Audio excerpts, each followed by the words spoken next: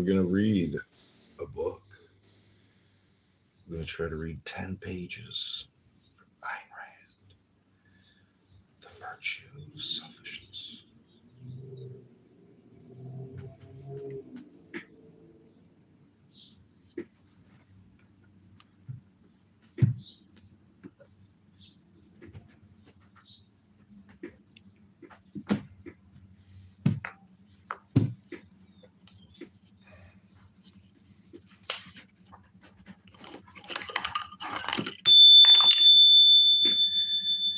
The need for such an experience is inherent in man's nature, but if a man lacks the self-esteem to earn it, he attempts to fake it, and he chooses his partner subconsciously by the standard of her ability to help him fake it, to give him the illusion of a self-value he does not possess, and of a happiness he does not feel. Thus, if a man is attracted to a woman of intelligence, confidence, strength, if he's attracted to a heroine, he reveals one kind of soul. If instead he is attracted to an irresponsible, helpless scatterbrain, whose weakness enables him to feel masculine, he reveals another kind of soul. If he is attracted to a frightened slut, whose lack of judgment, standards, allows him to feel free of reproach, he reveals another kind of soul. The same principle, of course, applies to a woman's romantic sexual choices.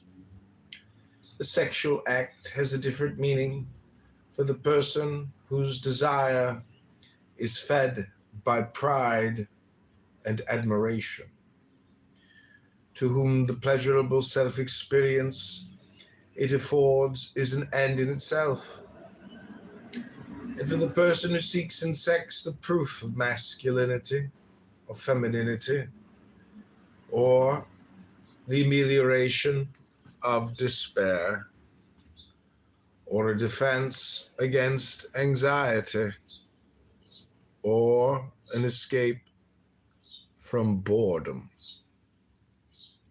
Paradoxically, it is the so-called pleasure chasers, the men who seemingly live for nothing but the sensation of the moment, who are concerned only with having a good time, who are psychologically incapable of enjoying pleasure as an end in itself. The neurotic pleasure chaser imagines that by going through the motions of a celebration, he will be able to make himself feel that he has something to celebrate.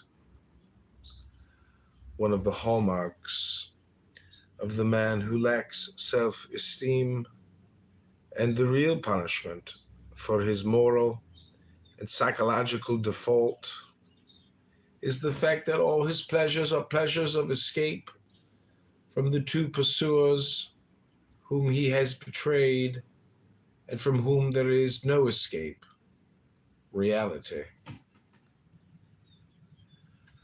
and his own mind. Since the function of pleasure is to afford man a sense of his own efficacy, the neurotic is caught in a deadly conflict. He is compelled by his nature as man to feel a desperate need for pleasure as the confirmation and expression of his control over reality.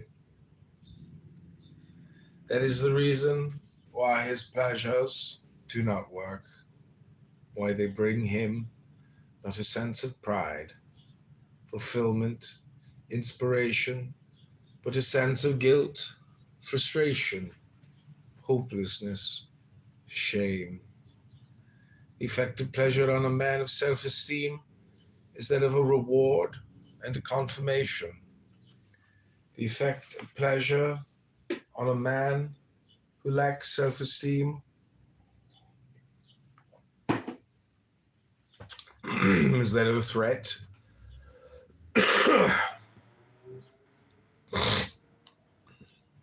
The threat of anxiety, the shaking of the precarious foundation of his pseudo self value, the sharpening of the ever present fear that the structure will collapse and he will find himself face to face with a stern, absolute, unknown, and unforgiving reality. One of the commonest complaints of patients who seek psychotherapy is that nothing has the power to give them pleasure, that authentic enjoyment seems impossible to them. This is the inevitable dead end of the policy of pleasure as escape. To preserve the unclouded capacity for the enjoyment of life is an unusual moral and psychological achievement. Contrary to popular belief, it is the prerogative not of mindlessness, but of an unremitting devotion to the act of perceiving reality and of a scrupulous intellectual integrity. It is the reward of self esteem.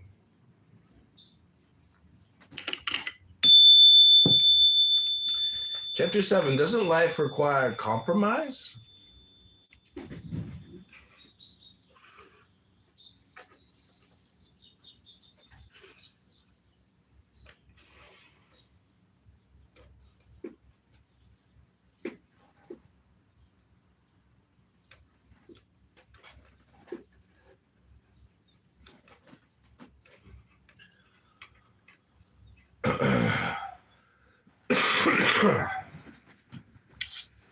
Okay, we're going to continue on chapter 7 in just a moment. But first, I got to go to the bathroom and get this big booger out of my nose. This big boogie. It's hanging on a cliff, waiting to come out and meet the world. A big boogie.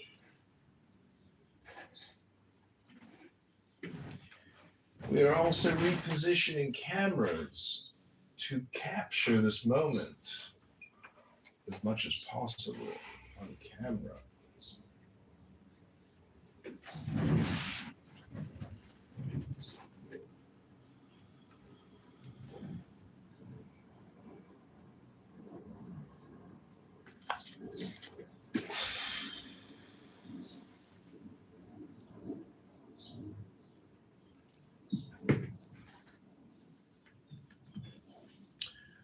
A little Suno music as I go pick this epic booga.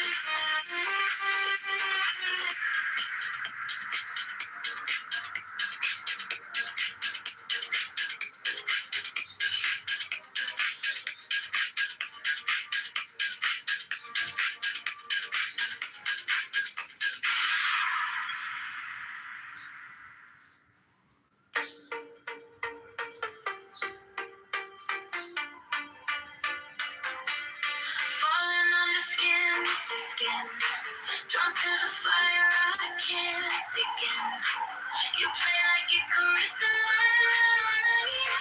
Too close to touch, too far to fight. Falling on the streets, you scream. Don't feel the fire, I can't begin. You play like it goes alive. Too close to touch, too far to fight.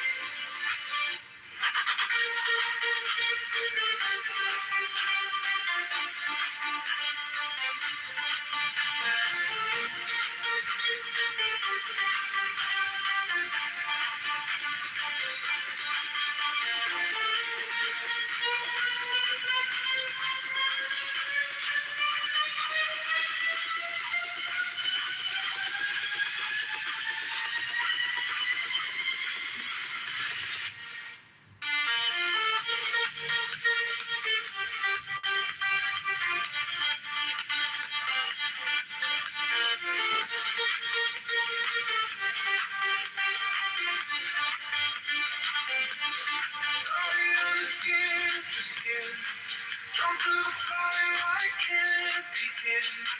You play like a ghost alive. Too close to touch, too far to fight.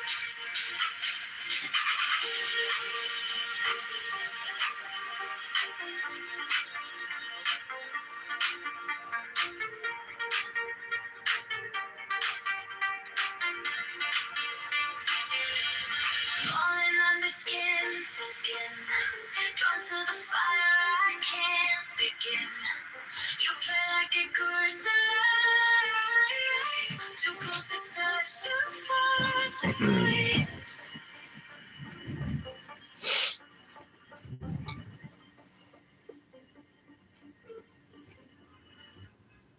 Okay, we're continuing on with Ein Rand.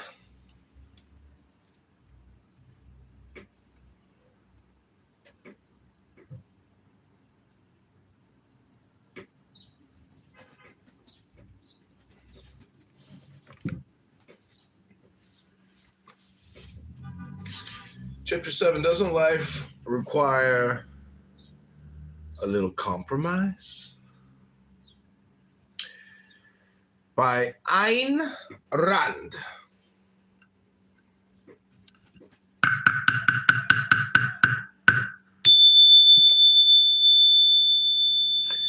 A compromise is an adjustment of conflicting claims by mutual concessions. This means that both parties to a compromise have some valid claim and some value to offer each other. And this means that both parties agree upon some fundamental principle which serves as a base for the deal. It is only in regard to concretes or particulars, implementing a mutually accepted basic principle, that one may compromise. For instance, one may bargain with a buyer over the price one wants to receive for one's product and agree on a sum somewhere between one's demand and his offer. The mutually accepted basic principle, in such case, is the principle of trade, namely, that the buyer must pay the seller for his product. But if one wanted to be paid and the alleged buyer wanted to obtain one's product for nothing, no compromise, agreement, or discussion would be possible. Only the total surrender of one or the other. There can be no compromise between a property owner and a burglar. Offering the burglar a single teaspoon of one's silverware would not be a compromise, but a total surrender. The recognition of his right to one's property. What value or concession did the burglar offer in return? And once the principle of unilateral concessions is accepted as the base of a relationship by both parties, it is only a matter of time before the burglar would seize the rest. As an example of this process, observe the present foreign policy of the United States. There can be no compromise between freedom and government controls. To accept just a few controls is to surrender the principle of inalienable individual rights and to substitute for it the principle of the government's unlimited arbitrary power, thus delivering oneself into gradual enslavement.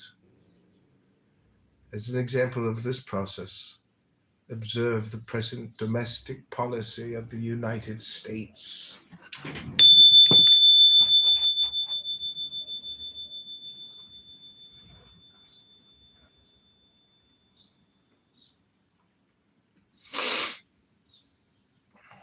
This is Mayor Kitover running for the 2027 Chicago mayoralship. Go to mayorkitover.com or chicagomayorvote.com. We are reading from the brilliant Ayn Rand. I hope you enjoy this book on selfishness, on egoism versus altruistic suicide. People often ask me, John, why did you want to run? What motivated you to run? And I just like to quote a great leader when he said, "It's not important who we are. What's important is our plan."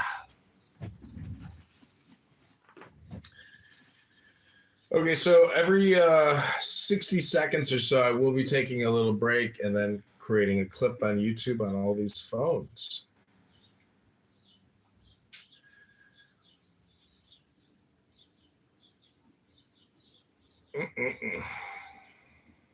There can be no compromise on basic principles or on fundamental issues.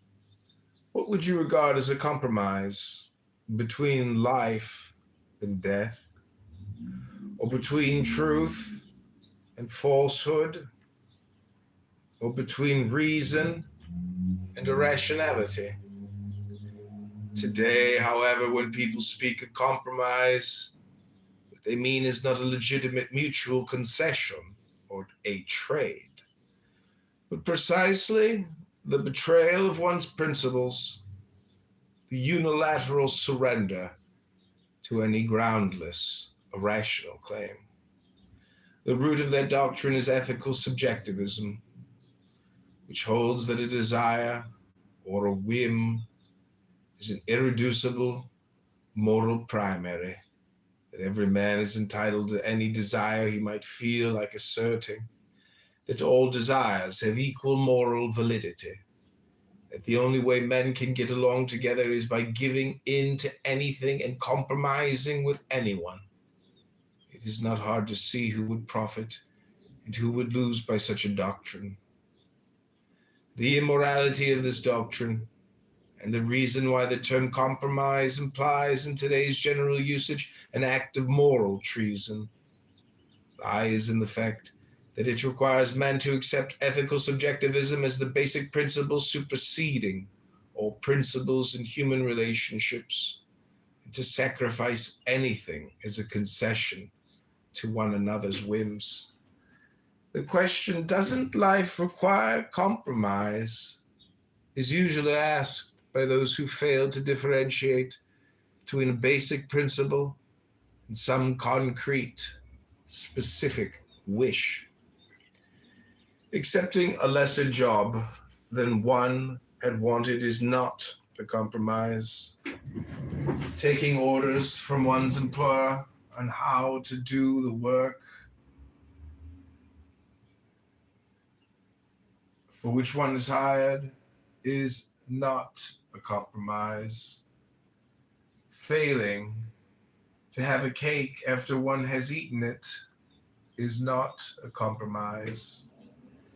Integrity does not consist of loyalty to one's subjective whims, but of loyalty to rational principles. Compromise, in the unprincipled sense of that word, is not a breach of one's comfort, but a breach of one's convictions. A compromise does not consist of doing something one dislikes, but of doing something one knows to be evil. Accompanying one's husband or wife to a concert does not care for music. When one does not care for music is not a compromise. Surrendering to his or her irrational demands for social conformity, for pretended religious observance, for generosity toward boorish in-laws is working for an employer who does not share one's ideas, is accepting a publisher's suggestion to make changes in one's manuscript when one sees the rational validity of his suggestions is not compromise. Making such changes in order to please him or to please the public against one's own judgment and standards is. The excuse given in all such cases is that the compromise is only temporary and that one will reclaim one's integrity at some indeterminate future date. But one cannot correct a husband's, a wife's irrationality by giving in to it and encouraging it to grow. One cannot achieve the victory of one's ideas by helping to propagate their opposite. One cannot offer a literary masterpiece when one has become rich and famous to a following one has acquired by writing trash. If one found it difficult to maintain one's loyalty to one's own convictions at the start, a succession of betrayals which help to augment power of the evil one lacked the courage to fight will not make it easier at a latter date, but it will make it virtually impossible. There can be no compromise on moral principles. In any compromise between food and poison, it is only death that can win. In any compromise between good and evil, it is only evil that can profit. Atlas shrugged. The next time you're tempted to ask, doesn't life require compromise? Translate that question into its actual meaning. Doesn't life require the surrender of that which is true and good to that which is false and evil? The answer is that precisely is what life forbids. If one wishes to achieve anything but a stretch of tortured years spent in progressive self-destruction.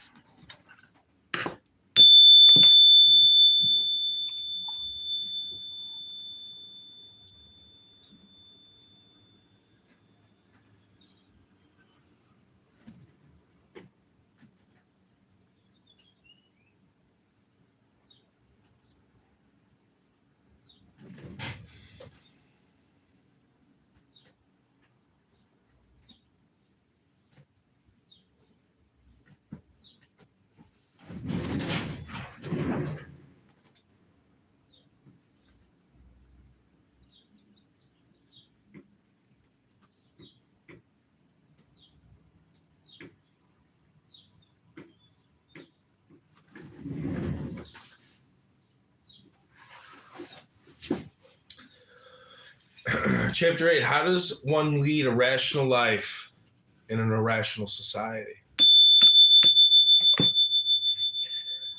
I will confine my answer to a single fundamental aspect of this question.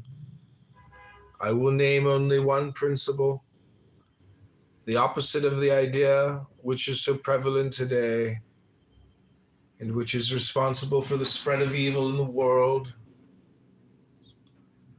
That principle is one must never fail to pronounce moral judgment. Nothing can corrupt and disintegrate a culture or a man's character as thoroughly as does the precept of moral agnosticism.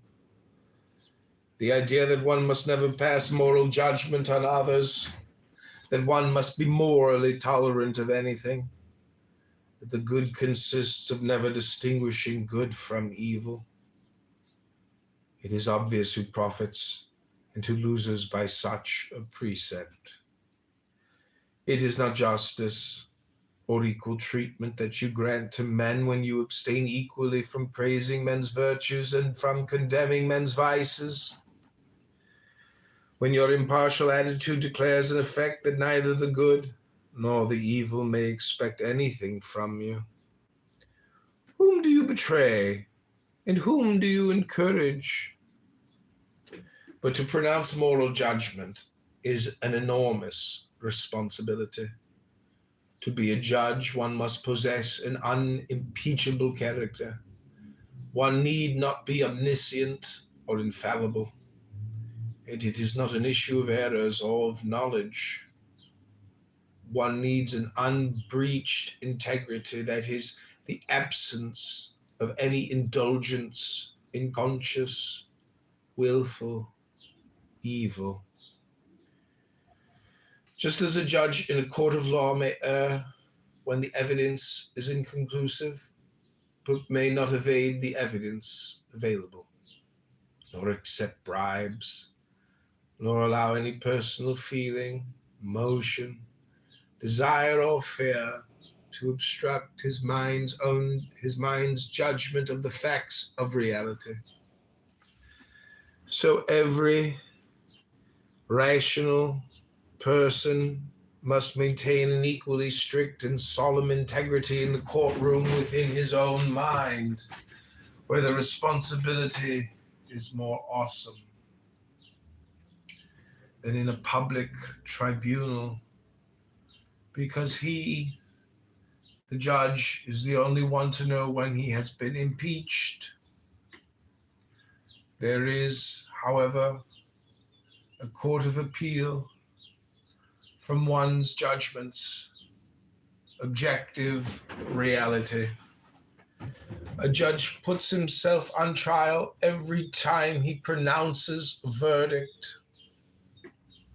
It is only in today's reign of immoral cynicism, subjectivism, and hooliganism that men may imagine themselves free to utter any sort of a rational judgment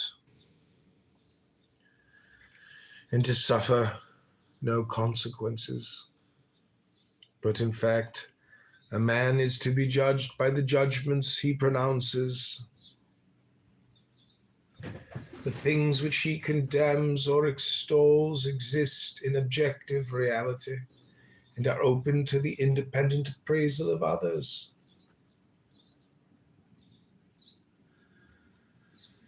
It is his own moral character, standards that he reveals when he blames or praises. If he condemns America and extols Soviet Russia, or if he attacks businessmen, defends art, and defends juvenile delinquents, or if he denounces a great work of art and praises trash, it is the nature of his own soul that he confesses. It is the fear of this responsibility that prompts most people to adopt an attitude of indiscriminate moral neutrality.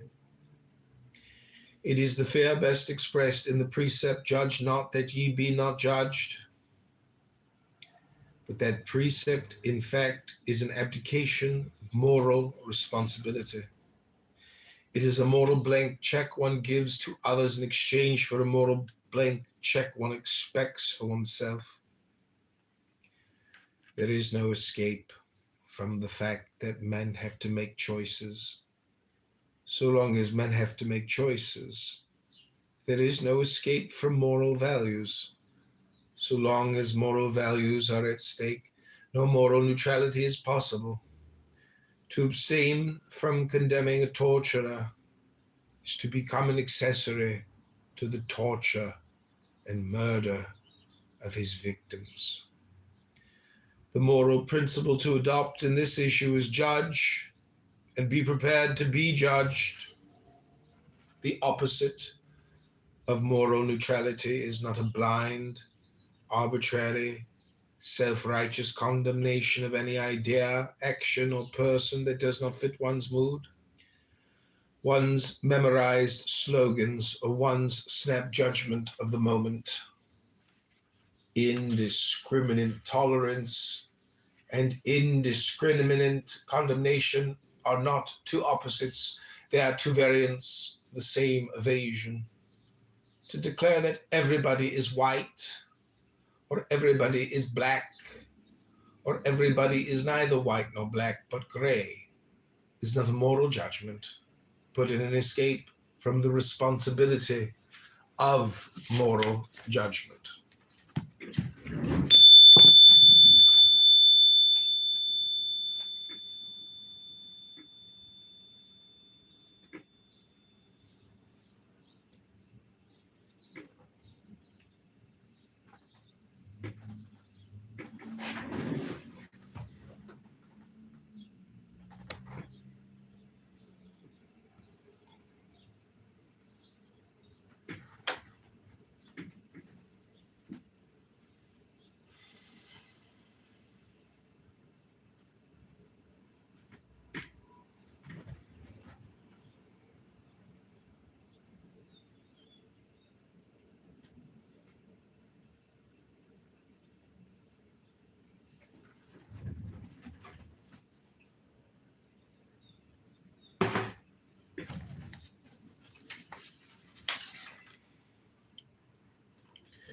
To judge means to evaluate, given concrete, by reference to an abstract principle or standard. It is not an easy task. It is not a task that can be performed automatically by one's feelings, instincts, or hunches. It is a task that requires the most precise, the most exacting, the most ruthlessly objective and rational process of thought.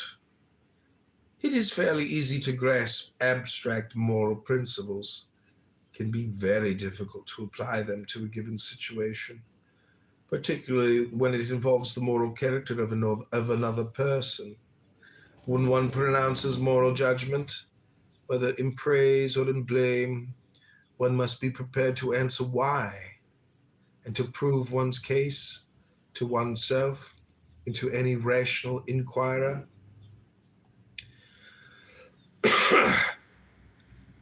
The policy of always pronouncing moral judgment does not mean that one must regard oneself as a missionary charged with the responsibility of saving everyone's soul, nor that one must give unsolicited moral appraisals to all those one meets.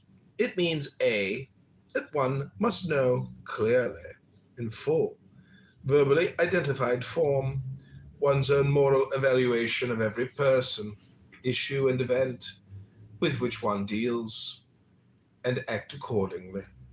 B, that one must make one's moral evaluation known to others when it is rationally appropriate to do so. This last means that one need not launch into unprovoked moral denunciations or debates, but that one must speak up in situations where silence can objectively be taken to mean agreement with or sanction of evil. When one deals with irrational persons where argument is futile and mere "I don't agree with you" is sufficient to negate any implication of moral sanction. When one deals with better people, a full statement of one's views may be morally required. But in no case and in no situation may one permit one's own values to be attacked or denounced and keep silent. Moral values are the motive power of a man's actions. By pronouncing moral judgment, one protects the clarity of one's own perception and the rationality of the course one chooses to pursue. It makes a difference whether one thinks that one is dealing with human errors of knowledge or with human evil.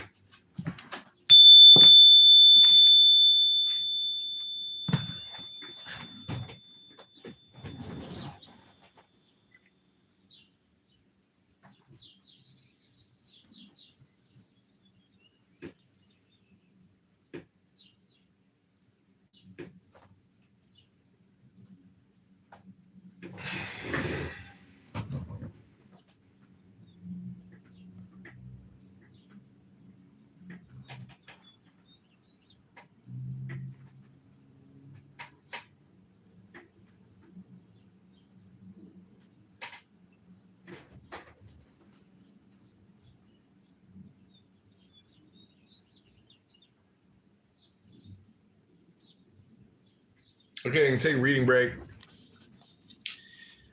Hope you enjoyed it. That was 37 minutes, maybe 20 minutes of reading. I don't know how many pages we got through, maybe 6. Hope you enjoyed it. It's a slow, long process reading a book this way, but going word by word helps with the comprehension.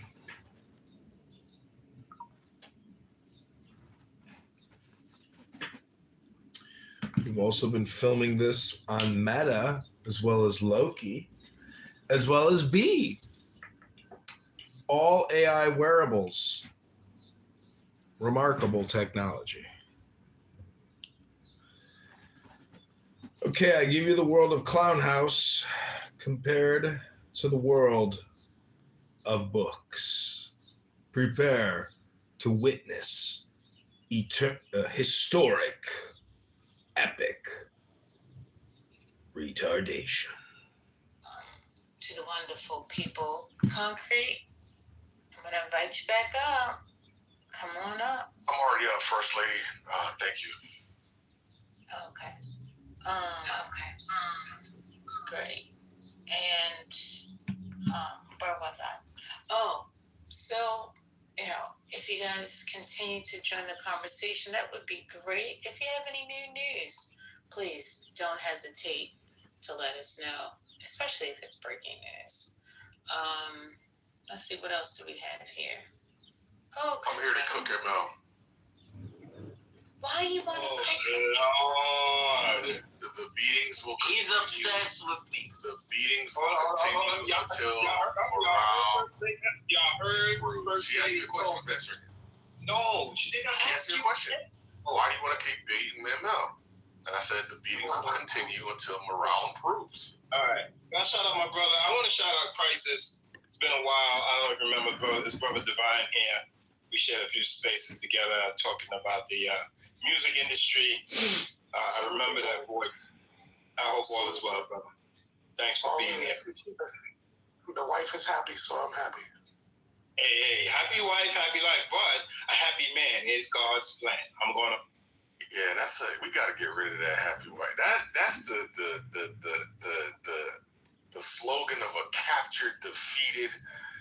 Come on, let's not do that, fellas. We gotta work on that. Just told you it's a happy man is God's plan. You didn't hear that part. I did hear that part, and I take it that you're trying to soft pedal the first part, which was definitely counterproductive to the establishment and elevation of the Negro community. Happy wife. We were just talking about Paul Robeson. We're not gonna do it. You're taking on Paul Robeson. You're taking on. Why are you being so combative lately? That's Let me give myself the patty back. See what you're doing, Devon? You You're want encouraging. That's what that. you want. You need that good feminine energy to be put Hold on a on. second, if I may. You need that cat feminine energy. Y'all want all Malcolm Luther. Feline. You need a feline. That's what it is. No, because you come in here, you interrupted. I I said, I'm going to let you walk. And then you said, I'm already here, First Lady. I said, okay, great. And then I tried to get back on track. And I said, thank you. Don't forget that part. Go make a baby, Concrete. Go make a baby. You and Divine started talking.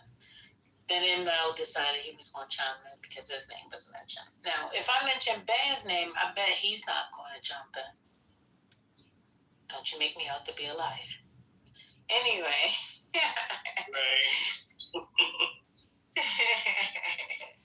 Anyway. So if y'all want all Martin Luther King and no Malcolm What is wrong with this guy? I'm so still I heard talking. that gentleman. You weren't speaking when I started speaking, First Lady. I was still talking. Go ahead. Go. Y'all gotta stop this white supremacy. You have to stop being an imbecile. Gaslighting of the Negroes gotta stop at some point. This second-class citizenship of the Negro has got to stop. All right, let me ping Penny. It's I done told you to shut up already today. Don't you bring them up. Not none of y'all. Anyway, so as Divine said, we were talking about Paul Robeson and saying that he was the most dangerous. So that was the conversation. I don't know if you guys are finished. You guys kind of got quiet, so I decided to come off mic and just welcome everybody. And it's Wednesday. It's hump day. And you guys are really boring day. Okay? Anyway, if you guys can put some caffeine in this conversation, I would definitely appreciate it. Otherwise, I might have to go and get my own caffeine, and I'm really trying not to. So, that is my complaint for today. I thank you all for listening, and have a great day. Thanks. Hey, First Lady, you should have that. You should have that smoothie. Yes. I know, but that's on. Because it's like you just snorted. That was too much. That was too much, Spiritus. That was way too much, Spiritus. I'll wait for you to take it back. Just a couple of rails, not an apple. Just a couple of rows. That did it, damn it. You are going on punishment. Go ahead, Crisis. How are you today? I'm blessed. Yes, New job. Going back to school for AI. Good morning, also the rational persons who argument is futile. Yeah, I don't agree with you. One of the things I asked him in the chat, and I hope the brother Ben Unequal has treatment that you grant to men when you say equally from praising men's virtues and from condemning men's vices. His When impression your impartial attitude declares the fact that neither the earlier good y'all were having a really good conversation, and then it got derailed about Africa. And one of the things that often comes up, but is not really discussed in depth, is the lack of transcontinental highways that would link all, I believe it's all 4 of the deep sea ports that exist on the continent, because that could possibly open up economic opportunity for the landlocked countries, and then also create opportunity for people outside of the continent who are a part of the diaspora to be able to invest in the continent more, which then can also help for the growth on both ends. And I was just curious about what y'all thought about that. What are the impediments of a transcontinental highway because of the way that they carved up the country with rail and whatnot. There's a gentleman in the chat by the name of Ebozo who mentioned something about it lightly, but I just wanted to know if y'all knew anything more.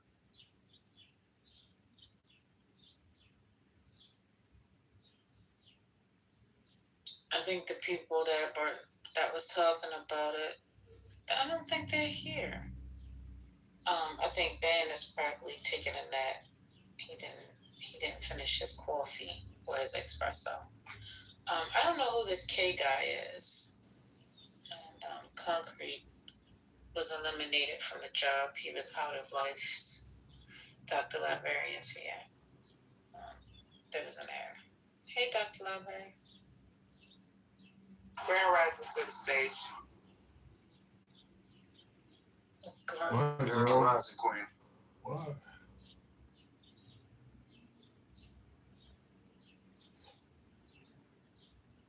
Good question. I wish I could answer it, but this turned into a 48-hour topic. Started yesterday, but I'm here for it.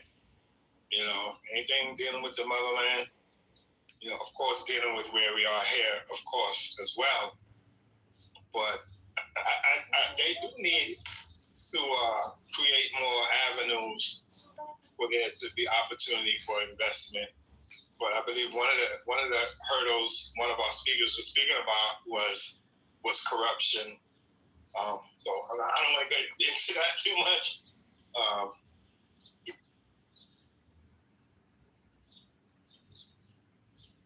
Dr. Library? Yes, I'm here. Oh, okay.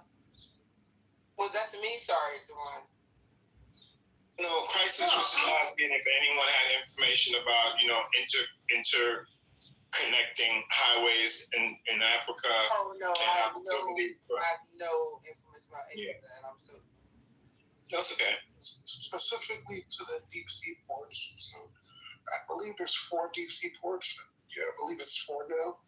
I know that one of the newest ones is the project that they're building in Kribi in Cameroon. And unfortunately, a lot of these deep sea ports are being funded by nations outside of Africa, obviously. But the opportunity, if you're able to connect the deep sea ports through rail or road, it would actually open up trade, commerce, and business for the landlocked countries if you're able to connect all of the deep sea ports. But that would require outside investment. And I'm just curious if that's something that people have ever looked at as a possible way to bridge the gap between those of us here and the continent there, to be able to have more of a financial stake in what's happening there and create an imprint that is more, I don't want to just say profitable, but more agreeable to what the overall goal is for all of the people who are involved.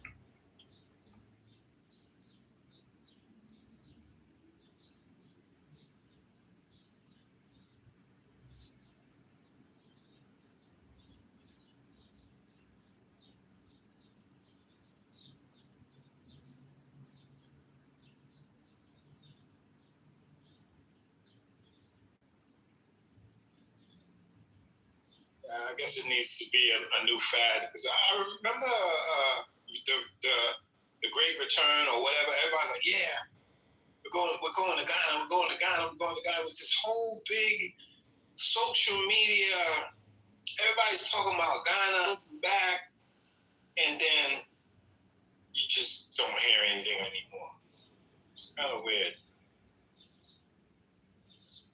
Are you talking about when they started offering dual citizenship?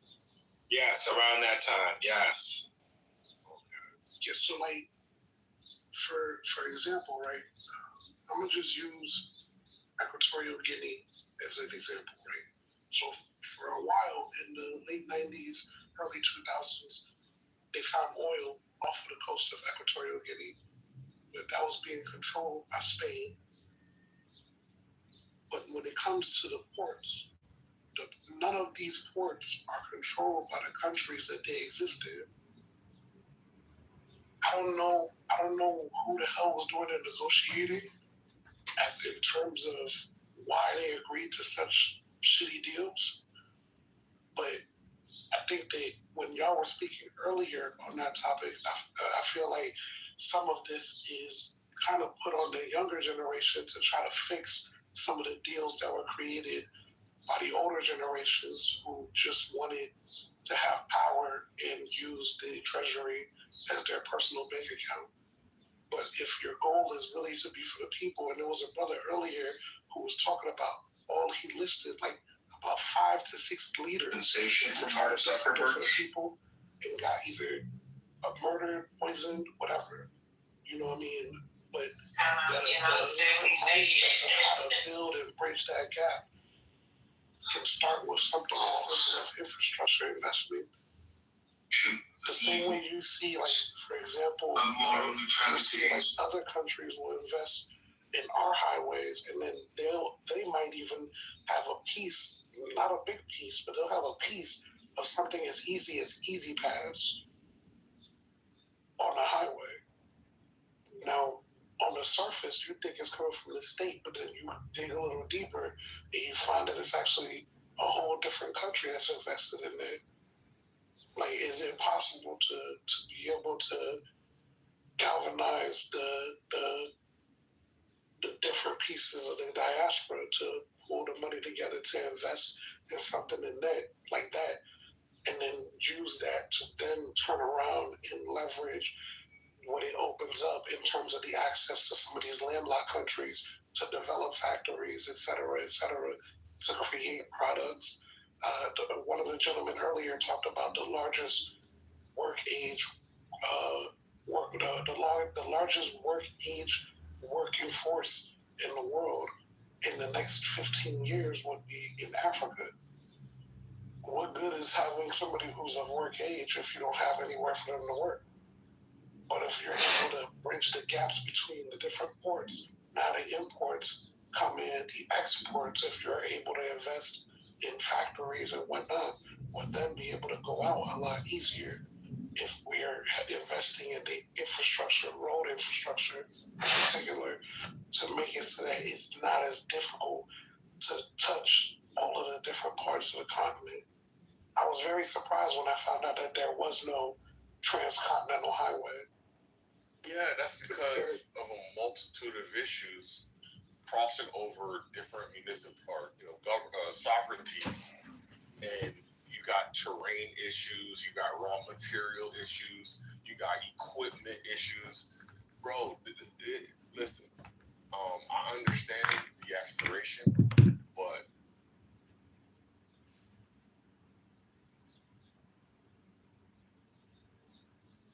Clubhouse is very interesting. There was also that fascist politician in the United Kingdom, Oswald something. Do you or do you not think it's hopeless? I think atheism is utterly hopeless. Okay, so why? Because you're denying the beauty and love God has to offer with a sense of hope and tranquility.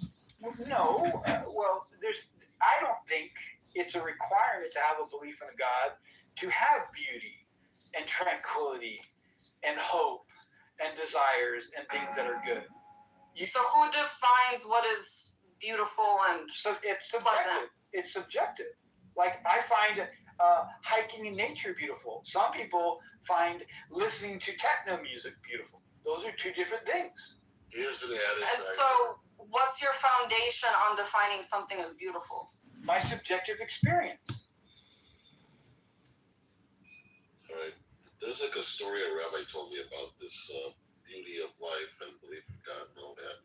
So a guy came up to three people sitting on a bench in the park, and he's like, how do you know that there's a God or beauty in life? And he said, well, in my dream, I always wanted to be a doctor. My dad couldn't pay for it, so I studied in the daytime. I worked really hard in the evening and all kinds of odd jobs. And after a few years, I became the doctor that I wanted to become. And he goes to the second guy, and he said, how do you know that there's beauty that's beautiful for us? And he said, well, like my friend sitting next to me, I also wanted to become a physician, and I didn't have the means to do that. And someone came and just gave me the money. So that I saw was beautiful and divine. And it goes to the third person, and same question. And the third person says, I was the one who gave him the money. That's how I experienced beauty of force or divine. So I don't know if that meant anything. I just think it's a great story, though. But do you see, Lena, did that mean anything to you? It kind of threw me in for a loop. I can't lie. It sounds like, you're trying to use an anecdotal situation to define how we define beauty. I'm not defining anything, but there is moments where we can't. I don't know. We can't explain. There are instincts that we have, and they are beautiful moments with or without a divine power telling us to do that. I think. Lena, I can agree with that for sure. Lena, let me try this. Do you agree that everybody does and should experience God in their own way? Do I believe everyone deserves God? No, that's not what I asked. I'll ask again. Please. Do you think everybody both experiences God in their own way and should experience God in their own way? That's the question. The first, do they? Yes. Should. It's up to them. I do not want to tell someone what they should and should not do. Very good. And clearly God has brought you beauty and love and all the good things about God, correct? About life in general. About life in general. Do you think that not everybody can experience God the way you do? Do you think that there are some people, and I'm not talking about atheists, I'm talking about people that just when they experience God and they do everything and spend all the time, they experience misery and despair?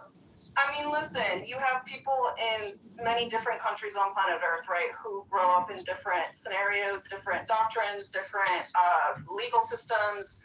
They know what they know. And you can't tell them they're wrong if they were never taught or shown or presented capital T truth, right? And so my basis in my belief is that there is this, ultimate capital T truth. Let me re-express my point. I did a poor job. I'll be more direct. I completely believe you when God has made your life better. I also believe that there are some people, as much as they try, will not experience God like you.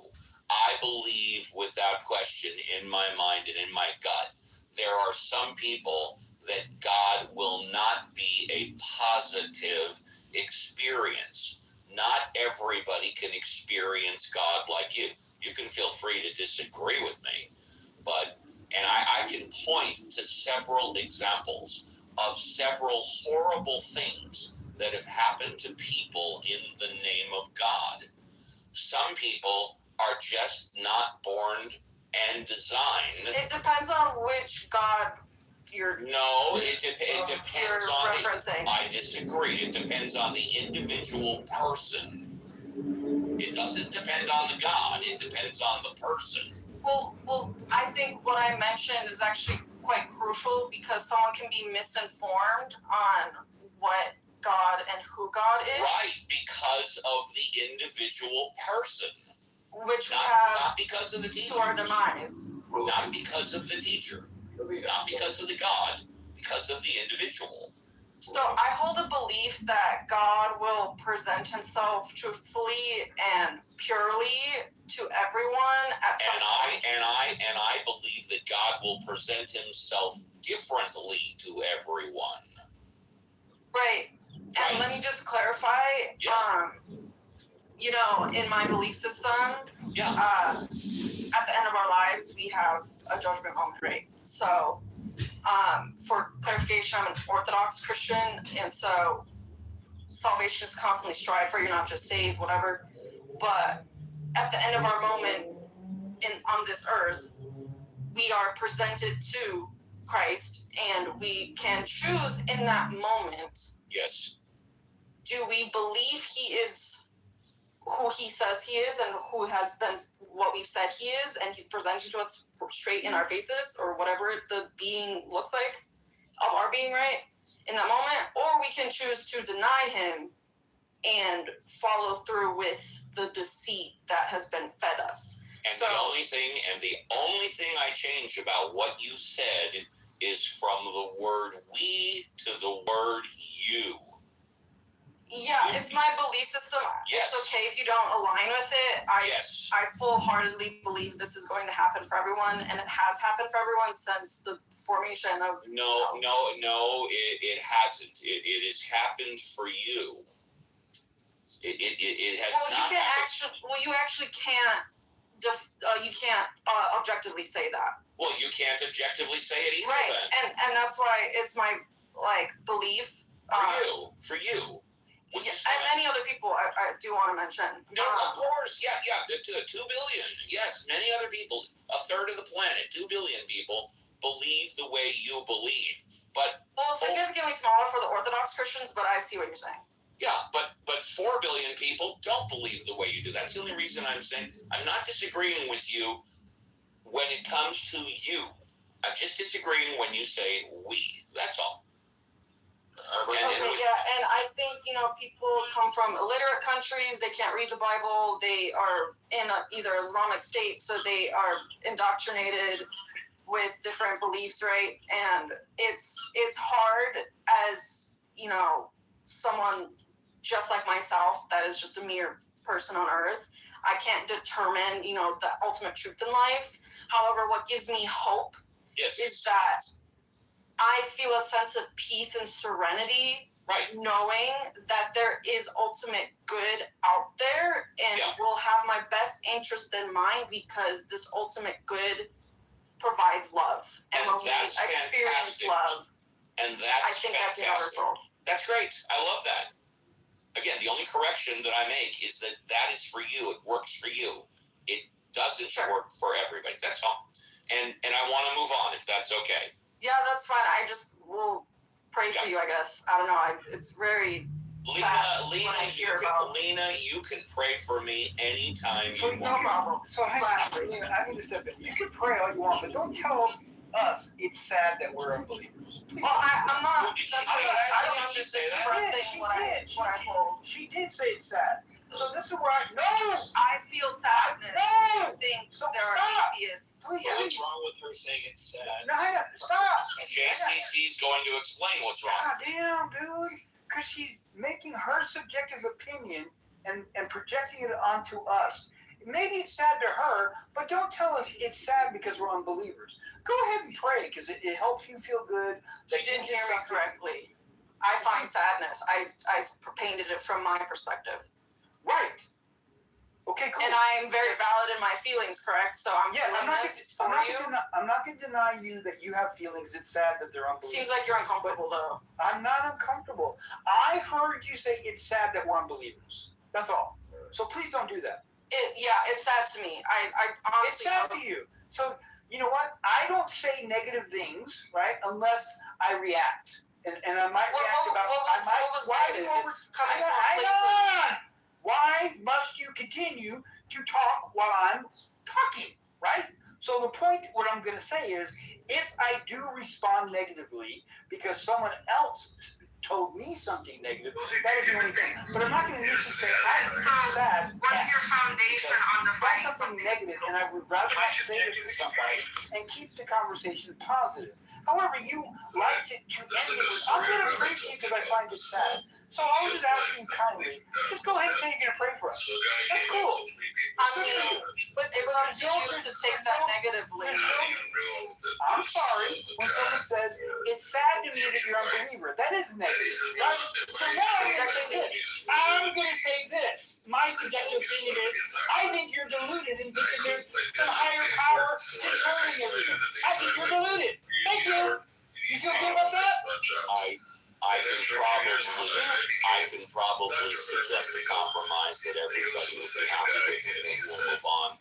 And I'll just say it. Lena, it would probably be better received if you were to say you feel sad, because then you're talking about your feelings, and I would never argue with anybody's feelings. I agree. I messed up the syntax, and I offended him in the process. Sometimes it's... Sorry. You can ask one question. I want to move on to Elliot's down there. I was sheer morbid curiosity. The line is excited, says, "Oh, and it will create an line that you got." So I don't know if that's explain what that means to you, or what that means in all?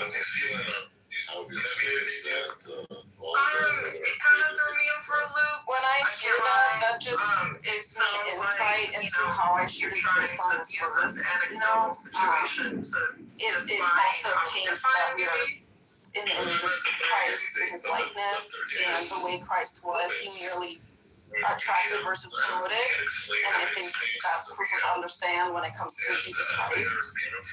It goes into how I should act, why I should act the way I do within his experience and what followed thereafter. When I say the last thing, like when I hear we're created in God's image, that influences me to protect that because of what I learn and know and feel and experience when it comes to God. I don't want to disrespect God, and so I would like to do what I can to be a good person. The first, do they? Yes. Should it? It's up to them. Love and beauty. I don't want to tell someone what they should or should not say. Very good. There you go. Clearly, Thank you. God has Elliot's next. Hi, Elliot. in love and all the good things about God. Hi, Elliot. Correct? About life in general. About life in general. Do you think I guess I have a comment on some of not the everybody can experience God the way you do? Do you think that there are some people, and I'm not talking about atheists, I'm talking about people that just when they experience God and they do everything and spend all the time, every single bit of they experience misery and despair. I mean, listen, you have people in many different countries on planet Earth, right, who grow up in different scenarios, different doctrines, different legal systems. They know what they know. And you can't tell them they're wrong if they were never taught or shown or presented the capital T truth, right? And so my basis in my belief is that there is this, ultimate inside of Let me re-express my point. I think I'll be more direct. I completely believe you when God has made your life better.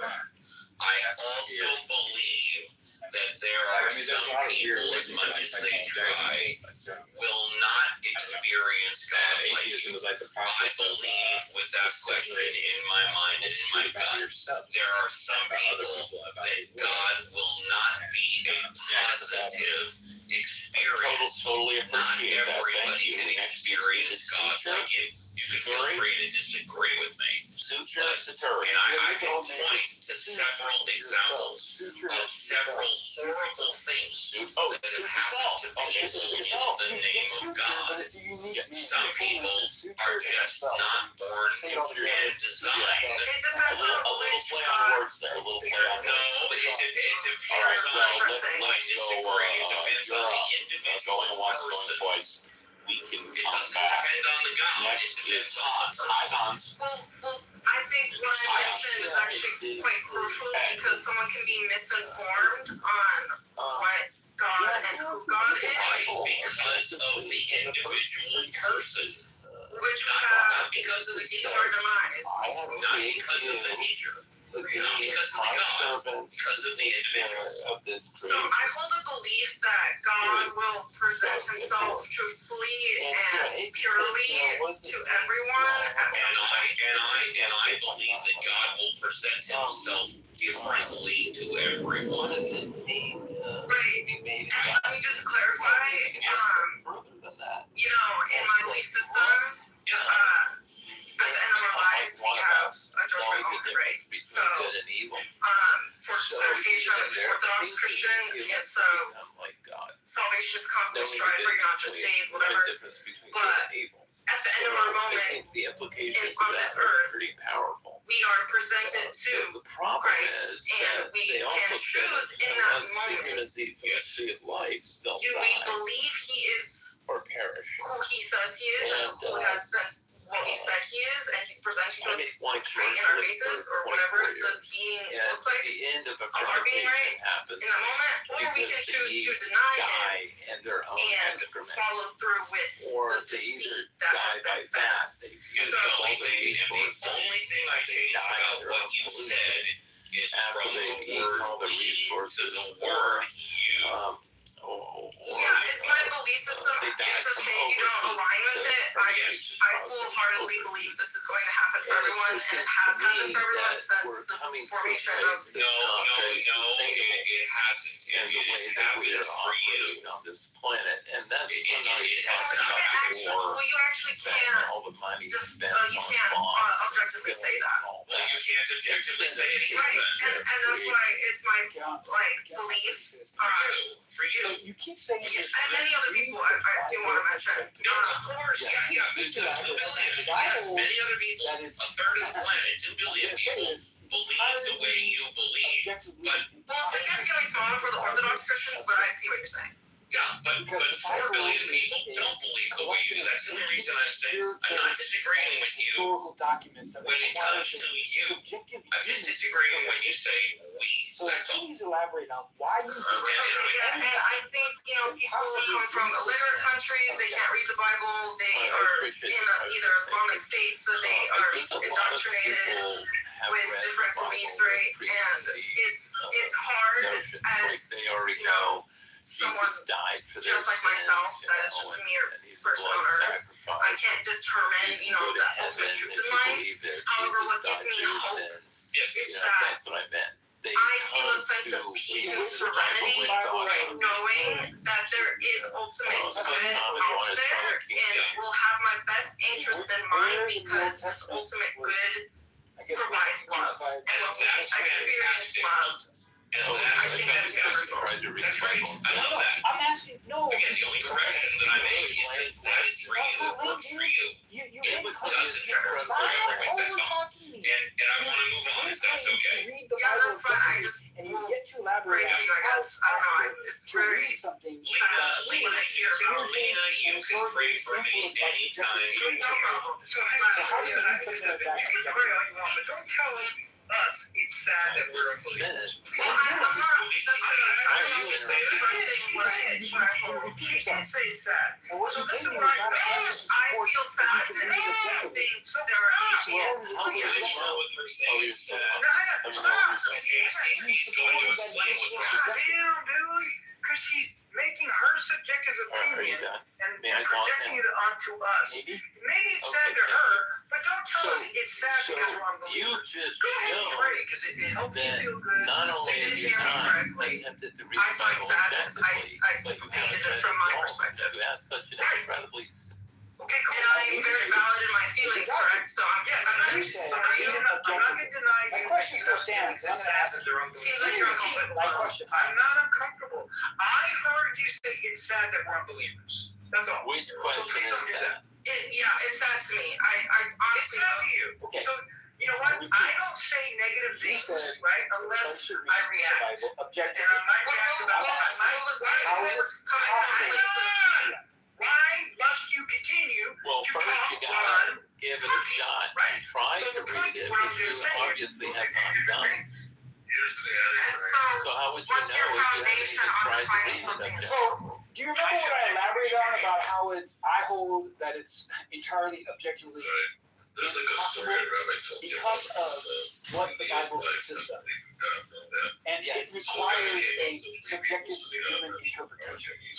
So where is it in your understanding any human being can possibly read this objectively? And he said, well, in my dream, Well, I that told would you mean, that based on what you're saying, that no human could read any book I couldn't pay for it, so I started Depends on what Did you read any Harry Potter? And Harry Potter's fictional. After a few years, I became So that's what I said. If I read a math textbook, right? If I read a biology textbook, my friend sitting next those to are me, two different things. I also wanted to become a physician. So when it's in referencing the Bible, because we understand the Bible is an interpretation Gave me the of money. subjective human experiences. I saw it was beautiful and divine. And it goes to the third person. Do you or do you not agree that those who put together all these books that are now compiled in what we understand as the Bible, that all these writings are based upon other human beings' subjective experiences and interpretations. Is it subjective when you see something in front of you, or is it objective when you see something in front of you? It kind of threw me off for a It's your loop. personal I can't subjective lie. experience of how you interpret It sounds like, However, when you're referring to you're something trying that to use is an objective, anecdotal meaning it situation exists, to define regardless of how my we define understanding, beauty. it's the same thing, regardless of understanding. So, like, I can go outside and touch the ground or the earth, right? We can't explain it. I can say my interpretation of it is squishy or it's hard, depending on what part of the earth I'm touching, right? So when we see the element of gold, and it has this chemical compound that objectively defines it as gold always, wouldn't it be objectively so if we see this, it's objectively gold?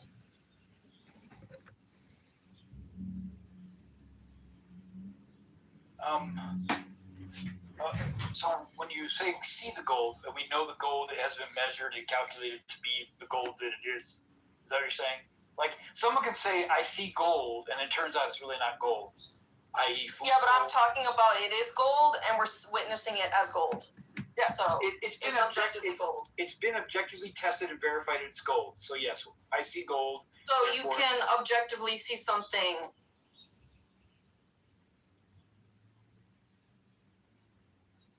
Ladies on stage, Judith and Nye.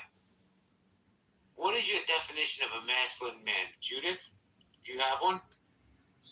Samson. That's a masculine man right there. Rabbi, I said this is to the women on the stage. Judith? It's a God-fearing man, one that can stand on his own 2 feet and can work as a team, and that's self-sufficient to some extent, and wants to be a member of a team and work together and lead me. Are you willing to follow, though, if he does try to lead?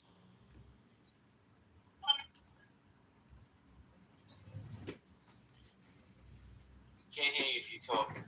Nye, what do you think? What's a masculine man to Nye? Well, man, where do you start? You start with JB and you finish with JB. Right? From JB to Hakima? No. Let's say I like a man that's confident. I like a man that's disciplined. That's number one. He has to have some self-control. He has to be consistent. He has to be committed. Whatever his goals are in life, committed to his well-being, committed to his family, committed to making money. He has to have emotional strength. That's so important. Manage your emotions. A man who's not violent and aggressive, that's masculine to me. Integrity, did I already say integrity? Resilient, protective.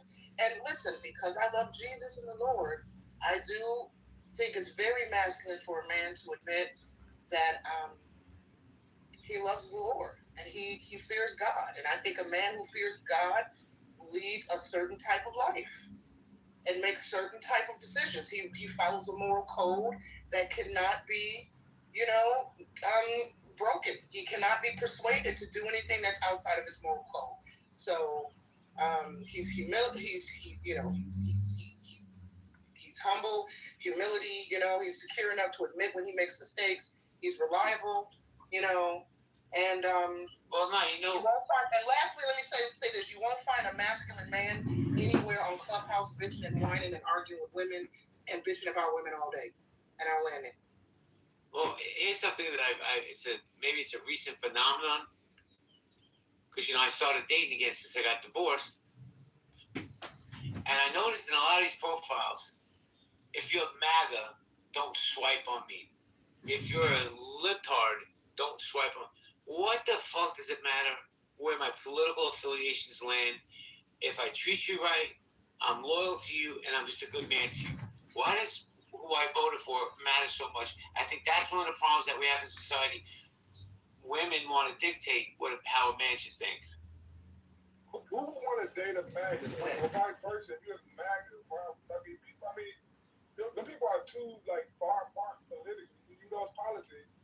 I don't think they can coexist in the same space. I know I could, but I can imagine dating a girl that was fucking MAGA. A black girl that's MAGA. But wait a second, Hakima. Don't even mute up. Let me ask you this. If you meet a girl and she's gorgeous and you have chemistry and she's MAGA and you're not, right? MAGA's not going to be around forever, but you might be with that girl the rest of your life. I don't think we have chemistry though. I don't think that would happen. I mean, because as soon as we say any conversation gonna spark political conversation in these days, so like it'll get there quick. So like, and I don't think the chemistry would ever get there. And that's my opinion. I don't think so. Can I add to that real? Go ahead, baby. No, I was going to say this. I kind of understand Akima's point, and I probably would not agree.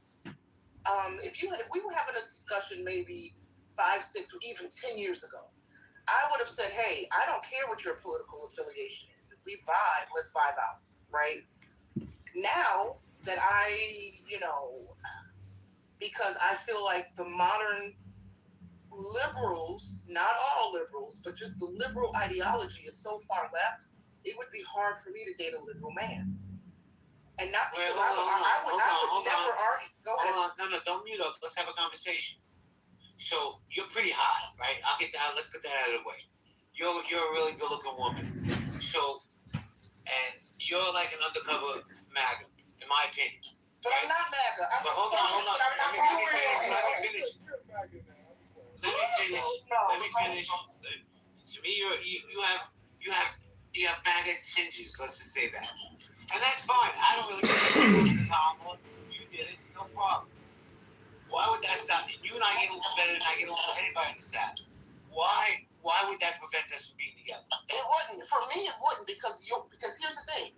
I would not spend all day arguing with you. Let's say you were more liberal. Okay, I'll just take your scenario. It wouldn't. It wouldn't because I've gotten to know you on this app, and I know that you and I agree to politics, and it will not affect our friendship. Or if we were romantically involved, it would not affect our romance. But you see, a lot of modern humans, Americans, I should say, they're not mentally mature to respect people's political points of view without being hysterical and being triggered. Like the reason why I said today I would have a problem with dating a liberal man, and 5, 10 years ago, no. I say today because a lot of liberal-leaning men, not all, are very Trump derangement syndrome. But that aside, let's take Trump out of the equation. They don't seem to have a moral code. Anything fucking goes. Transgender the kids, men and women's sports, abortions for all. Fuck God. Like what do they believe in? Right? Anything goes. The household can be topsy-turvy. You can't discipline the children. The school can call your children they, them, right? The school can lead your children out onto ICE protests, and the parents on the back sideline cheering like, yeah, F Trump, F ICE, right? You let the school system indoctrinate your children. This is what I feel like I would be dealing with if I had to date a liberal man. And if I say, hey, no, can we just go pray today, maybe eat some Chipotle? Then I'll have to listen to fucking MAGA, Chipotle. The owner of Chipotle donated to Trump's campaign. I don't know if that's true or not, but I'm just giving you an example. I think the modern day leftists, not all, I have to stress that, they're just too far gone and they're never at peace. They're perpetually depressed and complaining. How can a woman have a peaceful relationship if you're in a relationship with a man who's perpetually angry and uptight about politics? And liberals are perpetually angry because of I think liberals give too much power to Trump by being angry at him. Me personally, I don't really give a shit. I don't wake up thinking about Donald Trump. I'm not going to bed thinking about Donald Trump. I don't care. Now, it's different for me. Well, yeah, no. Listen, here's the thing, Kima. And I'm going to say something that's polarizing. And I believe this, though. I think people of color in America need to worry and think about Donald Trump. White, the cracker in the corner, he don't have to worry about Donald Trump. He ain't coming after me. He's not going to have the police state come after me. I believe that wholeheartedly. Well, listen, the police state is not coming after Black Americans either, but let Black Americans, not all. I find that on this app, I have to be very specific with my words. a lot of left-leaning Black Americans believe, let me rephrase, a lot of left-leaning Black Americans believe that right now, that Trump and his army of white supremacists is waiting in the wings to arrest them and haul them off to some concentration camp, right? I've been hearing this rhetoric for the past 2 or 3 years between Fanbase, TikTok, and Clubhouse. So, do you think if he could, he would? I don't, because why? Like, what would be the benefit? What if y'all can tell me what would be the benefit of Trump rounding up blacks and getting rid of blacks? As if we don't understand our... Getting rid of blacks is the benefit to his white supporters. I'm not saying he's trying to do that, but I think if he could, he definitely would. But like to say he's not targeting us, like targeting don't mean that he's trying to put it in a concentration camp. It ain't got to be that extreme. It can be going after our history. It can be going after DEI. It can be going after all the things that he's doing that's focused on black people. The voter rights thing. Like to say that that's not a pull down black people is like not really paying attention or admitting to what you're actually seeing. Now, no, and I agree with that. It don't got to be concentration camps, but there is a target on black by this administration. No, and Hakima, please no. I recognize. Now listen, and Hakima, you probably have heard me say this. We've been in rooms before when we've had these political conversations, but I have stated that just because I voted for Trump in the last election, I had my reasons for that. It does not mean that I support everything this man does. Just like I'm sure you agree, whoever you voted for in the past, you might vote blue no matter who, regardless, just because. But it doesn't. I would like to think it doesn't mean that doesn't mean you agree with all the policies that a Democratic president put forth.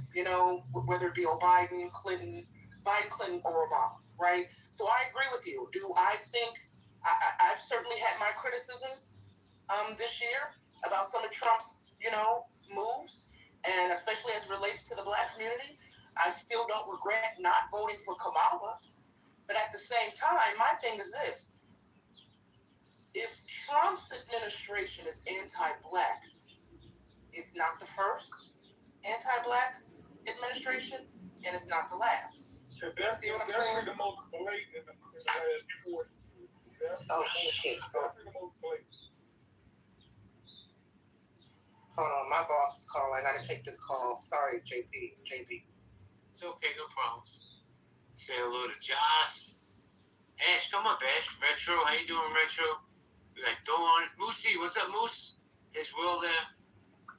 This is Unhealthy Debates. If you have a pink ticket, cash it in. Have men become too pussified? Is Me Too still a thing? I think men are afraid to be men. They're afraid to speak their mind. What's up, John Wiley? They're afraid to speak their mind without being canceled because cancel culture is real. And that's where we're at in the conversation. If you want to come up, raise your hand. Everybody's welcome to the stage. Just be civil and be respectful. Thank you. Can I comment to JP about the mental health issue that you brought up earlier about how you don't like people being blamed? That mental health, people need to get help. My guess, go ahead. I'm a living testament of that. I later in life, after menopause, was diagnosed with the mental health issue, and I had to go out of state to get the help that I needed to be able to be medicated, to be able to be a productive member of society. And I've just come to terms with the fact that this is an issue that I'm going to probably have for the rest of my life, and it's not going to go away.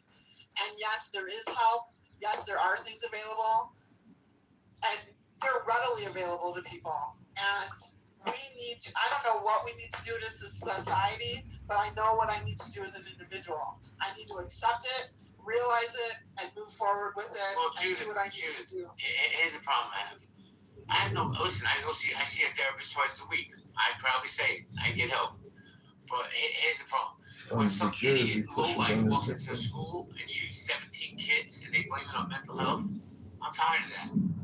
I'm just tired of always having a crutch and excuse of why somebody did something. We need to address it so it doesn't happen. How we address it, I have no idea.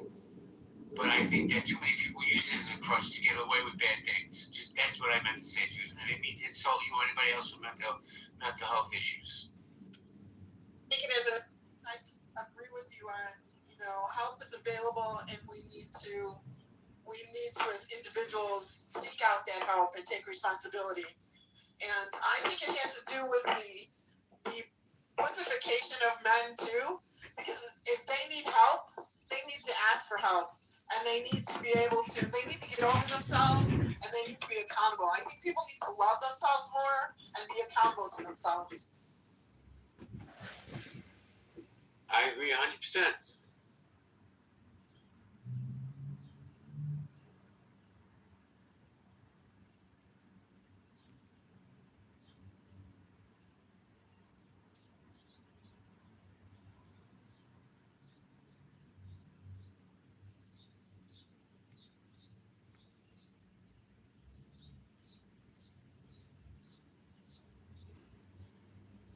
Narcissistic egomaniac is the most powerful person on the planet.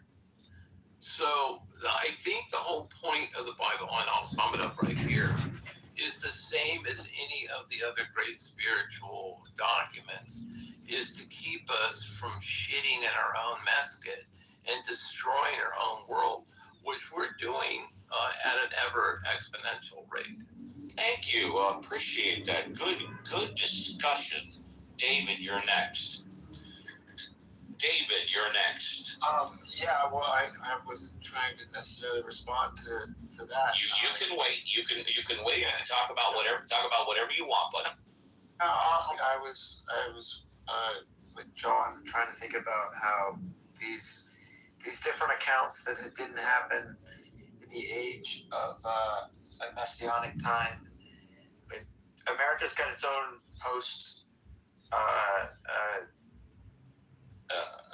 Jesus set of prophets of evangelical nature. You've got Seventh-day Adventists, Mormons,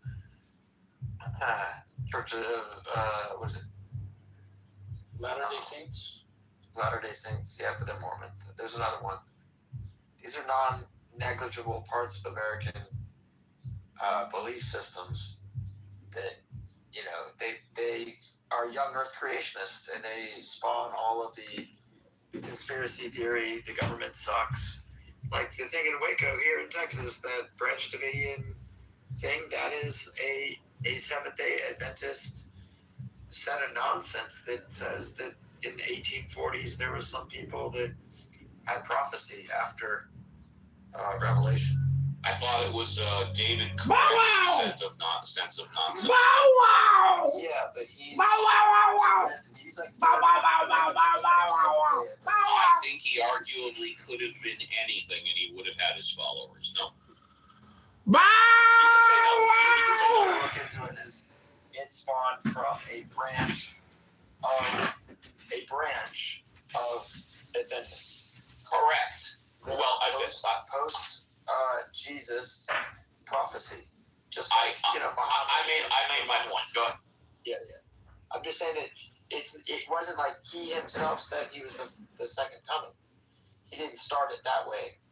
He started off of a fertile group of people who already believed in prophecy after resurrection.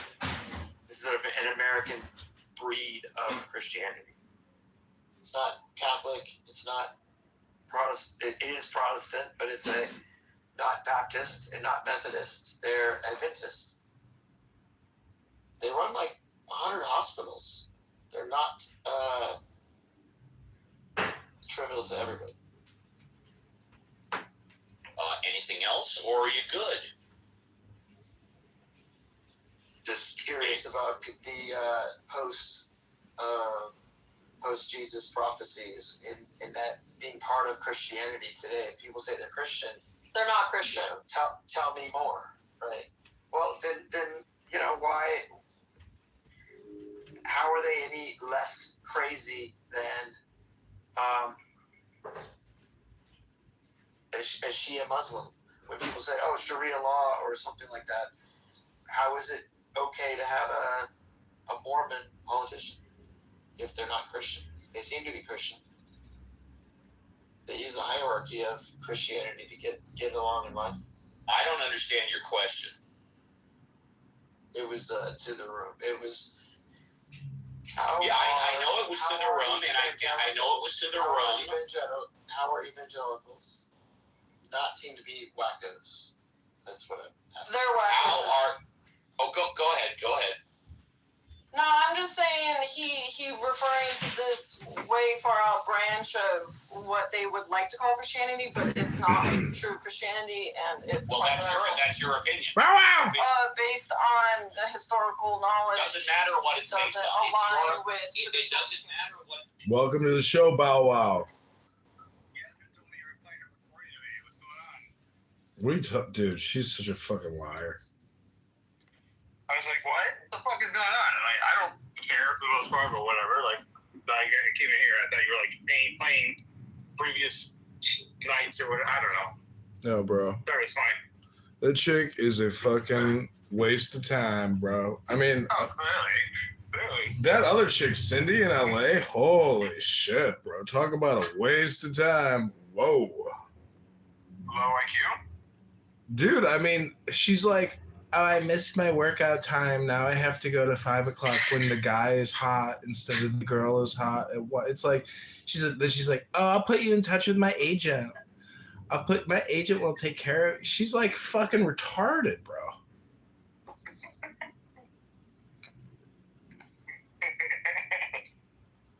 Fun time.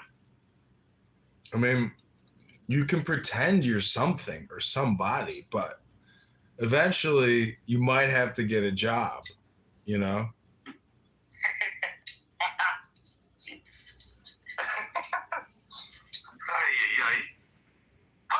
I mean, how many years can you sit in a clubhouse room and like not say anything intelligent? Now, see, I read a book this morning that puts me in the top 1%. Yeah, you are 1%, John.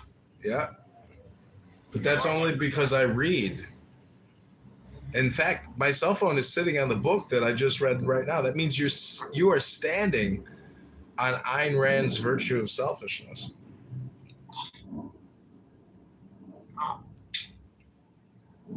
Do you think you're too altruistic, or do you think your self is just enough? I'd like to think I am. In the grand scheme of things, I like to think I'm the betterment of altruism, but my actions prove otherwise sometimes because I'm human, and I can only be selfish. I mean, isn't the thought of altruism just another opinion? It's my opinion being projected into the world. Well, moral pronouncements are important. So, you know, when Yasmin told you that John Kitover was playing a recording of you, did you question her values? No, because you can't question anything she does. Well, I'm selling pictures of her pussy. Do you want to buy some pictures of her pussy? $1 a picture. All proceeds go to the Rebbe. All right, well, let me know if you change your mind and you want to see that wet Iranian, slime. She's a good girl, they said. She's a classy girl. And then they heard the recordings of her on Clown House, and they said, that's my Yael? Yael! How could you talk like that on the internet? That's Yael? Oh no, Yael, you said that? Oh no, Yael. I'm taking you out of the will, Yael. I'm calling my lawyer on Monday.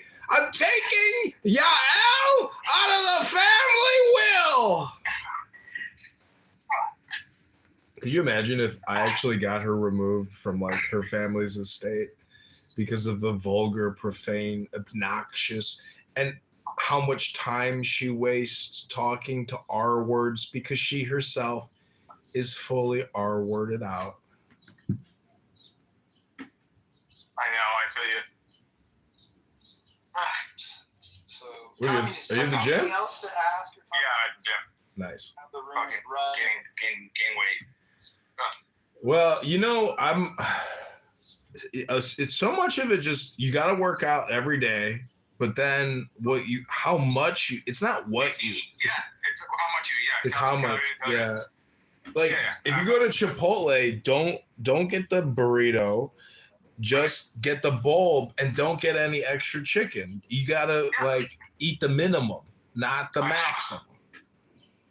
Yeah, I'm self-aware. The problem is that we got a job a few months ago, and you become more sedentary because you're sitting at a desk. Yeah. And you're like, oh yeah, no problem. I was eating 3 times a day, or 3.5 times a day, as opposed to just 2, right? And I don't know. And then I packed on fucking 15 pounds in like a month. I was like, holy shit. Well, you could lose that in a month. The thing is, you gotta make sure you sweat and break a sweat every single day. Yeah. It only takes 15 minutes to break a sweat. Unfortunately, at this age, you can't be sedentary. You can't, dude. If you don't move, you're gonna die. Yeah. One day, it's like fucking 4 or 5 days a week. You have to be. Just think about how much time you spent listening to Yael, that stupid twat, and that stupid other girl in Los Angeles who thinks she's an actress. If you took all the time that you spent listening to their retarded voices and you put that into the gym, bro, you would be gold. You would be made of gold. You would be made of gold. So what does that tell you? These women are vampires. They are attention economy vampires. All women are whores. No, they're attention economy vampires. They are parasites. Parasites. They are parasites. But I'm actually in the Yael pussy picture business where I've like recreated her pussy 1,000 times in AI, and I've started an entire business based off of one horrible person's private pussy photos. And it's true artwork. I've like inverted it. I've had like AI expand it and then zoom it back and then overlay the universe on it. And it's very artistic now. You actually can't tell that it's a pussy. It actually looks like a roast beef sandwich from a Jewish delicatessen. Rowdy or Nitty? Yael has huge labia. You've never seen Yael's pussy photos? No. Oh, she was fucking a Palestinian man, and she was sending dirty photos of her pussy. And and then then I kept asking. I was like, everybody keeps talking about when can I see it?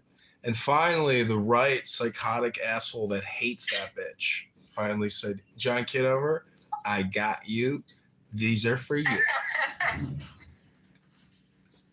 Do you know Bussy? I think so. Yeah, Bussy is transgender. He's like a gay Latino, but he sounds like a gay black guy to me. Yeah, he's the one who gave me Yael's collection of photography work. She's a gifted photographer as well. I don't know if you know that. Yeah, I know. Her pussy photos are her greatest work. Anyways, I'm just totally kidding about all these pussy photos, but it's fun to mock that fucking obnoxious woman. Because as a Mischling, she loves to say that I culturally appropriate her religion, her cult, etc. It's like she said so many things to me. She's called me a P word. She has labeled me with a lot of shit, It could be projection.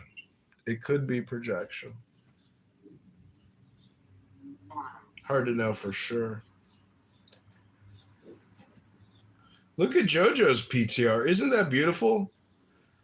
An overweight white and black man in lingerie kissing, taking a selfie. JoJo, that's super pride right there. That's super pride strength. That's pride victory right there. Yeah, good one, JoJo. Excellent work. I should take a selfie of that. I mean, take a screenshot of that and incorporate that into like a new political campaign. Instagram. Diversity, pride. You are beautiful. You are beautiful. Right. Thank you, Cora. So these things shouldn't bother you. If someone is raping someone, Why would they not bother it? No, of course it bothers atheists because just like Cora said, they have empathy. I'd be willing to bet you that the majority. Hey Hans, I'll be willing. Hey Hans, I'll be willing to bet that you can stay on mute and not interrupt. No, it's fine, Steve. Waited till she was done. She just said, no, he's fine. So okay, then he can talk to me. He can talk to me. You can go back on mute. Thank you. Go ahead. I'm mad. Yeah. So these things, shouldn't bother you if it doesn't concern with you. So like the society, humanity. All right. Do you have anything else you want to say? Yeah. Go ahead. So, Imad, I think I want to say, just because something's subjective doesn't mean you don't care about it, right? So I subjectively am bothered by people harming other people. I'm bothered when people are hurt.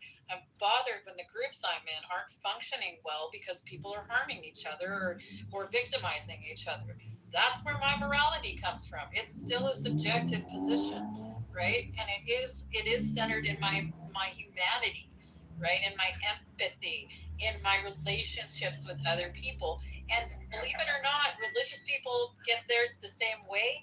They just like to overlay this idea that they're somehow superior because they've made up this hierarchical structure that it's somehow coming from some objective place, which isn't the case at all. It's coming from the subjective place of people that lived in the Bronze Age. If I said that, I don't believe in humanity, I don't care, someone gets hurt or not, because I just care about myself. I'm just being a logical person, I just care about myself. Yeah, you're being selfish and self-centered. Right, you're being selfish and self-centered. Right. You're going to have a hard time dealing with the societies. You're going to be ostracized as someone that doesn't want to associate with you. So if you're the person that wants to go around raping and stealing, and whether or not you get caught or not, the society in which you're doing it in is probably going to ostracize you and somehow eradicate you from that society. And I know a lot of people that are atheists and that believe in God that do exactly that. Both do that. Yeah, I'm not kind of a small robot. I'm a big mafia. I have many bodyguards, and police and the politicians, they are my payroll. Okay, in that case, we all know nobody get the justice over here in this world. Okay, justice can be served. However, you're trying to imply that if this person that you're implicating does not ever get caught, when do they get punished? Is that what you want to get to? Yeah. Yeah. You hold. Are you a God believer? Yeah. Yeah. So you hold that something's going to happen to somebody when they die. Yes. Yeah. Not everybody holds that belief. We can understand that there are people in the world that do atrocious things and don't get caught. It sucks. We don't like it. So you ask, why does it bother us? It bothers us because we wish that not happened. That's why it bothers us. And if I were you, I would double check with your bodyguards because the little bird told me they're planning to turn on you. Hey, can atheists who aren't mods speak in this room? Well, let me go through the queue and then we'll open it up. And as long as it's civil, yeah. Well, we just got 2 more people in the queue, and then absolutely. Legalist left. It appears that way. Okay, so next is Andrikis. Hi, Andrikis. Hey, how you doing, Steve? Good. Yeah, this conversation always deeply confuses me. I'm not sure at what point in a religious person's thinking that their own internal considerations and feelings got switched off, or they think they got switched off. Like the way if an action is taken against them or they take an action against somebody. I mean, unless you have severe psychological issues where, you're some kind of like a psychopath or something where you don't have those emotional responses.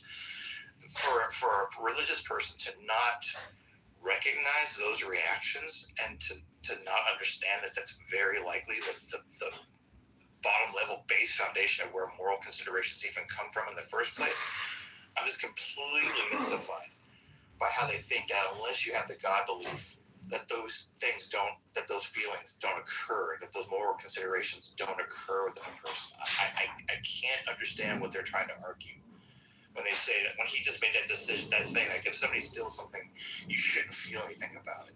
Well, maybe they're just trolling, or maybe they're just idiots. What do you think? Yeah, it's got to be one of those two things. Because, like I said, unless you've got severe psychological issues that are just blocking those average normal human responses, you just got to be doing something to make people feel stupid for being atheist or something. That can be there can't be any genuine motivation into saying something. Thank you very much. And last but not least, is it Army? Amy? Let me see. Hello, everyone. Army. Hi, Army. Hello. Hello. Hello, everyone. Well, English isn't my first language, so please, if you just bear with me. Okay. I do have some. If someone was born into a religion they didn't choose, how can they be sure that they are religious? They cannot. The answer is they cannot. I thought so. And one last thing. If I am at a point in my life where I have questions and my belief doesn't answer those questions, so am I still identified as a religious person if I am truly questioning everything I was told my entire life?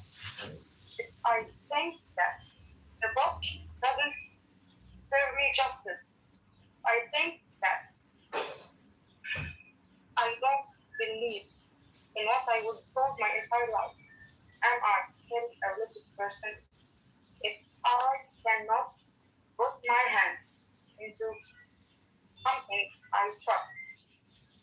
If no one can answer my question, what am I identified as? You have the answer. The answer is you have to make that decision for yourself.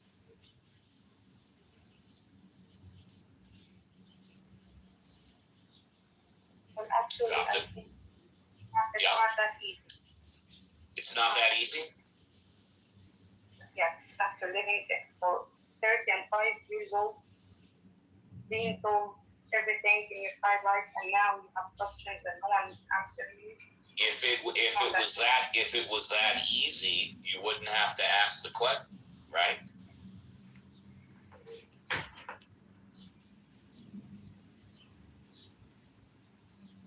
I don't think she liked what I said. Wait, what is she asking? I appreciate where she's coming from. Hello? I appreciate very much. You're going through a very difficult time. You could ask 10 people the same question, and they could give you 10 different answers. The bottom line is you have to answer the question for yourself. And if you cannot answer the question for yourself, then maybe you need to do a little more soul searching. Maybe do a little more educating.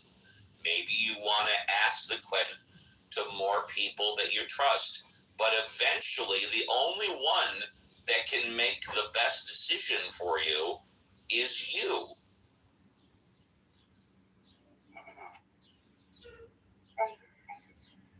It is my pleasure. I missed the question. I'm just curious. What was the question? Because, I fixed my audio in the background. All right, communist, you can stay unmuted. Just give me 10 seconds. She was born a religion. She was told she was into her religion. Now she's starting to doubt it. She's wondering what religion she really is. That, in a nutshell, is what she was saying. Gotcha. Okay, communist, go ahead. Remember, no questions about the rules of the room, just the topic. I was wanting to talk to Army really quick. Oh, you know what, Cora? Go ahead. It's fine. So, Army, I think a lot of people, like I was raised in a religious household. I think the difference is I never was able to believe the things that they were telling me, but I did try because I felt I needed to fit in with my family and, you know, their cultural preferences and all of that. But around the time I was like 13, I started not questioning, because I didn't question. I already knew I didn't believe it. But I started looking into, or as a curiosity of why did they believe this, right? And I started studying their religion, other religions, from a more academic standpoint, comparing things. And it really became something I was like curious about and enjoyable. And I realized along the way that I don't have to believe things to know about them and understand them, right? And for me, it makes it easy to like engage in practices with people that are religious without, you know, being like oppositional to them, even though I don't believe what they're doing, right? And so I don't think just because you're an atheist, you need to be like oppositional when in certain settings around religion. You know, but you can be honest about like, you know, I understand what you're doing, but I don't believe it. That's kind of where I'm at. All right. Oh, go ahead. Now I'm at a point in my life where I think that morality has nothing to do with any religion. There are some times when religion makes me feel less of a human being just because I'm a woman. And I live in Egypt, is our country, and life isn't that easy for a woman any place around the world. But with the religion equation, it doesn't serve us justice. Now I think that morality and humanity has nothing to do with being religious. Actually, you could be religious and less of a human. I have seen people who are very religious, but they are monsters. And I have seen people with no religion whatsoever, and they are wonderful human beings. So to be human, to be kind, to be righteous, to have empathy, it has nothing to do with a religion. And let me say this, doesn't feel safe. Well, it's to even share my thoughts with anyone around me. Yeah, so, it sounds like you're well on your way to being maybe more of a rationalist about these things, Army, which is a good thing. And but I think the main thing is, and I don't know your background or anything, but always number one, stay safe, right? But you know, we should all strive to be able to like reach our own, you know, level of self-actualization and self-expression, and not be oppressed by the preferences of others. So I hope you're staying well and safe. Cora, that was beautiful. You were the right person at the right time to talk to her. Okay, we're going to go to communist, and then if it's okay with JCC and the other mods, we'll go popcorn. Again? Communist, can you? Why? Yeah, so you guys did a whole lot of skipping over me, Steve, which is... Oh my God, dude, stop.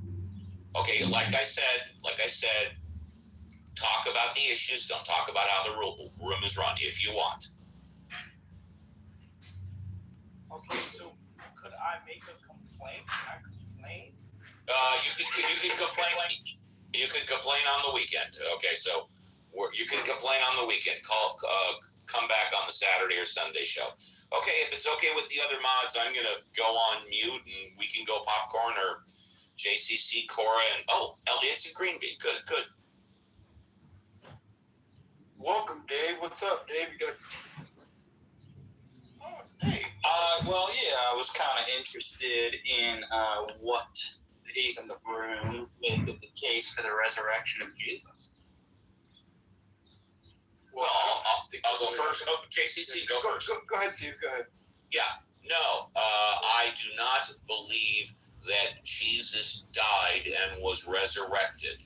I believe it's impossible for anybody to be verifiably dead for 3 days and come back to. I don't think it's ever happened on the planet at all, I think.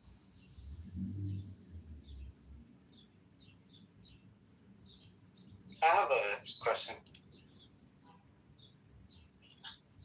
Well, let Dave respond because he asked a question. So. Sorry, my apologies. But I guess, Steve, I was asking specifically, what do you make of like the case? Obviously, you don't believe in it, otherwise you presumably wouldn't be an atheist. But like, are you familiar with the case for it? And if so, like, kind of what's your rebuttal to it? Yeah, I'm a theist, and I think it's a very seductive lie. I'll be happy to answer. It's scientifically impossible. It's medically impossible. It is biologically impossible. By all of the information that I have learned throughout my life, it is impossible for anybody to be verifiably dead for 3 days and then come back to life. I think that I don't believe in the paranormal or the supernatural. By definition, the paranormal and the supernatural go against the laws of nature. And generally speaking, I don't go against the laws of nature. So the resurrection, I do not believe that it happened. Does that support my belief, my stance enough for you? It explains why you hold it, for sure. I guess the worry is that there might be some begging the question of like naturalism in there. Let's reverse it. Why don't you give me your case for it happening? Please be specific. Sure. The general structure of the case would be that I think we have testimony in the 4 Gospels saying that Jesus was resurrected. I presume you'd agree with that.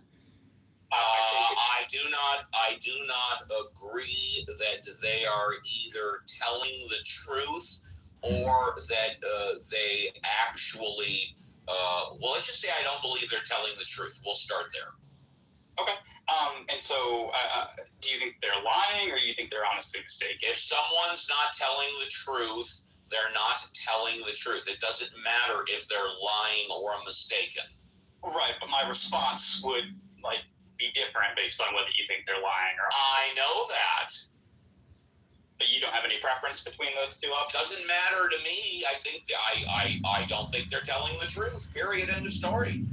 Okay. Well, we're gonna kind of have to discuss those separately, right? Because I don't mind. You're the one that has the burden of proof because we're reversing it. I'm accepting the burden of proof. I'm just dialectically trying to figure out which path you want to go down. The path.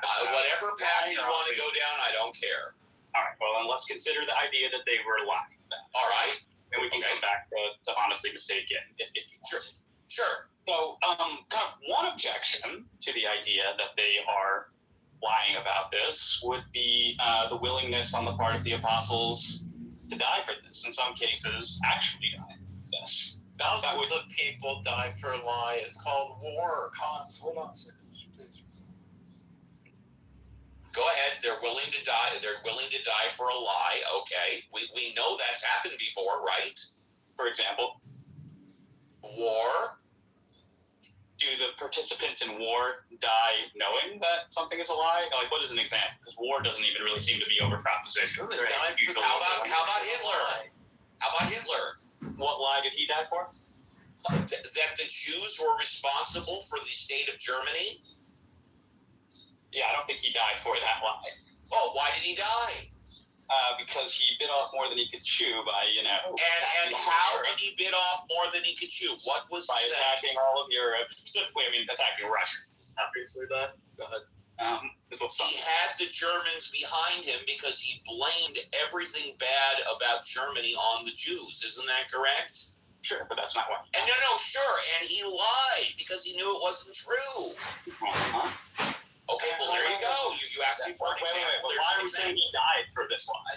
I have another example because I come from a Muslim background. So a lot of Muslims die in the name of Allah. and that is a lie for you. So there is an example. All right, thank you for the example. Please continue, sir. I think the difference there, though, would be that. No, I don't think that's on point, but that's fine. Please continue. I think Hitler is directly on point. All right, I actually think that's a better counter. With all due respect to you, Steve, I think that's a better counter. But well, he said all Muslims believe it, and that's a lie. That's not true. Well, I think he was saying, like, specifically, say, like, the 9/11 bombers, for example, right? They died for a belief that I'm going to regard as a lie. Just like in the history of Christianity, a lot of people died for their faith. But we're not talking about people dying for their faith, sir. We're talking about people dying for lying. Right, but the hypothesis we're going with, right, is that their faith is a lie. His example has no indication of lying. That's what I'm saying. My example does. Yeah, I think you said by my lights, this is a lie. I want to refer to Muslim faith is a lie for him. Yeah, I know. Please go on mute. The Muslim faith is a lie. I understand. Go on mute. That may be true, but not all Muslims are lying. They believe it. So anyway, sir, please continue. Well, and I think that's actually the critical point, right, Steve, is that I think they actually believe it. And so this is evidence of sincerity, their willingness to die for their Muslim beliefs. The difference with the I agree with that. I don't disagree with that. If I could just finish. You could finish. The difference with the apostles is that they're supposed to have seen this themselves, right? So they're not believing this on the basis of what someone else told them, the way that, like, Muslim martyrs. So that'd be the key difference. All right, thank you. Anything else? Yeah, by their own accounts, they didn't actually witness the resurrection. So, just where are you getting that from? No, they scattered like Jesus said they would.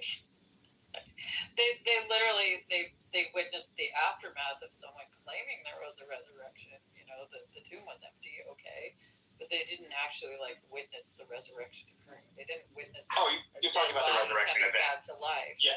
No, I agree with that. What they claimed to have witnessed though was the resurrection of Jesus. When we just established they lied. Well, we didn't, right? I gave you a reason. No, we did. They did not witness the resurrection. They heard people telling them. Wait, who told them? Cora just said. They did not see Jesus come back to life, is the point they're trying to make, Dave. And no one Yeah, I already granted that, right? But I said that they saw the resurrected Jesus. Is Cora saying that someone told them about that? Because if so, then if that's not what she's saying, then that's just not relevant to the argument, right? Yeah, and this looks it makes far more sense.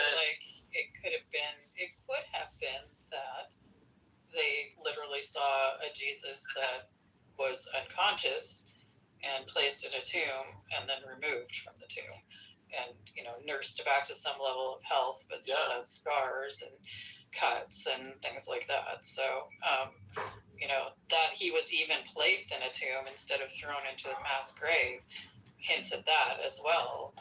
That just didn't happen. People that were crucified were just thrown in a pile. Sorry, what is your evidence for that? They weren't given special burial rites in Joseph of Arimathea's personal, tomb. What is the evidence? A freshly made tomb that was only a 2-minute walk from the cross. Hang on. Historic records of how Roman crucifixions went. Which ones are you appealing to, and are they about Judea? They are about Judea. No, literally, there's an actual site where all of the bodies of people that were crucified were thrown outside. Not in Judea.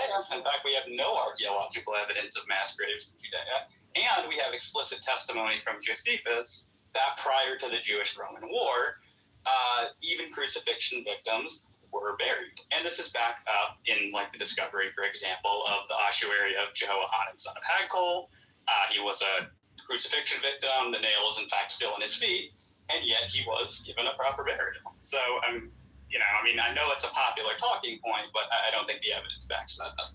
Do you believe in the Shroud of Turin, Dave? No, but I also haven't So you think the Shroud of Turin is a fraud? I don't have a super defined opinion on it, but I'm inclined to think that it's a Eastern Orthodox relic that was mistaken by the Crusaders for being an actual Okay, so how many millions of people believe that the Shroud of Turin is real? Don't have statistical data on how many people. I bet there's quite a bit, don't you? Probably. I mean, Mel Brooks is teeing off on it these days to make some extra cash. He's saying the Shroud of Turin is legit. Can you get to the point? Well, my point is that a lot of people are easily seduced by a lie that they want to believe. Like, they want to believe that someone is going to pay for their sins. They want to believe that they're going to go to heaven and see Uncle Bob. They want to believe that they're going to live forever. So it's very seductive, this lie. And there are 2 billion people that do believe that Jesus is the one and only Messiah. But they also believe that this idea of the resurrection is a monstrous lie, right? So I don't think you have much to stand on by saying that he magically came back to life, because no one... Hans, do they want to believe that all their family members are going to go burn in hell? What's that? Do you think that those people want to believe that their family members are going to burn in hell because they don't believe? That's right. And that's why... You think that they do want to believe that? Christianity is a very seductive lie. No, I don't think you heard what I said. You think that they want to believe that their family members will burn in hell? Well, I can think of a few family members that like burn.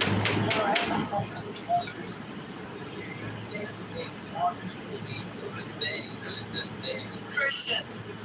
The same way you originally brought up, Hans, the days are no one's listening. No one's believing that living tongues that's a form that they want to believe. I'll be just giving you a counterexample to that. No one wants to believe that. That's why it's a very seductive lie. How are you defining it as a lie, though? What gives you the logic that you are right when you say it's a lie? Well, you're the one that mentioned logic. It's completely illogical that someone is dead for 36 hours. Blood is coagulated. Yeah, but Hans, flies are walking on their eyes. Hans, this is based on their beliefs in that God has the ability to rise a body from the dead. So that's why they believe it. You understand that, right? So I love believing that. I'm happy for you. But the problem with this whole martyrdom claim that the apostles demonstrate that they're sincere, but it still doesn't completely make the resurrection of true, right? Just because they have... Never claimed it did. Okay, cool. Awesome. I said that that's an argument against the proposition that they're lying. Now, you could try to maintain, okay, maybe they're not lying, but they're honestly mistaken in some way. Cora kind of hinted at that with saying, hinting to like a swoon hypothesis. Maybe Jesus didn't really die on the cross. We can dig into that if you want to. But point being, I think it's going to be a little bit, like my response is going to look different. In any case, I'm not just saying it's true because they were sincere about it. I'm saying they weren't lying because they were sincere about it. You would have to intend to lie for it to be a lie. I don't think they intended to lie. I think they believed what they were told. Why are we assuming that this is what they are told? Their claim is that they saw the resurrected Jesus. They didn't see Jesus come back to life. Well, they claim to. Just because you claim something doesn't mean it's true fact. I know, but you're saying that you don't think that they're lying. So then you have to explain how someone can honestly come to think that they witnessed a resurrected person. Okay. And you're... Sorry, go ahead, Dave. Go ahead. Well, so I was just saying, then you were saying like, oh, well, someone told them this. But I'm not going to believe I experienced something because someone told me I experienced it. That would be absurd. So what has to be accounted for is the content of their experience. This isn't something they believe because someone else told them. If I'm a death cult leader, right, like which is common, like a messianic death cult leader, right, around that time, and I have a ritualized dinner, and then I take some fife poison so that I can hallucinate while I'm like praying in a garden, right, and then I get arrested before I can take the antidote and crucified while I'm still tripping, right? And then they take me down before I'm actually dead because they didn't break my legs. And they actually pump lungs so that the fluid would drain out, right? And then I got nursed back to, by some people overnight. And I came out and I'm still in a psychotic state and I probably fried my brain. And I'm going to tell people I came back from the dead. Like, seriously, dude. Like, there's so many other explanations than the man actually came back from the dead. Yeah, the question is, are they better explanations? By the way, that he came back from the dead. That's the well, no, I believe. chorus was pretty well done. Yeah, I mean, I would disagree. Yeah, when you say better explanations, right, depends on who you're asking. Of course, from the God believers, they're going to say, no, we have a better explanation because God is all powerful and almighty, right? So that's why. Well, JCC, there are criteria of best explanations, right? More parsimonious explanations, explanations of power, explanatory scope, et cetera, right? So it's not just a matter of, like, there are actual criteria of what makes an explanation better. What?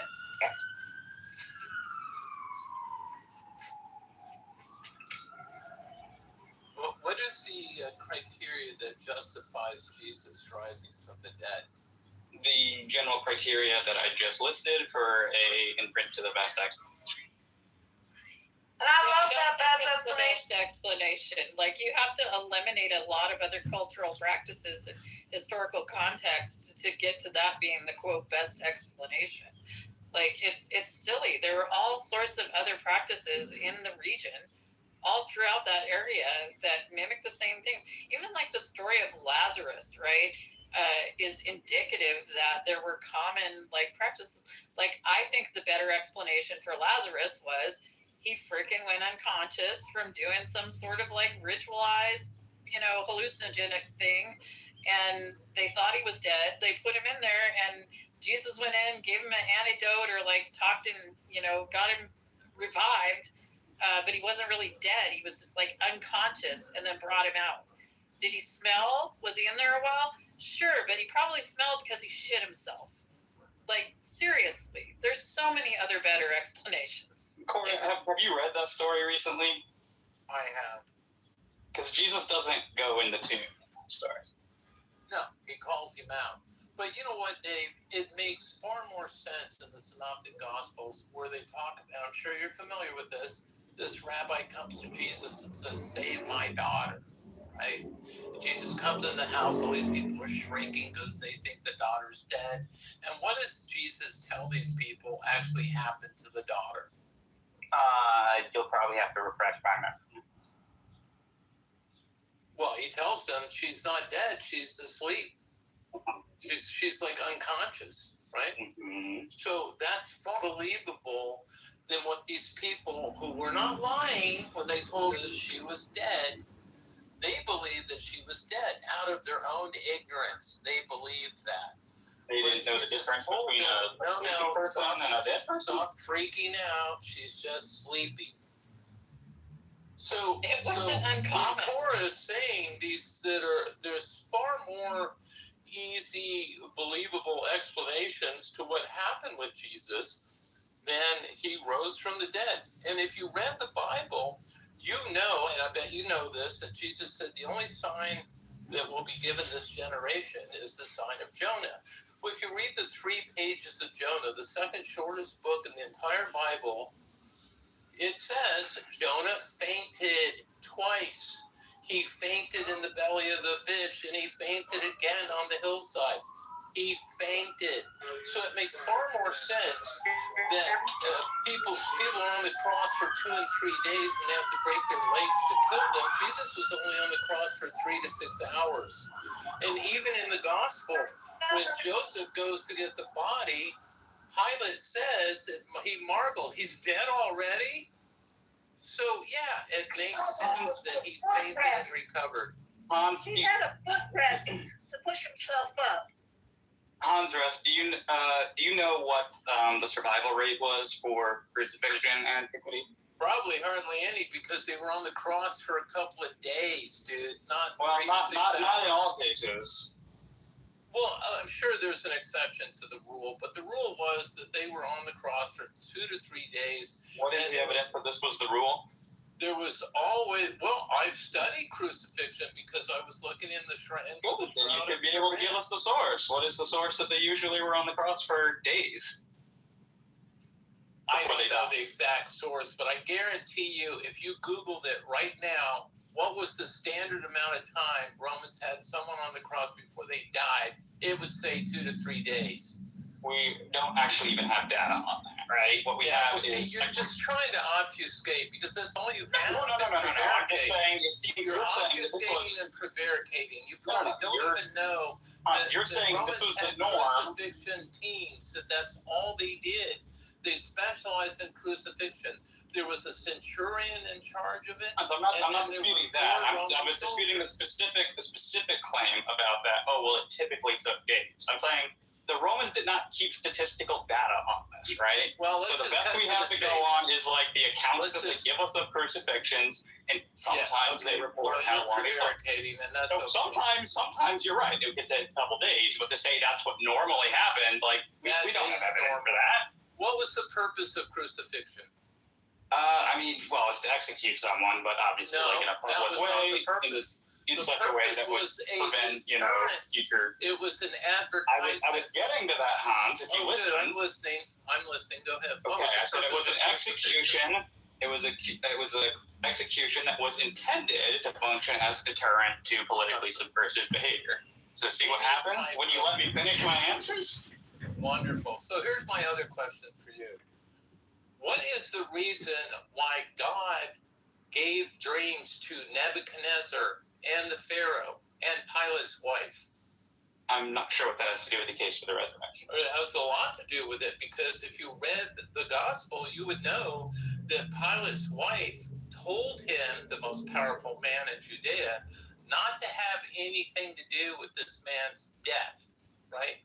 So Pilate did everything he could to make the Jews let him go. They refused to do that. As a matter of fact, they said, if you don't crucify him, we are going to riot and get you in trouble with Caesar. Pilate did not want that, so he was in a dilemma. So it makes far more sense for a grown-up in the 20th century to realize it was an inside job that Pilate, who controlled the crucifixion team and had already done business with Joseph, conspired to let the Jews believe that they killed Jesus and they saved him. Now, my other question for you is, why would God save the son of Isaac and not his own son? Can I respond to the first point? Sure, yeah. Okay, so I think there's a tension here, right? On the one hand, you're wanting to say, oh, it's an inside job by Pilate, right? Because his wife said don't have anything to do with Jesus. Hans, can I finish my point, please? I didn't interrupt. Okay. So the first point is like, you want to say that it's an inside job from Pilate because his wife said don't have anything to do with Jesus. And so now Pilate knows about this. But one of the earlier arguments you gave for why we should think that Jesus wasn't dead was because Pilate was allegedly surprised that Jesus had died after only a few hours on the cross when, supposedly this normally took days, even though we don't actually have statistical evidence for that. Now, you can't have that both ways, right? Either it's the case that it's an inside job, so Pilate knows damn well that the plan was never for Jesus to die on the cross, or he shouldn't be or he could be surprised about this. You can't have your cake and eat it too. So pick your poison. I think it's both ways. Why wouldn't Pilate act the act like, oh, he's dead already? Okay, take him off. Here's the note to give to the centurion to take him off. Yeah, he would play the game. Right, but the point is, if it was an inside job, if you were pulling off an inside job, wouldn't you cooperate like that? I don't think that's not cooperating with anything, though. Why would he not want to kill Jesus? Because his wife had a dream to not have anything to do with his death. That his wife said, "This is a righteous and just man. It'd be bad karma for you to kill him." And I'm sure Dave knows that throughout the Bible, God uses dreams to influence the behavior of people. So you'd have to ask yourself, Dave, why did God influence the wife of the most powerful man in Judea to not have anything to do with his death? Why would they do that? Does the text say that God gave her this dream? Yes, I'm pretty sure it does. I don't think so. Oh, okay. All right. So you don't think God influenced Nebuchadnezzar or Joseph or the Pharaoh with dreams either? Well, I think those texts pretty much clearly say that God did give those dreams, but I'm not sure if the text ever shows that God. You don't believe that God influenced Pilate's wife with a dream. You don't believe that. You're going to go on record. I am skeptical of that, and I'm not sure the text says that, which is why I asked if you could support that. Why did they say that in the gospel that she was? Because that's what happened. Oh, but God didn't have any part of that. Wait, the visit to Joseph or the visit to Pilate's wife? I'm asking you if you believe that God had any part in influencing the wife of Pharaoh with a dream. Yeah, that one I'm fine with. Okay, so you do believe that God influenced Pharaoh's wife with that dream. Pharaoh or Pilate? Who are we talking about? I'm sorry. Pilate's wife with that dream. Yeah, no, I don't believe that God gave. I mean, I'm open to that if the text says that, but I'm not sure it does say that. Oh, okay. I'll look it up. I have a quick question. If Pilate was faking it and, participating in a hoax, why would he let it get so far as to have Jesus nailed to the cross and hang there for three hours? To get that far. To trick the Jews. Well, I think they're saying that was. Think about it. They're saying thinking the resurrection was the hoax. Yeah. What? They're saying the plan was to fake the resurrection, so it had to appear that Jesus died. If the hoax wasn't Jesus getting crucified. Okay. Basically, take him off the cross before he died. Right, and stab him. That was the plan. Side also. Stab him in the side, make sure it doesn't. That's only in John, Michaela. That's only in John. So what? John is not a synoptic gospel. Well, you don't like Paul either, so you're just going to choose which ones you want. Well, hang on. So it's not a synoptic gospel. So what? That's right. So what? You know the reason why they're called synoptic gospels, right? Yeah. Because they're literally dependent on one another. Yeah, because they align with each other. John is extremely different.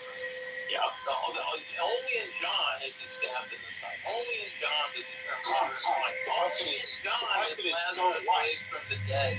So what? Are you saying that you just are rejecting John as a reliable source? Yeah. And why? Because it's not a synoptic? Why is that a reason to think it's not reliable? That's right. So why is that a reason to think it's not reliable? Very different gospel. That does not mean that it's unreliable. That does not mean that it's unreliable, right? So you need to give us a reason if you're going to ask us to reject the source. Compared to the synoptic gospels, it's not as reliable. Yeah. Based on what? Based on the fact that it's not a synoptic gospel, it doesn't align with the other gospels. Do you think synoptic means reliable or more reliable? John is inferring that Jesus is God, whereas in the synoptic gospels, Jesus makes it very clear he's not God. No, he's you need to read Simon Gabriel's. You need to read Simon Gabriel's. I don't understand why Christians try so hard to say that Jesus is God. What? Will you not believe his teachings if he's not God? You seem to be. Aren't his teachings enough for you? You seem to be trying they wouldn't have authority. Conspiracy theory to get around the story. Tonight, Paul, tonight, John. Breaking up, kind of cutting out with you. That's right. Okay.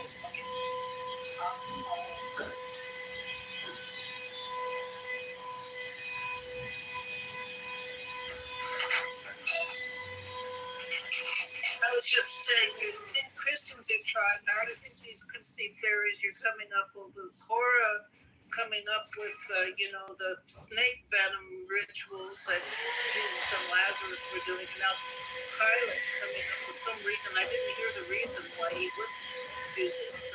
Because they were going to riot. The Jews threatened to riot. Right. Oh, but why did right. And so they manipulated them. They said, you're going to get in trouble with these. He would have done it. He would have done it if his wife hadn't had the dream. Okay. Yeah, that's what you're saying. I think so. Yes. That's why he went forward, like just on the spur of the moment, and told them to get him off the cross, before he's dead. Fake that you're stabbing him in the, fake all this. He put this conspiracy theory together at the last minute. I don't think he did it at the last minute. He certainly was able to pull all the strings because he controlled every single Roman soldier on that crucifixion team. Right. I mean, what was his benefit from killing Jesus? His wife already told him, "Don't do it." Yeah. And you know, when did she tell him that? When did she tell him that? I don't need a lecture. When did she tell him that?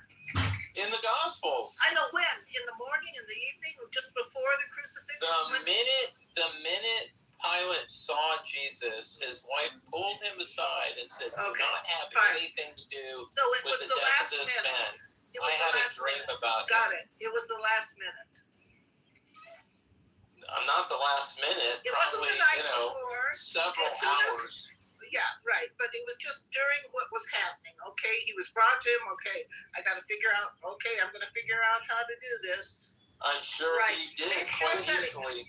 It's just kind of amazing that, and this may not apply to Hans in particular, but I think it does apply to Cora, right? That the same people who'll say that they can't believe in a resurrection because that's never happened before are going to be willing to say that Jesus was like the only person in all history to survive a full Roman crucifixion. Dave, there are 2 billion people who believe that Jesus is the Messiah that think the resurrection is a monstrous lie. 2 billion people believe that, all right?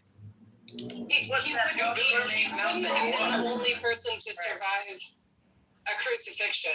There are accounts of people surviving this.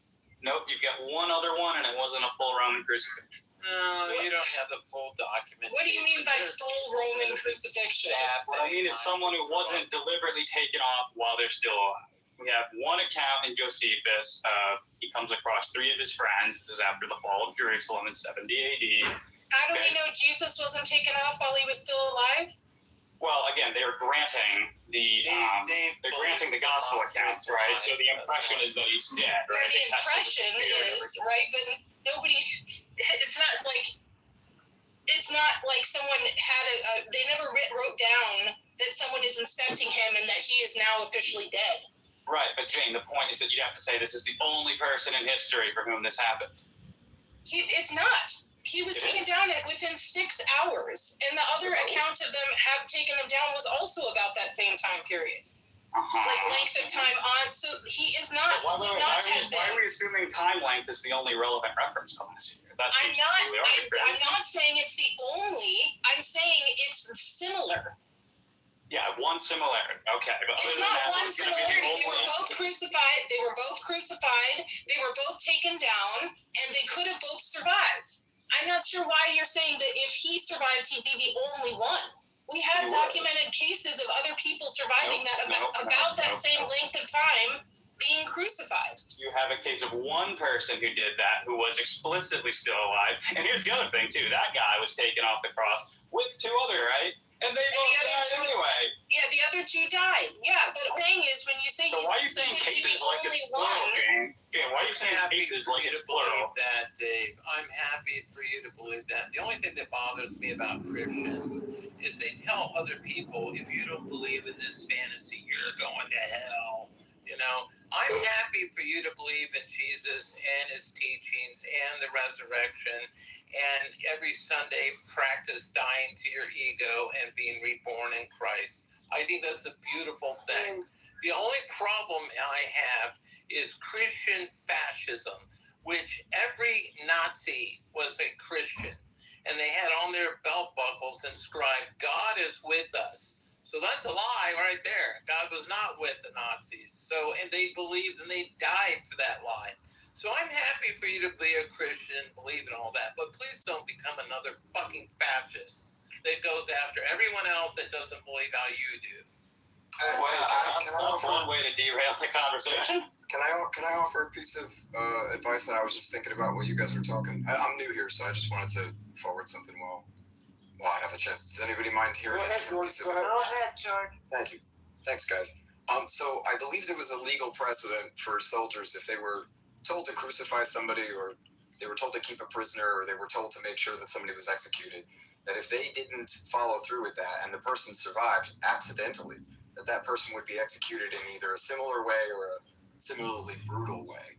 So it seems like there's, unless you have Pilate conspiring to keep Jesus alive, so maybe he wouldn't have been processed in that same way, though he did have higher ups. And if there was a riot, it would have been his fault. Would it add weight to the other side of the scale to say that, like, the centurions probably wouldn't have lied about this because then they could have been killed? No, the centurion would follow the chain of command, which anybody that's been in the military knows. You serve the rank right above you. Right. I'm actually I'm a 6-year veteran in the Army, so I know quite Good. well. So you know the chain of command then, right? I understand. Yeah. I don't think that following orders that could get me and my men killed in a brutal way would be something that I would do just haphazardly. But I'm just trying to forward the idea that maybe it adds a little bit of weight to the other side of the scale. That, like, if Jesus had survived, if there was a chance that he had survived, and it wasn't somehow proffered by Pilate or somebody of the higher ups, then these people could have been punished. But just a thought to that. Good point, Jordan. Good point. Well, in 6 years of the military, Jordan, how many times did you deny the order of your immediate superior? A couple of times, yeah. You're allowed to deny an unlawful order. In fact, you're obligated to by the Uniform Code of Military Justice. That's why I asked you, how many times did you deny? It was a few times. Your immediate superior. It depends on the nature of it. Like, a lot of times it was more of a conversation. So, like, we had to go out on a couple of very dangerous patrols. And there was questions about, do we want to do this, or do we want to wait? Do we want to maybe wait in a place that's potentially extremely dangerous, or do we want to stay here and then possibly have the same extreme danger approach? And so if somebody was to advance an idea like the platoon sergeant or the XO to everybody's liking, people could announce their gripes. Ultimately, it would let the person the say-so of the higher-ups. But there's many situations, especially where lieutenants and captains and other people who are commissioned officers are completely outranked by the people who are non-commissioned officers, which is not how the rank structure works. But if they know that they don't know what they're talking about, and they recognize that the non-commissioned officers are going to do what they want anyway, it happens quite a bit. Though you do salute the rank, and it is extremely important to follow orders, I wouldn't suggest that that's not what happens typically, but, like, in a situation where it's actually dangerous, usually the XO or even the person who's in charge has to be subservient to the person who knows what they're talking about, and the person who's going to keep the most troops safe. So I hate to give, like, a long-winded, like, breathy answer to that. It is complicated, but I would be concerned that a Roman centurion would be something like a sergeant major. That would be a very, very powerful person, extremely dangerous, extremely hard, and extremely adept with combat, has no problem killing a Jewish guy. Has no problem causing. If they caused a riot, they would just kill these people. Like, it was like. So I'm not saying it was necessarily trivial, but at the same time, it does seem like there's a lot of precedent in Roman law that if these centurions or if the soldiers involved were to not follow through with the execution, they would be horribly executed themselves, and a centurion would have lots of people underneath. Yeah, I heard that. My point is far simpler.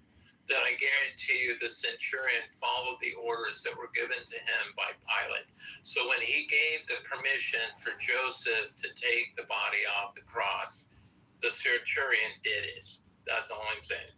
Understandable. Yeah, and if the idea is that Pilate did listen to his wife and he was scared, and so he tried to, like, this put-up job where Jesus was taken off the cross early, it does seem like that's possible. But, like, again, like, I think Dave's got a good point when he says that the full Roman crucifixion is a really hard thing to survive, especially since he was also scourged and other things. And we have no examples of that happening. Which scenario, Jordan, is more plausible to you? That Jesus' blood coagulated and he had flies walking across his eyes for 36 hours and then came back to life? or that it was a conspiracy with Pilate, who ran the show because he didn't want the Jews to not know that he crucified Christ? Which scenario is more plausible to you? As a 21st century educated individual. Educated is a strong word. Yeah, I mean, antecedently, if you don't think God exists, then obviously it's ridiculous that somebody was risen from the dead. I mean, I think a third story that would be more interesting for a person that's trying to consider the dead is that he died and then they made up the story, or they stole the body or something like that. That seems more plausible to me than he somehow survived this and people were convinced that he did it. And somehow he was authoritative. Between raising from the dead and having him faint and recovering, which seems more plausible to you? I mean, if you antecedently deny God's existence, obviously the latter. If you don't, and you think that maybe there is a God and maybe Jesus was part of that, then yes, it would be entirely plausible to see him raised from the dead. But you have to sort of decide that question first. So, I think that it's a fraught question, because if you think God doesn't exist and doesn't do things and doesn't do anything in the world, then yeah, obviously Jesus had the stories about Jesus have to be completely made up. But if not, then you might be more open to the fact. But a third story that would comport with the data is that he was killed, and they made up the stories later, or after the fact, somebody made up the story about he made his appearances and stuff like that, and sort of made a bunch of converts that way. That would be a better direction. But the idea that he survived the crucifixion is pretty implausible to me, prima facie. But though I'm not a medical. Yeah, you do know that Jesus was not a Christian, that it was Paul who invented Christianity, right? Let's see what Jordan says to that. I don't think that. I'm sorry. I don't buy that. Jesus was a Jew. Also has nothing to do with the argument. Not a Christian. Yeah, why are we diverting? Are we getting off of resurrection talk now, or what? Well, I'm not diverting because Paul was mentioned. So Paul says our path to salvation comes from only the belief in the death, burial, and resurrection. Oh, get off this soapbox. You turn every conversation into this. Jesus clearly says that our path to salvation is our deeds, whether we helped other people or not. If you love me, you'll do my if you follow the belief, that you're saved by your belief in the resurrection, you are not a Christ. You're a follower of Paul. So, Hans, do you have any talking points besides this one? Because you turn every conversation into this example. In every room I've ever seen. Well, this is what you turn the conversation. I'm helping you with facts, Dave. That's I think it's in Matthew 21, where Jesus said, "Many will come to me on that day, saying, didn't we do this in your name and that?" And he says, "Depart from me, you're workers of lawlessness, because you never fed the hungry. You never." Hans, I know. I've heard your shtick before. All right.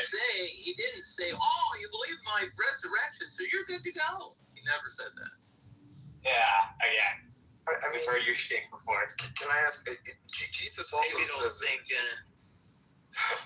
Jesus also seems to claim a really weird amount of authority to his own teaching. He says he's the Lord of the Sabbath, which is incendiary for a Jew. He says plenty of things. The one thing that really sticks out to me when it comes to what Jesus thought of himself is, I believe it's Mark 14. I don't know off the top of my head, but it was pointed out to me recently that Jesus quotes Daniel 7 of himself, and Daniel 7 is the passage where the Ancient of Days brings out one like the Son of Man and gives him all power forever. And it's this pretty insane passage in Daniel where it's called the thing is called the two powers in heaven doctrine, where you have Yahweh and then you have the Son of Man who also is Yahweh. And it's this extremely strange text, especially when you have Shema saying that God is one. But Jesus' trial, adjured by the high priest, he says, "I adjure you have to answer." Jesus wasn't saying anything. They're punching him, they're beating him up, and it's a kangaroo court, ridiculous hung jury and everything. And it's a bad courtroom thing at the guy's house who wants to kill you. And Jesus says, he calls himself the cloud rider, which is, he says, I am the Son of Man. You'll see me judging on the clouds. He calls himself that. The high priest tears his robe, which was illegal and by Jewish law, and then votes and says he's worthy of death, which was illegal. The Jewish trials had to vote from youngest to oldest so that the youngest people weren't swayed.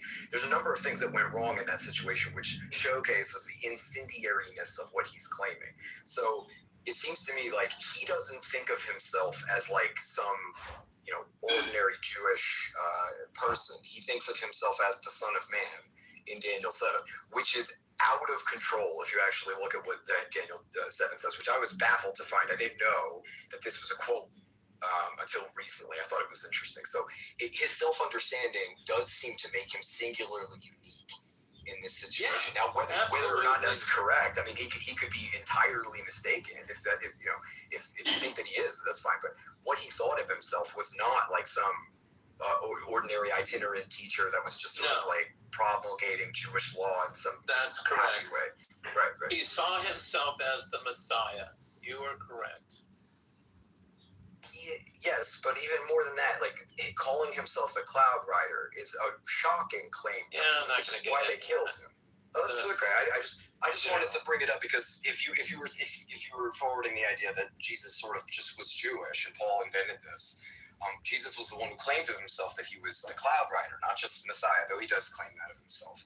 Yeah, he says repeatedly, "I have come to gather up the children of Israel and bring them back to their proper covenant," right? That's it. I have come for them to bring them back so that they can become a nation of priests to guide the world into justice and righteousness instead of the shit show that we're experiencing now. Okay. That was his only goal. That's debatable, but okay, I can see where you're coming from. Yeah, but as a Muslim, you think that the whole scripture has been perverted, so that's why you are Don't put words in my mouth. I'm a follower of the teachings of Christ, not the teachings of Paul. Is that simple? Is that simple? In what? Muhammad also. I believe that Muhammad is the last messenger because his teachings are synonymous with Abraham, Moses, and Jesus. Paul's teachings are in conflict with Abraham, Moses, and Jesus' teachings. So why would you cast out the teachings of Abraham, Moses, and Jesus for the teachings of some monobrow, bald-legged, prematurely bald homosexual? Come on now.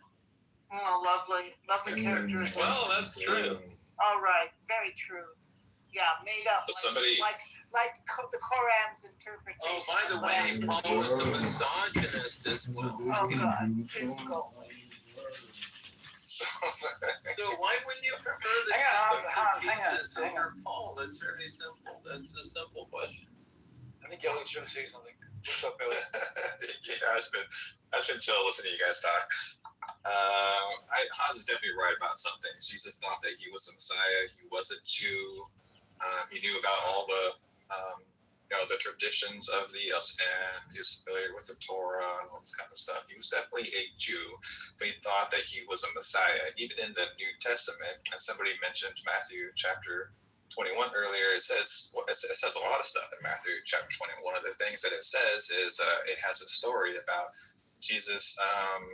He tells some of his homies to go into a nearby town, grab themselves a couple of donkeys, and bring them back to him so that he can ride them as a triumphant king. Well, maybe he doesn't say as a king, but but the point is and then Jesus he quotes one verse out of Zechariah chapter 9, starting at verse 9. There's a whole prophecy in there about a coming Messiah, just like Hans is talking about, and the Christian Bible is full of this kind of thing.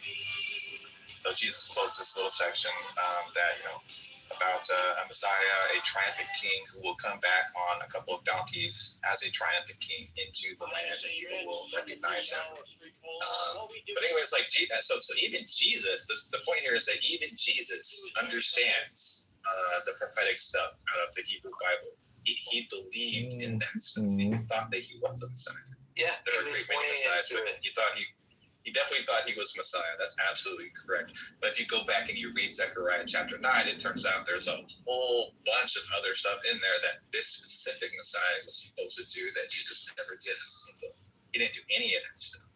So, like, you guys can talk all you want about, like, you know, somebody coming back to life. Maybe that's true, maybe that's not. It doesn't matter. There's no prophecy in the Hebrew Bible anywhere that says God, Yahweh, is going to incarnate as a human being, be born of a virgin woman, get killed, and then come back to life as a human sacrifice for all the sins of humankind. There's nothing like that anywhere in the Hebrew Bible. And if we are to believe that he is Yahweh, or that he's God, that you know, it's going to need a little more. The book of Isaiah has the prophecy of coming up the Messiah. The whole entire Old Testament talks about the coming of the Messiah.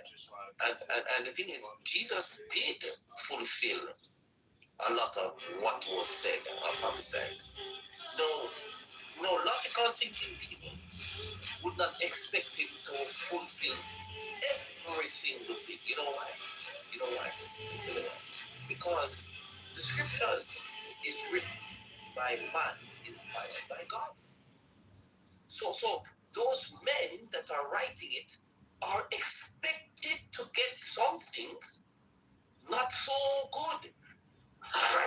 Right? They're expected. There's nowhere in the Bible that it says man is perfect. Whenever they are speaking for God, there's nowhere does it says that. It says God is perfect, but it doesn't say when God is speaking through His prophets, that they're automatically perfect. Right? So the point is Jesus Himself. There's a lot of eyewitness. There's a lot of accounts that clearly states in the book of Matthew, Mark, Luke, and John that matches up with what Isaiah himself was saying.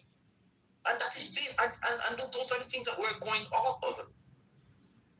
I think you raise a good point when you bring up Isaiah 53, right? Because it does talk about like the suffering servant taking on the iniquities of us all. I'm not sure if that was Elliot or whoever before was saying that's like not something that the Messiah is supposed to do, but I thought of that as well when he said that. See, this is the problem. The Christian reading of that verse, by the way, is not in the Hebrew. Exactly. This is the problem, you guys. You don't get anywhere in the Hebrew Bible like typological fulfillment. It doesn't say anywhere in there that anyone gets to read prophecies from the Hebrew Bible as a type of typological fulfillment. That is only in the New Testament. So why should anybody think that when we go and we read Isaiah, specifically chapter 53, and there's a bunch of other stuff in the Bible, like why is it that Christians where do they get this idea of typological fulfillment from? Because it's not from the Hebrew Bible. So I mean, if you just go and read if you read Isaiah chapter 53 from start to finish, nowhere in there does it say anything about anyone dying and rising for your sins. And in fact, if you read the whole thing, so Isaiah is written in like sort of three different time periods. So there's first Isaiah, there's second Isaiah, and there's third Isaiah. Second Isaiah is about the deliverance of the Israelites from the hand of the Babylonians, essentially, in a nutshell. That's what the whole, everything from Isaiah chapter 40 up to around 55 is all about just the Israelites being delivered from the hands of the Babylonians.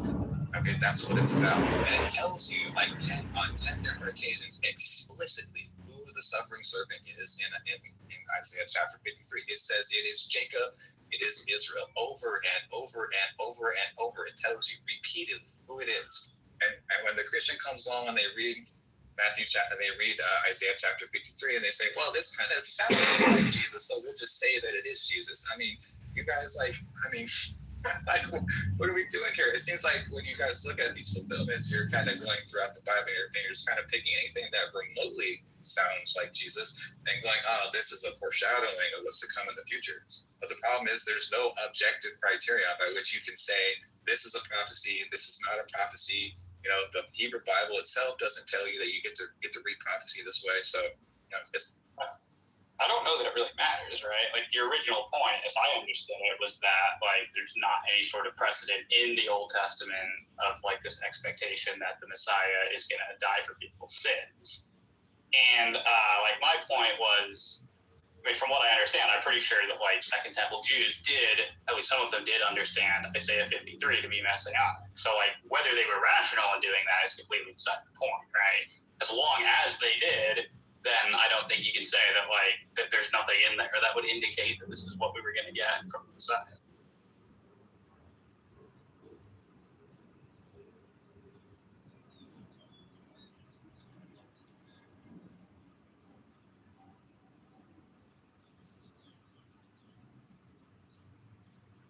You know, I've been like looking at this stuff like for many years, and every time I look at any prophecy that Christians say is a prophecy about specifically Jesus, the Messiah that Jesus thought he was, I go in there and I read the original prophecy.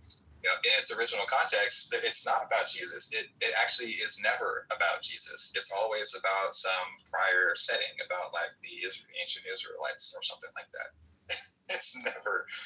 Well, it's that's the problem. The Christians, to make it work, they have to really bend and twist things to make it work. And Paul was very skilled at bending and twisting words. He was very skilled at that. Again, though, I just see that as being like a very different point from the one that was originally being raised. I know. I mean, it is like a different point, but you know, a Christian pastor would have you believe that Jesus is God. He would have you believe that, and so you ask him, "Who is God?" You know, his answer should be Yahweh. His answer should be Yahweh, and he could say more things like the Trinity and the Holy Spirit and the Father and stuff like that. But God is Yahweh. That's the name of God. You know, if we're supposed to believe that, you know, Yahweh is the God of the ancient Israelites and of the Jews. You know, so like, what is the connector between these two ideas, if not?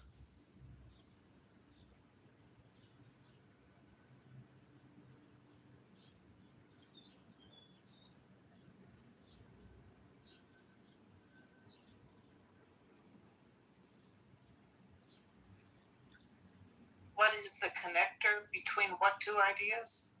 That Jesus is God and God is Yahweh? Yeah, in the new.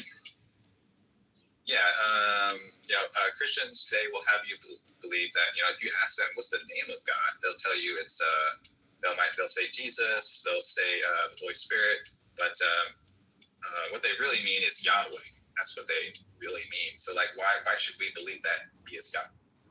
That Jesus is Yahweh, because we developed the idea, or we interpreted what happened with the idea of the Trinity. That's how. So you can say Jesus is the Holy Spirit, or God is the Holy. I mean, they're all one, right?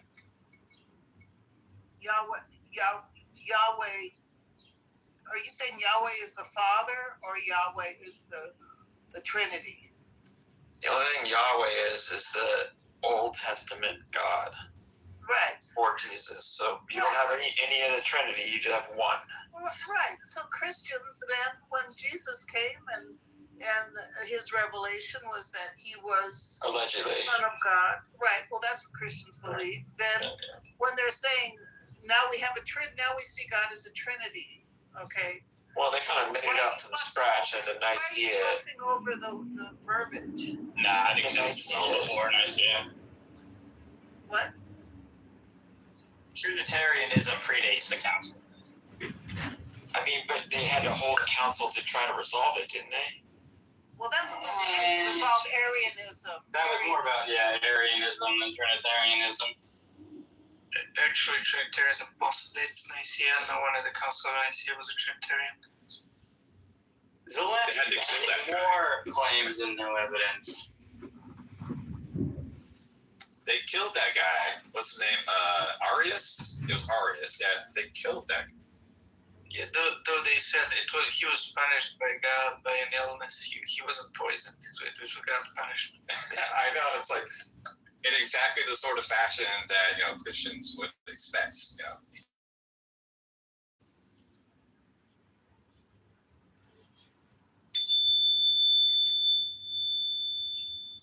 For trivial differences, like Arius, like, you know, believed in the Father, Son, and the Holy Spirit, and believed Jesus was the incarnation, you know, of the Logos, who's like, you know, the Father's cosmic helper through whom he created in the universe, etc., etc.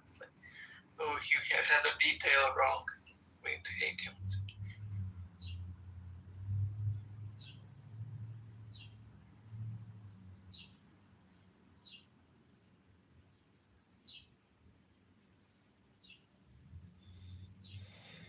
I guess you guys leave your conversation with Hans. Oh, I'm sorry, Elliot. Go ahead. I just wanted to ask Delaney if what his thoughts on the resurrection are. I mean, I already said these days, I don't believe in physical resurrection. Okay, all right. That's all I wanted to know. Because I've listened to you speak before, and you sound like a very reasonable person. But wait, he said physical resurrection. Is there something more than that, Zelini? He believes in a spiritual resurrection.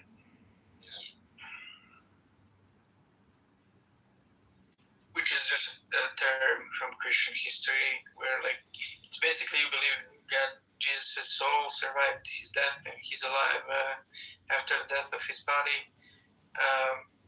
So nothing spectacular in the sense of, like, you know, like there being some miracles, physical kind connected to that. It's just a term that existed to this word resurrection from the Bible. Yeah, I mean, Jesus even says, don't worry about the death of the body, worry about the death of your soul, right? So, yeah, I don't see any problem with that. Are you a believer in reincarnation, Zelini, of the spirit coming back? No. Crazy like a fox. There are some questions that I need to ponder Crazy more. in love. But they're gonna open a can of worms with regards to other views that I have, and how, like, I accept some stuff from the Bible about, you know, universalism and etc. And it's like, I don't know, like if I in a nutshell, currently no. So I don't believe in reincarnation. Wouldn't reincarnation of the spirit comport with the law of conservation of energy? I don't think they're connected. I think souls are not really of the type of substance that is described by you know, the laws that we can discover through physics. Just my girlfriend. Fair enough.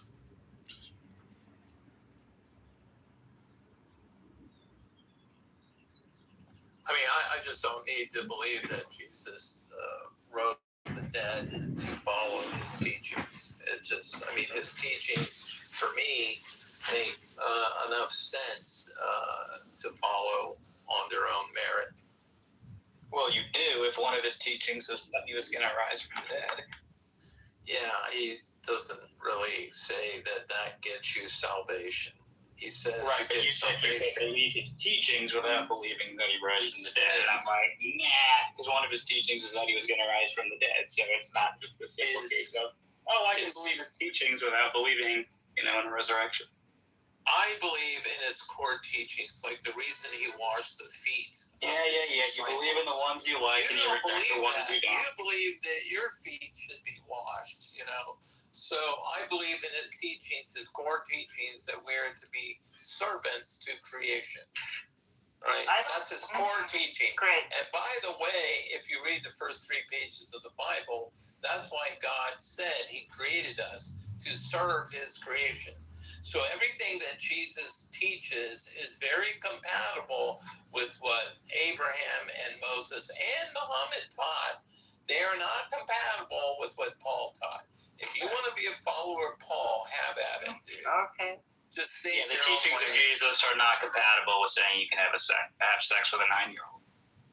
I'm sorry, it's not compatible either. That's such a desperate man. Do you think you'd even know about Jesus' teachings if his followers didn't believe he had risen from the dead?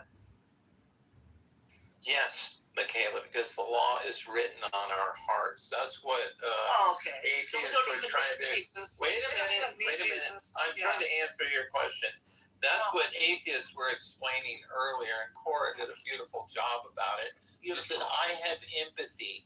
I treat people how I want to be treated. As a matter of Only for fact, her. I'm almost She's a done. saint. I'm almost done. As a matter of fact, the great Rabbi Hillel was asked, can you sum up the Torah while standing on one leg? And he said, sure. Don't do what you'd hate done to yourself, to your fellow human. The rest is all just commentary. That's right. That's right. So did So Jesus. there's nothing more. Why get into all this other stuff? But you say it's written on It's our about hearts. empathy No, in okay. the first place. You say if it's written on our hearts, we don't need any of these religions. No, you don't. Fine. I mean, some people do. My 45-year-old daughter, when her kids were like 3 and 5, she would put this elf on the shelf and say, oh, this elf is watching you all day long and all night, so behave so you can get good presents for Christmas. So if some people need that type of guidance, I'm all for it. The problem is when they start condemning other people for not believing the absurd things that they believe. The absurd. That's the scary part. Well, I agree with you. But I don't think there's the teachings are absurd. But I don't like people being threatened with hell. I don't really understand where that came from, and I couldn't have come back to the church if I had looked that square in the face this idea of hell. So, but I agree with you there about the threat of hell. Well, there's certainly. I don't like it. The beliefs are certainly no more absurd than thinking that pedophiles can be profit. Aw, good for you, Dave. More points for you, Dave. See, this is why Christians hate Islam so much, because Islam exposes the resurrection lie. Yeah, we hate pedophiles. Oh, God. They hate pedophiles. Because Muslims call them out on it, and they call the resurrection a monstrous lie. And people get really upset about that. You say that's a monstrous lie while defending someone who had sex with a 9-year-old? I don't know where you're getting all that, but you dredge it up all the time. But I bet you're one hell of a Trump ass kisser. And we know that Trump was raping. Oh, here we go. Girls, you know. So you bring that up all the time. But I'm willing to bet you're one hell of a fascist Trump supporter. And who made polygamy part of the religion? You know, that's an absolute contrast to Christ. One man, one woman. Joseph Smith and the Mormons still practice they're not to this Christians. day. They're not Christians. Oh, they think they are. I know. What is this? Mormons? They polygamy take with like the entire Bible has polygamy throughout it the same way. Yeah, but That's Christ exactly ended right. that. So let's not over talk each other. Y'all can have this back and forth banter, but yeah, just maintain a decorum at least. But I'm also interested.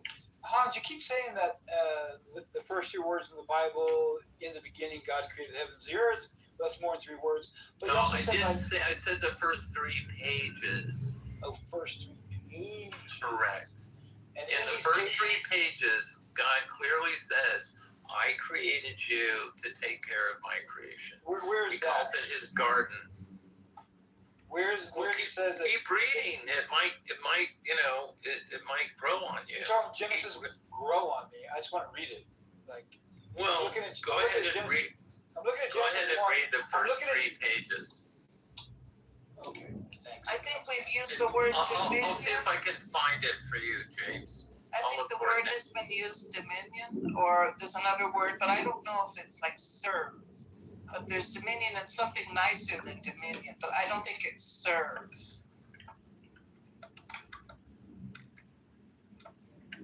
Tend, maybe, or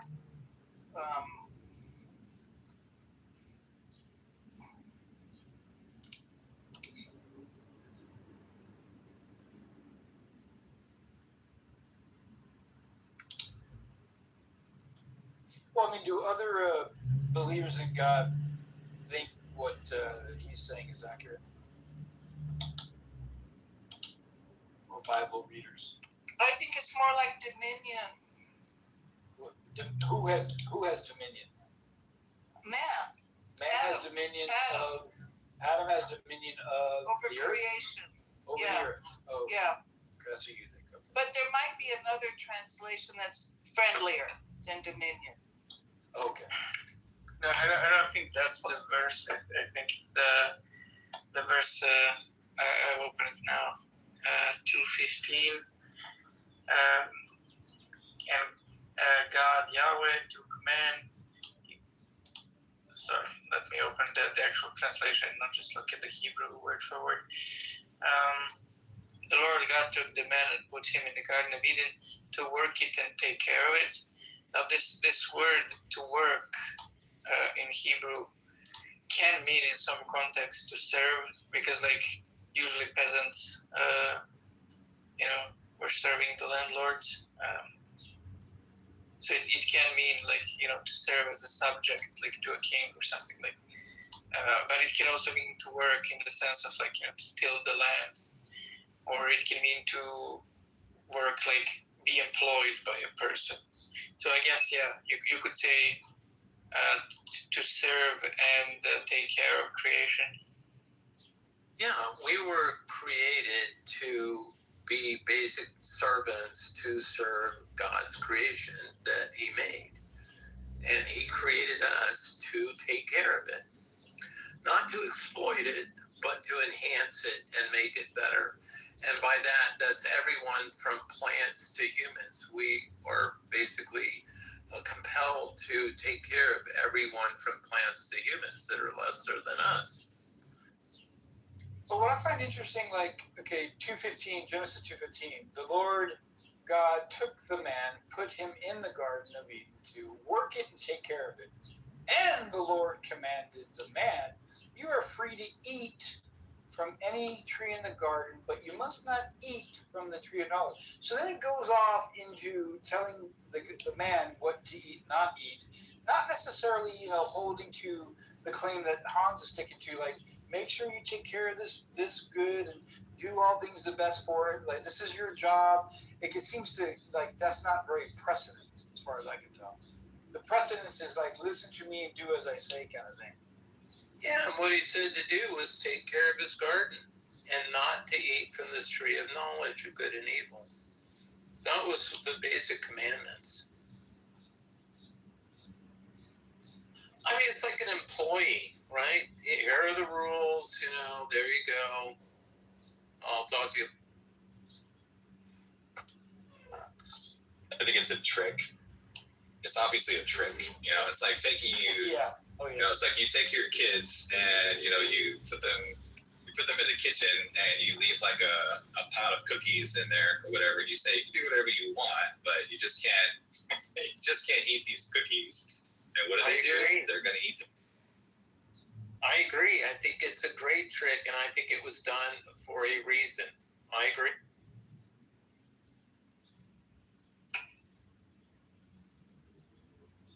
Because scientists do those self-control tests where they literally put kids in a room and they put a cookie in front of them, and they say, like, if you manage to not touch the cookie for 5 minutes, you'll get 2 cookies instead of 1. And then they like see which of the kids succeed or not.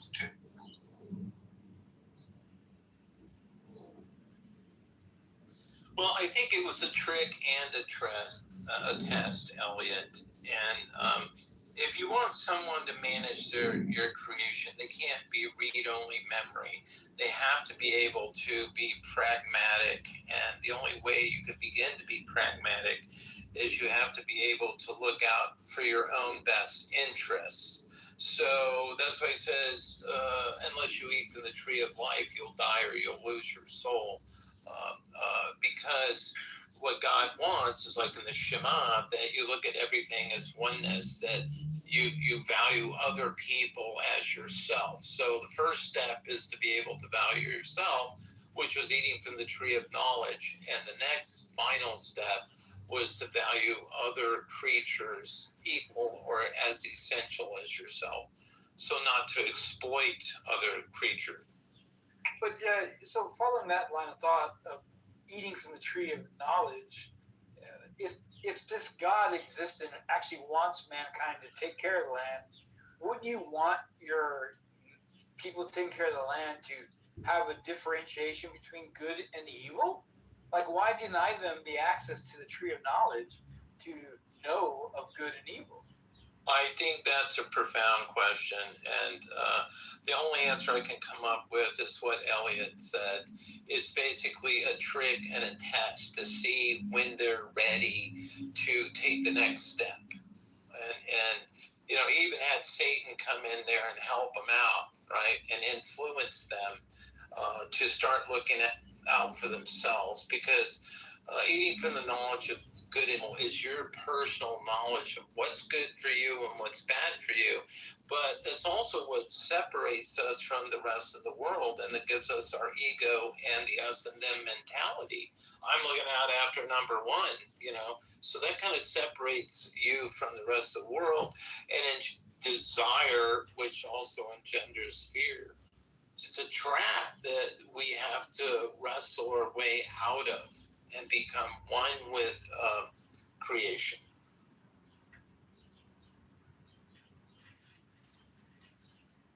But yeah, I agree with Elliot. I think it's a trick and a test.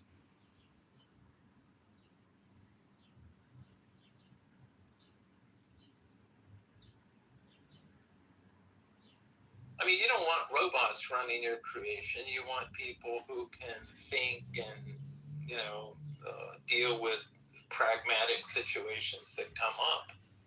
Hans, but on your take, like, do you think God knew what was going to happen anyway? Absolutely, 100%.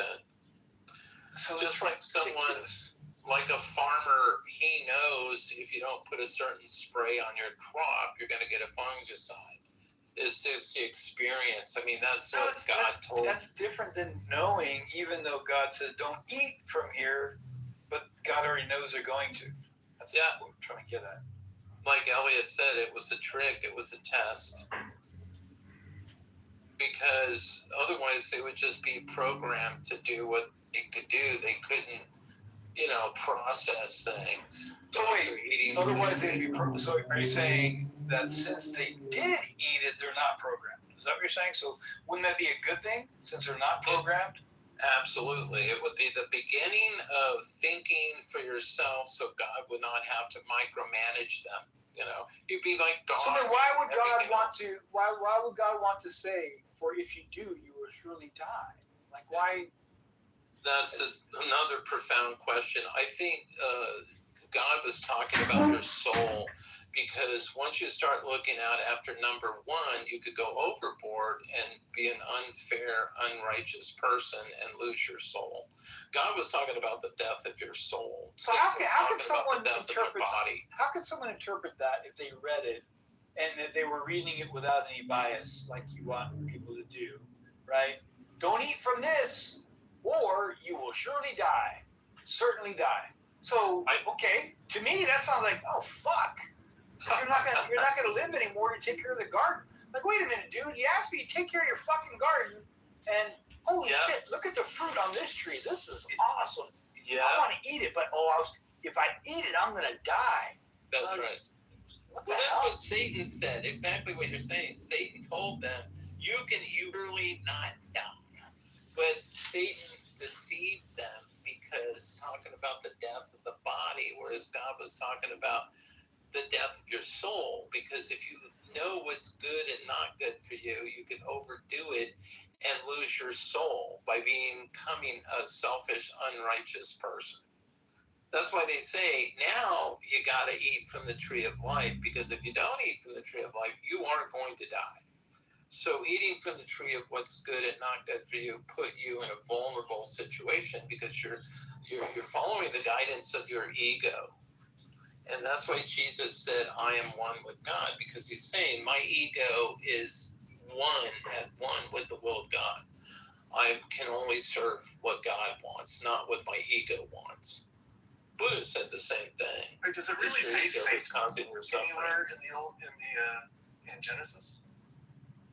What's that? Is Satan really mentioned in the creation story? I think he is mentioned in the in the original sin, isn't he? Isn't he the guy that encourages Eve I thought to it eat? was just a talking snake. Yeah, those are just like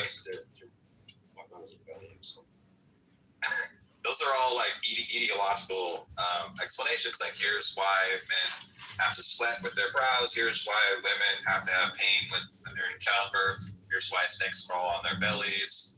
You know, that's the more appropriate reading of that.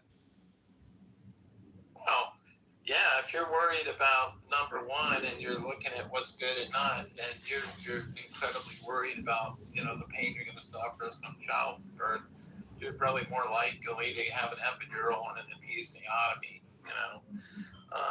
But I have been at 5 births in a very intimate, delivering the child sort of way, and 3 of them were different women, and they behaved differently. The ones that fought the birth more had more pain. The ones that were worried about the pain suffered more, and the labor lasted longer. The ones that just went with it, you know, okay, I'm going to go with it. Wow, amazing sample size. I know, right? Yeah, women, if you just went with it, it'd be all easy. Come on, women. Jeez. I'm just saying what I experienced, that's all. Women's bodies have ways of shutting this stuff down. It's the method that's been taught, the Bradley method, laws and all that. Women are taught how to go with it and not just them. Yeah, Lamaze, absolutely, Michaela. But Michaela, you also know there's that transition. Lamaze is childbirth. It's a method of going through childbirth, of dealing with the pain. I don't know about Lamaze, but the Bradley and there's other methods. Yeah. Do you know the term transition during childbirth, Michaela? Yeah, it's when you can't stand it anymore, you think, and then you let go. Transition is about letting go. Right. And that's what I'm talking about.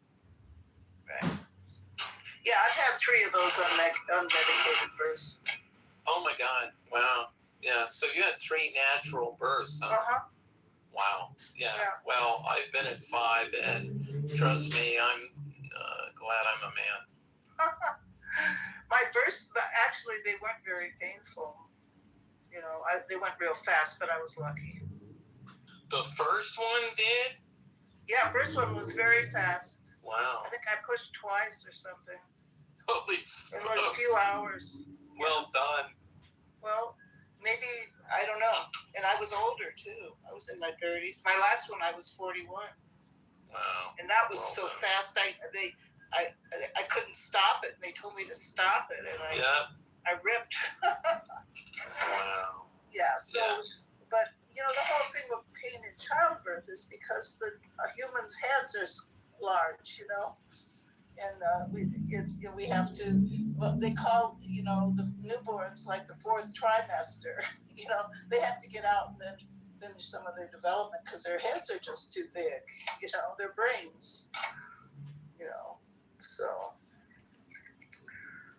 but, I think a lot of what you're saying is a good interpretation, Hans, but I think that, you know, I disagree with some of it. I think you've got this, I mean, do you even believe in original sin? I think you have sort of a Muslim point of view. They don't like to look at original sin and talk about it,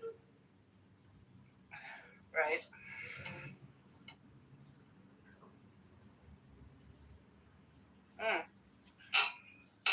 Okay.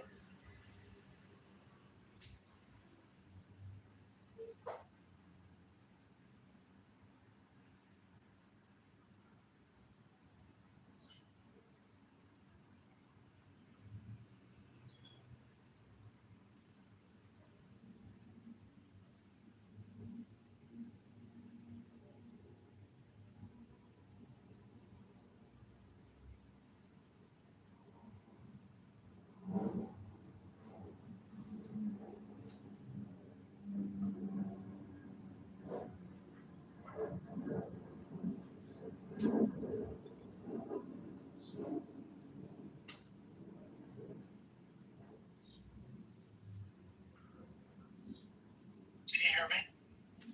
Yeah. What up? What up? I just got my hair and beard cut. I went went to this old school barber shop, like, it was kick ass, man. Get the like, hot towel and all that good treatment. Fuck yeah, like the razor on the neck. Oh yeah. The fucking, like, dude had, I mean, it was like old school. Like, yeah. When I was in the military, I used to do that when I was in the military. I loved it. Yeah. Oh, it's great.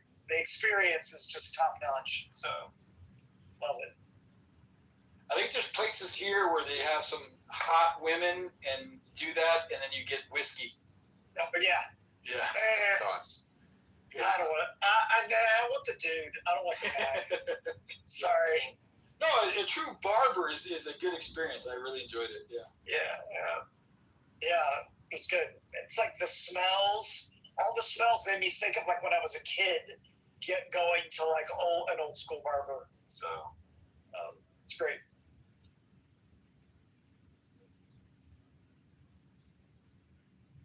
Ladies can't really, I mean, they don't understand, so gotta be a guy. So they got salons and stuff. My wife worked in one for like. but the barber experience is completely different. It's like very male oriented. Yeah, I think what Jason's saying, Ellie, is that a woman cannot relate to having another man give another man the barber treatment, the classic. Yeah, that's true. It's always like dude talk and like, he's shaving you and like, whatever. I bet you, isn't that what they do? Yeah. Isn't that what they do in the salons though? It's like, like the ladies go in, they get like the perm and stuff, whatever they talk about, whatever, gal things, whatever. I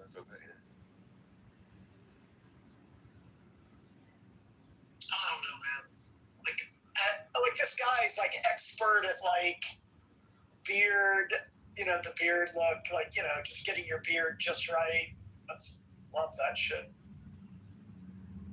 I've been having such a hard time finding somebody that can like cut my beard like the way you want it. So. Yeah, that's true. My wife went to beauty college and she learned like a lot of different techniques, but most of the stuff that she learned was like how to do ladies' hair. She didn't learn how to, give like a shave and stuff. And getting your beard, like for a man, getting like somebody who knows how to deal with your beard, it's like it's an art. Like, I've gone to a bunch of people and they just don't know what the fuck they're doing and they fuck it all up. So it's always, I looked far and wide to find this guy in this shop, and then I looked him online. And people were like, this guy's like the best. You're not gonna find anybody in your area as good as this guy. I was like, oh yeah, that's what I want. Like, it's expensive though. It's expensive though, and there's not that many of them. I just shave with the razor. I think people just do it for the experience, wouldn't they?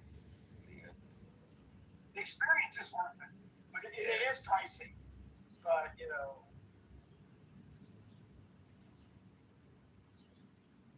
but he made me feel very at ease. Loved it. I was relaxed. I guess he would have to if he has like a razor sharp blade on your throat. He better make you feel like sweetie total some shit. Yeah, but seriously.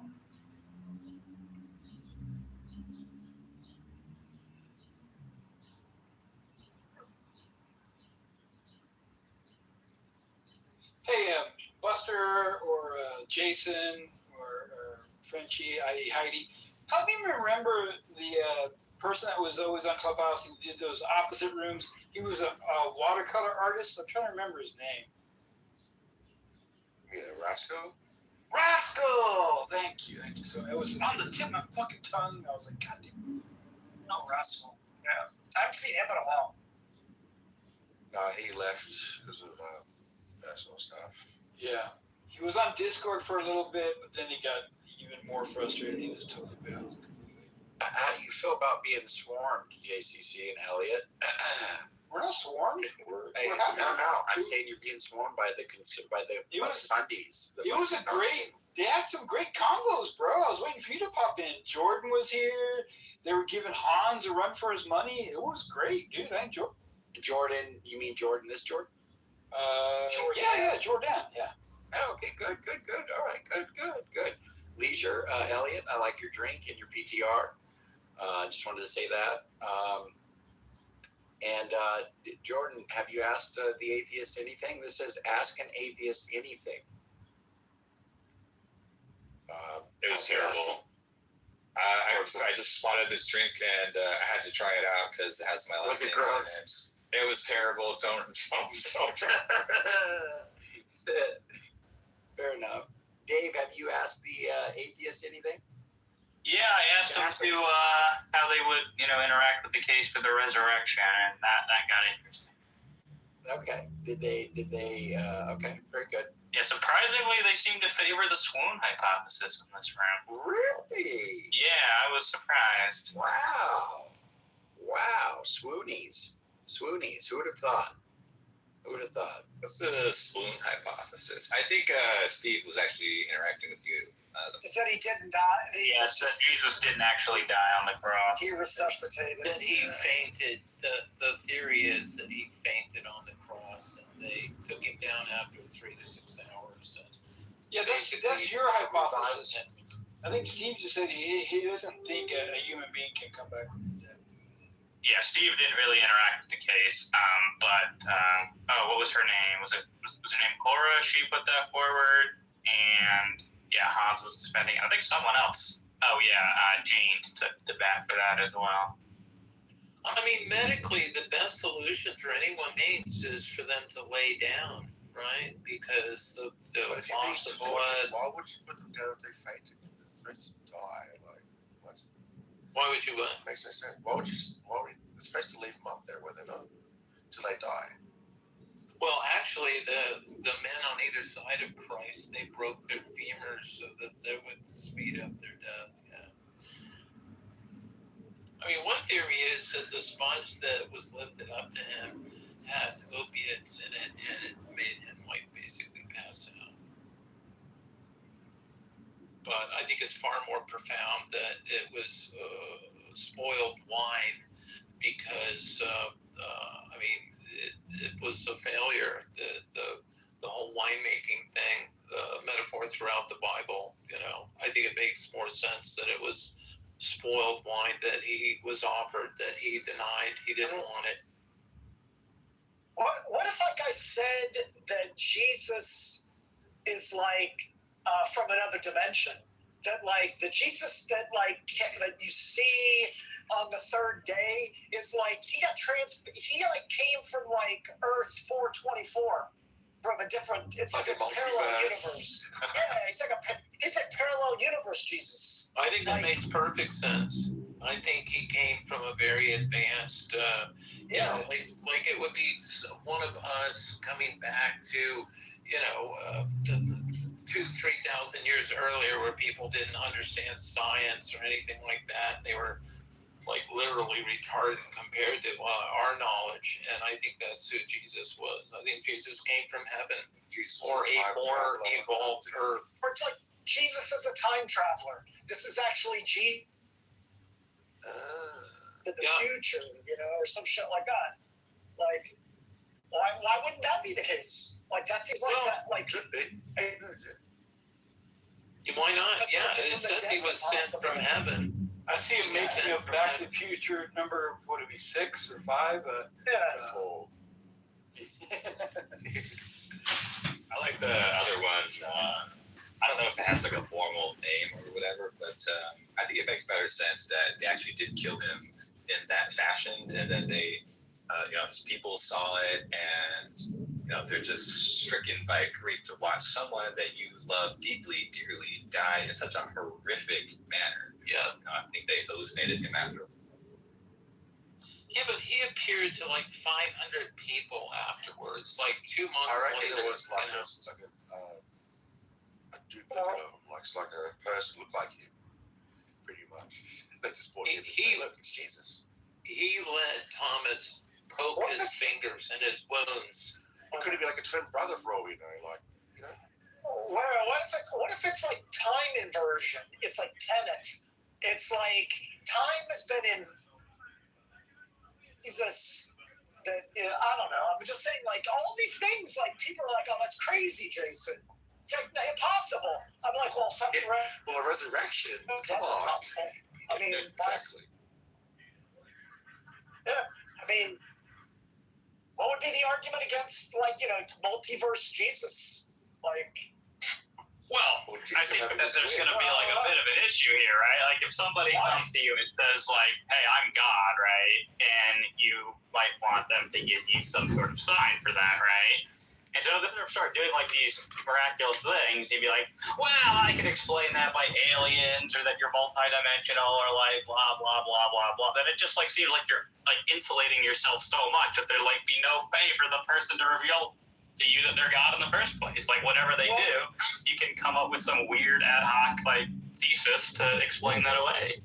You're the one that is coming up with the weird ad hoc make your because you're like, claims. well, the way I'm explaining this is that I have to assume that God exists, and if God exists, then also God. So when you say that Jesus resurrected from the dead, you're not assuming that God exists to be able to make that.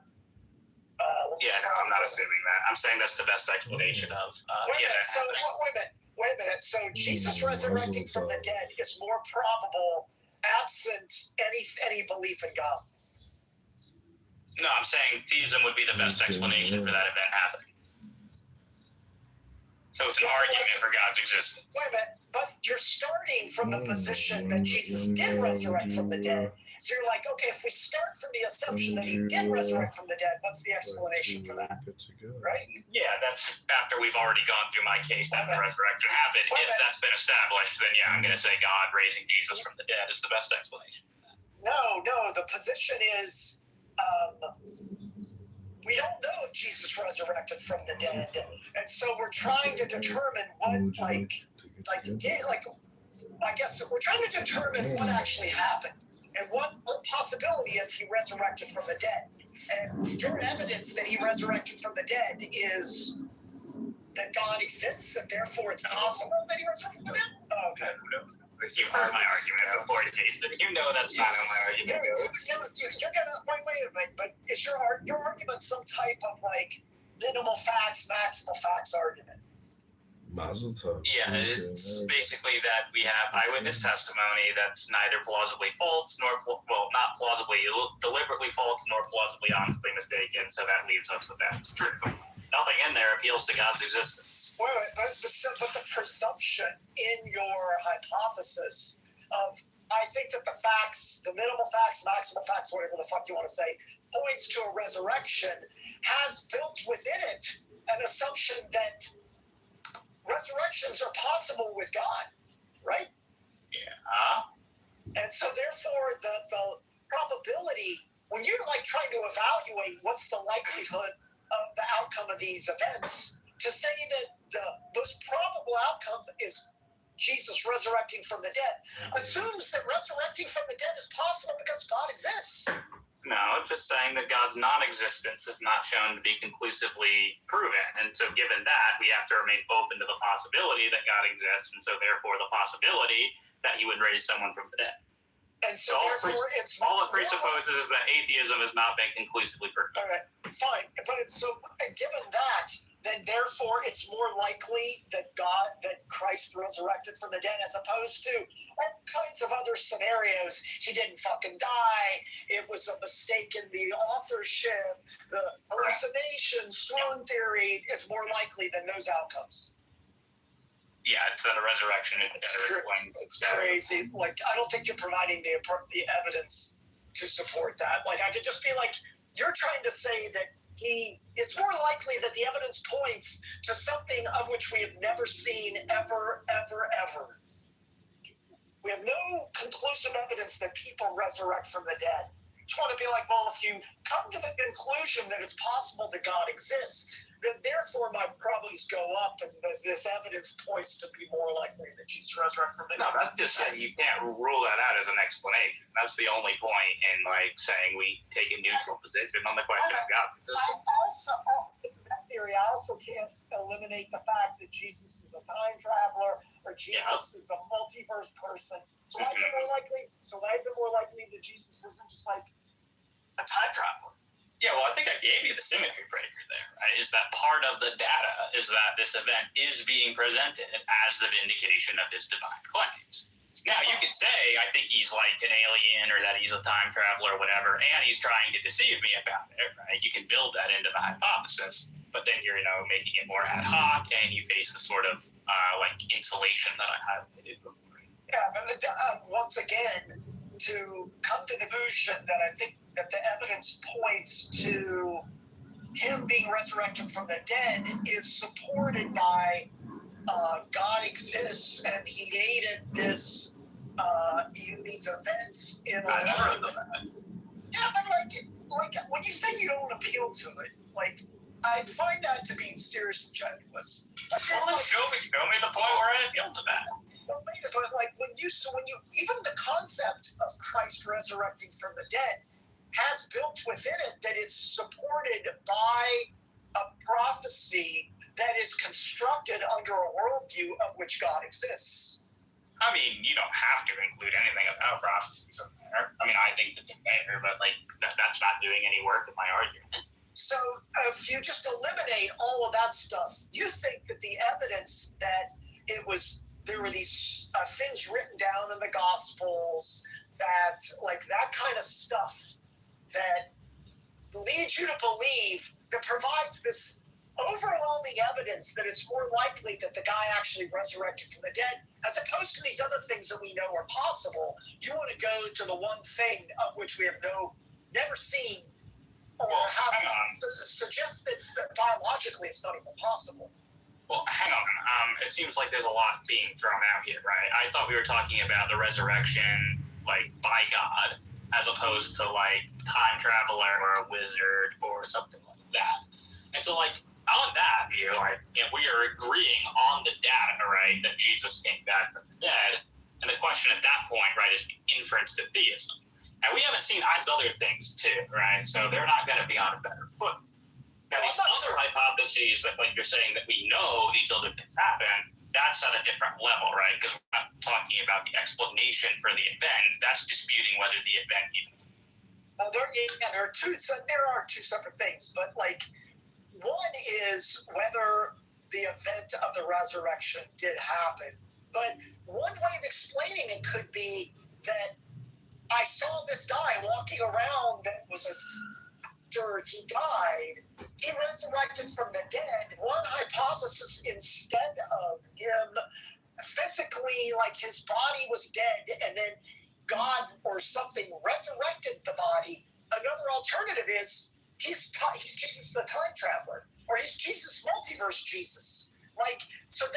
Those are two hypotheses. One, Jesus multiverse Jesus to explain the situation. He was bodily resurrected from the dead.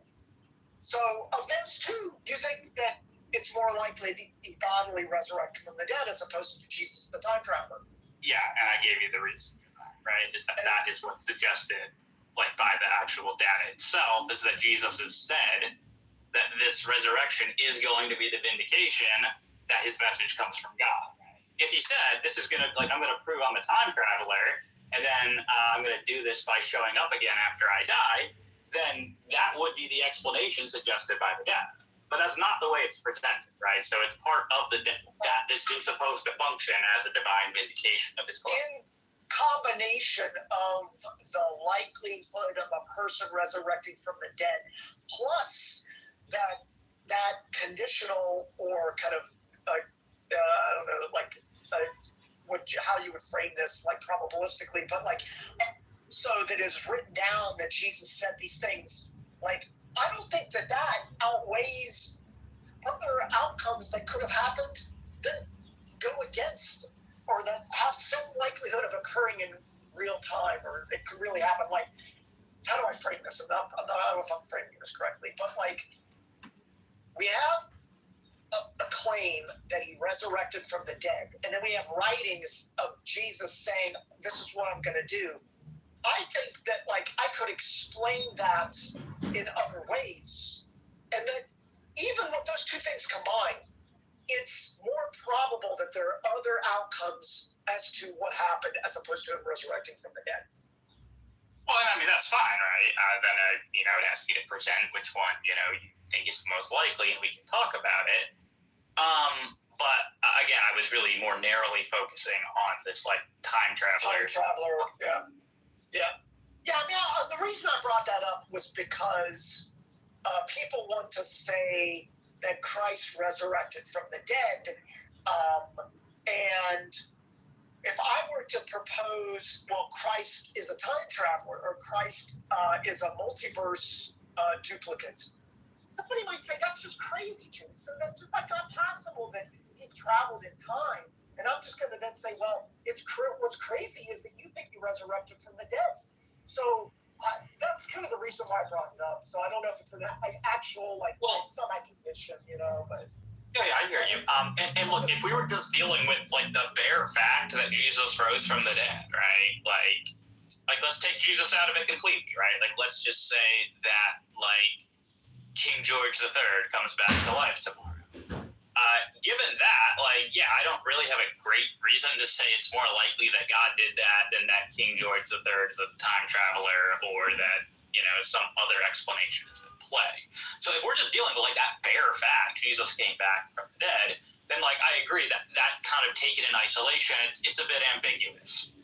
It's when you have the specific context with it, right, provided by the Gospels, that's when I think it becomes a lot more plausible that God is acting here, because that's the way the event is presented.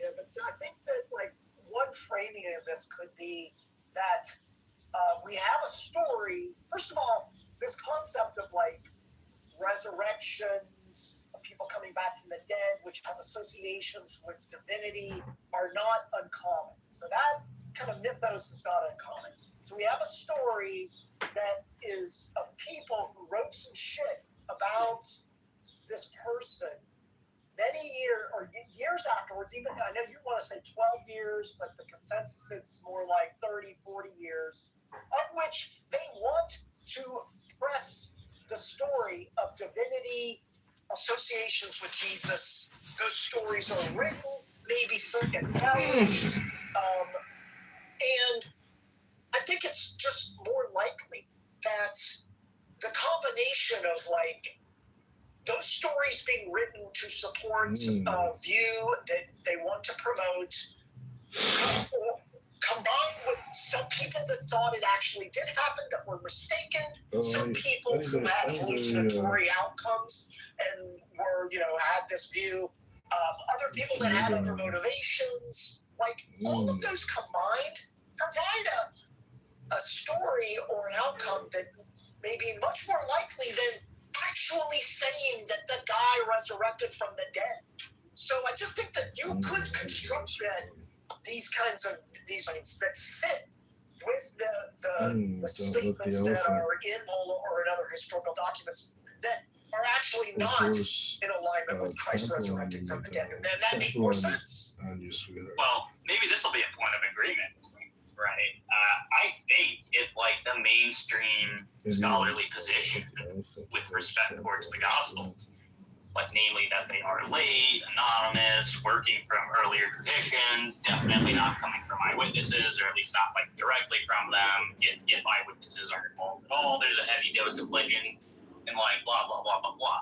If I accepted that view, then, yeah, I probably wouldn't believe in the resurrection myself, right? Certainly, I wouldn't be anywhere near as confident in it as I am. My own judgment, having, looked at this, I mean, fairly considerably, is that assessment of the Gospels is just wrong, right? And so I really think that is where, like, the heart of the conversation should be happening, right? Like, not whether, aliens are a better explanation than God for raising Jesus from the dead, or wherever else these arguments usually go. I really think, like, one's judgment about this is going to be heavily informed by, like, what do you make of the testimony? Like, what do you think it is? And look, if you think that you're justified in thinking that this is not coming from eyewitnesses, it's legendary, whatever, like, I would say then that you would be justified given that conclusion and thinking the resurrection probably didn't happen, right? That's just not what I think the gospel's are. But, like, just from a person, like, kind of externally, it just seems like, once again, you have a view that Jesus resurrected from the dead, and so now you're just kind of, I'm going to use the word concoct, but I don't mean for it to come across as negatively, but you've come up with kind of a viewpoint that post hoc. That's kind of post hoc rationalization aspect where you like you believe that Jesus resurrected. You know that if you accept the scholarly consensus on news, that like undermines your that aspect. You don't want to sound unreasonable, so you're like, how do I figure out a way to make it sound reasonable? Well, one way of doing that is to say they actually are eyewitness testimonies, and it is closer to Jesus's time period. And I'm just going to throw out that other evidence, and I do that and believe this thing, then I'm more assured in my viewpoint, and I think it's more reasonable. So, but that just seems to be some biased thinking. Let's say that's going on. Go ahead, sorry. Well, you can finish your point. That's fine. It's incredibly biased thinking. Okay. I was going to say, let's say that's going on, right? Like, let's say that I am completely biased. I mean, I'm not going to deny I have some bias in this, right? Clearly I do. But fundamentally, like, there are facts of the matter about whether evidence supports propositions. And so, like, the propositions I believe and adduce in support of my resurrection argument, I take those to be supported by evidence. And principally, because there is a fact of the matter there, we can ascertain. So even if I'm biased, right, I could be the most biased person on the planet, and it could still be the case that the evidence supports the proposition that Jesus rose from the dead. So while I understand the point that you're making, like, I don't know, it just, I worry that there's like a hint of genetic fallacy lurking around here. And so, yeah, that's my thoughts. Fallacy? What do you mean by that? Genetic fallacy? Saying that my belief in the resurrection is false because it originated in the wrong way or whatever. Yeah. No, I think they're just saying it because there's no evidence. Testimony is not evidence. Yes, testimony is evidence. Oh, shit. Testimony without evidence. You have an epistemologist, a philosopher of religion, and Dave, and you just said testimony as an evidence. Good luck. And not this again. I'm curious if you guys can say why testimony is not or is not evidence. That's an interesting. People can testify that Trump is the best president ever, but it's not evidence that he's the best just not proof. Well, it's evidence that that's their opinion, right? Well, yeah, an opinion is not evidence of fact. Right, but I'm saying their testimony about their opinion is evidence of their opinion. No, but it's more than that, Dave. It's also evidence for what they're claiming. So. Right, but there's not going to be a fact in the matter about who the best president is, unless like we specify very clearly what it is best, right? And if by best you mean like the president who owns the libs the most, then like maybe Trump is the best president ever, given that criteria. It's just all going to depend like what are you building into your definition of best. Trump doesn't own anything. He's a tool for Zionists, nothing more. Well, I mean, I would say you're a tool of your own hands, but, we all have our opinions. Look at your resurrected. He doesn't accept Paul. He doesn't accept John, and he doesn't accept just certain aspects of Matthew. And he thinks the swoon hypothesis is reasonable. Don't forget that. And you don't accept the covenant of Abraham, and you don't accept the laws of Moses. I was grafted in. There you have it. I do accept the covenant of Abraham and the laws of Moses. No, you believe that you don't understand. You're under that, right, Andrew? You believe that God made these unfair laws that we couldn't No, but I accept them. I accept them insofar as I mean that they occurred, they happened, they are legit, they serve their purpose. Right. To be honest, I don't think they're wrong. We think we're not under them anymore. It's like Paul taught that. Let's try not to talk over each other. Let's try Jason C. Hans doesn't believe that either. So I don't understand why he's trying to hold me to that standard. He doesn't believe that he's under the covenant of Abraham. He accepts Jesus. So I don't understand Anyway, Jesus actually says, "Not a single jot or tittle will drop from the law. Heaven and earth will pass away before the law will pass away." So do you eat pork until? Yeah, I do accept it. You always leave that part out. Do you eat pork, Hans? Do I eat pork? Yep. No, I don't. You I mean, could. my wife Bacon is delicious. does, but it's like, well, she doesn't really like bacon in the Okay, mornings, when somebody has a period, do you cast them out of the city for a bit? Let them get cleansed? Look, or look, what at do you do? least the half of the laws are obsolete because there's no more temple Okay, so you anymore. agree things can change. Let me finish. I believe since half the mitzvahs are obsolete, I believe what's far more important is following the spirit of the law. And the spirit of the law is to submit to the Creator's will and to fight my ego and to try to keep my ego in check so I don't cause suffering for myself and the people around me. That's the spirit of the law. And Jesus sums it up. There's only two laws. Love God with all your heart, mind, and soul, and treat other people as you would treat yourself. He simplified it. Yeah, but he didn't get rid of them. He just simplified it. It's just like the great Rabbi Hillel. They said, "Hey, can you sum up the Torah while standing on one leg?" He said, "Sure. Don't do to other people what you would hate done to yourself." And then he goes, "The rest is all commentary." So yeah. Well, I'm largely sympathetic to that, Hans. I don't know why you think I don't agree. Well, that's good. The only problem I have is when Christians tell other people, if you don't believe the way I believe, you're going to hell. Well, here, let me help you go to hell. But I'm going to save your soul by torturing you. First of all, we have to establish that hell exists, that Jesus taught that, and that Christianity is exclusive. Christianity is not an inclusive religion. It doesn't mean it isn't the case that everybody, just by virtue of them being human, that they're accepted without accepting Christ. Christ is it.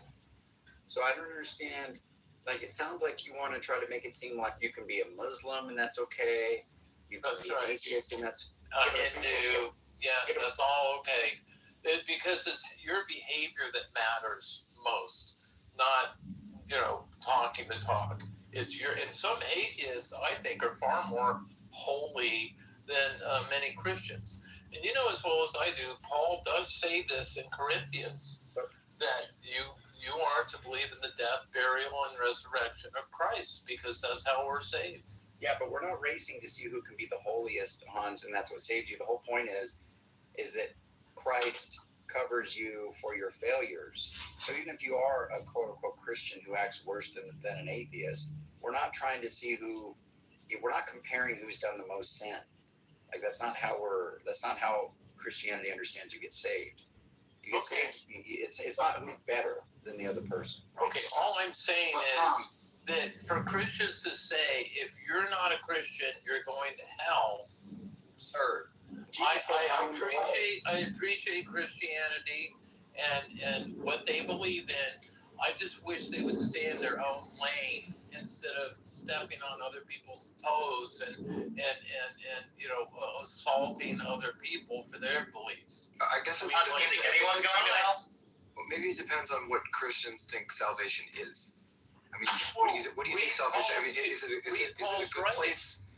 No. I think I have a pretty good idea of it, but I don't know if anybody else does, because a lot of Christians don't seem to. But I take more of an orthodox view on this, and I think it makes a lot of things a little bit easier. So if you think that salvation is God like letting you into his social club, and like, oh, there's a good place and a bad place, I think that's mistaken. So one reason I think it's mistaken is because it's not how Jesus talks about it. Especially in John, he seems to do a lot of like theological carving out. What he seems to say is that there's like a connection missing between you and the only eternal life source in the universe. And the connection is a lack of sin. If you sin, you disconnect yourself from the Father. And the only way to be reconnected to the Father is by going through the Son. And so if you think of it that way, then it's like, it's not as if we're saying, or Christians or any religious person is saying, that you're just not saved if you're not a good person.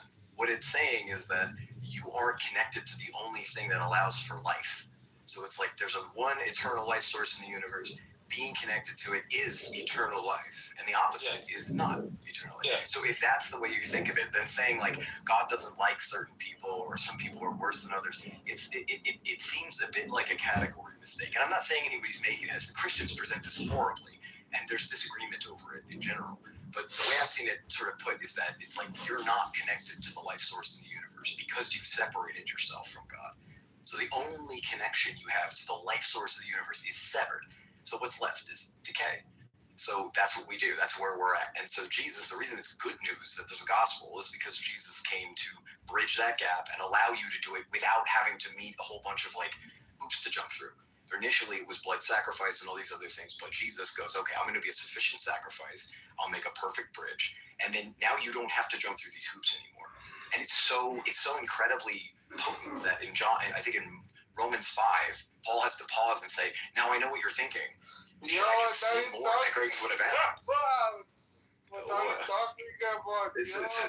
I said sin and grace would have added. Does that like, I don't know, like probably people don't agree. But I mean, does that make sense? Like, if you put it that way, I think you're making a lot of sense. But I'm just saying that Jesus was not casting out the law. He was just breaking it down to make it simple that we could follow just the spirit of the law instead of go through the motions. And the spirit of the law is to serve creation. That's why he washed the feet of his disciples. And they protested that. So he's just saying, hey, help creatures that are lesser than you. That's your job here. And he is the one that separates the sheep from the goats. And the goats always vacillate between fear and desire. And so when they're trapped in that, you're going to cause suffering for people around you, including yourself.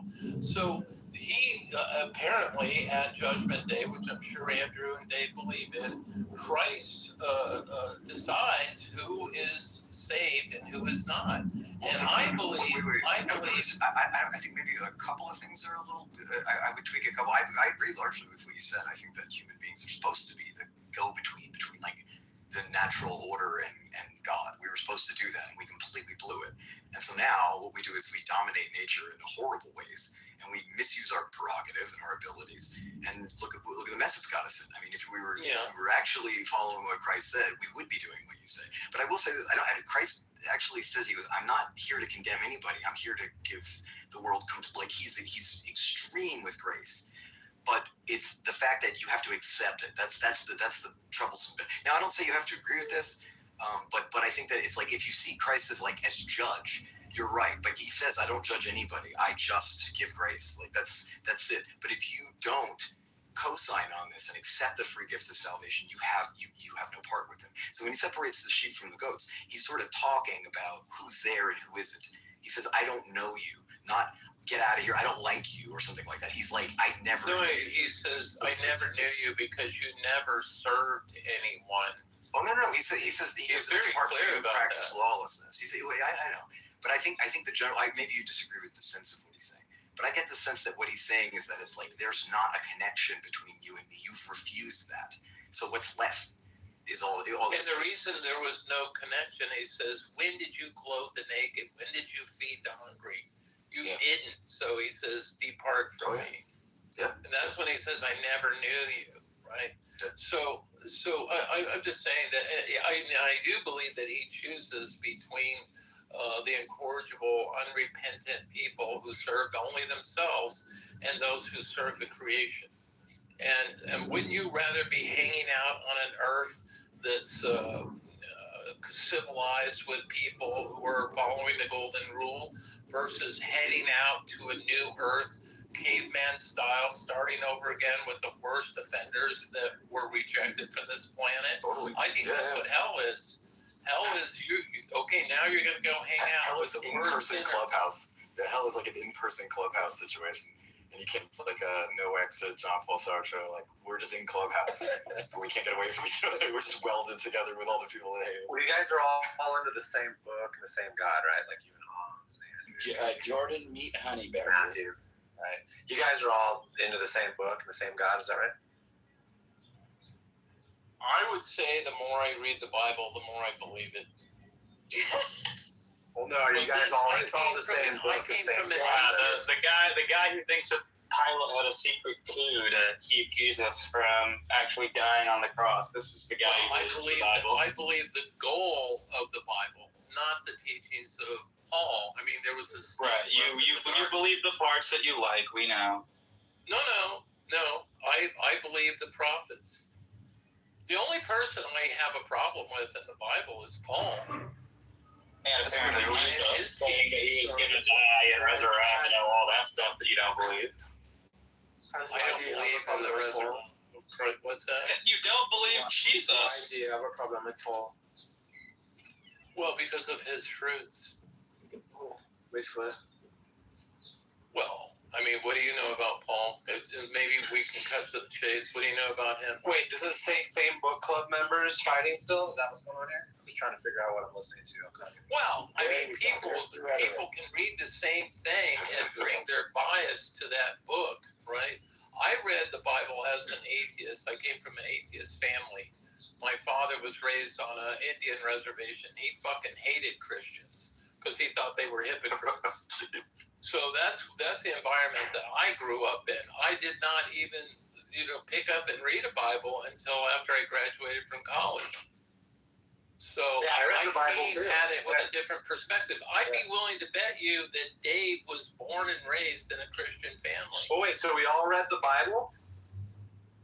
I have. And you guys the only difference between me and you guys is that you guys believed it. Is that right?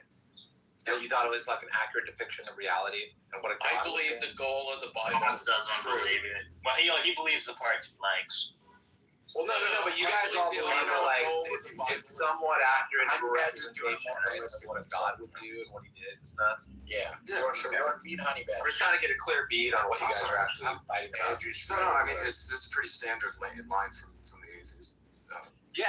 Well, when I was 10 years old, I just stopped believing that it was actually real. I was like, oh, this is like Aesop's Fables. Okay, I get it. And you guys just kept going with it. Okay. Yeah, I didn't start till I was. I think that's pretty accurate. I think maybe you should stop giving up on stuff so early. Maybe give it a little bit of a. Well, wait. What is it? Believe in leprechauns and fairies and Santa Claus. Like, we should all believe in all this stuff as adults, really? I don't know if I stopped believing those things at 10.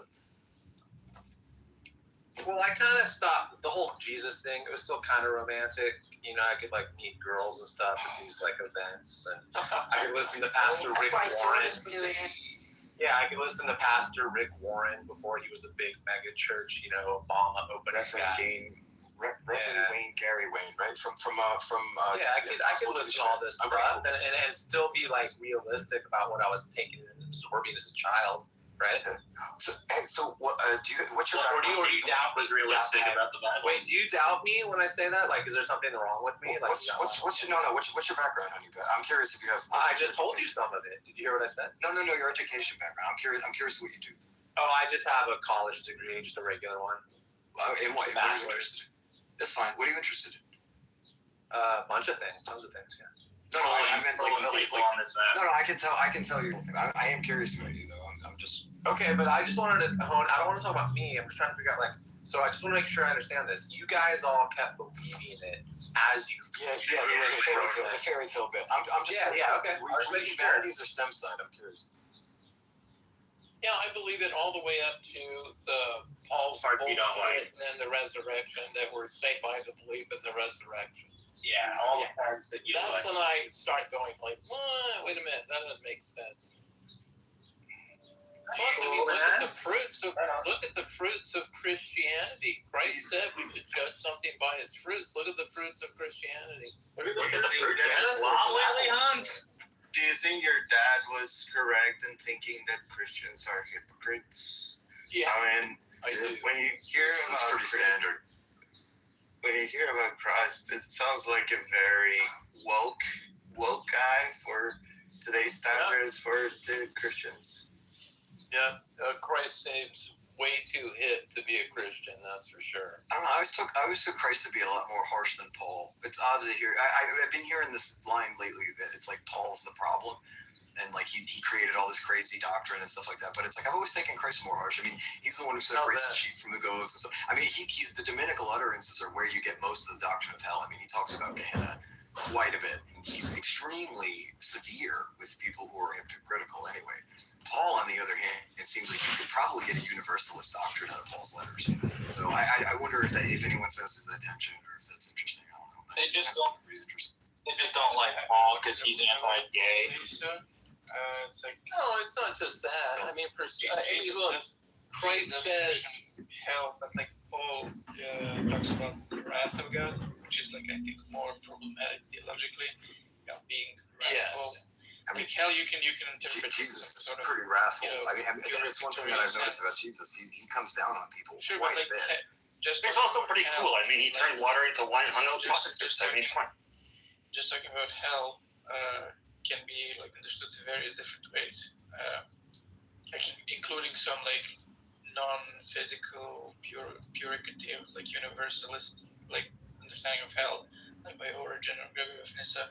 So it's like, but wrath of God, like seems, I would say, more theologically problematic. Yeah, but it seems like that line kind of comes from Jesus more. I'd have to pull texts, but it doesn't seem like that's really the line that Paul takes. He doesn't like the way what I said before was in Romans 4. I think it's Romans 4. He has to like pause and say, "Now I know what you're thinking. Everything you do accrues to your benefit, and any losses that you take are going to be accrued to Christ on the cross. So if you sin, grace will abound. So if you do nice things, then you get rewarded for the nice things. If you do terrible things, it just goes to Christ on the cross, and then you're acquitted. So it's like, so what you're thinking, he has to like pause and stop you and say, this is so loose that it's like, should you sin that grace should abound? He's like, no, that's not how you do it. You should do other things. But it's so incredibly open and unrestricted that like grace just covers everything. That it's like legit. It's like it's so much that he has to be like, now I know what you're thinking. We should just go party. But does that make sense? It does make sense, but at the same time, God says he stands on two legs, justice and righteousness. So it's not just that someone who's gone through life being selfish and conquering gets the same reward as someone who behaved wrong. That's just not just.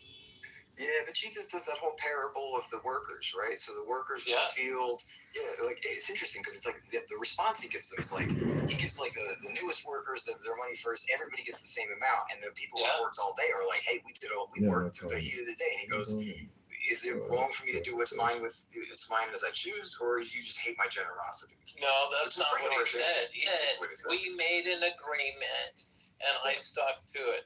I made a personal agreement with you, and you, and you, and you, and you agreed to it. So what's the problem? Well, yeah, exactly. It's like so, but that's the grace. It's like people who barely did any work getting a day's wage does seem unfair from the people who did all the work. They didn't deserve it. Exactly, it's grace. Well, look, he was talking about a harvest, and I think he was talking about a vineyard harvest. You wanna get it picked, so you're willing to make whatever deals, to get it done. And but they were jealous. That's the point. They were mad at the work they put in wasn't acknowledged as more. And he's like, I agreed to give you the same as the other people. Why are you mad at my generosity? That was the only. I'm not trying to be contentious on the point. I'm just pointing out that even when the work would be respond. Even when the work was the same, hold on, one second. Even when the work was the same, like with Cain and Abel, like just because one had an agricultural sacrifice and the other one had an animal sacrifice, doesn't mean that the work was any less. You know what I mean? He just preferred the sacrifice over the plant sacrifice. So he just picks and chooses arbitrarily sometimes. Now, I think I've wondered about that too. I don't think that Cain gave the best of what he had. I think that's why God was displeased with his sacrifice.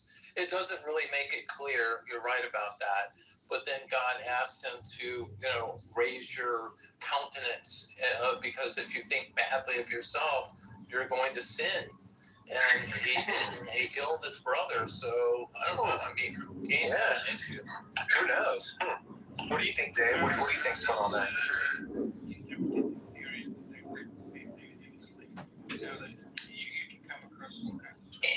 There's so many ways to interpret it. You're kind of quiet. You're kind of quiet. No, I mean, you're really quiet, bro. There's a prominent medieval Jewish rabbi, I think it's Joseph Halbo, like if he lives here in the audience, you can correct me, that gave an interpretation or theory, whatever, like interpretation why like Cain's, sacrifice was not preferred. And his theory is that Cain was a vegetarian and thought that like it's unjust to kill an animal for sacrifice, and God thought that killing his brother was fine. So he chose Abel's sacrifice to show that that's a wrong principle, and then Cain took that the wrong way. Okay, it's a wrong principle. So I guess. See, I heard a bit of a different theory on that. That Cain got pissed off that God favored Abel. In that, the sacrifice that he gave was equal in work, that, you know what I mean? And he got angry at that. He's like, I did just the same amount of work, but you're favoring him. And he got all pissed off and bent out of shape for that. Yeah, and he got jealous. There is also the prodigal son is also another example of kind of something we could see as unjust. Because one child was very good and the other one wasn't, and the prodigal son got all the benefits.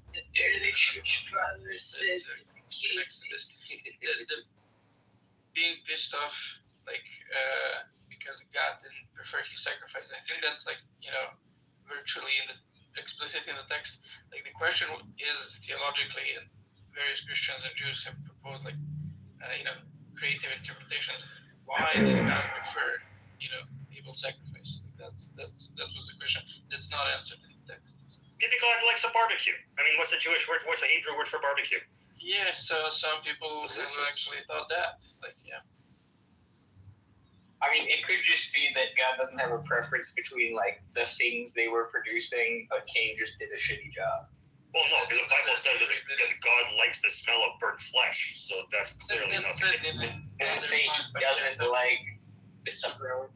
Yeah, some people have made that connection from Jade, but pleasing the of meat.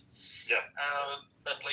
So some people have said the previous thing also, it is unconnected with the sacrifices, but there was some sort of that Cain did, either in deed or mentally, and that's why the sacrifice of Abel was preferred. Maybe it didn't work out right. Huh? Yes. It's on my desk. Hi, Ari. You got brush? How do you feel? I like Tom's takes. I got you, Tom. Mike is on. Muted. Oh, good. Yeah. I still think the Abraham and Isaac story is the most interesting of those early Bible stories. The Cain and Abel thing is less. It's less mysterious. God killing animals, here and there, but killing sounds a bit God commands them to go do something and then commands them not to do it. On that issue, Jews have the best theories because of the words of the Hebrew language. So, technically, he didn't tell him to kill his son. He told him, because the word for sacrifice is often used as a sacrifice. Also etymologically can mean something totally mundane, raise up or something like that. Again, you can correct me. And he, some rabbis were saying he didn't say to kill his son, to raise him up to the hill that they were going. And he misunderstood and thought that this Hebrew word was used in the sense of sacrifice. And he was about to kill his son, and God said, no, didn't mean that. Yeah, that's even more problematic. That's even more problematic because that just means I don't know what God was unclear or ambiguous the first time. Even more than that, you're going to have scriptures that clearly show that Abraham knew that God could raise him from the dead and all this stuff. That's not going to be easy if you try to. That would still make sense if Abraham was just misunderstanding what God wanted him to do, what's being told to do by God. Well, no, because God brought back to his remembrance things that were promises about his son, and that doesn't make sense if he completely misunderstood and God didn't actually want him to go up there. Also about Well, you think God would know, like, right away upon commanding him that he was taking it the wrong way? Yeah. No, but that's not what I meant. Yeah. Also, about God raising Isaac from the dead, like there are some other now, like rabbis who have a different opinion, and they say, well, actually, he killed Isaac, because there's also like a quirk in the Hebrew text, like where it says they go up the hill, but then he goes there. Like in some points, like it switches between the plural and the singular, and they want to say, well, the text is indicating that Isaac is dead at that part of the text, and then like he gets resurrected by God, and like the bull, or not the bull, the ram is given like to sacrifice. So like, thank you to God for resurrecting Isaac. That's crazy. These theories exist like in the Middle Ages. I thought to call out to kill him, and then it's like, no. I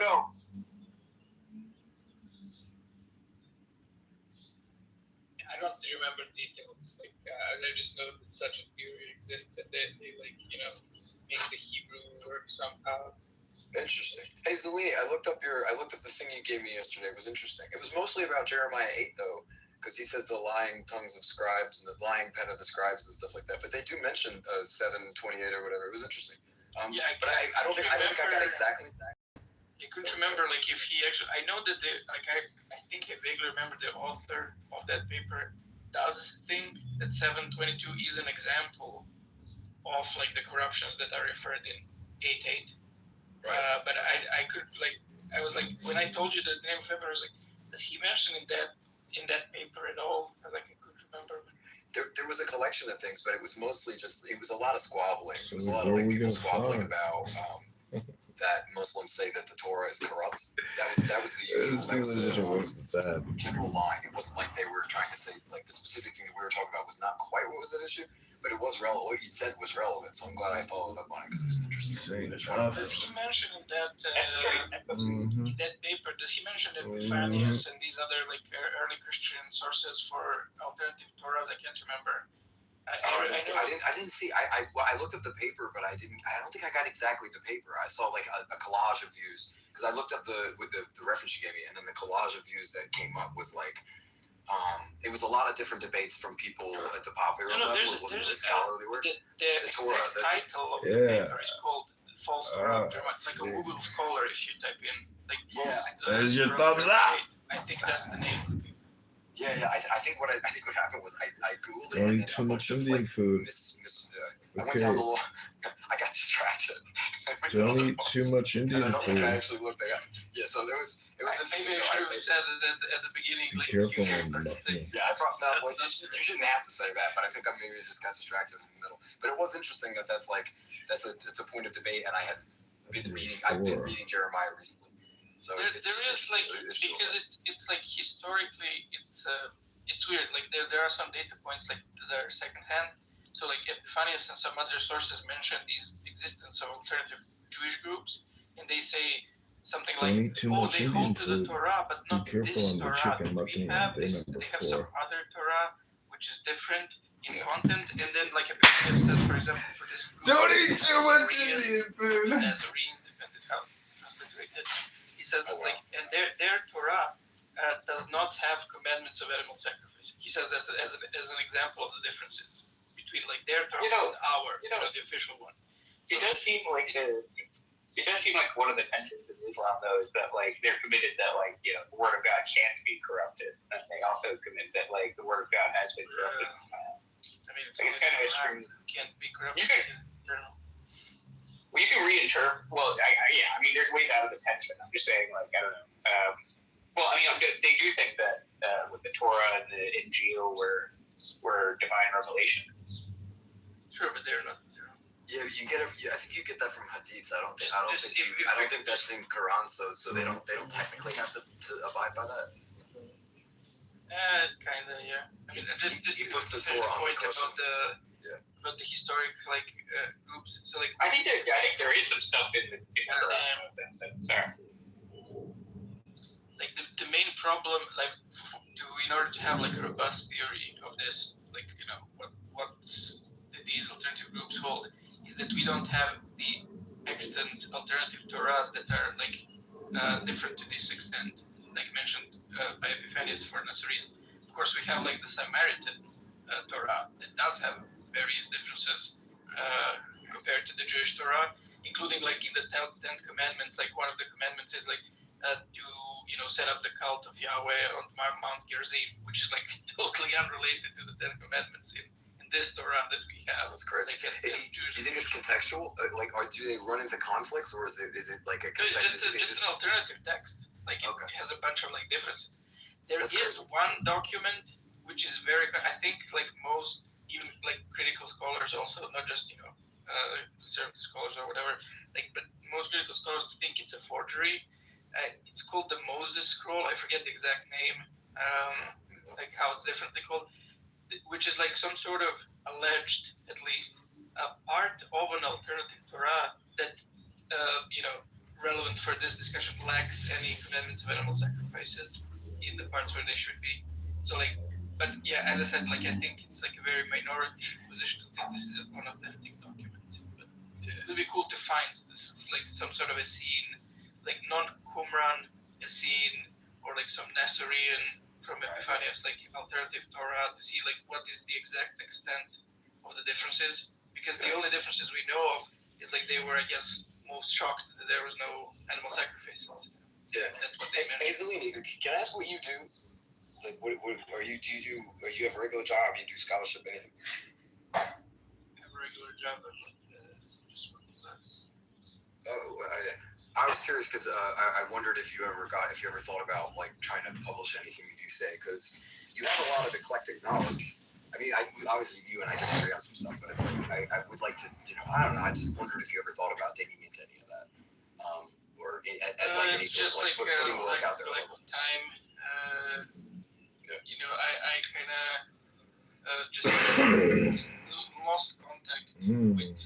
So I was first in seminary, and then right after seminary I went to philosophy, and at the end of philosophy, like I got kids and like just lost contact with college. Like I didn't have time to do anything. Like some people have like called me like for a few years. Like I was a member of like a bioethics society, which was kind of like it's a facultative. It didn't give you like any points for classes or anything. Like but it was just like assistant professors, and there was a few like of us students who were like doing various discussions, writing some essays about ethics stuff. But like they were calling me at least to come back to that, but I was like, no time. You should do a Substack. At least do a Substack. I mean, like the closest thing that I managed to do like a few months ago, actually it's probably like half a year ago, and just because like my kids are now old enough to go to school, so I have more time.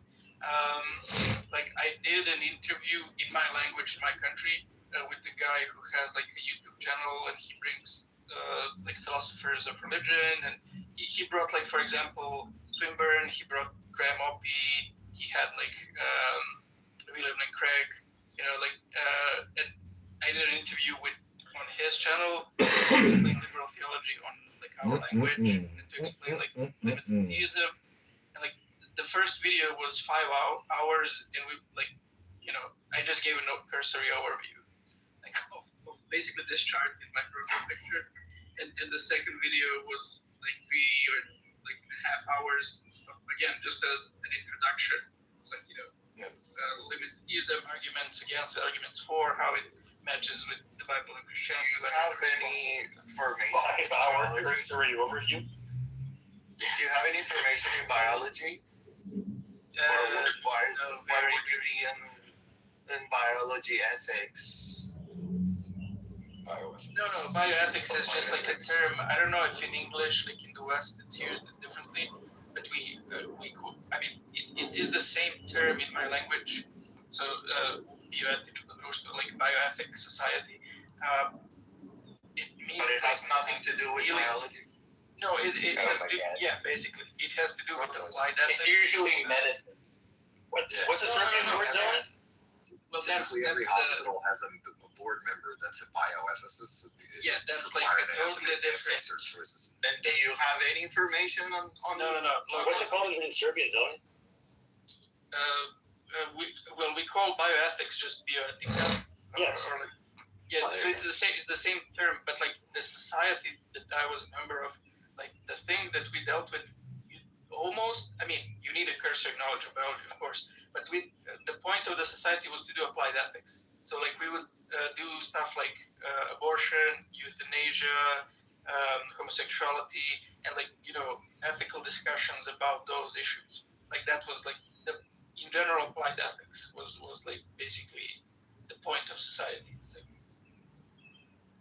But they just called it bioethics for some reason. Interested people. Can I just say real fast that I think Zeleny having kids, right? I bet they fall asleep instantly no matter what he reads them at night, right? Can you just imagine, like, how good you would sleep if Zeleny was reading you a bedtime story? God, that'd be amazing. Early church fathers didn't want any green eggs in ham. Yeah, but Sully, like, it doesn't even matter if, like, what he's saying. He could read the most exciting story on Earth, and they'd be asleep in 10 seconds. It's a lot of people. They teach my kids with like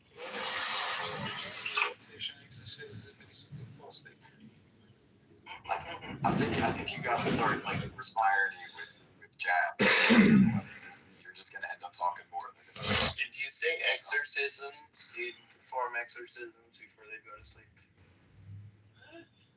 He does. Exercises. Doesn't everybody?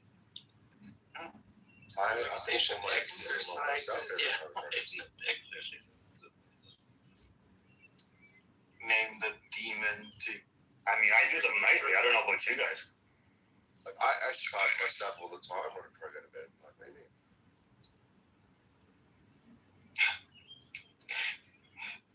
So what else is going on?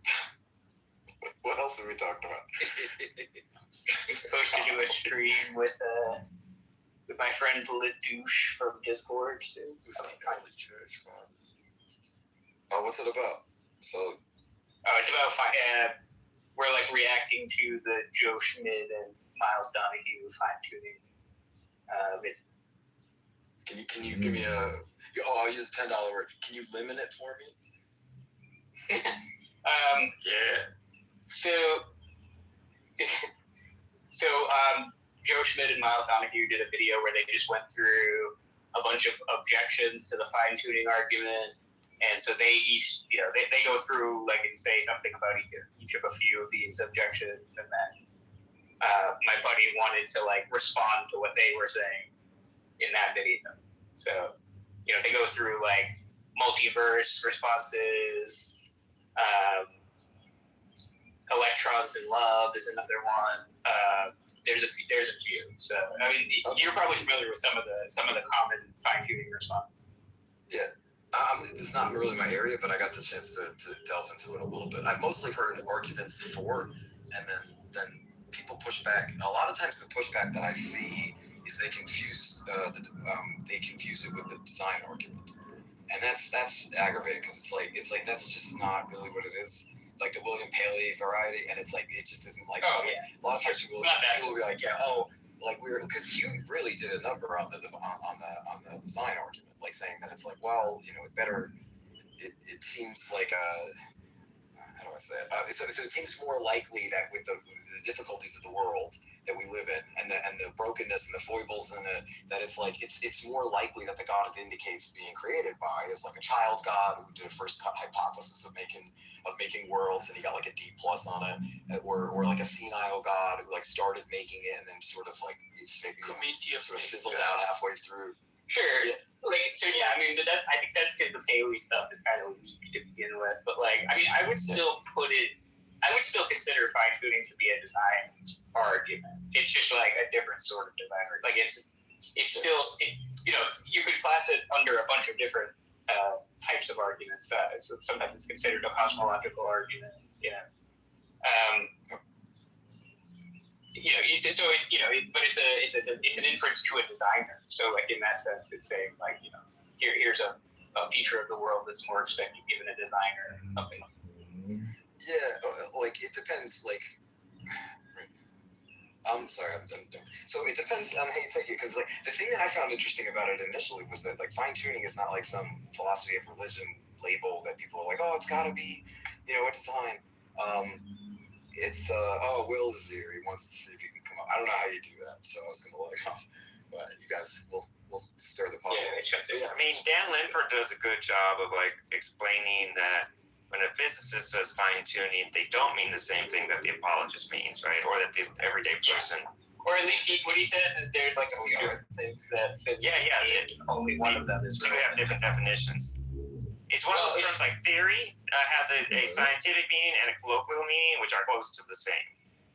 I mean, Dan will say like there's a few different usages in physics of the term fine tuning, and probably the most common one is to say that like a theory is fine tuned, which is a defect of a theory, right?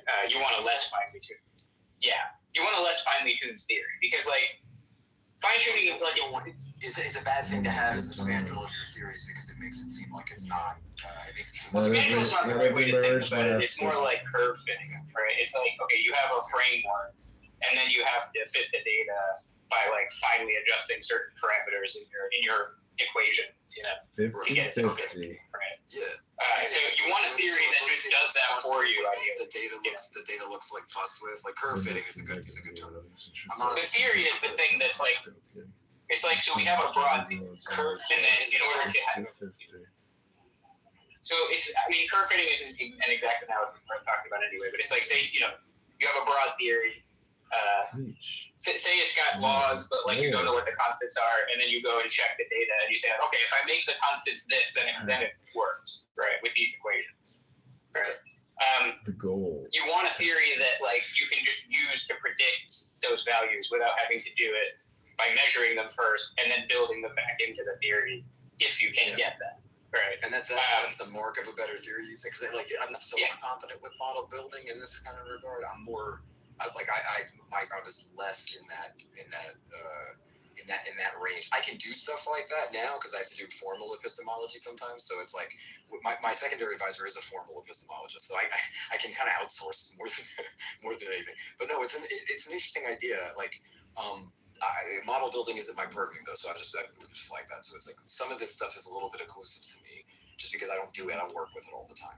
So does that make sense? Sully, I thought that the thing though was not so much that it's a defect of the theory of the fine tuning, right? But that because it is like this is like theory specific. Well, hang on. That it is because it's theory specific, right, or model specific. Right, it's that you can't take it to be saying something like actual about the universe, right? Is what Dan would say, right? Not that it's as much a defect as just like not like something that you should assume is significant at large. No, but we're just talking about when physicists talk about fine tuning in physics papers, like what do they like? They're not talking about this art. Yeah, but do physicists say that it's a defect of the theory? I don't think they say that. Yeah. Well, they think that like the more like yes, you want a theory that doesn't require like fine tuning. If there's a better theory, you would like your concepts to be derivable, right? Right. But so like so the point is that like okay, here's an example that's like relevant to the argument, right? So the cosmological constant, there was a predicted value from quantum field theory. Which is basically like a vacuum density calculation, right? That they used to get a prediction for the cosmological constant. And then it's like widely known that it was one of the worst predictions in the history of physics because it failed by 120 orders of magnitude when they went and measured the cosmological constant. It's from that that they get. Yeah, that's literally where that number comes from, by the way. And I also know that I think it's asymptotic safe gravity or something, right? Like one of the things that proponents will put forward is that it does derive like the gravitational universal constant. One of those constants, right, that are just brute force put in there in most models, right? It actually does make derivations for rather than just. Right, and we would look at that as a good thing because the theory doesn't require as much fine tuning. Basically, is the idea. And so this is a good. The cosmological constant 120 orders of magnitude thing is a good example. The idea is that the theory had to be tailored to match the data by that many orders of magnitude. And that's where people like Luke Barnes get this idea that, so the cosmological constant can vary across and only a small fraction of that. The problem I've always had though with the argument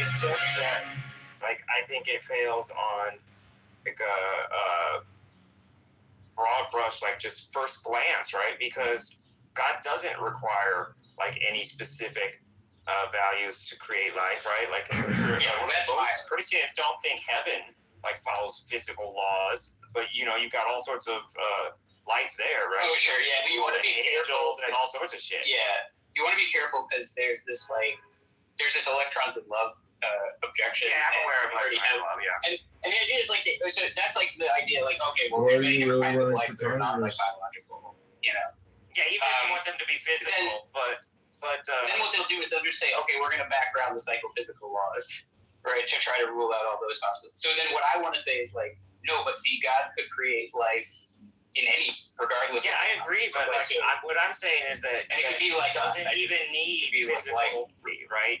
And originally doesn't even use it. So why do you think like he requires specific like physical rules?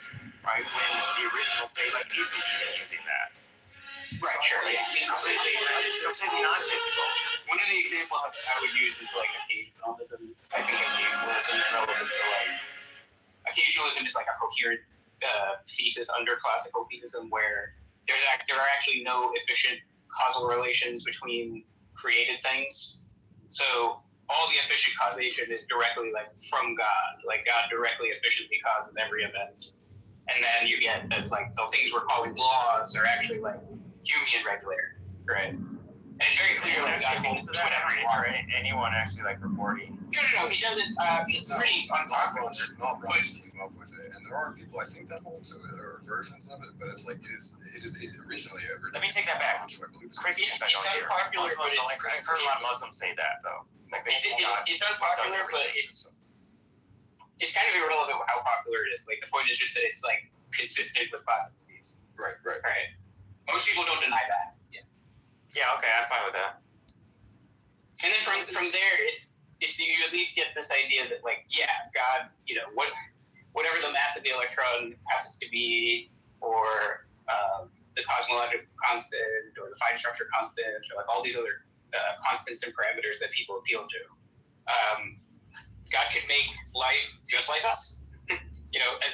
It may not be us if you're like an origins essentialist, but like it would be very similar to us. Like if he poofed a rabbit into your lap, you would think that the rabbit is like a biological organism. So he can make life like us in universes that have deviant constants. And then the question is like, does he have a reason to value these sorts of constants? And when you realize that the instrumental relation is breaking down there, it just seems to be that God can get any value he wants, regardless of what the constants and parameters of. So it becomes very unclear like why he has any special value for these kinds of quote unquote life. Yeah, like there's a tension that I think any theist, right, who thinks that is like a good argument, they've got some tension if they also think like God's omnipotent. Right, because like it does seem like it'd be a very good argument for like just a potent God, right? But if you think he's omnipotent, then there's no reason at all to think that. Yeah, like Zeleny, like it'd be a good argument for Zeleny, I think, but not for like normal theists. Which is, by the way, the same. This is like I was. Sally is gonna like hate this because it's repetitive for him and sent him like at the end. These quotes. Stuart Mill pointed things out 150 years ago. He was a limited theist, by the way. He has this it's called 3 Essays on Religion, and the third essay goes through various stuff, design, divine hiddenness, skeptical theism, all of these things that we keep debating, 2026. You basically already kind of knew. Not by name, of course, but if I could just, I'll try to read it quickly. Just 2 short quotes by him. So this is about design. It says, it's not too much to say that every indication of design in the universe is evidence against the omnipotence of the designer. For what do we mean by design? We mean contrivance. Will you marry me? Oh, yes! Yes, I will marry you. Limitation of power. Who would use means to an end that he could achieve just by saying the word? The very idea of Will you marry me? Have an effectiveness that the direct action of the being who employs them doesn't have. Otherwise, they aren't means, but merely clutter. And then he, of course, addresses what would be the first response. He says, you might want to say, well, an omnipotent creator, though he didn't need contrivances such as man must use, he thought fit to use them in order to leave traces that would enable man to recognize his created man. I answer that this equally implies a limit to his omnipotence. For if he wanted man to know that they and the world are made by him, he in his omnipotence had only to will that they should be aware of it. And then, of course, he addresses, well, maybe thesis, skepticism, basically, where, that the anomaly theist might say, well, okay, maybe he doesn't need the contrivances, maybe he doesn't use them to leave clues for you, maybe it's some sort of other reason that we might not know. And like, so it's like all of these things. I'm just fascinated by that aspect. But it's fair. It's like a fair response to what I'm saying, right? But in the dialectic about the fine-tuning argument, you would not believe how much work the whole unlimited, no arbitrary limit stuff is doing. Like when you get into so there's so many back and forth between here's a response to the original fine-tuning argument, here's a response to that response, and so on. And it comes up so often that they will appeal to no arbitrary limits to get a priori likelihood boosts where it counts and stuff like that. If you can't do that move, I think that you'll just lose one of the pillars that's holding up the whole thing right now. So even though what I'm saying doesn't apply to limited theism, because maybe a limited God would have some reason to value certain constants and parameters if he had control of them or whatever. It's gonna fail at a different stage of the dialectic. Can I just say something really quick here? Can I say something really quick here? Sorry. What I know from the fine-tuning argument, it's a strange conclusion when, over 99.99 ad infinitum, basically, of the universe is instantly lethal to humans. If I walked into a house where, every room, hallway, and surface would kill me, I wouldn't, infer that this thing was designed for me. I'd kind of infer that I'm, surviving in one little tiny corner. Yeah, but I don't think they want to say that it's, they don't usually say it's built for humans. They say it's built for life and biological life. Well, they're kind of inferring humans, let's be real. I thought the strong of the argument, because I'm pretty skeptical of this, I thought the stronger form of the argument was that it's not necessarily that life would exist, but that atoms would just goop. That there's very few iterations of the universal constants where you even have any interaction between fundamental elements of the universe. That's one step. That's necessary, but life would be hostile to me. It's that you wouldn't have anything, and so it's a backwards mystical. Well, if we just had atoms and no life, there'd be no point. It's about life permitting universes. The whole, but I have to be alive if you wanted it, right? No interaction between matter or energy. Yeah, so that's necessary. I thought that was the claim. It's almost like saying, they could found a puddle in the Sahara, and the Sahara is now designed for water. No, it doesn't. I don't know. It doesn't add up to me. I'll tell you. That was my criticism, and I thought this rejoinder was stronger. The argument is. Hold on. The argument says that the conditional probability of life-permitting conditions on theism is higher than the conditional probability of life-permitting conditions on naturalism or atheism. The conditional There's a few different ways to say. So that's one conditional probability given that life exists. Yeah, exactly. The conditional probability. No. Given theism. So conditional probability given theism is one. Can I can I just spin?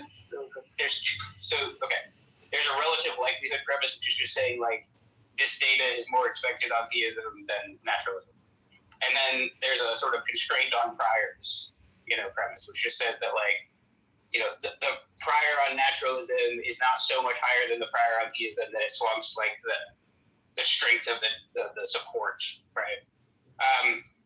And then they appeal to the particular physics to say that the probability of life-permitting conditions on naturalism is like astronomically low, like you were saying, right? Which is like it's very, very astronomically low on chance or on naturalism, right? And then this is how they support the relative likelihood premise, is by saying it's very low on naturalism based on this stuff from physics, and it's not that low on theism, clearly, because reason.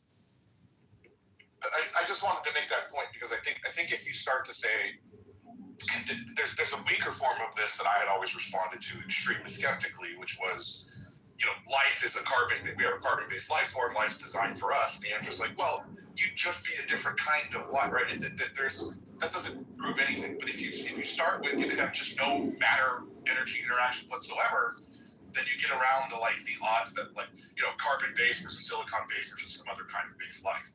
So I do think that's probably the way to think about the stronger, the more Steelman version of like you just have no interaction. Yeah, no. That's why they'll say like life fitting versus life fitting, right? Very different. Right. Well, what they mean is that there's this like parameter space that so basically the argument goes like this: they want to hold fixed in the background the form of the laws of physics as we currently understand. That's something we could grant. I don't think it makes much of a difference, so like we can grant that.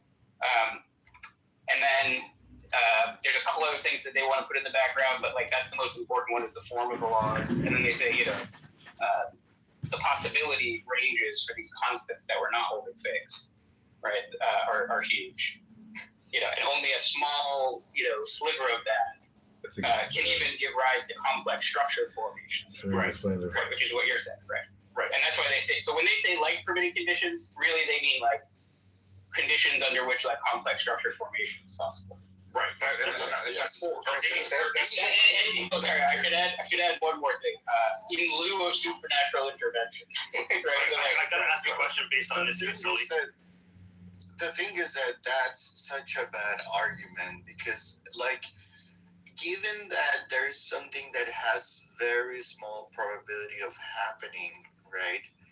We don't make conclusions after the fact. Like it's like once something happens, like if you win the lottery, right? You have very small probabilities of winning them. But once you win the lottery, you don't calculate and say like, oh, I won the lottery, like that there has to be a miracle explaining this, right?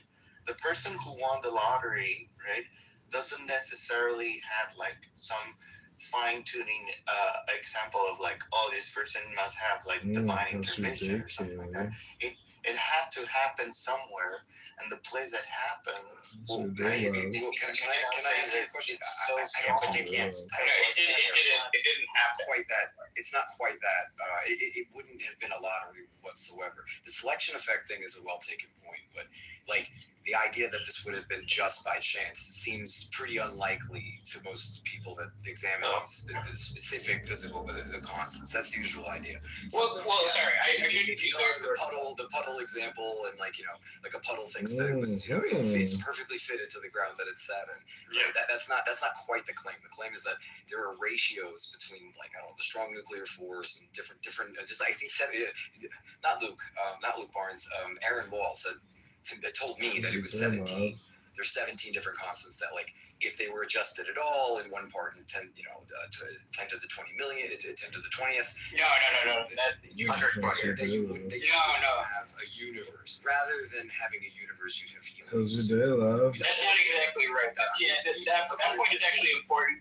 So people take this one the wrong way, right? It's the constants can actually vary by quite a bit from their actual values and still have complex structure formation. In fact, it's like 30 orders of magnitude for some of them, right? So there's on how much they could vary by and still give rise to complex. But the point is that even that range for which they could vary is like a tiny, tiny sliver of the massive possibilities thing. But the thing is, like, when you're talking about conditional probability, right? The fact that you're saying, like, what is the probability that these things are fine-tuned given that life exists? Isn't that, like, it's not Maria Celeste. Okay, No, what is the probability that this constants were chosen? How's your day? How's your day, beautiful? It's still early February. Isn't that number one? How's your day, beautiful? It's We're not going to have a probability distribution about the intentions of an infinite mind. The point is not to background anything or any entailed concept. It's like, think of it like the teleological, like the strongest form of this is. So I agree with the selection effects criticism, so I'm not a supporter of the right-tuning argument. But if we're steel-nailing their position, I think it's something like, it's not, this one thing happened, I won the lottery. I was walking down the beach, I found a space shuttle. What are the odds that the space shuttle just randomly assembled itself in one shot? It's more along. Well, it's not even just. There's further exactly right. But you're right for the first shot. The first shot say like, we should probably just think that maybe we should background that they're a single universe. I still think that you're about the argument. But if you do a selection type effect thing, so either you have like a multiverse or the constants change. Multiverse kills this. Well, no, because then what they say is like there's many different ways that you could have a multiverse, right? So you could imagine like a multiverse where all the universes have the same constants, or a multiverse where just like these types of constants that you have are still like positive, whichever way makes it work, whichever way helps your particular argument. Yeah. I'm not saying that there's responses and responses, but like the one universe that keeps collapsing and expanding, you could say that all of them are different, all of them are the same, and then it supports your argument. We don't know, so you're just. So they want to the proponents want to then say the fine-tuning argument want to say like, look, you need like a sort of finely tuned multiverse structure to get the likelihood of Is that how Luke does it? Is that how Luke argues it? I have a fortunate universe, but I don't remember how he actually hashes this out with his atheist. Hey, Sully, you sound like you know this. How much of that you need to find? Is there evidence for that, or is that mere postulating? Like, is it like, okay, so everything is true? Okay. So you can't find anything in multiverse. Would you need to find that they would all be the same, or do we know enough about that theory that we can make reasonable computation and knowledge? As far as like go right now, From the queue. yeah, they're very like broad frameworks. All right, I'm going out for a jag. You background them, you don't get a whole of that because even just for our universe, there are like 500 million different models of string theory. These are men who for years are repeating themselves, saying the same shit. That's not even including the ones that I guess are like Oh. rolled out already because And those over. are in the epistemic possibilities of the fine-tuning arguments. But so it's like, I'll be back. I'm just wondering, is it just a matter of, well, it could be this, it could be that, if there's any actual like evidential arguments supporting either view? Because otherwise, it just feels like it could be my way, it could be your way, and now we're stuck. Right. Yeah. I mean, I do think it ends up being a wash ultimately. I just want to know if I should waste time on learning more about this argument. It's such a poor argument. It's got an interesting back and forth. It's like a thought experiment more than anything. I find it completely unappealing, but it's converted more people to Christianity than any other single argument I know. But that's because the average person, my subjective experience. Yeah, but that's because like big numbers have like a magical effect on people. Yeah, right? It doesn't prove me as a Christian, but I'm like severely in the minority of the folks I know, and many of the very smart, like theologians or philosophers, people that spend their time in this space, are very convinced by it. It's interesting. I find it utterly it happened the way it happened. That doesn't prove I'm very much in that camp. It's such a poor argument that I'm surprised that so many people believe this. Right? Has that been other people's experience? Because I find most people are very compelling. It's throwing a dart and then drawing the bullseye afterwards and saying like, "Look, I hit the bullseye." Like, how people get convinced like that? Well, what is it? Okay, I'll give you the kind of basic right? So it's like okay, it seems like on naturalism, this is like a matter of chance. This is like the intuition, right?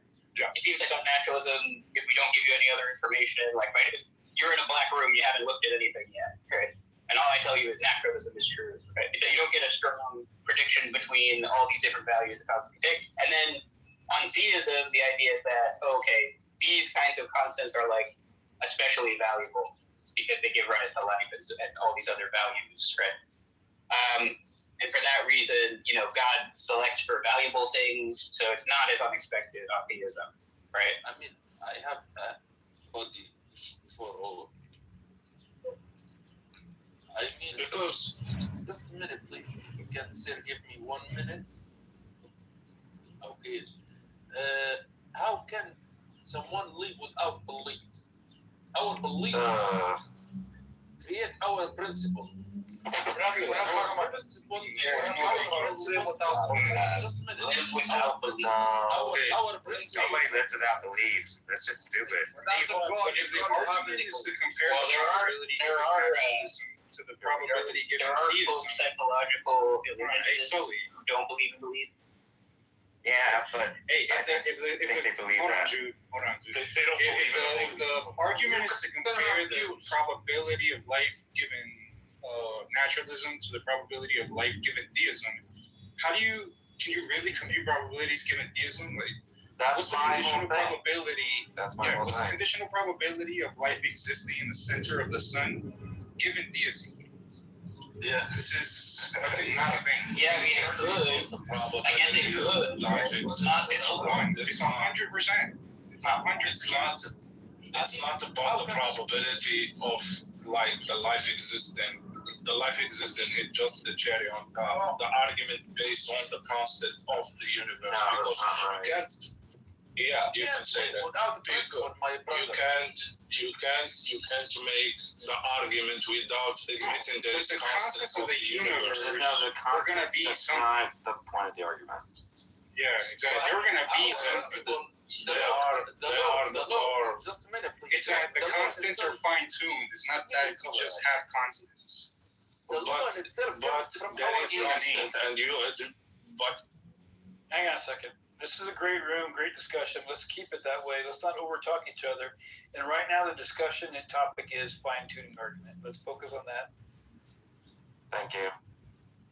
I mean, the law. When it comes from our principle. Can you beat this guy? Yeah, dude, catch up to the conversation. It's for the Russian and the Gulag. Okay. Yeah, if you admit there is constant, you already lost, by the way, in the universe. In Soviet Russia, beliefs choose you. It's not that they're just constant. It's that the constants are fine-tuned. Fine-tuned for something. It's not just random constants fine-tuned for anything. Yeah, but you might be mistaken your terms. If you admit there is constant, you admitting there is a designer. I don't know. Whole discussion, Chief. Wow. The constants are fine-tuned for our models, not for our existence. They're fine-tuned for That's not right.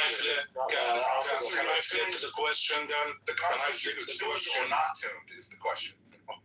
Okay, can I flip the question then? Can you imagine perfectly cube thing? It's not like design, it just exists by chance. Yeah, we can imagine that. Well, those aren't the two only options. But what's the problem? Our universe. That perfect cubes don't exist. They're not designed, and it's not by chance. How the probability of perfect cube existing by chance against it's not by chance. Like if you're a Platonist, it's not by chance. Jesus Christ, they're necessary Platonic objects. All shapes are necessary objects that do not exist by chance and were not designed. So they are not designed and they're not by chance? Yeah, that's right. Those aren't the only two options. What's the third option? And there is no perfect cube. The third option is that they are necessary objects, right? That they're Platonic objects that are necessary. Fourth option is they're just brute, right? That like chance isn't really involved at all and no designer. Like, I'm sure there are more than 4 options too. So okay, what about Muhammad? You're talking about like a mathematical cube or like a physical cube existing?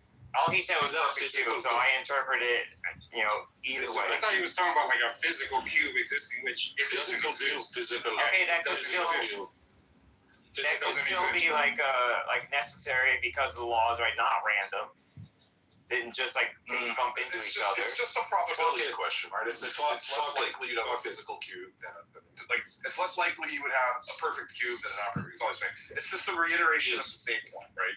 That exactly. There are more ways that you could have a universe of goop than a non-universe of goop. So the probability is such that you're more likely to have the goop. We didn't have the goop. Then there's some odds that there's a desire. That's all it's saying. And then the rejoinder is just. Okay, it depends what you mean by goop, right? The lower probability thing could happen. Yeah, it depends what you mean by goop. Because if goop is like a physical thing, right, made of at least like subatomic particles. Not interacting matter, right? Like just inert dead space, something like that. Oh, okay. I wouldn't consider that goop. I thought goop is like a physical thing that can be touched. No, meaning you're just having, people call it helium soup, or they're different ways of saying it. Okay, so you just mean like the mass density is so low that you don't get any gravitational interactions? That was the strong form, because as soon as you start talking about fitting this to existing life, you just can posit, well, there could be different kinds of life, and now you've gotten yourself nowhere. So I think the strongest form of this has to say, no. It's that you just have no interaction once there'll be different kinds of life. Response goes away. Or like recollapse into a vacuum or something. Yeah, it's something where you have no interaction. You can't even. It's not even having complex forms. You still have forms, right? You still have basic constituent parts at most. That's also the argument. It also depends on your the non-intuitive. Like if you're me and you have a non-intuitive response, and this doesn't move you, it's because you go. Sometimes the low probability thing happens. Yeah, but it also. And so that made it. Well, in my case, I just. This is essentially your fungibility theory, right? Like. Yeah, I'm doubtful that's even possible. If you're sorry, what do you mean? Amazing, right? Then this is not going to move you at all. Right. Well, I probably land with the thing is like, if those things happen at random, let's say that this goop universe and like non-goop universe, like do we want to use a different word than goop just before we go? Okay. Yeah. I'd rather use a different word, right? Because I think you misunderstood what you meant. Let's say a non-stable. Let's say non-stable universe. No, non-stable would be active. But let's just say inert. Inert's clear. Okay, so an inert universe and a non-inert universe, right? Let's say that an inert universe is much more likely to happen if we had like a probability distribution. All this universe have the same chance, and there are much more possibilities for inert, right? And kind of the argument that you're saying. So the fact that an inert happened, you're gonna say, oh wow, like there was such a chance of happening. But the thing is that analysis needs to be done a priori of the experiment, right? Not a forgery. Like if you're trying. What experiment are you talking about? Like the experiment of the experiment is like if creations of the universe, right? If you were to run to division of universe at random, and since the probability of getting an inert universe is much higher than a non-inert universe, right? You can make a conclusion if you do before you create the universe, if you get a non-inert, you can say like, oh wow, like just something unlikely. But the fact that you're analyzing after the fact, then you need a conditional probability to understand this, and then you run into this condition and like, oh, what is the probability of this universe existing, given the existence of the universe, or given the existence of life in the universe? And that's pretty much one. Right? I confess that my statistics is all descriptive, and I'm not a probability theorist, so I may just be missing this. And so maybe someone can help me, but I don't see why if I have a set of data, I don't see why I have to run it before. Like you can say, what are the odds that what just happened versus what are the odds of something that's going to happen? Like it seems like the same analysis to me. Yeah, I don't see a problem with that either. Yeah. So you think? We do this all the time in real life, right? Like, some event happens, right? Let's say like someone's trying to figure out who did a crime, right? You can look at who was likely to have done it, do some sort of statistical analysis, right? This is how we like investigate like international computer crimes and stuff all the time. Like, or at least part of it. And all of my data when we run like group, this is basic statistics stuff. But when we run like group studies on people, we get all their answers. And then that's right. What's the adjusted R-squared? What's the p-value? Like this is all after the data happened. Like say, what are the odds? No, that's not true. Right? So, that's not true. You start with a null hypothesis, right?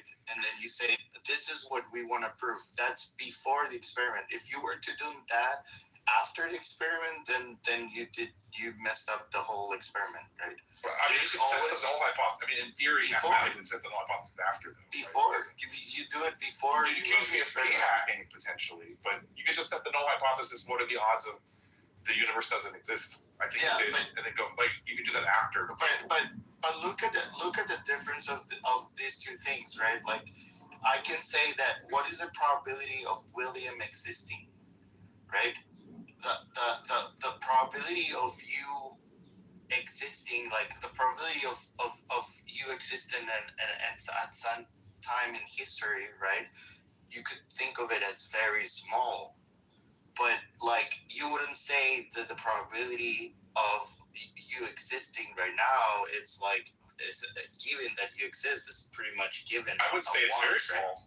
I would say it's the probability that I exist is small, even though it happened. Yeah, I mean, it depends on like the background assumptions, right? Like if you're assuming that like like a deterministic universe, maybe. Yeah, like universe isn't like fixed, right?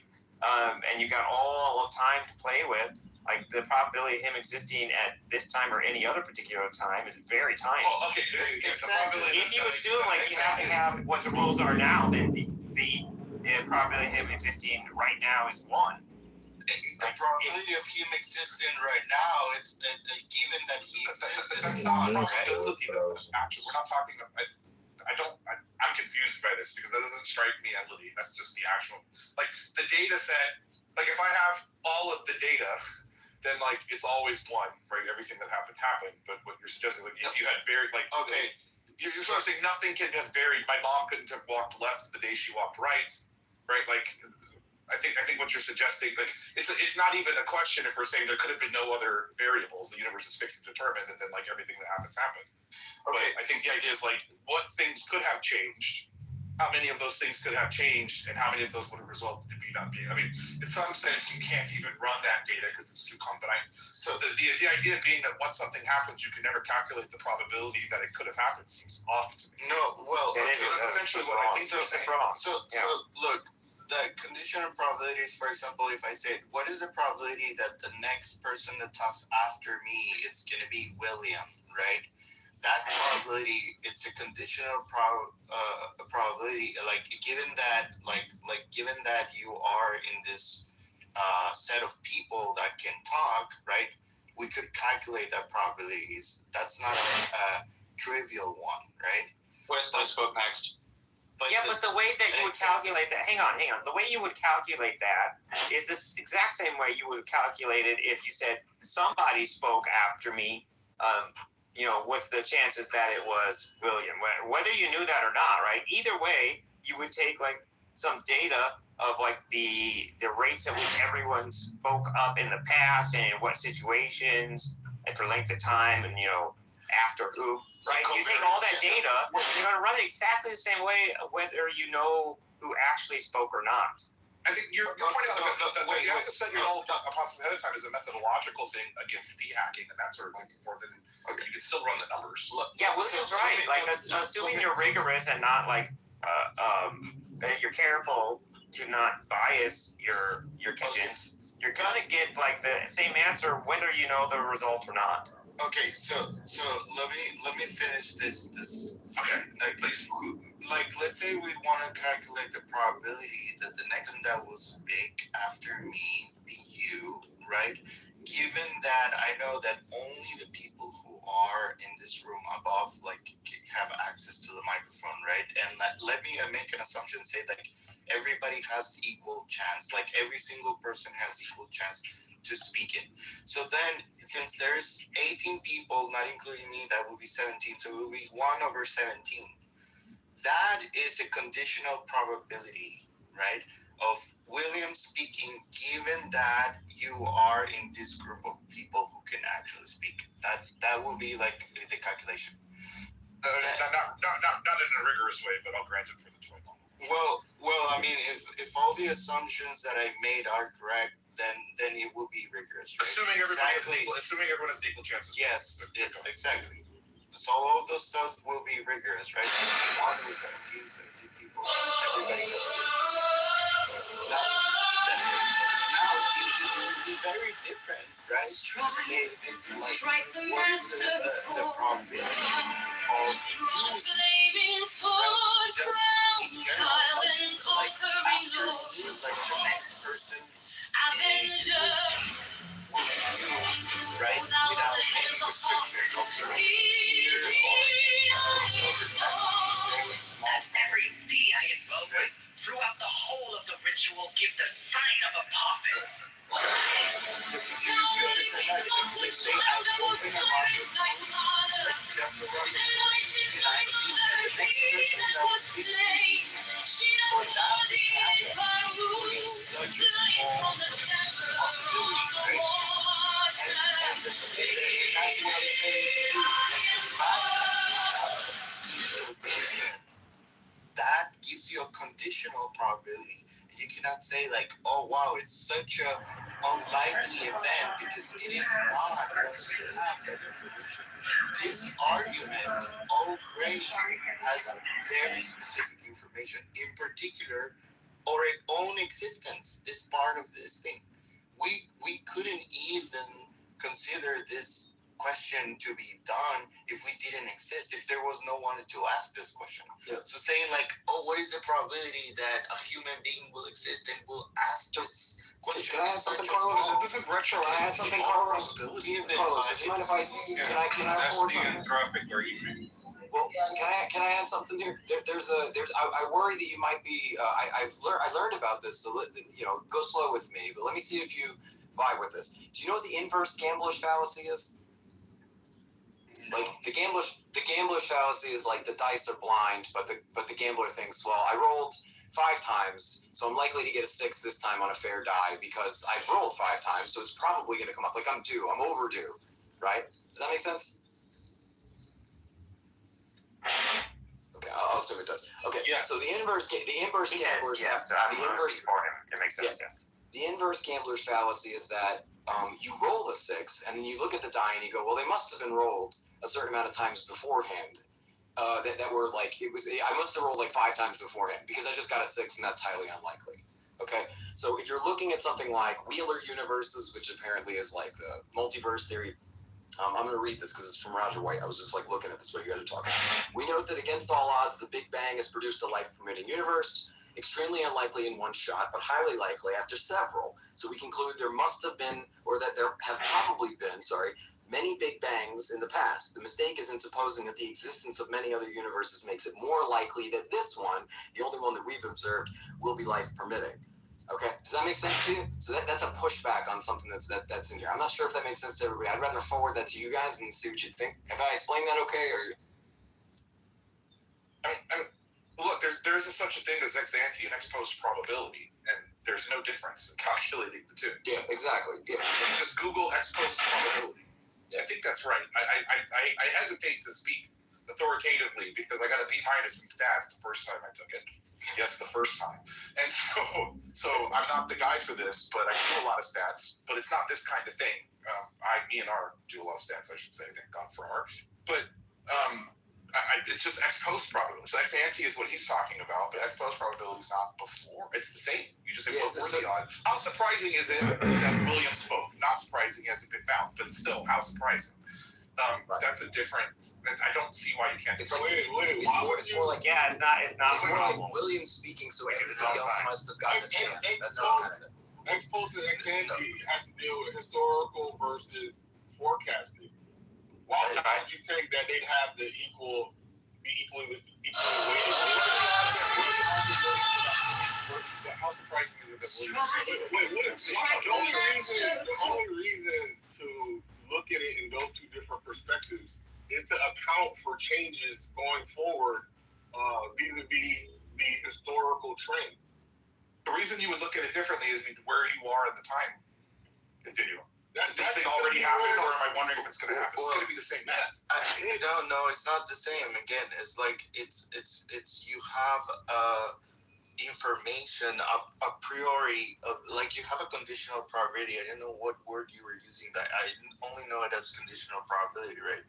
You know, like, once you know that it's like, for example, you are in this room available to speak, right? That information tells us that the probability of you speaking is not such a small probability. I love that. And since you're talking, and I love that, and since you're talking about that, I want everybody except Concrete to mute up.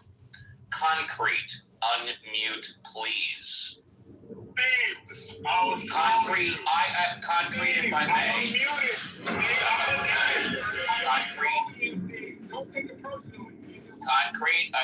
Concrete, I just wanted to say thank you very much for the way you treated me in your room the last time I was there. Within the past. Let me finish. Can I apologize, Steve? Yes. Steve, I apologize. I was trolling you. I didn't think you were going to take it that serious. What the hell is going on? What the hell is going on? What the hell? What the hell is Why going are you two beefing when we were in the middle of a perfectly, like, you know what? If you don't like it, I will kick you to the goo. No, come on, Steve, don't do that. We're calling it dinner. Okay, well, just everybody mute up for 60 seconds. Everybody mute up. Why don't you just message him privately? Hurry the fuck up, Steve. Who said that? I did, bro. Hurry up. You're gonna, like, just... Who was I? CM, bro. It doesn't matter. Just... All right, CM, down to the fucking goo. Oh, my gosh. Why is this happening? All right. Anybody else want to interrupt me? I do. And your name is? I'm Jor. It's nice to meet you. Well, Steve, just be honest. They were having a really good conversation. I know, and I interrupted for 2 minutes. I don't care if they were having a good conversation. I don't care if everybody... That's... Okay, there you go. Anyway. So, all right. What are the odds that would happen? God damn, that was unnecessary.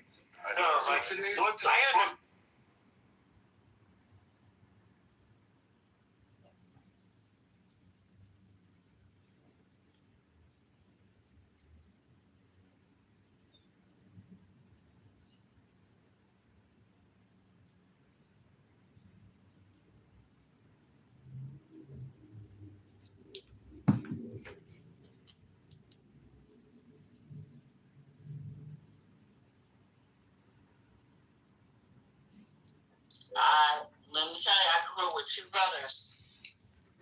Me too. I grew up with three, so I know. Just make the house with peanut butter and bread.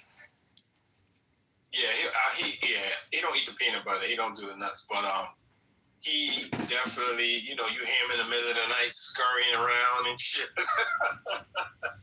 Yeah, any soda or any favorite beverage you have, just don't put it in the refrigerator. I'm just He's following my lead because I don't drink sparkling water, but I don't drink juice. I don't drink soda. None of that. Nothing. So you're good with the sparkling water. Yeah. Well, you better buy more of it just in case. Yeah. No, he told me, he's like, I like that sparkling water. I've been squeezing a lemon and it tastes like soda. Could you buy more? Oh my God. So what is he planning to do over the summer? Luckily, one of my brother-in-laws is a general contractor, so he's been taking him on gigs, installing kitchens and bathrooms. Oh, okay. Yeah. So he's getting some hands-on work out there. Okay. Well, at least he's not doing it at Howard. That's the good thing. Yeah. Oh, Sherry. I was Sherry. I couldn't help it. I couldn't resist. Oh, that's I couldn't resist. It is very nasty. I will admit that is nasty. Don't deny it at all. Oh. Yeah, well, God bless you, Divine. I remember my summer vacation. There was one summer vacation, the summer break, where instead of working, I decided to coach, to help coach a basketball team.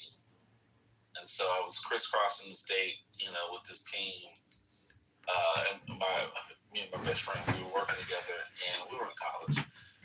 We had put together this team, kids who, wanted to do something, but they weren't a part of a team, and they didn't have the money to really go places. So we didn't do it wasn't like a huge fancy team. But, we went to different, tournaments and stuff, and drove them, picked them up, and went, from San Antonio to Austin to Dallas to Houston, things like that.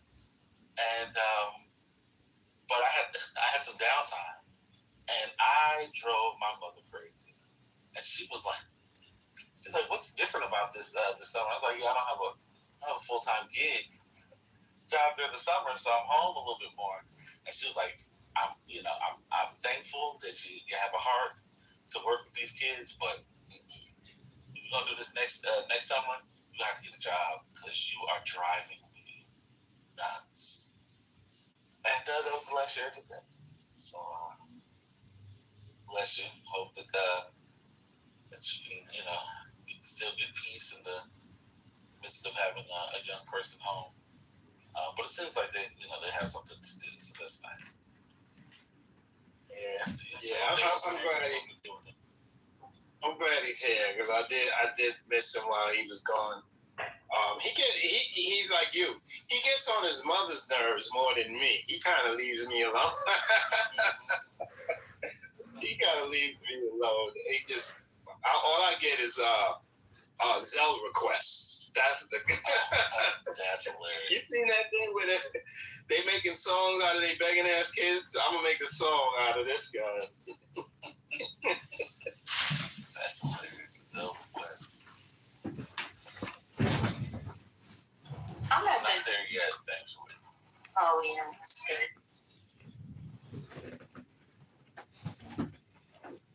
So you about to say something? He's about to get at me again. No. I was saying I'm at the gym, and I'm on a treadmill, but I want to get on this rower thing. And I happen to look over there. I'm like, oh, all right, they should be done by the time I get off of this thing. They ain't moving on the thing. They over there booed up together. Okay, I spoke too soon. They leaving now. It's about time. What the hell? This ain't no come make out gym. What the hell's going on? Excuse me. I was sitting here contemplating, like, okay, am I gonna go over there? I'm not gonna tell him, can I get here, please? What? But I have to do that now. Thanks, that's my trip. Battle garbage. No, I would never. I would say, oh, I'm sorry. How much longer? Now, before you get into the back row, can I ask you one question? When you first old boy out today, did you remove him from the room, or just move him to the goo? I didn't curse anybody. What are you talking about? Excuse me? Excuse you? So we were talking about not bearing false witness. Exactly. So why are you doing that? So I'm sorry. What did you say to Concrete when he was either removed or moved to the goo? I don't know. What did I say? Okay. That's your opinion, sir.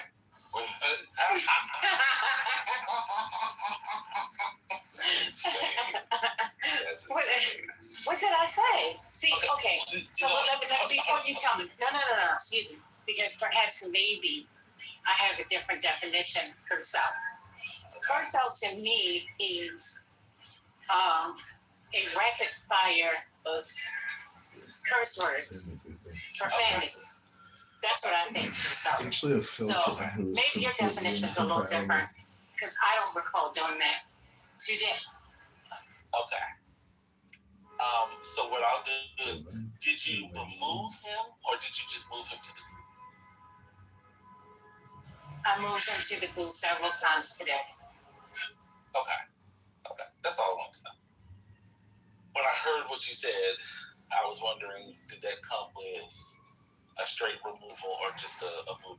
No, when I said that, he found his way back on stage. Oh, okay. I left and he was back and they was talking again. That's why I said I removed him several times off the stage. When I said shut the F up, he came right back.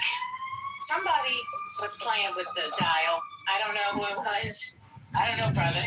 But somebody was playing with the dial.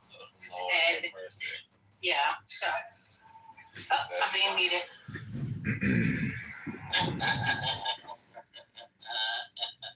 That's all. I just want to know. God bless. Right. Not America. She spoke about when she spoke about waiting for the machine. It reminded me of, you ever pull up to somebody and they in their car and you ask them, hey, are you pulling out? And they're like, yeah, I'm pulling out.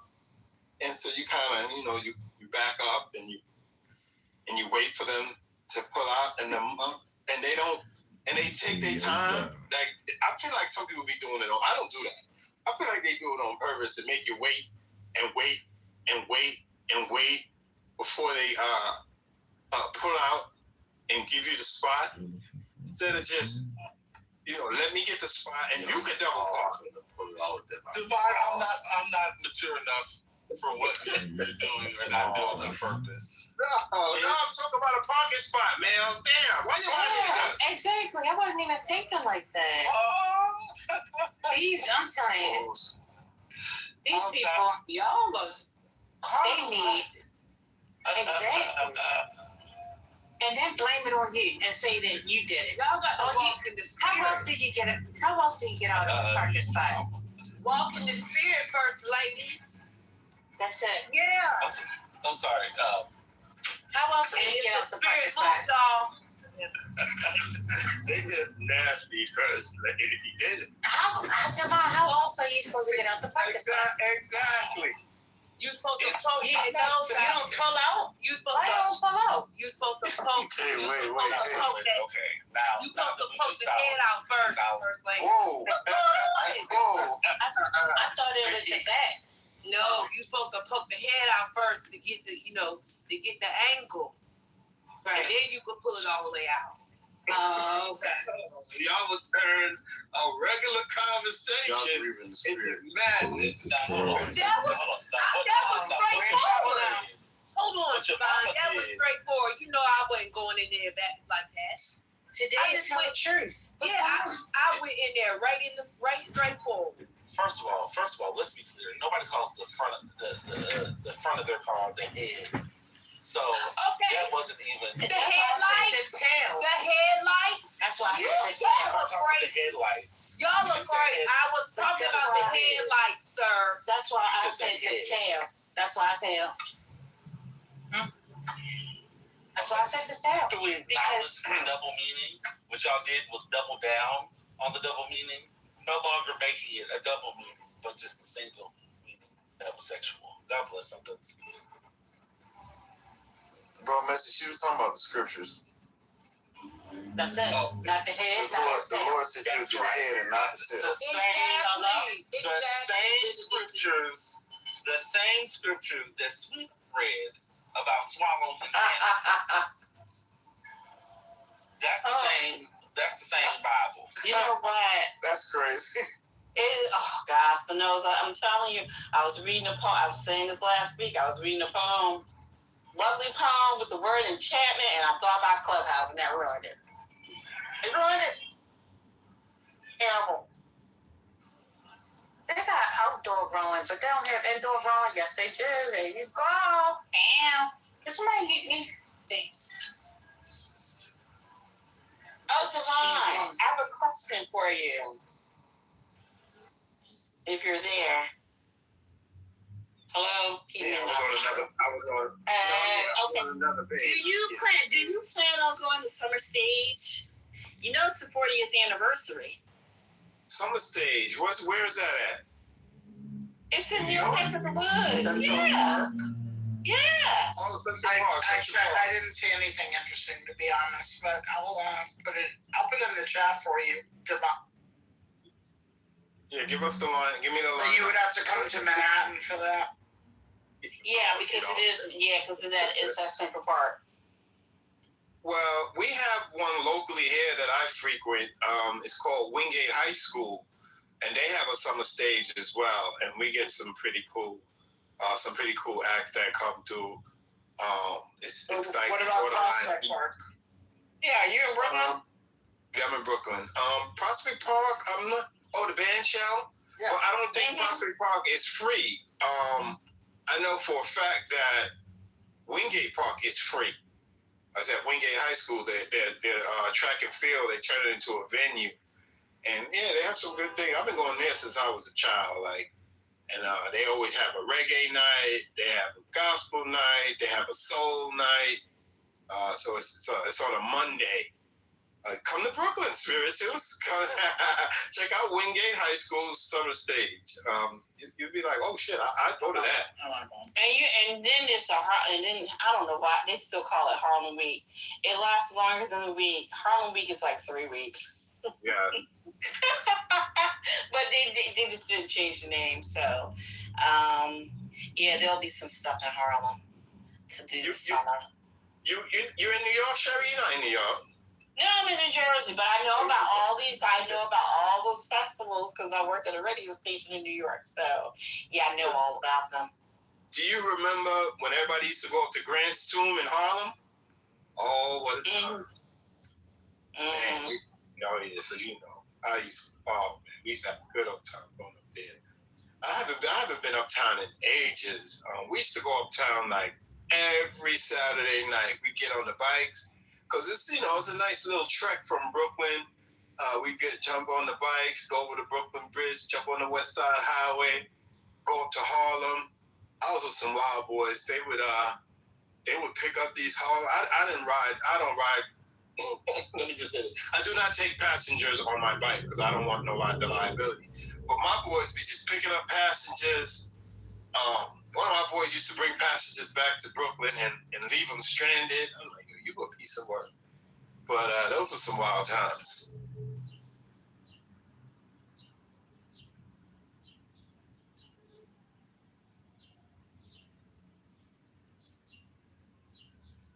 I don't know, Spirituals. I mean, Jose James is going to be there June 10th. Oh, I like Jose James. I've seen him. Yeah. I've seen him a few times.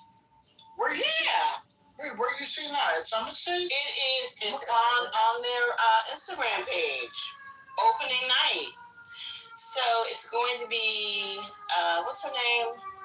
Lassesi, Jose James,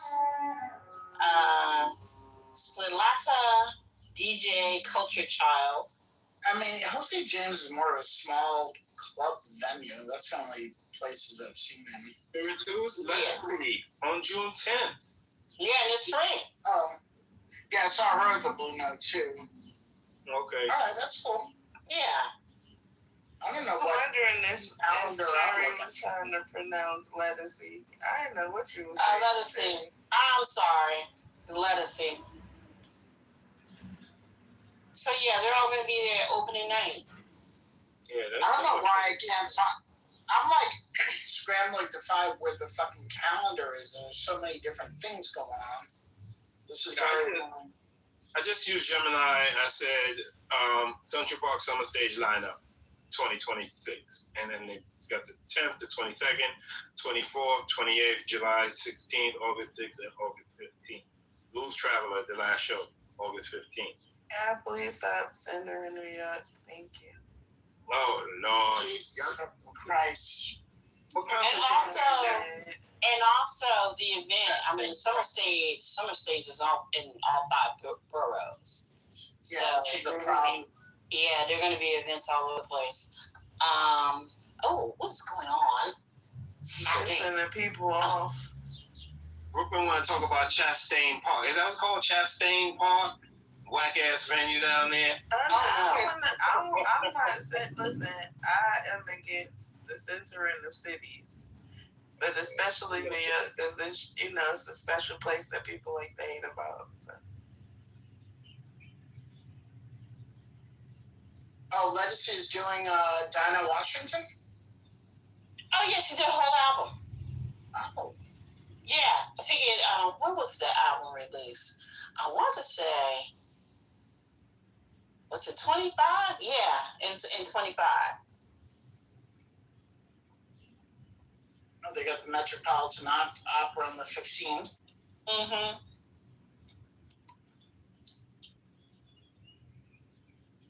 Okay. So, yeah. To all the New York City people. That's what's happening. Oh, and I'll give the mayor a shout out, Spiritus. There is a website for the youth to find free things to do all throughout the summer, all throughout the city. There's quite a few things, so they're trying. And another fun fact, since the Knicks have entered the finals, Gunnins has gone down astronomically. I don't know the number. There is a percentage. These people like to give numbers. I can get it. But yeah, shout out to that. Do you want me to throw out another stat? I just read a report. It said the run-up, not including the finals, but the Knicks run-up in the playoffs has generated $220 million in revenues for the city. Well, did you see the prices for the damn? I don't know where that money goes, but no player should be leaving the Knicks because of the price. The ticket prices should be enough to make sure that these players are well taken care of. It's ridiculous.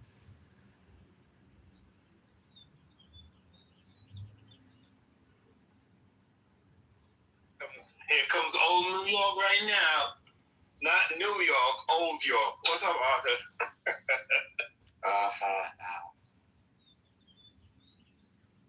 It's about to be on, Divine. But be ready. Yes, sir. Yes, sir. I saw it on the news. Spiritus mentioned it. Everybody in the city has on Knicks gear. Shit is wild. Yeah, you know how many Ewing's jersey by people who weren't even born on their last run? It's crazy. In fact, Patrick Ewing is heavily involved in Brunson's life. Brunson's mom is Jamaican. Ewing is Jamaican. And we know Jamaicans can be thick as thieves. And Ewing would actually arrived with, he's rolling with them. He's with them everywhere. I think that's quite special. Maybe they give him the ring he never got. Just, I think that I appreciate he's with them. He's been there. He's played in these high-stake games. And sure, the big brother or the uncle with some words of wisdom. So shout out to that.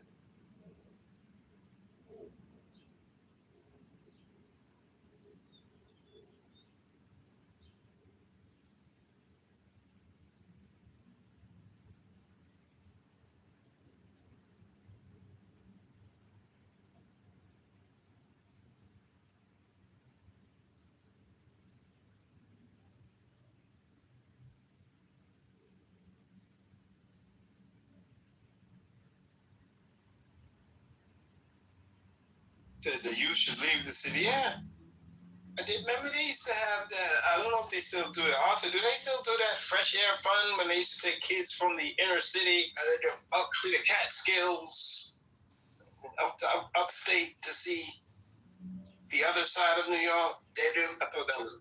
Oh, they still do. Yeah, that's good though. Yeah, there's a lot of different organizations that do stuff like that. But yeah, that's That's a game changer for a lot of kids.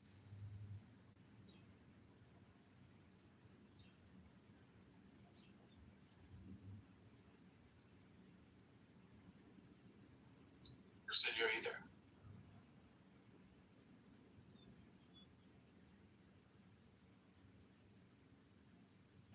Hey, Banshee Nuts, what's going on? Fine. How you feeling? Oh, I'm good. I made some shawarma, which I always enjoy.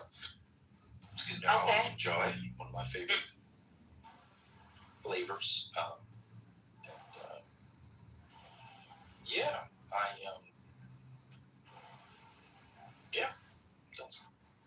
That's good. So how'd you get the gas? I thought you were out of gas. Oh, I just had to put it in the oven. Oh, okay. So that was quick. Yeah. Okay.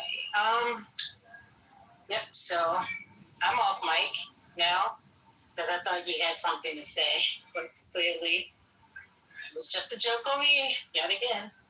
I'm sorry. I greeted you and asked how you were, and so if you think that loving exchange is a joke, I'll let you have it. No, I'm talking about I stayed unmuted because I thought you had something longer to say. Not that I don't appreciate you speaking to me, because I think this is like maybe the first time today that you actually had a chance to, say hello. Because, you've been quiet today.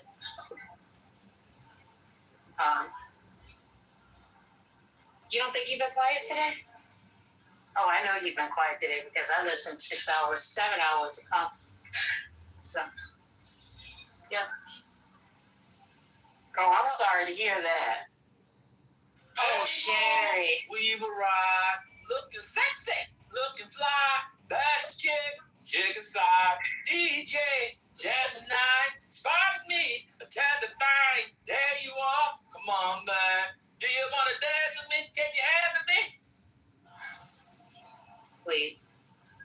Sherry, this is, I think y'all put a battery in Austin's back last night. If you like what you see, move groovy in with me. Body looks like I got your sugar, been scared of me. Buckle your seatbelt, stop and think. I don't think you're ready for this jelly. I don't think you're ready for this jelly. I don't think you're ready for it. Okay, so, Patty, can you handle this? First lady, can you handle this? Sandra, can you handle this? I don't think they can handle this. Could you put espresso in your shawarma? Don't let that divide. Take his phone, somebody. No, don't do that. Don't take his phone. When was the last time you had any plantain chips? Right. I haven't. He moves on to the next. So I haven't heard him snacking. Have you guys heard him snack? I haven't heard him snack. Have y'all heard him snack? Then he had the shawarma. Was it chicken shawarma? Yeah, no, but I think that we used to hear him eating the plantain. Right. Throughout the day. Why are you saying that on the wall? Forget it. Just forget it. Get body, get body, get body, get body, get body, get body, get you want my body, won't you get me body? You want my body, you want my body, want your body, get me body, get me body.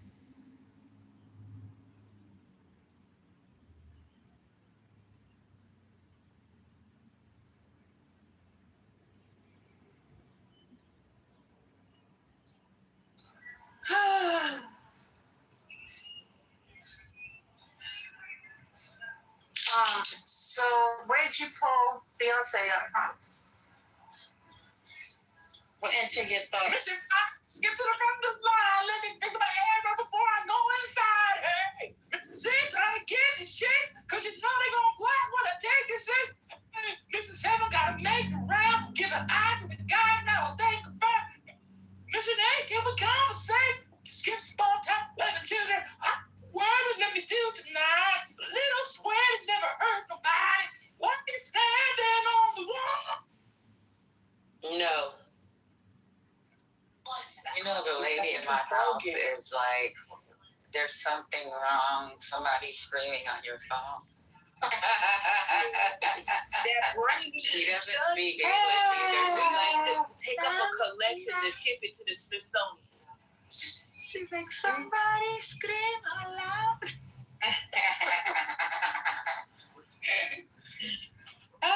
No, your mama, you can't have that brain. He said help. I don't want his brain, but it needs to be studied. You can't have it. If he study it, then it means you have it, because he would have to die for you to. Well, I'm not wishing. That's what I'm saying. We need to write the paperwork for when, so that the culture could be moved forward from the research of his brain. Yeah. And Patty walking around with a phone. If your status ain't who, I can't better this street. If you're looking for me, I need a soldier that is going to stand up for me. If the status ain't who, I ain't checking for him. Better be street. If you're looking at me, I need a soldier. I can't believe he knows these lyrics. I told y'all the brain. Y'all gonna Ain't like the boys uptown from the BK. Gotta flip that money 3 ways. Always riding big on the freeway. East Coast line got this country line. Low cost seasons with the deep way. So good to snatch up Beyonce.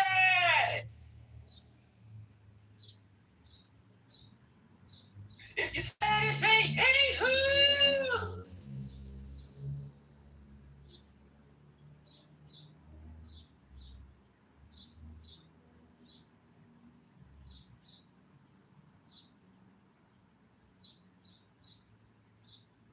Nixon for. What'd you say, Spiritus? Did you say, you a bad girl and your friend's bad too? Oh, we got the swag sauce, we dripping swag good. You a bad girl and your friend's bad too. Oh, we got this. I may be young, but I'm ready, to give you all my love. I told my girls you can't get it. Don't slow it down, just let it go. So in love. That's right, sing it. I give it all away. Just don't tell nobody tomorrow. So tonight, I do it every way. Speakers knocking till the morning light. Cause we like to party. Know what y'all do. Hey, your touch is driving me crazy. Woo, I can't explain the way I feel. Top down with the radio on, and the night belongs to us. Oh, let's get into it. What'd you say, Spirit? What did you say? What'd you say, Spirits? That song bothers me. I may be young, but I'm ready. It's insane. Spirits, what'd you say? I don't know. I think it was like Love TKO or something. Oh no, it was Nixon. And you said rest in peace to somebody. Oh, Peebo. Something that you told me stayed in my head all night long. Oh. You wanted me to love you when you say softly, reach out and touch me. My love's in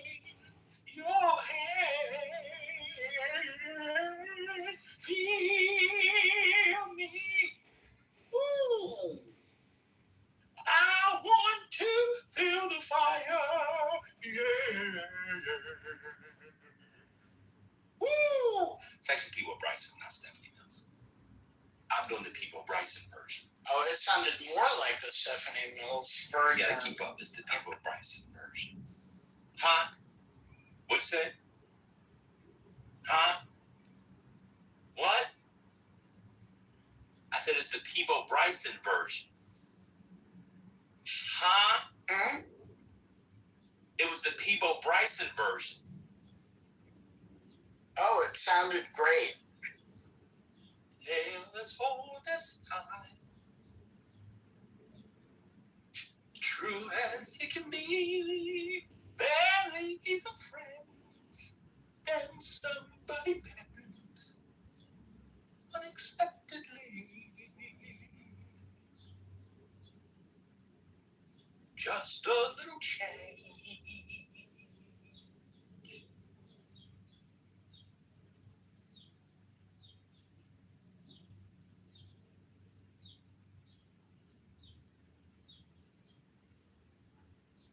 And a beat.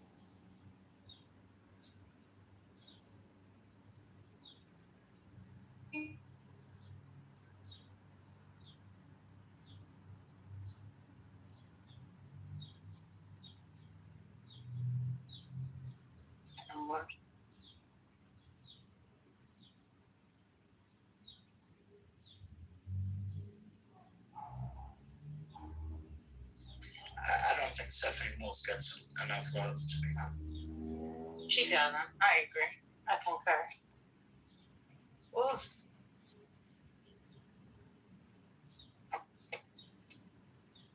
Did somebody say bring the beat in? No. Honey, honey. I can see the stars all the way from here. And you see the I can feel the sun whenever they.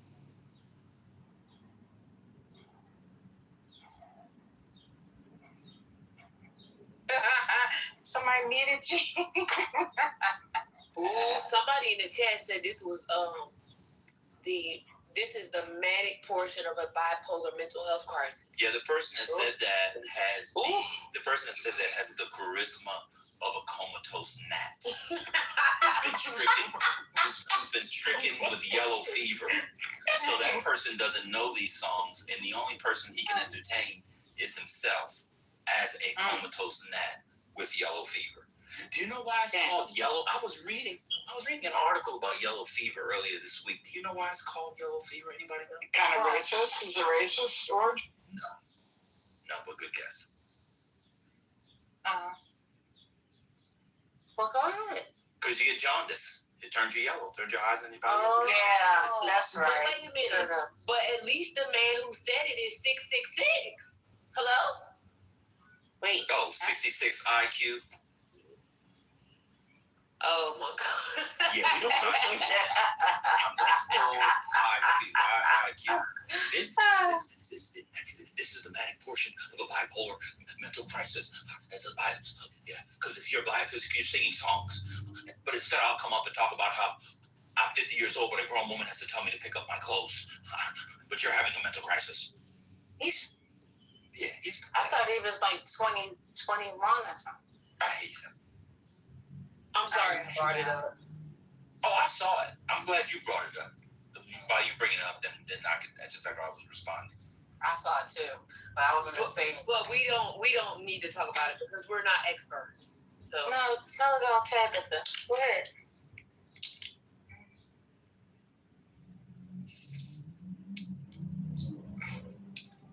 Hello. First lady, are you there? Yeah. But you know, Rhombus. Can you hear me? You hear me? Are you there? I'm here. First lady. Wait, can you hear me, First lady? I'm there. Are you here? I want to tell you. Oh, then you know that's my song. There's something I think that you should know. It's not that I shouldn't really love you. Let's take it slow.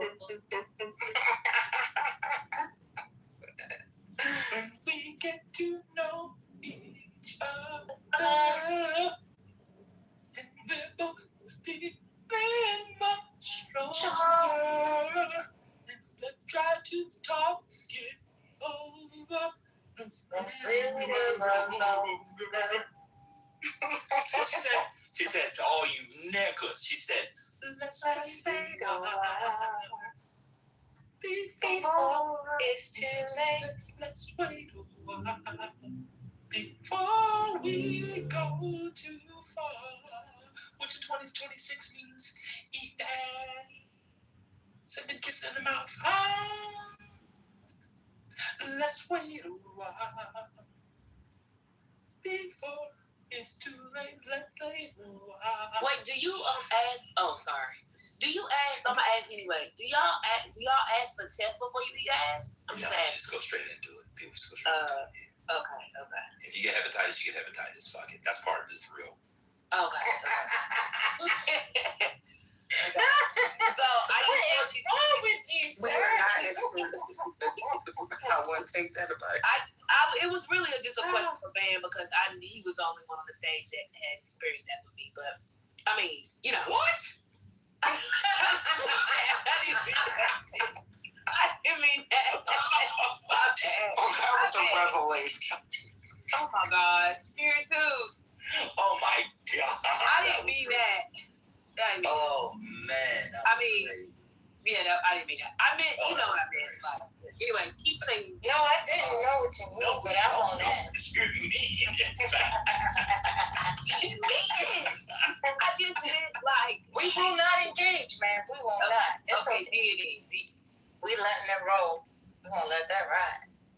Just let me ride. So the last I remember. Okay, so. So what's going on actually? I don't know. Your mama might as well tell y'all. She was referring to some experiences we've had. So your mama, since you brought it up. All I hear is raindrops falling on the rooftop. Oh, your mama, tell me why'd you have to go? 'Cause this pain I feel, it won't go away. And today, I'm just missing you. That's another banger. There's some real bangers from non-singers. Tamia can sing. You don't let her sing. No. Oh wait, is this the category? Is this the category? She got MS. Not too much. No, she makes good music. Well, okay, she can sing. She can't blow. How's that?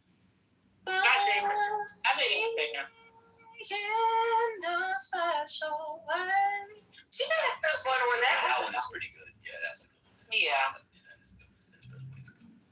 Stranger in My House is pretty good too. Yeah, that's a good one. I take back what I said. She can sing. Oh, wait a minute.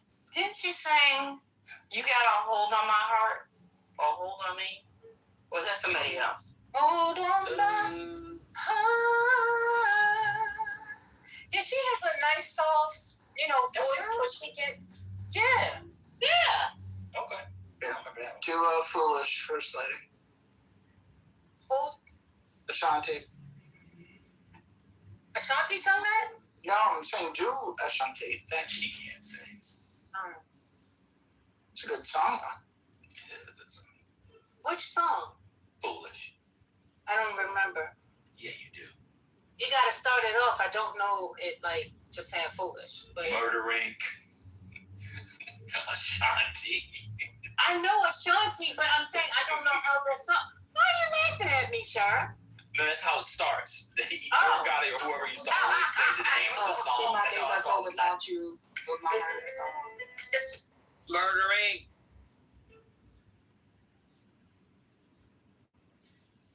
All my cousins go without you. Yeah, that's right. You see how I went right on cue? Like I went right on cue. As soon as that queued up, I went right. Murder Inc. It's just And then I was literally saying that's what. And then he says Ashanti. Yeah, I wasn't taking the first thing. Literally said Ashanti. See, my days are cold without you. Hurt me the way you. My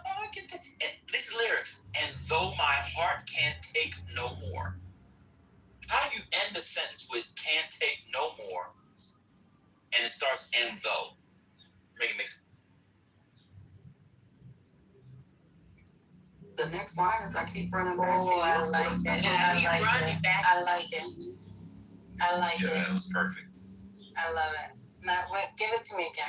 She's on tour right now. See, my days are cold without you. But I'm hurting with you. And then my heart can take no more. I keep on running back to you. Okay, what's the mistake? Because it sounds right to me. No mistake. Oh, right. No, but like a young 22-year-old girl in the hood, probably not in the hood. Just a young 22-year-old American, let alone black person, wouldn't say, and though my heart. Sounds like the beginning of a line in the Shakespearean sonnet. And though my heart has rendered asunder and thus, and though my heart can't take no more. It's good lyrics. Well, it's THO, to be fair. And though my heart. It could have been thou. But who wrote it? Who wrote that song? I don't know who wrote Foolish. It's like, goodness, see who produced Foolish. Someone picking Quinn, he might have. Oh my. That was, So it says here, Shanti Douglas, composer, lyricist, but also Angeline Jordan, Mark DeBarge, Marcus Vest. So basically everybody, like 5 different people. Irv Gotti. One line each? Well, no. Irv Gotti, he got the main. Yeah. What you call it? Another production. He got the main publishing here. What y'all think is more profitable without looking it up? Because I don't know. Publishing or the masters? I think it's publishing. I think so, but I could be wrong. Yeah, I don't know either. He answered the question before we could even hear the question. What's going on? I said, which one do you make more money on, publishing or masters? I think the masters, because when you own the masters, you can release it whenever. You can do like a 25th anniversary type of thing. And yeah, I think you could do things with it. Spirituals might be right though. Publishing I may be wrong. When I hear about artists up their catalog, that's the publishing, right? So when I hear like Bob Dylan selling his catalog for like a couple $100 million, I think that's, I don't know. Goliath said masters. Goliath and the Masters. Okay, Yeah, I bet Goliath and the Masters. Yeah, I bet you with the popular stuff is definitely, especially the last 40, 50 years, is masters. But I feel like back in the day, like a Burt Bacharach song. Right. And I bet you it was the publishing. But Right, I think that's cool. Matt is in the chat. Matt is in the chat, man. He said, "Let the QJ relative teach y'all." Oh, he's on the beach. I'm not listening. Yeah, the election's over. He's breathing. All the way from where you at? I don't know what it's. Look, he in the Bahamas. He can't even bang. He got a Mai Tai in his hand. Oh, well, come on up here and bang with your tits out in Nassau. Oh, not the tits. He's in a little thong. I bet he is. I bet he is. I 100% bet he is in a thong right now. Cheeks up. Yep, sipping out of a coconut. Yeah. Hold on, let me read something real quick. It's all wild. Y'all wildin'. So it says, in the music industry, publishing composition is generally considered the more valuable, lucrative, long-lasting asset compared to masters, the physical record. However, the definition shifts entirely if you are discussing careers and education in the book or the media world. The music industry, publishing refers to the underlying composition, blah, blah, blah, blah, blah. Masters' rights refers to the physical sound recording. Yeah, I mean, we know what these things are, but they're saying the publishing. See, I was torn on this because of Taylor Swift. Remember how they sold her masters, and what she did was she just redid everything, and basically told her fans, "Buy my new stuff." Wait. So that's why I was kind of torn on. 2 different versions of the same song by Taylor? She did, yeah, all her albums, yeah. Taylor's version. Genius. She took the. It's smart as fuck. Yeah. She redid them all. Yes. All of her, and then she went to DTC, to get all her fans to buy it. Yeah, she's like, fuck the owners of my masters. Here's a new version that's And me. I'm the master. Period. I mean, it's like when Prince changed his name to the symbol, right? He said, "Fuck y'all, I'm no longer Prince. I'm this symbol, and I'm gonna put my own shit out, and I'm gonna keep all the money." Yeah, but the music is ass. No, that is Divine. I'm gonna be honest with y'all, like maybe 2 songs. Here you go, man. But Divine is actually better because literally she got fans to stop playing the old stuff, buy the new stuff. Yeah, she did it. And literally devalued everything else. Yeah, she bodied. I mean, Matt said his body is T, but she bodied the old masters. Let me ask y'all a question then. So I remember, what was the big Taylor Swift song maybe 15 years ago? Name one of the big songs that she had. Shake it up. Get it off. Shake it off. 22. Shake it off. Yeah, Shake It Off. There you go. Shake. Wait, that's Mariah Carey, but she had a Shake It Off too. So that version, somebody now owns. So she has another version of that. Well, she made more versions of certain albums, and she was going through her whole catalog. And then she got to a point where she was able to then devalue the old masters and then buy it back. And now she owns everything. Who advises her? So is it like Ray Charles? And gets to walk away. America. How old? I don't know anything about this. How old, was this person? I don't know anything about 14-year-old. Oh, are you? Oh, really? Oh, God. 14-year-old. Seriously? And it, really? Yep. And they let it, really? How did this is fucked up. Exactly. I'm sorry. I can't listen to this stuff. I just don't, this country, that is disgusting. I'm so sorry. It's kind of the news I didn't want to hear. Sorry about that. See, we got to educate, I don't know, we got to try to combat the massive mullah ideology in this country. Because we think that that's something that's okay. It's insane. That's something the mullah would do and get away with it. You know? A jury of their peers, of the mullah peers, said, yes, acquit him of all charges. Let him walk free. People, what do you think he ran in the store? Flight or fight. 14-year-old teen.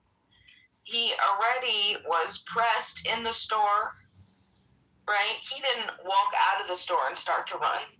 He was pressed in the store. Hey, what do you got in the pockets? He shook the pockets. He said, I don't got nothing. I don't have anything. Multiple questions sat there. Left, was walking out, and then people started to chase him. He was just his instinct to run. But he did have something in the pockets, didn't he? He sure did. No, we're going to shoot anyone. Come on. This whole thing is working.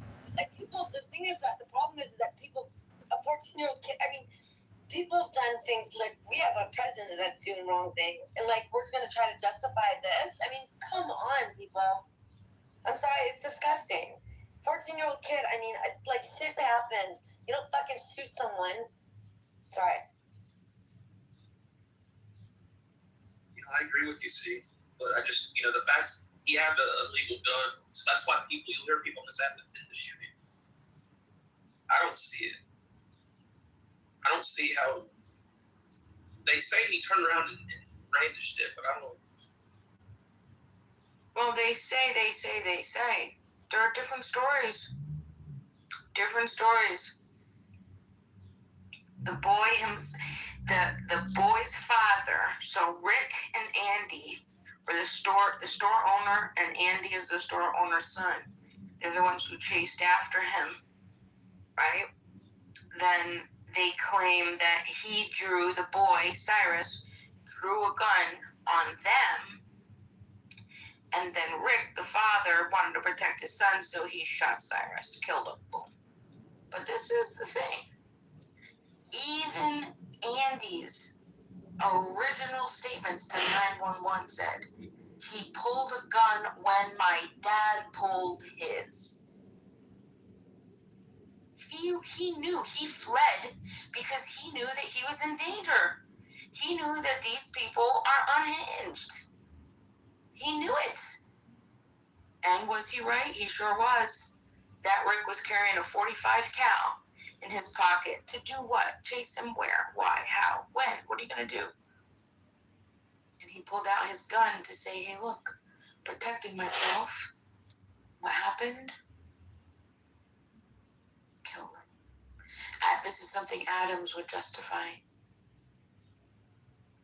Adams, you're going to get shit because you didn't hurt me. You're going to hurt Beaver? No, you're not coming up. Oh, okay. Never mind. I like Adams again. Okay, we're all good. Heureusement, j'avais gardé mon arme. La nouvelle 205 GTI.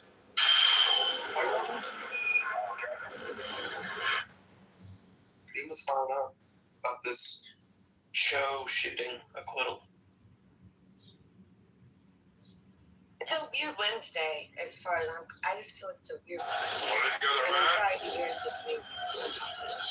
I'm fine. Are you a basketball fan, see? I am, dude. Like, I totally am. I'm fine. Like, it's the Knicks are to play, yeah. So I want to kind of change my want to have spirit, if you will. So, yeah, I'm excited about the Knicks. Like, this will be fun to watch. Yeah, are you? Yeah. I saw you go in that room. I'm like, see, a basketball fan. Yeah, dude. I got a couple basketballs. Yeah, I like basketball a lot. I heard Karen Bass scored a 3-pointer at the Lakers game. The whole stadium went wild. Really? Did she really? No, I'm just messing with Beaver. No, but that would be cool, dude. I feel honestly, I don't follow her that much, but shit. I mean, I would love to. Like, I mean, to do that would be pretty cool. If anyone of us on stage were to do that, that'd be pretty cool. Do you think Pratt runs for governor after he wins this, Adams? Nah, he's done.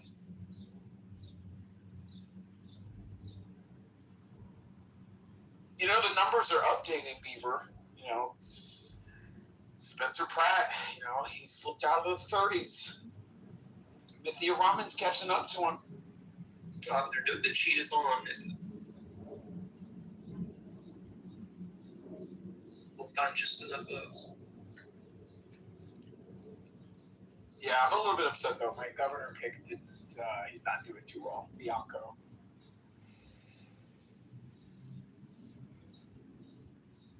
I'm not familiar with that Bianco. I'm not quite sure which one. Chad Bianco. He's the former sheriff for Riverside County. Oh, okay. Gotcha. Right. He's got a mustache, right? Yeah. Yeah, he's got a big mustache. He was doing well from the beginning, and then he's got a serious mustache. He does. He has a serious mustache, I must say. But he's I mean, well, I don't know him, so I just remember his mustache. Yeah. He's up against Steve Hilton is taking. It looks like Steve Hilton's leading. I have some concerns about that. I definitely don't want somebody representing my state that's been an American for less than 6 years and used to be a very, very intricate part of a foreign government think tank and strategy. I think that's a horrible idea. I hear you. I totally feel you. Like, I totally hear you. But, I mean, you know, look at, like, the president's wife. I mean, who are we to say it? But, yeah, so he's at 28%. He's on the news right now. But they're getting still more votes in, right? I mean, please, like, correct me if I'm wrong, right? It's not done yet. Like, right? Oh, no, it's not done. Like, and this is what I was saying from the beginning with the LA City race. It's going to most likely be Nithya Raman and Karen Bass. That's mainly going to be the runoff. Raman, I don't know. I'm from Northern California, so I don't know. I don't know much about, I don't know anything about Raman. I just know Karen Bass, but like about players and all that stuff. But I just, I just heard some things about Rahman that people didn't like his attitude or something. I really don't even know who this person is. So she just had a voting record of just voting on policies that were just not conducive to cleaning up the homeless problem.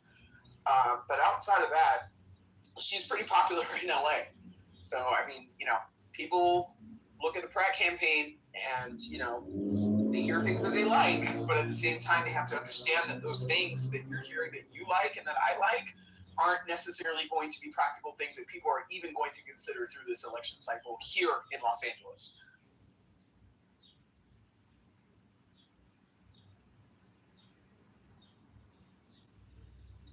Yeah, it's kind of a shit show.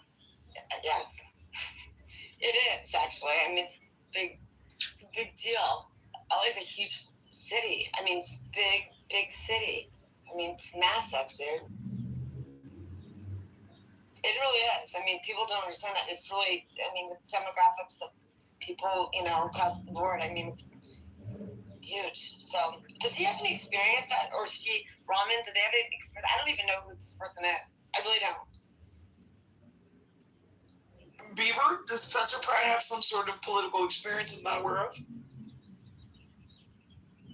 Yeah, he was on the Hills and he was able to manipulate a lot of people. Inserting himself into women's drama that's going to prepare him for being mayor of Los Angeles? Well, he's married to Heidi still with 2 kids. He stole Heidi away from LC. I can't believe I watched that bullshit. I can't believe you did either. That's actually I'm a little bit disappointed, Beaver. What's going on? I don't think you wrote do you necessarily need, I don't think that matters anymore these days. Political experience? Yeah, I don't think it, really? The norm has been broken. I mean, seriously? Like Trump didn't have any. Yeah, but that's a little bit different. Ronald Reagan was governor. Schwarzenegger, name recognition. People actually like Schwarzenegger. People did not, and if you remember Spencer's run on the Hills, people did not like him. Yeah, but that means his message is resonating because people are tired of the shit, the literal feces on the sidewalk. Okay, have you ever seen his message? And let me tell you how his message is resonating. Okay, his message is resonating in people voting for Nithya Raman to get him off the ballot to prove a point. And this is why I don't think that you understand what's happening, Beaver. Like, the second that Nithya Raman called him a MAGA Republican on that stage, that was over for him. But he's making the runoff. He's not making the runoff because they're not done counting ballots, Beaver. It's like a 98% certainty that he's going to move on. No, it's not. Even Kalshi, even Kalshi doesn't have any hope for him. Let me check this right now. Let me check my model 1 second. What's up, Mountain? Yeah, Kalshi says he's going down. Let's see. They have Karen Bass at 69%, Nithya Raman at 20%, and Spencer Pratt at 10%. So, I don't know. I think a lot of people are just kind of seeing the writing on the wall. I bet I know Mountain's position on this. Well, he's going to vote for Spencer. I don't think that Mountain lives here, but if he did, I'm sure he would vote for Spencer Pratt.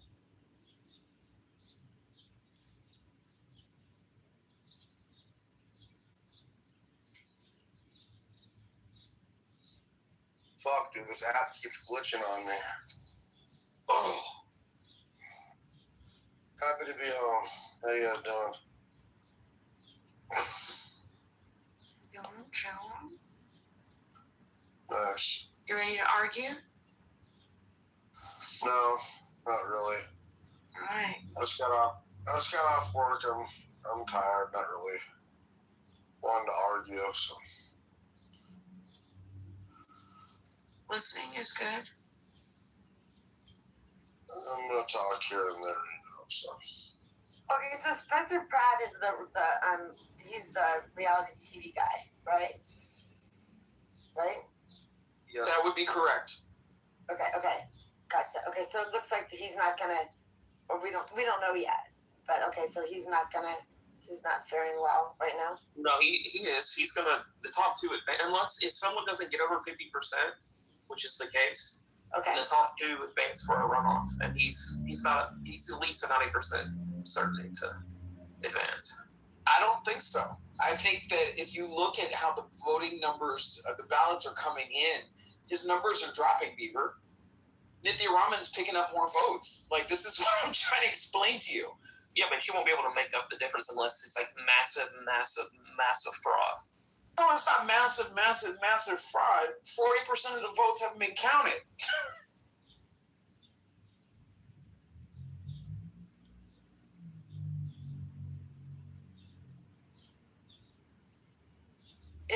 So, do we know about the governor race? I mean, is that decided yet? I mean, do we have?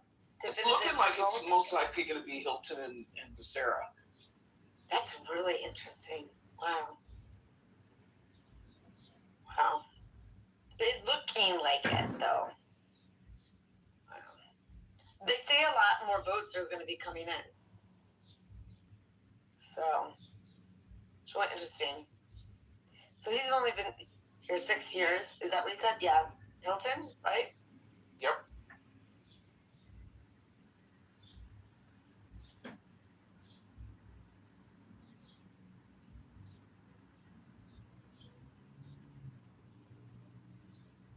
Now, what do you think about this Chinese store owner murdering an innocent black boy that was hurt away?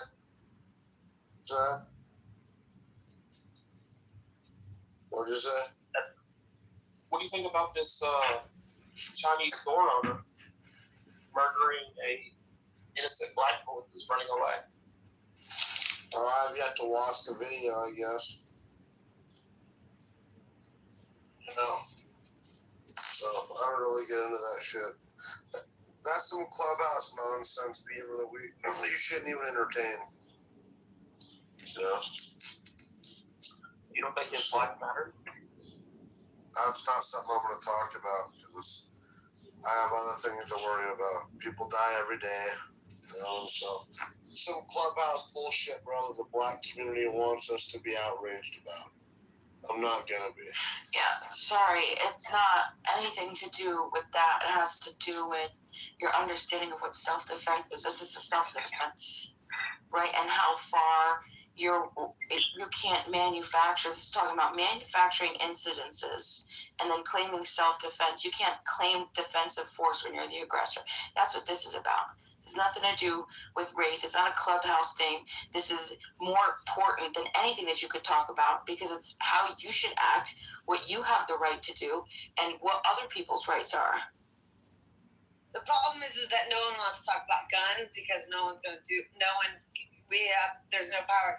Well, guns are the problem in America. I mean, so that has been the case. So it's reality, and it's really fucked up, and it's wrong. No kids should be shot in the back. Kids, are that age is ridiculous. It's wrong. I mean, but we can't.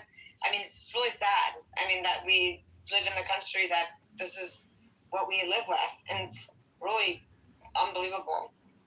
I mean, I don't even know how to comment on this. It's really just more than disturbing. But I think you don't even hear anyone bring it up anymore. We just let it be. Like, okay, it's bizarre. It really is. It's really fucked. We got to keep our guns, though. We have to. We need our guns. I mean, we could bring the race thing into it. I think that that's a whole nother conversation, but I think that could definitely be a conversation here. But I don't think that most people would be able to separate principles from that conversation if we mix them. So we could just focus on principles. We don't have to bring up race. People can find out later and then do whatever they're going to do or think whatever they're going to think.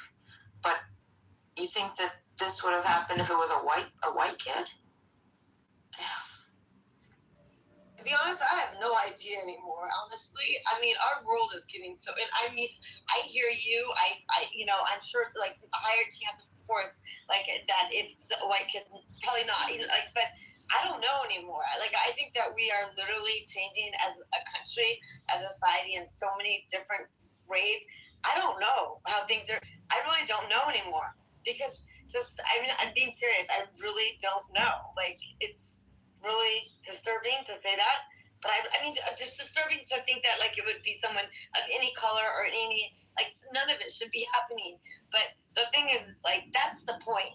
But I mean, I understand your point, and just the whole thing's fucked up. Okay, sorry, I'm kind of trying to get in a better mood.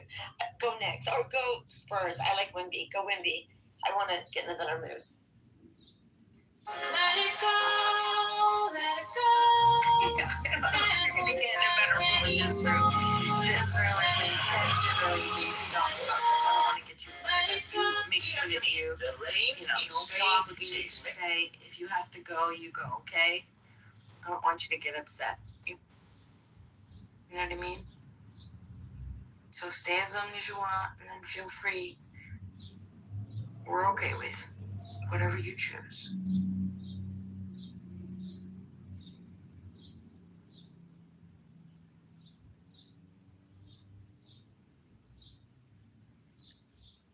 So, just to talk about it, to update everybody in the room, there was a scenario. There is a store, gas station. Gas station has Rick, the owner, Alice, his wife, and his 23-year-old son, Andy, working in the store. Kid comes in with a backpack. Alice says, hey, keep your backpack up front. Kid says, all right. Takes his backpack off, keeps it up front. Kid goes to the back, goes to the cooler, opens up the cooler, takes out 4 water bottles, and for the sake of this part, I'm not going to tell you what exactly happened because this is post-facts, right, that we find out later. So I'm going to only give you with what happened at the time. So he takes out 4 water bottles, and then it looks like he pockets one. He puts some of them back, and Andy, the son, suspects that he stole a water bottle. So as he goes to the front, because now he has nothing in his hands, he goes to grab his bag, and the wife says to him, Alice says, hey, what do you got in your pockets? He says, I don't have anything. And she says, let me see. And so he has a hoodie on. He has his hands inside of the hoodie, like the pocket in the front, and he like shakes it to show that there's nothing in there. Andy, the son, says that he saw something heavy. He believes he took the water bottle. So the kid then takes his bag, walks out of the store, walks to the corner of the store. Andy decides to run after him. So Andy rushes out of the store, runs after him. Rick, the father, follows Andy. And as soon as the kid realizes that Rick and Andy are chasing him, he starts to sprint. He just takes off. He takes off. He runs out of his shoe. His phones fall out of his pocket. They chase him for a football field and a half off the property of the gas station. They just keep chasing him. At one point he falls, stumbles, gets up. Andy, because he fell, got real close to him at that point. And then he said that he saw a gun, and he aimed, and the kid got a gun and aimed it at him. So Andy says, he's got a gun, to warn his dad. His dad shoots him, shoots the kid. Kid dies.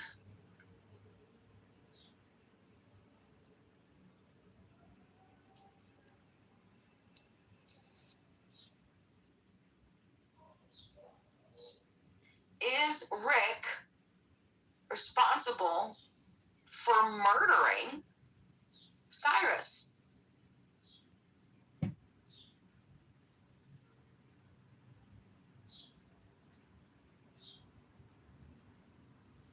I don't know. I bet the jury just felt compassion for the hardworking Asian man who had been, people had been stealing from him. Yeah, of course they would. They wouldn't feel compassion for an entire lifetime that a 14-year-old's life has been stolen. They'd feel compassion for the man who's been married and has a kid and he's a professor, has had all the opportunities, all of this, right? But he can snipe just a 14-year-old hoodlum, right? Fuck it. Don't worry about it. Move it on. Keep it moving. You're good. You're good, Rick. You're good. What are we supposed to do? What are we supposed to do, Bima? Not kill somebody. That's a okay. So, I mean, it sounds like the man's going to be arrested, right? No, he was acquitted. Okay, so he was acquitted. So what does that mean? That means that he cannot be tried again, correct? Yeah, trial's over. He's done. Okay, so what is it that we can... So what is it that you need from us as the American people here now, right now? To be able to understand how this was an example of injustice, that those 12 jurors, which are most likely representative of what America is thinking, what did Beaver say? Agree with them. Beaver, did you just say his name? I sure did. Okay, I'm going to say it. Karen Bass. There you go. Cyrus. His name's Cyrus. Karen Bass. Say it loud. But, that link doesn't bring it. I mean, he's still going to win. No, he's not. He's going to make the runoff. He's going to make the runoff, Adams. He's not. You want to make a big wager on this? I'm not going to make any wagers just for the simple fact that there's a lot of people on House Sheet that are probably going to lose a lot of money when we go to a Nithya Raman and a Karen Bass runoff. So we'll see what happens, Beaver. Well, yeah. But back to the, they have those signs in those Asian stores. If you break, you buy. Yeah. Well, now if you take, you die, apparently. And apparently people are okay with this. And he didn't even take anything.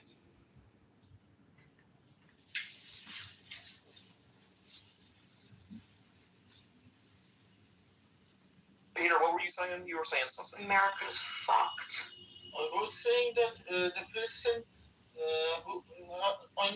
my idea is that the person who is handling the gun was the main guilty person, because the child who shouted that he has a gun, it doesn't mean that the person who possesses the gun should handle that irresponsibly and should first and ask second. He should have made sure that he has gun. And for this, I think that, as he said, what should we do about the situation now? It is some kind of non-feeling. It is normalizing, and he wants to move on. It is not that easy. We need to, for example, condemn the situation. It is not a normal thing. If you hear something like that and you want to move on without any reaction, then it's a problem. Maybe his finger slipped on the trigger. I mean, why are you guys jumping to judgment? Were y'all there? These are just words. This is the process. The trial already happened, Adams. So it's their words. So they heard the words of the people who were there, and then the jury acquitted him. Right. So what is it that I'm missing? Because it seems that maybe the jury had certain instructions when he was being sentenced. I mean, I'm trying to understand. I mean, if the jury acquitted him, they acquitted him. What is their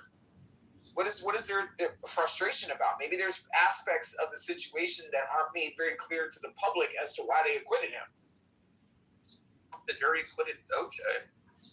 Well, yes, because he was innocent. The glove didn't fit. You saw it. So we have a clown justice circus. Yeah, this is like there isn't any disagreement on the nature of events, mostly. right? There is some about whether he aimed it or not, or who pulled the gun first. But ultimately, I don't think that changes anything. I don't think I would have the same exact position if those elements were shifted in the discussion.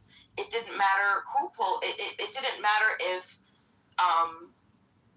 the kid pulled the gun first or if the kid aimed it or not. I would still have the same position.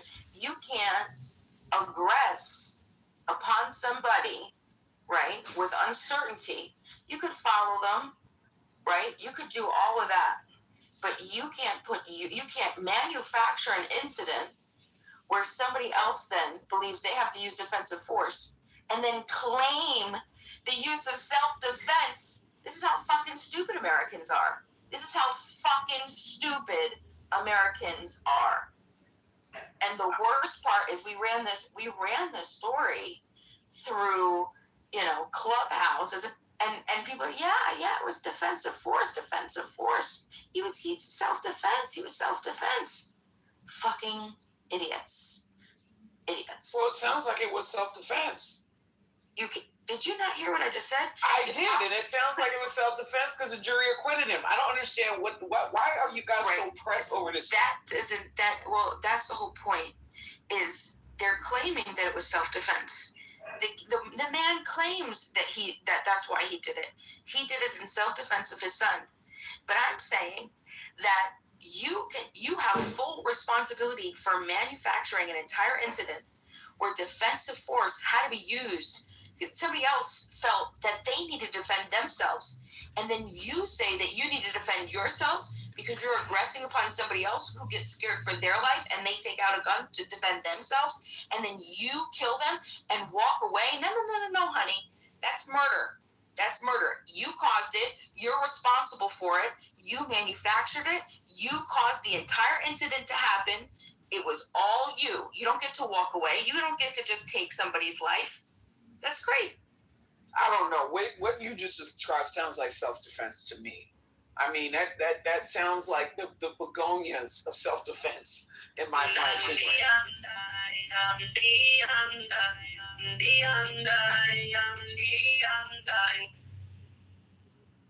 I don't know what's wrong with these people. Like, I really don't. Like, they just come out of their mud hut in some foreign country in Britain and just think that we want to listen to that shit on the internet. I really don't understand their appeal to doing that. But going back to what I was saying, Bima, what you described sounds like it's self-defense. So, and it sounds like the jury agreed that it was self-defense. So I'm trying to understand where your smoke is. So you're saying that two people in this situation had a gun. Is that what you're saying? That's correct.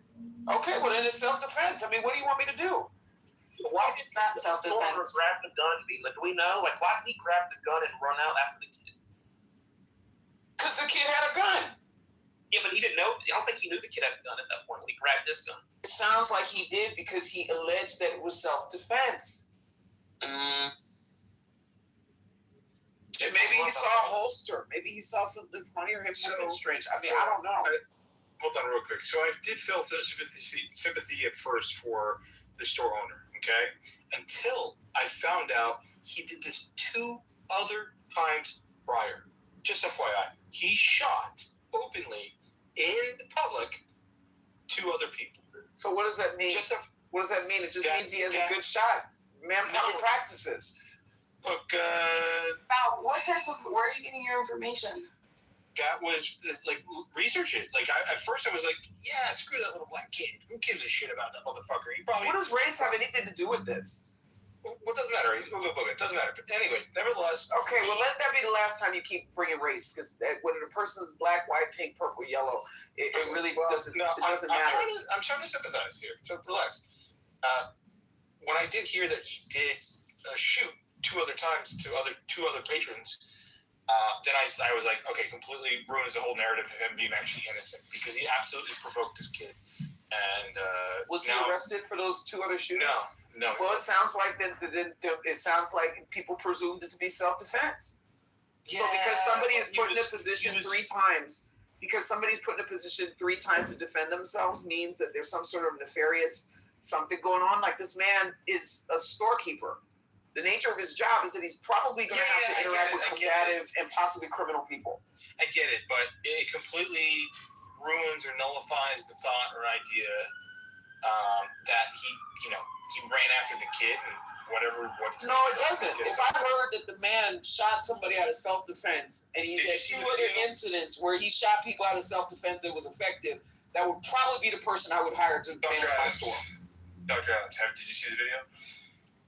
What video? Post the video at the top of the No, I can't believe it. Yeah, just like you guys like to, you showed me that video of that cop shooting that woman that threw that pot, and you wanted to hound and fight with me for months at a time over this shit. Listen, show me the video. I'm all for Chuck the Builder to get freed, okay? But at the end of the day, I think the shop owner was wrong about this one. I don't think that Chuck the Builder should be free. I think that Chuck the Builder, he should have taken his fat ass to the shooting range and had better aim. No. This keeps getting worse and worse, Val. Did you also hear that the shot went through his lower back? To who? And the corners, the kid's lower back. Oh, the shop owner shot the kid he could have turned right before the shot. I mean, we don't know. Yeah, I did hear something about that. I didn't understand the complexities or the nuance of how the kid got shot and how it was done afterwards. Does anybody have the video? If you watch the video, you see the shop owner and... Val, did you not just hear what I asked? I said, does anybody have the video? It's not there's no video of the actual incident. Hold on, there's no video. Shit. What are we doing? Let me finish. There's no video of the incident where the shooting takes place, right? The only incident is, the only thing that they can see from that day is when the kid was in the store from 25 different angles, walking, proving that he didn't see. Somebody in the chat said that the young man died of fentanyl overdose. Yeah, that's bullshit.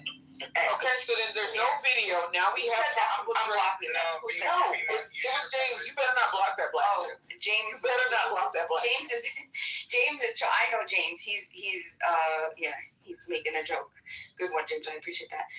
So there's no video of that particular at the actual shot moment, but there is the entire trial that you can listen to. You can listen to the witness testimonies. You can listen to everybody, cross-exam, everything. And people heard all of that, and he was still acquitted. So I don't understand why you guys are mad. Well, a jury of his peers heard all the things that you just said without the video. That's why we're here, because I'm saying that they're all wrong. They're all idiots. But who are you, any of you, to say that they're wrong? Well, that's why we're here. So did the judge set aside the verdict? No, Adams. Can you research the issue before trying to argue? Well, but you're kind of frustrating me right now. Okay, but I'm asking simple questions that, again, it tells you. Juries are given. We already told you that he was acquitted. It's done. Okay, so it sounds like the jury made the right decision, and the judge didn't disagree with that. You keep repeating the same things, but you're missing the point where that's why we're here having the discussion. Because there's an entire trial, and the trial was shit. The jurors were shit, and most Americans that think about this is actual shit. So we have to course correct. But that doesn't make any sense, because the jury who sat in the courtroom that you didn't sit in, that heard the evidence, and they sat there and listened to the expert testimony that y'all did not listen to. They came to the conclusion that they did. We listened to enough of it. But they heard all of it. We listened to hours of Andy's actual testimony. But they were there. The 911 calls, right? We listened to the things straight from the horse's mouth. But did you listen to the case in its entirety? We saw. Well, there's 2 witnesses that I didn't get to hear out yet, and I didn't hear. I don't know if they had whoever else they had. So maybe the witnesses said something that put the jury on the same page. All the witnesses were saying the opposite. They said that he never aimed the gun. They were in support of the kid. So I mean, it's even worse. So you got conflicting testimony. You have a judge that has not set aside the verdict and accepted the verdict. I'm not seeing how you feel. What do you mean? What do you mean by that? Because the judge has to accept the verdict.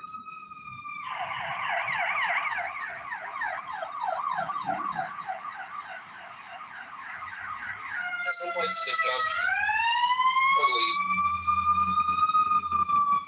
veto a verdict, Yeah, they could set the verdict aside. But they don't. No. They ruled. He's been ruled not guilty. It was read and accepted. It's over. I keep saying that to you. I said that like 5 times. It's over. He walks. It's done.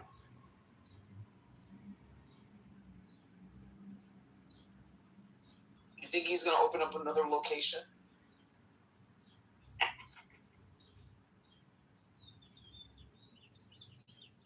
This guy's fucked in the head, boy. Hey, he could start a franchise. Go, Duck and Bullets. Convenience.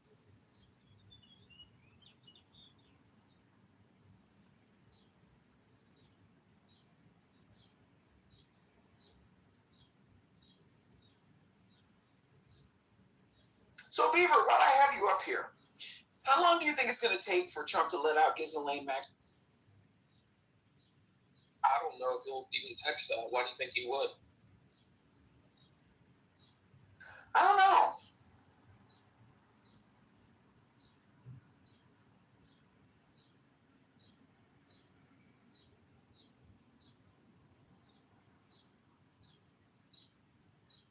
Babe, I think you want the laws to be rewritten. And I mean, like, What I want is for people to be educated. There aren't any, at this point in our fucking society, if we look at the different types of ethics and principles that would have us make an assessment on this, every fucking scenario shows that you can't claim self-defense when you've manufactured the incidents where somebody else fears for their life and your property isn't stolen. Your property isn't taken. That's your responsibility. There's no ethical standard that suggests that he's in the right in any case.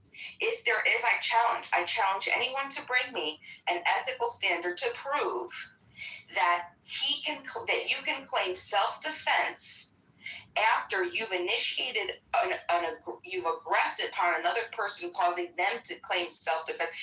Think about it this way. In any case, if we were outside, right, and I bumped into you or something, right, and you thought I took your watch, right? Maybe you thought I pickpocketed you, but really, you just had your wallet in your other pocket. Okay, you forgot where you put it, and you look at me, and you come and you touch me. And you're like, hey, you took my wallet. And I said, I didn't touch your wallet. I don't got your wallet. And you're like, no, you got my wallet. And then I start backing up, and I'm like, I don't have anything. And you're like, come here, you got my wallet. And so I start running, right? I'm like running away from you. At some point, I fall. And you're just chasing me now, okay? And you and your homeboy, both of you start chasing me, right? I take out a gun, and I'm standing there with my gun. Even if I'm holding it, you can't take your gun out and shoot me and kill me and say, you thought I was going to shoot you and claim self-defense. You can't fucking do that. Not unless you know for certain that I have stolen your property, right? And even in that case, when we're talking about lethal force, okay, you only use lethal force when lethal force is being threatened. If I have your property and I've stolen your property, your life isn't being threatened. You know what I'm saying? So even in that case, but my life is being threatened in the immediate with violence, with you doing something to me. What am I supposed to do? I didn't take your fucking wallet. I don't have anything, and I'm trying to defend myself. And so I take out a gun to defend myself, and then you shoot me and kill me. And then you go to trial, and you say, I thought she took my wallet. It turns out she didn't. It was in my other pocket. But when I thought she did. And then she pulled out a gun, and I shot her because she aimed it at me. I thought she was going to shoot me. But I had to defend myself. You don't get to fucking do that. Wait, are you using this analogy for a real situation or no? Yeah, it's a real situation. What real situation?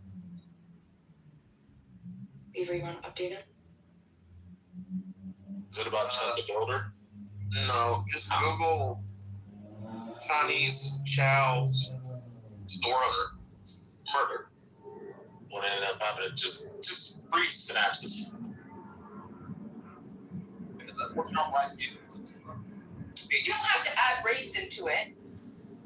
Oh, I'm sorry. I mean, he's being descriptive. Go ahead, Beaver. I mean, people see the black kid. That's what Yeah, it's stupid to say I don't see color. No, it's what you really should say is I don't. I'm not saying that. I think that it matters. But unless you're colorblind, you're gonna see this is the problem. This is the problem.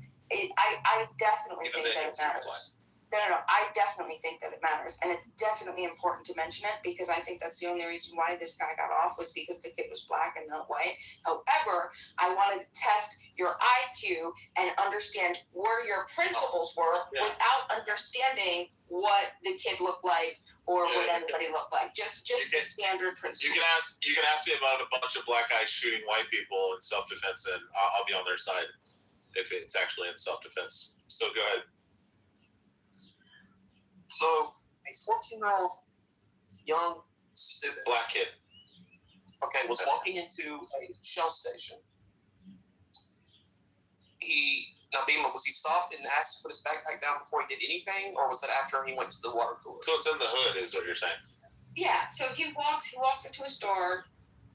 The wife. There's 3 people working in the convenience store. Rick, the owner, the father. Alice, the wife, and Andy, their 23-year-old son. Okay, the kid walks in. He has a backpack. Alice, the wife, says, "Hey, keep your backpack up front." That makes sense. Says, okay, so he takes the backpack off, puts it down. He goes into the back by the water coolers. He opens up the water cooler. He takes out 4 water bottles. He thinks for a second. He's checking for some. Okay, and then he puts them back. Okay, we don't know now if he pocketed one or if he has one in his pocket. Okay, so let me guess. The kid walks out. They think that he stole it. They confronted him, and then he attacked him, and then they shot him. Well, this is the thing. No. Yeah, that's exactly what happened. No, that's not what happened. That's not what happened. Oh, okay, because that would have been self-defense. Okay, so the kid goes back up to the front now. He goes to grab his bag. The wife confronts him and says, "Hey, what do you got in your pockets?" He goes, "I don't have anything in my pockets." She goes, "Yeah, what do you got in your pockets?" Right there. And then he, shakes his pockets. He goes, "Look, I don't have anything in my pockets, lady." And so then he picks up his bag and he just calmly walks out of the store and he's walking. And all of a sudden you can hear screaming, and Rick and Andy start chasing after him. So once he gets to the corner of the gas station, because he walks out the door, turns right, the corner's right there, then Andy and Rick start chasing after him. So he starts to sprint. He sprints, he runs, his phone falls off, his shoe falls off. They chase him off the property. They chase him for a football field and a half. They chase him for 130 yards, okay? And they're just chasing after him. At one point, the kid falls. He falls, and when he falls, Andy says that because he was closer to him, says that he saw him have a gun, and he held a gun, and he claims that he aimed it at him. Okay, so then Andy puts his hands up and he stops and he backs up. He says he's got a gun, and then he says it again to his dad. His dad, who's right there now with a .45 cal of his own, he says he's got a gun. So then the dad just boom shoots him. He dies. Okay. That's the scenario. Is Rick guilty of murder? I mean, yeah. Thank you. But it wouldn't have mattered if he was white or black. Thank you. Yeah. But I know you're going to try to make that argument because he's black. Well, this is the problem. Well, Bima, just real fast before you go off on this. So there's a video you can actually look up where there's this young white kid and he's walking out of the gas station, and somebody had said that they thought that he was up to no good or something. And the police officer is walking behind him. And the kid had headphones in, and he's like, "Yo, come here! Hey, you, get over here! Yo, get the fuck over here now!"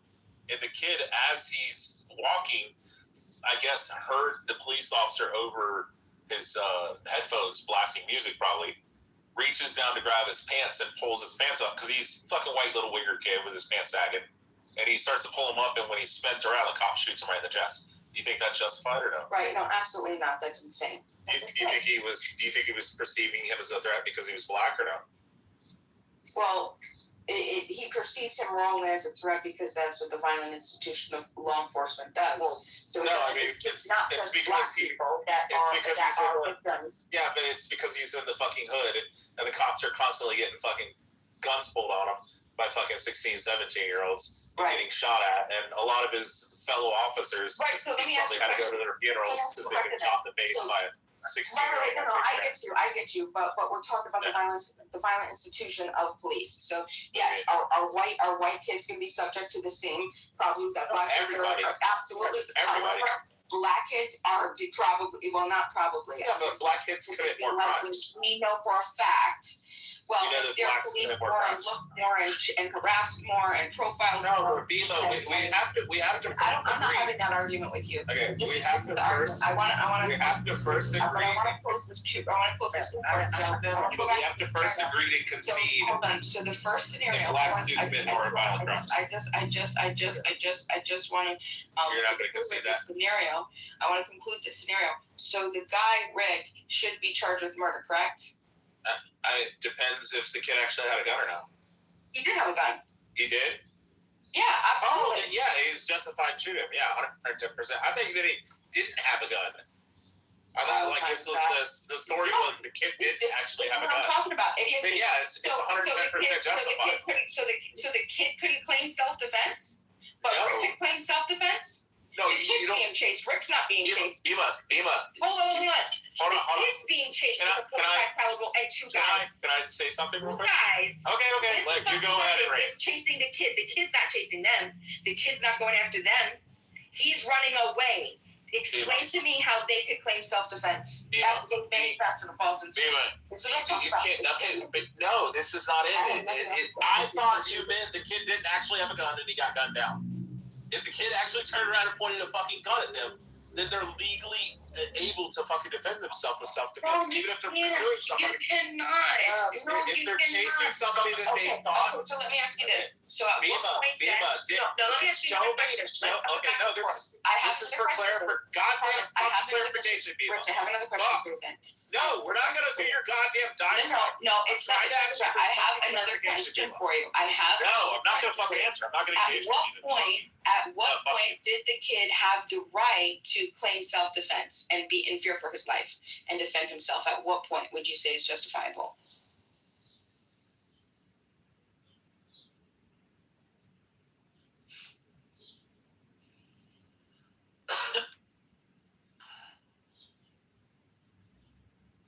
Fucking socialist Nazi. I am more freedom-loving than you. You are you're not. You're authoritarian as fuck. Rule-breaking statist. You're authoritarian as fuck. You appeal to the law. You're authoritarian as fuck. You just want to be the authority. You want to be your self-governing authority. You want to go around and fucking murk everybody who fucking disagrees with you. What a bunch of white men wrote down on shut the fuck up. They had the dominant power. They had the biggest gang in the world. So fucking stupid. Such a played-out, lame-ass argument. Maybe don't appeal to law. Like 90% of the founding fathers said that they didn't want slavery. Don't use logical fallacy. Like 90% of the founding, 90% of the goddamn founding fucking fathers, you goddamn mudcharts, said that they didn't want slavery. You would call the fucking goddamn all you have to do is appeal to principle. What I'm asking, what I'm going to challenge you to do is show me your fucking 90 IQs. Show me the principle that says that if you're in fear for your life, okay, and you take out a weapon because you're being aggressive, someone's chasing you, and you take out a weapon, you guys from a gas station chasing you without weapons, can kill you. They're chasing you without a weapon. In fear of their life. They're chasing him without a weapon. They're chasing him without a weapon. No, they chased him They're with a weapon. chasing him without a weapon. They chased him with a weapon. 45 cal. No. Okay, They shot him with a 45 cal. Was the goddamn fucking gun concealed or was it fucking open carry when he was running with it? It doesn't matter.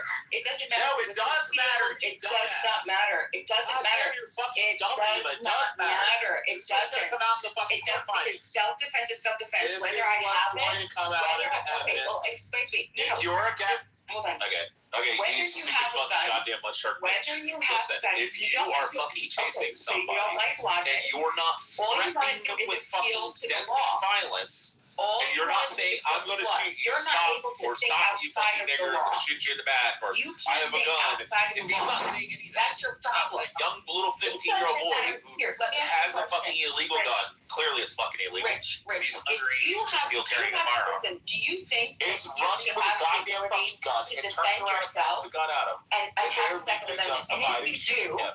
do you They think have that not it should shown. only be They have not shown concealed? that they were Because there are willing some to use states that are lethal or concealed, deadly and there are fucking some states violence. that are open carry. Like this fucking Is that correct?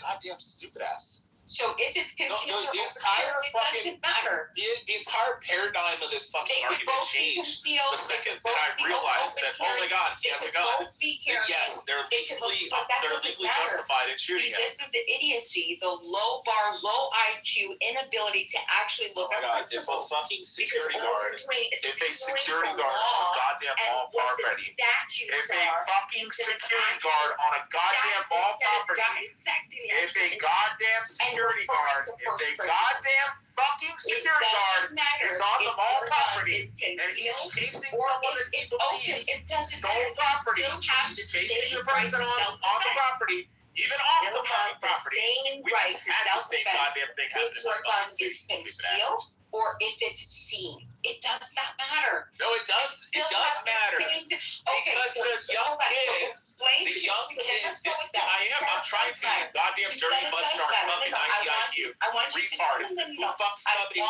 IQ fucking niggers. I want you. Okay, Goddamn dumb nigger lover. you're gone.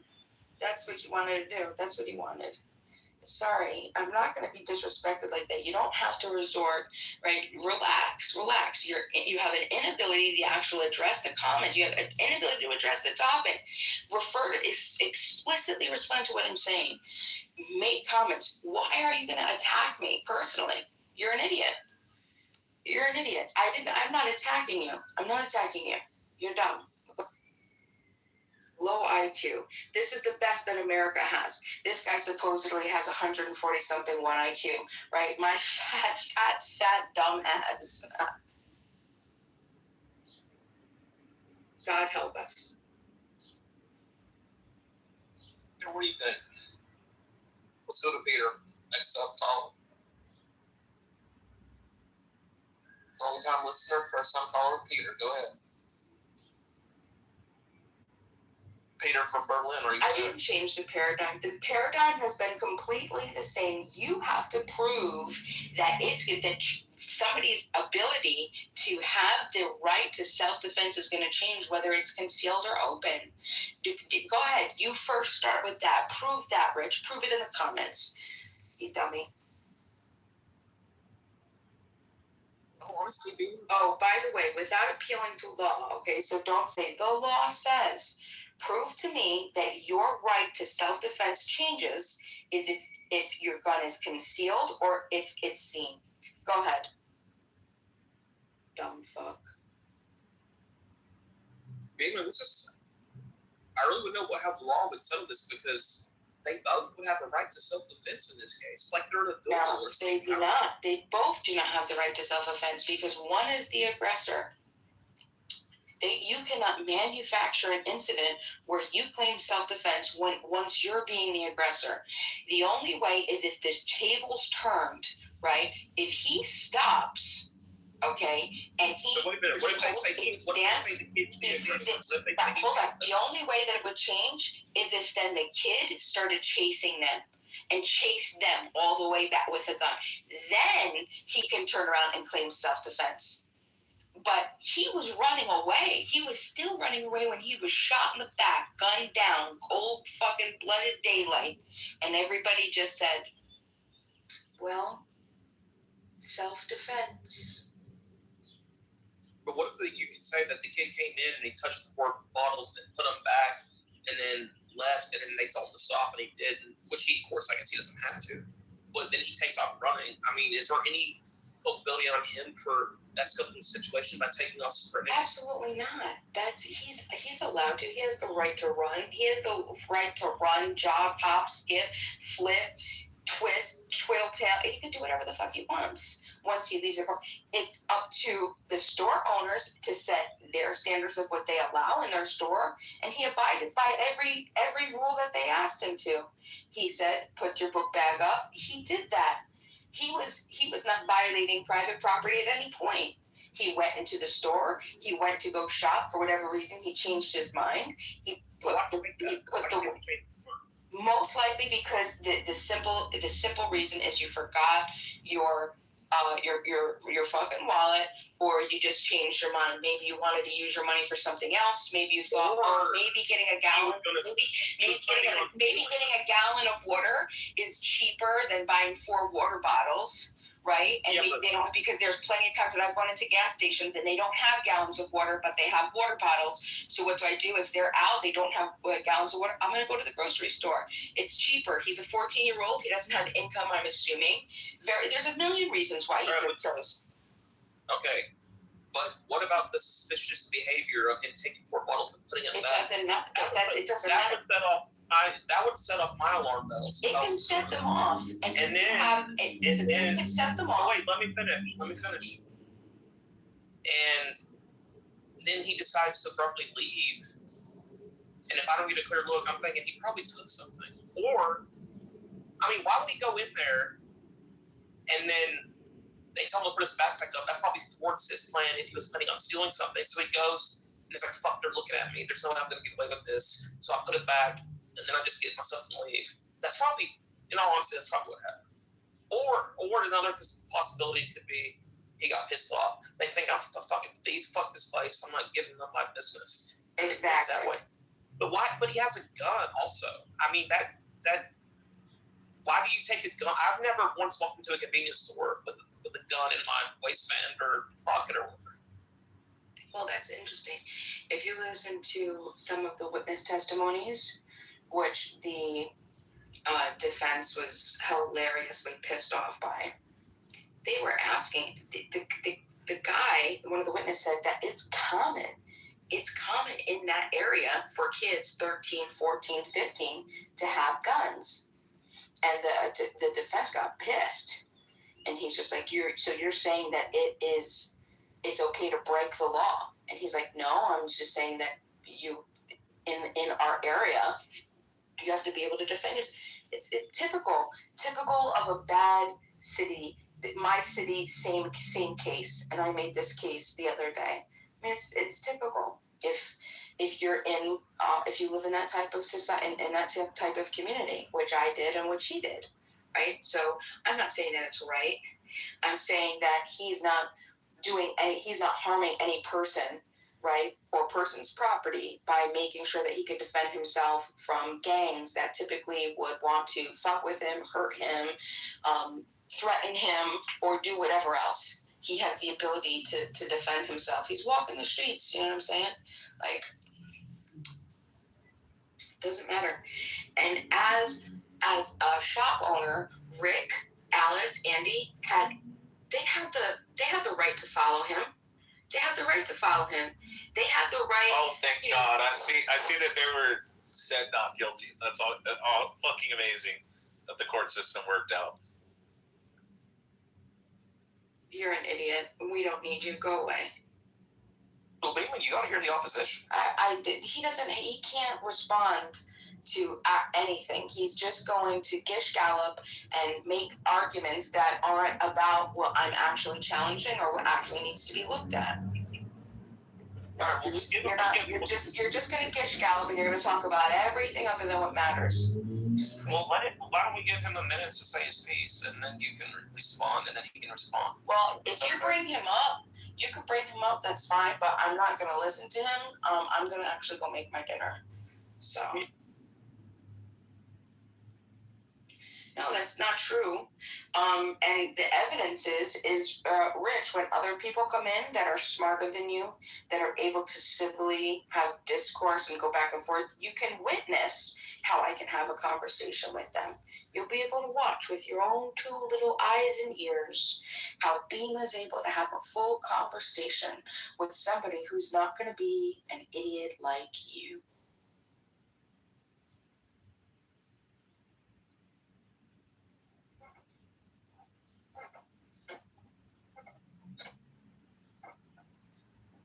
Well, I don't know how I feel about this. This one's really got me torn.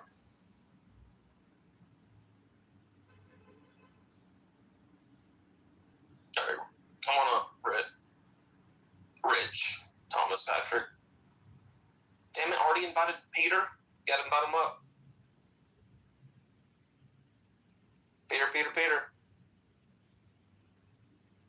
All right, I'll just turn off the hand raising out there. Just do that. All right, unmuted. All right, Rich, let's go. It's gonna be so amazing tonight. I'm gonna get Rafi and fucking BB to open her a room, and we're gonna have Abby fucking argue the position of the defense, and we're gonna keep Mima in the fucking audience the entire time while she crashes out, because we're gonna fucking mass flood people into the fucking room, and Mima's just gonna sit in the audience like a good little bitch and not be able to talk. Rich, just like she wants to do. I didn't disrespect you. Yeah, you did. You disrespected me when I was trying to refute what you said, and I was asking for clarification. And you did this goddamn nigger fucking shit where you jumped out and you kept screaming over me.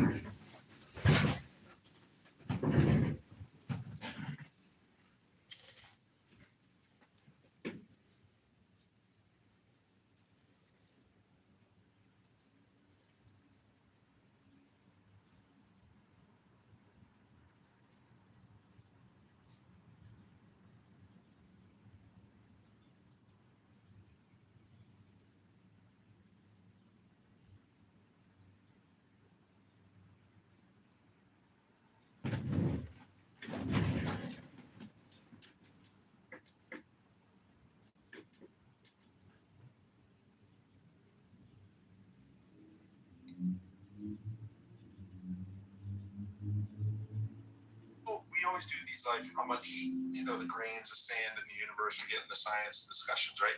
It's a good way to frame it. Like, if I say, how many grains of sand do you think there are on all the beaches of the world, right? And you say, I don't know, 5 trillion. And then I say, I don't know. The fact I don't know doesn't make it a belief that there are 5 trillion grains of sand. It's just a statement about what JCC's saying. It's my epistemic position, right? Like, agnosticism is not some third religion competing with Christianity that I hear floated out all the time. No, you're not saying it, but that's where this tends to jump down. I'm withholding judgment pending sufficient evidence, which is the only adult thing to do. This is why I criticize theists, because you're not acting like normal adults. You don't have anything that would even come close to holding a candle to invalidating all the laws of known physics. And you go, yeah, but I have this book from 2,000 years ago. No human being in the world would pick up a book if it was written today that said that kind of stuff and go, this has to be true, unless they have something mentally or cognitively, the same thing, wrong with them. But you're saying wrong with them, but that's not, okay. But you have to.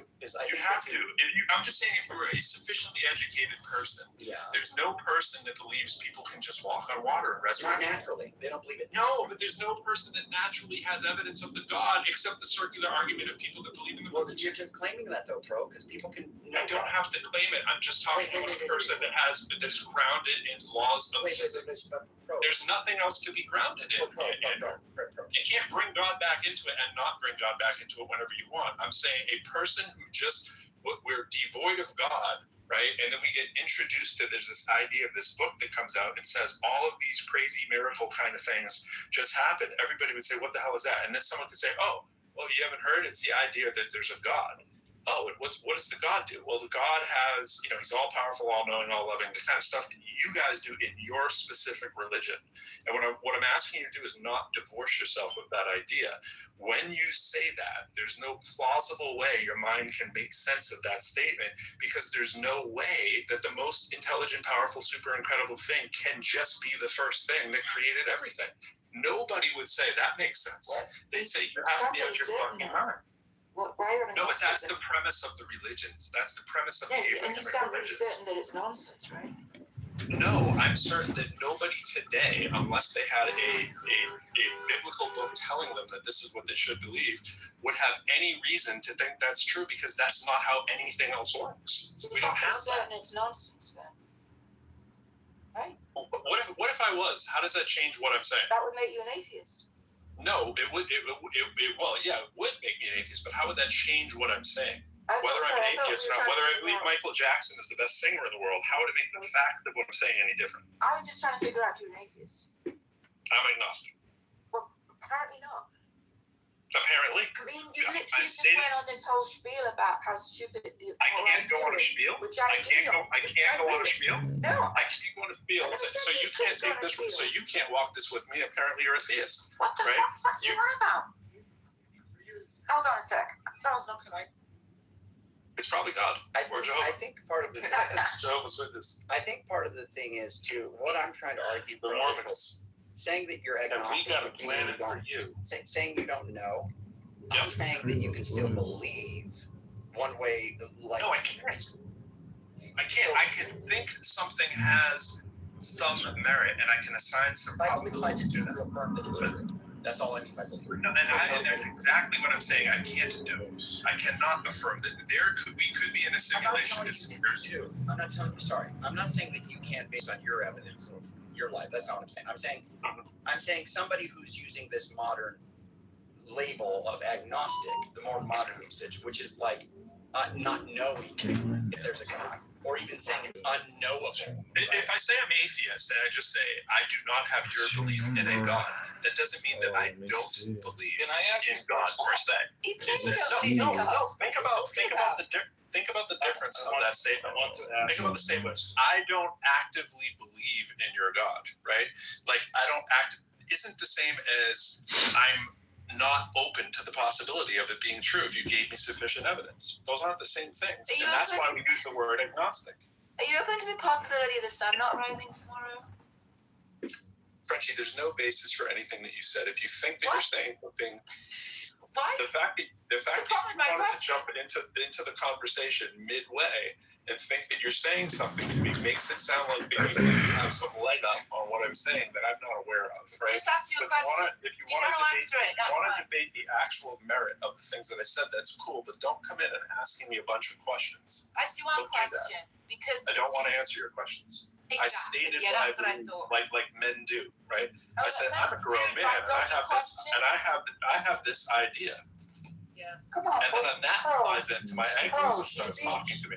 She's actually giving you an honest question here. Like, you can say you don't know if God exists or not. However, yeah, but on the belief side, do you believe a God exists? Yes or no?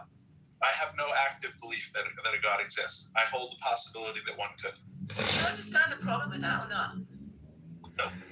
Okay, that's why I asked you the question, right? You could be open to the possibility it'll explode, right? But it's a tiny possibility, right? It's just logically poll. You're not infallible. It could happen, but you would probably be incredibly confident that's not going to happen. And I'm curious if that's your level of confidence in God. I don't know. I don't assign confidence to it, so I'm not into the confidence. So you haven't done introspection. Okay, cool.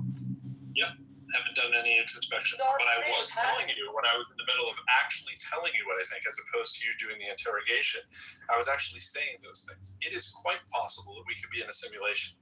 I have multiple ways that if you wanted to have the time and we could go through a thorough understanding of what I mean by that and what it is, we could. I don't want to do that, but I do hold the possibility that we could. And I want you to hear these things carefully. I do think that we could be in a simulation. I do think it's possible that there could be a civilization that had a million-year head start to us, and it'd be unfathomable to think about the level of artificial intelligence that could exist from some kind of alien life form. Andrew knows that I say that the only pathway to an actual God, it basically is keeping those two alive, is that God's an alien. God, by definition, isn't a human, so the idea that he would be an alien I don't find to be very wild and crazy. I think if you hold those things open, which I do, then sure, I'll grant you that could be the thing that people call God. But it doesn't give me any more understanding to solving a problem that our brain cannot solve is how could an Abrahamic God possibly be the first thing? What would be the impetus for something that has all the superpowers imaginable to just be the thing that there is when there's no evidence of anything like that ever have existed? And we just want to posit that it is, and it gave rise to everything. We're just kicking the can down the road because the next question is, how did that start? Yeah, I agree. How could it possibly be true? So that's why my brain doesn't work that way. That's why I'm an atheist, because I think it's incredibly unlikely. I've heard your stances, and I know you're an atheist. I've heard you multiple times speak on this. We've been in rooms scores of times together. I understand your point. Unless you changed your name, I don't think we have. Did you use something else? No, I think maybe you did. I've been in rooms of times. You were always called Pro? I was always called Pro, yes. Sorry, I don't know. Yeah. Well, I usually was doing a lot of the listening, but there is no way to get past that for any level of intelligence. It's the end of the story because we can't answer that question. But to say I believe that's a thing, you have to be biased. I have a question. Maybe this is for Frenchie. Frenchie, will you take a question? Yeah, I will. I'm happy to answer any question. While you were talking, you triggered a thought. I appreciate this notion, like a lot of people, belly navel gazing about whether there is a God or not a God. Now, it seems to me that is a question that kind of belongs in an 18th or 16th century European isolated time frame, because it implies that there are two choices, God or not God. And it seems to me that in a modern age where we have airplanes flying to every corner of the globe and a full catalog of human religious expression, that the question is sort of like, are there 10,000 gods or are people just making up this shit? And this question, like, is there a God or not a God, just seems really archaic to me. And do you feel that? Or do you think it's still relevant today?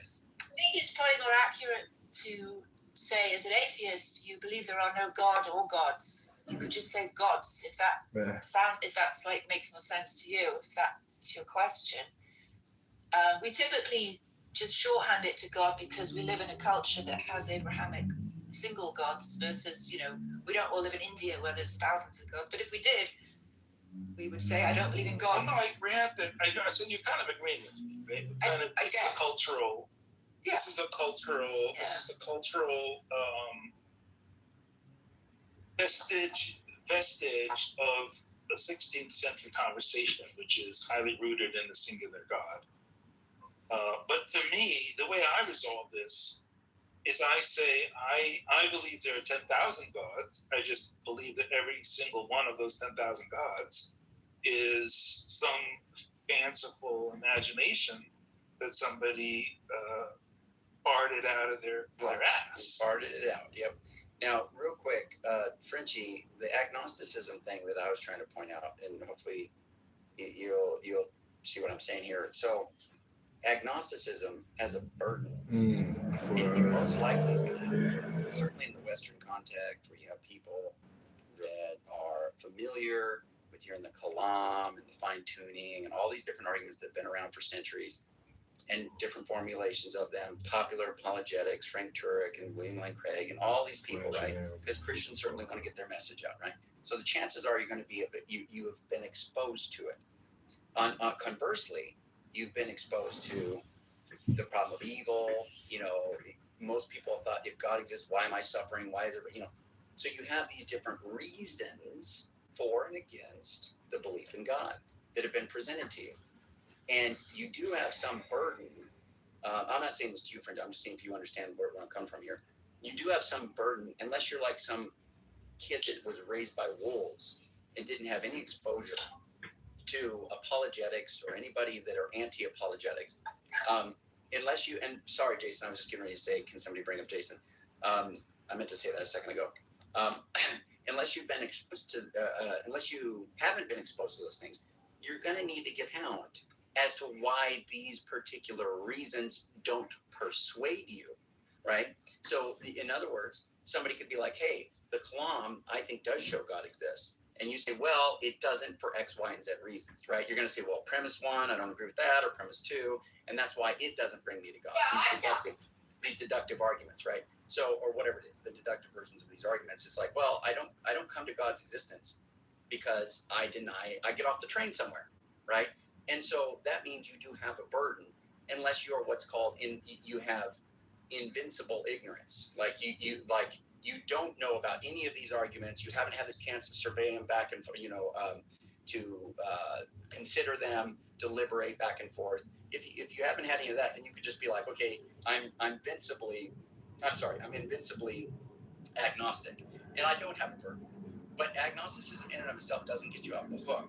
And I was trying to say to Pro that agnosticism, even want to say that it is the position, it's a psychological state decided, or you can say, I don't know if there's a God either way. You still are going to have beliefs surrounding that, and that you're going to have beliefs, namely, theism, and the arguments for theism don't work. I'm not persuaded by your not persuaded thing. Me being not persuaded isn't the same as a burden of proof, and I feel like you're shifting the burden to me. If somebody just comes up to you and wants to argue that God exists because of the Kalam, the burden's on that person, as it always is in any kind of scientific room, making the positive claim to support the premise. I don't need a complete alternative cosmology to say I don't think the argument succeeds. I agree with you. Yeah, but just like if somebody says the defendant's guilty thing that we were talking about earlier, a jury doesn't need to solve the crime to say the evidence hasn't convinced me. I can just reject the argument. It's not the same thing as proving the opposite. Do you mean agnostic atheists have a burden? Because I think a true agnostic would just say, look, I think there's good arguments on both sides, and I just don't have like a particular position. But agnostic atheists, of course, they have. What I mean is dialectically, Frenchie. There is something about, and Piper's good at bringing this out, but there is something about in a dialogue with somebody. I would like to hear it. Just taking an agnostic position doesn't therefore mean that you shouldn't have something to be. Yes, it does. It just because I'm exposed to all kinds of stupid ideas all the time, right? And exposure doesn't create obligation for me. Like you're saying, I've heard the arguments, therefore I owe an explanation. Why? Not necessarily. I've heard I've heard in this room arguments for flat Earth, the homeopathic stuff and astrology and all this stuff. Just because you have an argument doesn't give me some kind of burden. In fact, I don't do it. I don't go debate flat earthers for that reason. I actually listen to them and tell them why they're being dumb on certain things. But I'm never in there trying to prove the Earth is a sphere. Why stop at Christianity, Andrew? Like if the exposures create some kind of burden, then all you Christians have a burden too. Because have you studied the Quran? Have you studied the Hindu metaphysics, the deism, the reason why we don't believe those, or why we think that we don't have to. Why? Okay, so we could do that, right? But it's weird to do that across the board for everything and say, well, I need this person to come. Give me a reason for not doing it. Why? Only notice what I said though, bro. Only if you've been exposed to it, bro. Only if you've been exposed to it. If you haven't been exposed to it, then obviously it's not reasonable to say remember when I said invincible ignorance, right? So if somebody has invincible ignorance, meaning they haven't had exposure to any of the arguments for a particular proposition, then no, you shouldn't be asking them, hey, what are the reasons you don't accept this particular proposition? You see when I go in your rooms, and I've debated people on Kalam or whatever, and you see how tired I get with this stuff, right? And how silly it is. And I don't want to be boastful here, but I dismiss those things like swatting flies, because I don't find it entertaining to go into a room. Even if the Kalam worked perfectly, it gets you something like there's a cause of the universe. It doesn't get you Jesus or the Trinity or heaven. There's a big freaking gap between the first cause exists and Christianity. It's true. This is what I try to say to all the morons who do this stuff. An agnostic can simply walk up and say, yeah, I might grant you a first cause and still not be convinced of your Christianity, right? So agnosticism can be the default. Imagine again, I'm sorry to go to the math things, but you got a jar of jelly beans, right? And someone says, the number's even. And then I just go, I'm not convinced. You don't suddenly acquire a burden to explain the exact number just because you said, I'm not convinced, right? It's like God exists? I can just say, I don't know, without that becoming some kind of competing theory. So the case that you're not convinced that God doesn't exist? Yeah. Oh, I guess she's asking you. I didn't hear your what? Is it the case that you're not convinced that there is no God? Wait, there's a double negative there. I'm not convinced. I know. You're not convinced that God exists. You've said that loads of times. But are you also not convinced that God doesn't exist? Yeah, I'm not convinced that God doesn't exist. All right. Yeah. Okay. You just seem pretty sure. I seem pretty sure about why religion was rubbish. You're doing a longer spiel telling me about my spiel. I sat through it. I tell you what it is. There is no succinct way for your brain to make sense. Don't know, oh my God, you jumped in the middle of it, and I'm just telling you again what I said, and you're asking why I don't understand. Why do you want to say it again? That you don't understand what I very clearly said. Tell me how you make sense of it. As an atheist, tell me how you make sense of it. My point is simply this. You gave a lot of reasons that seem to indicate you think this is a load of bullshit. I think your definition of the Abrahamic religions are bullshit. Why aren't you understanding that there could still be a God? Okay, so you are an atheist to the Abrahamic gods, right? Yeah, just like you're an atheist to every God you believe in. If you're a Christian, you're an atheist to Hindus. Yeah, but we don't use that word. It's a silly way to say it. I think you're just hiding behind the label quite frankly. No, I don't like the label because I don't have belief in it. No, you're hiding behind the I don't have belief. Here, we are leaving here, super dog.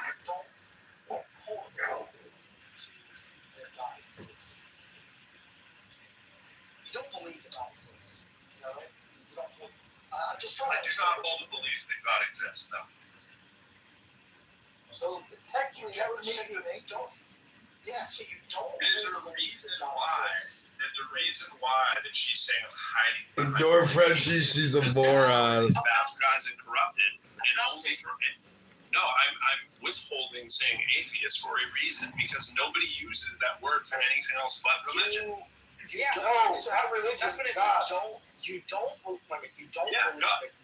don't believe that God exists, but you don't know what exists. No. It's slightly different than that. The nuance that I think is important, don't you? Do you think I don't have any reason to actively believe that God exists, but if there were certain evidence, I think there's a pathway that I would say it exists, but that evidence doesn't exist. Can I offer a comment? That makes sense. We just have to check your boxes for scientific Just to make a little principles, bit, right? just to make a little bit of peace. That's exactly what it is. Yeah, I think it is. That's somebody who's that's somebody who's taking the scientific process. No, Marshall, that's what it is. That's somebody who's taking the scientific process and saying just give me a second. They're taking the scientific process and they're saying if logical questions are answered and they could be answered satisfactorily, he might believe. But as of this point, nobody who happens to believe in a god or the gods has given him any scientific explanation that makes any bit of sense with logic. That's what he's saying. Those two aren't in competition. I just want to try to make some peace here. I think there's peace. Bro, I think maybe you were not aware of a long conversation that happens between people like Richard Dawkins on the topic of the word atheist. And there's just a claim by a lot of leading atheists that the word does not make sense in the absolute.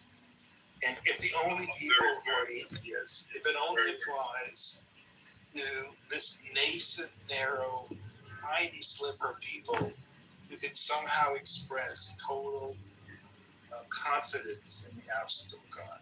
But I think it more generally is like the third of people, or the third of the position, in which the agnostic is like the middle third of probability, and atheism is like the other third of probability, the lower third of probability, right? That's just the general category. There's other people who get tied up in agnostic versus it makes for belief versus faith or something like this. I think you're frustrated, French, because that's good. I think what you're doing is you are insisting that the word means something other than what other people insist the word means. I am insisting that the word has been co-opted and that the word has been used to mean something that it should not be needed for. You should simply Doesn't everybody at this point realize that the word is a little spongy? Yeah, I think people should be comfortable with saying they don't know something instead of trying to pin them down and say, then you have a belief that it doesn't exist. No, I have a belief there's no evidence for something. That aligns with at least one special. But if you ask me, do I think? No, okay, cool. But I know Richard Dawkins says he's like a 7 out of 8 or whatever it is, 6 out of 7 on the scale. I know all that stuff, right? And I'm not far off from all that, by the way.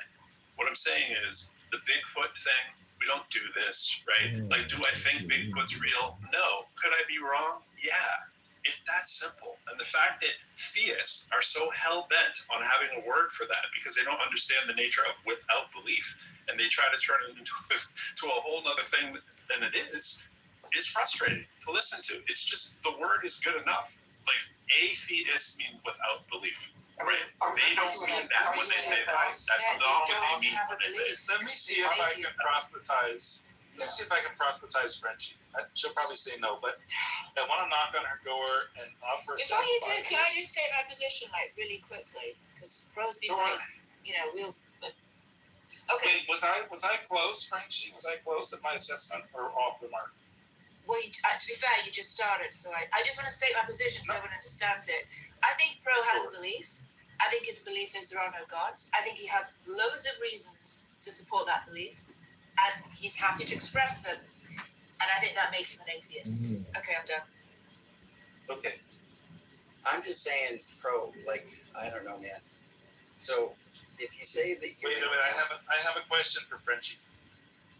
Based on what you just said, Frenchie. Yeah. Based on what you just said. I have heard all the same from Steve Appel, that he doesn't believe that God exists. Now, Steve Appel regularly celebrates, calls himself a religious title, says that he's a member of a... Oh, come on, don't do that. Totally irrelevant. Please don't. It's a question for No. I already answered it. He's a cultural Jew. Who cares?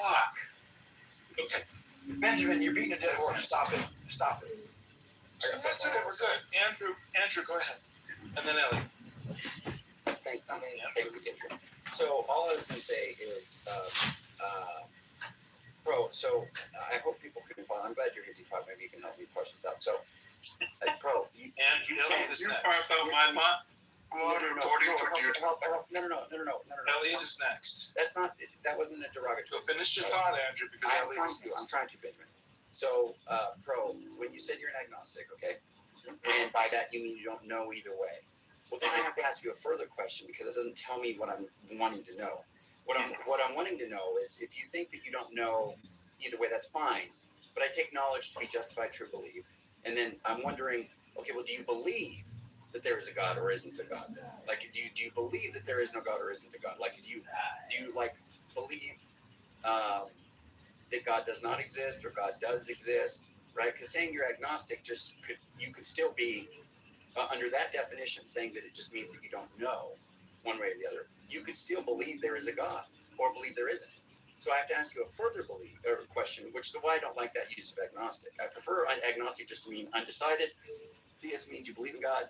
Atheist means you believe there is no God.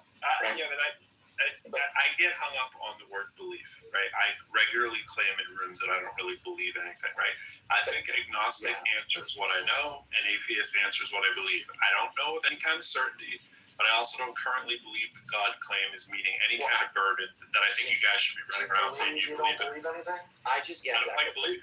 No, I think. You have said that before, and I remember when you and Shamos had a big old blowout over that, and because you said that you don't believe anything. And the thing is I take belief just to mean that you affirm something is true.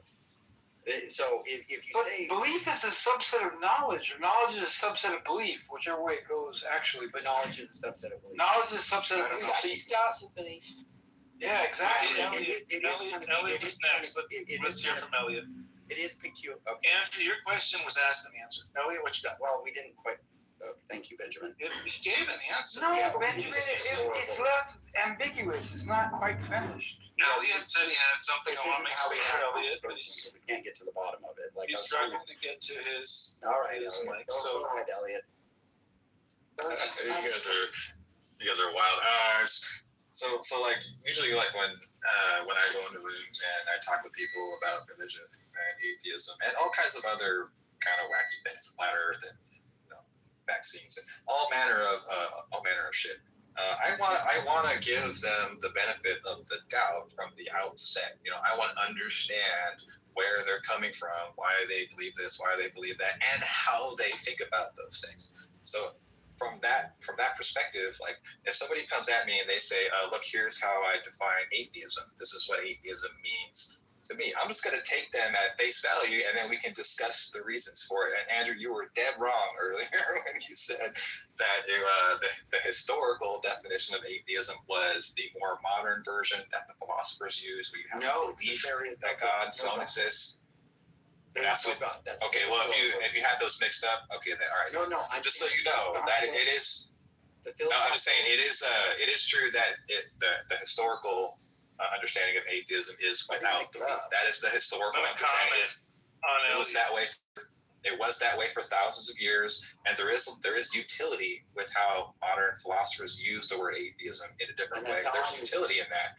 But the point here is just to say that it is at the end of the day just a philosophical definition, and people can accept or reject. I agree with that, Elliot. I'm saying I feel the same way, bro.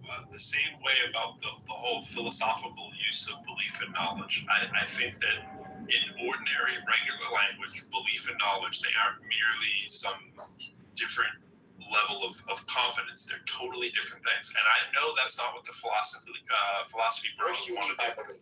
Most people today use the word this way: knowledge is something that you think is supported by really strong evidence and some kind of justification, and belief is something you're going to accept even if you don't have like if you have incomplete evidence or uncertainty, right? Like I know the Earth orbits the sun, and I believe there's life elsewhere in the universe. Most people aren't using belief as the superset there. They're just distinguishing between some kind of evidence-supported conclusions and propositions you have with some kind of less certainty. That's why I say I don't really believe a whole lot. When I say the way that you want, and I know what the standard, the order of operations is, right? You go from belief to knowledge. That's when we had the big blow up in your room. I've answered that many times. And I think that's not what people do when they speak normally. That's not what they mean. I'm fine with saying people usually mean this, okay? This is how people I wanted to, before you go, I wanted to comment real briefly on Elliot, what Elliot said. I kind of strongly agree with Elliot here, and I do mourn when a word loses its utility. And I think that it's clear just by spending 20 minutes in this room that these words, agnostic, have lost their utility. Because the point of a word is to avoid having to go in and define it. If a word is just an invitation to argue about its definition for an hour, it's really a shit word, okay? It's really a shit word. And you all need to use better words. This is my central point. This is my central point. In everyday language, I say, I know my wife is home. And I say, or you might say, I believe God exists. That's what we mean when we say these words in normal speech. To do the whole justified true belief thing for knowledge is like, it's philosophical debate bro language that is almost trap people up to get them on the atheist train. There's a reason why people use this kind of language, because it's trying to be less sloppy with the terms of knowledge and belief, and that's why philosophers use it. So I think but it's been under attack since the 1960s, bro. This stuff has been, but philosophers themselves don't treat that definition as settled. Like, that stuff's been up there. What are you talking about? You get here, bro. That's not happened back in the 60s. But that's just an attack on JTB. There are other forms of theories of knowledge, and most people. I don't like when people import a technical philosophical definition into a conversation where ordinary language matters. Benjamin's point. In modern usage, belief and knowledge, they're contrasted. I was going to say, and they're not nested. You're trying to say like they're these nested values so that you can have a fun about what someone means about a word when they say, I have a belief in the crazy ass thing that you believe in, right? I don't have that. There's no reason for you to actively believe in it, but I can give you a pathway if you're ready to accept it, and I don't know the answer to those pathways. You call that whatever the hell you want, but you know damn well what I'm saying. Thank you. What about this? Believer, non-believer, an undecided person. How about that? Instead of I am a non-believer. It's not bad. Fantastic. You're a non-believer. Yeah, thought so. Yeah. Were you calling pro Benji, or were you just directing at me? No, because you were saying you didn't like the words because they just. But a non-believer. But you know what she meant in that So it'd be easier if we could just say believer, non-believer, and undecided. I don't think that quite works. And that way, Pro has just said, now he's fine. He's like, yeah, I'm a non-believer. And that's great. That's really good. It's just that so can we now move on? We can move on. No, God does not believe that God exists, but he doesn't know that God does not exist. Hey, can we have a moment of silence for some great words that no longer have a shared meaning? People would call that. I want to hold space. I just want to take a brief moment. Most people would call that again. We can just support and remember. Agnostic atheist. People call that. Yep. I don't know. I feel like it's from somebody who's a believer. I mean, also looking at, I feel like we're gonna just hold space for the passing of great words with dear friends. We've had them close to our hearts for a long time. Thank you, Benjamin. Just take a breath. Just a breath. Yep. And just breath. Like a few seconds of silence, just to remember a few words that no longer do any use. I think it's great. Deepak. I was making, and I'm trying to, man, there's just so much stuff I'm trying to cover. Does anybody want to share their fond summaries? Can I please talk for a second? Deepak. People like Benjamin's humor. I don't like. No, we don't, bro. But I like Benjamin, but in some ways I like Benjamin. There's a button for y'all. Go take care of your bees, dude. How are your bees? It was time for benediction, Benjamin. Hold on. So Deepak, I was trying to argue. What are you doing? What the fuck, dude? Are you serious? What he's doing is Is he he's just having going crazy? conversation, which the fact that everybody's really excited about is cool. But I think he's trying to end the anyway. Do you agree? Because I was trying to argue with Pro that agnostics don't, unless they're invincibly ignorant, they don't have. In dialectically, there is a burden there. Like they don't just get to say I'm an agnostic and I don't need to give any reason as to why I find these particular deductive arguments for and against God unpersuasive. Like you don't get that. I think if I understand what you're saying, dialectically, like obviously if you accost somebody random on the street, randomly on the street, and he's like, fuck off, right? Obviously, but you don't get to just say that I don't have to give, because he has to give reasons for why, arguments for or against God that are common knowledge, right? Or that you just told him about don't work. Yeah, I think. Yes. So my point is that Pro, like if I was to give you a deductive argument, you say you're an agnostic, right? And I said, premise 1, objective moral values and duties exist. Premise 2, objective moral values and duties can only exist if God exists, like as the necessary ground of morality, right? And then conclusion, therefore God exists. That's a deductive, that's a deductive argument, right? What you just said is incorrect. That was a shit argument. Well, that's fine. You may think it's incorrect, Comrade. That's not the point. The point is you got to say why it's incorrect, because dialectically, morality. Comrade, you're being antagonistic. I'm fine with slugging it out with you, but you are very instant and you're not very reasonable.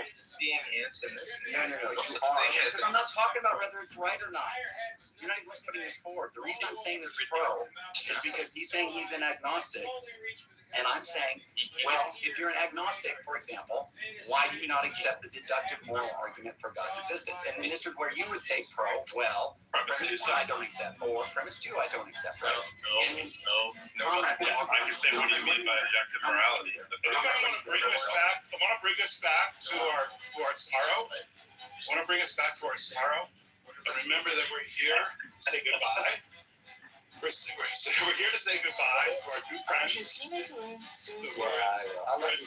Yes, dude, I gotta go do that. And I gotta watch the New York Knicks myself. It was a wonderful thing to have them. Good job, Benjamin. See you, brother. But they're no longer. Benjamin, you just fucked up a good room, dude. I hope you know that. Just like Steve did earlier. Wait, look at George.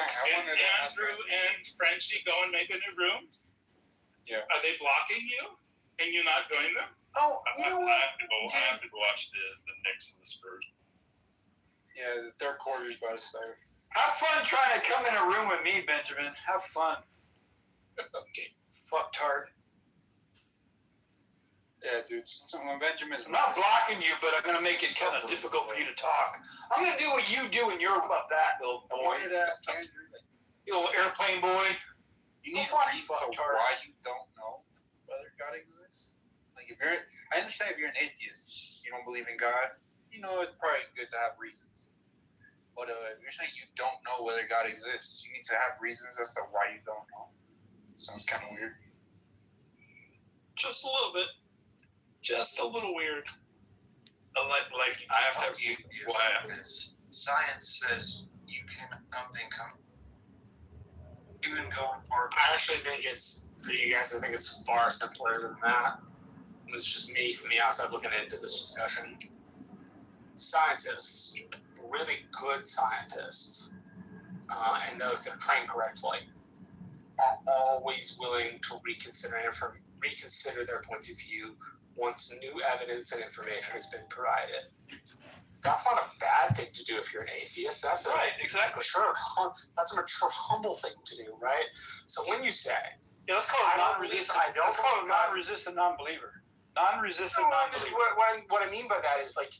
No, I'm telling you what that means. It's a non-resistant non-believer. I want to announce the birth of a bright new shiny word. Non-resistant. That's not new, dude. That's not it's a good word. No, but it's not that. It's not that novel. That's not what I mean by it. I mean when people. But that's exactly what you're saying, though. if you let me finish, it would be I really will. nice to get the whole thought out. I just want to. Thank you. I really appreciate that. Please let me get the whole thought out. So, if one says, I don't believe in God, but if I ever got valid scientific evidence, it might make me rethink my position. That seems like a scientist training taking a hold when it comes to religion. Thank you, Marshall. Yeah, exactly. Which does not seem like a bad thing, in particular for people who are scientifically minded. Yeah, that's what a non-resistant non-believer is. They're open to be convinced of a God existing, regardless of their position.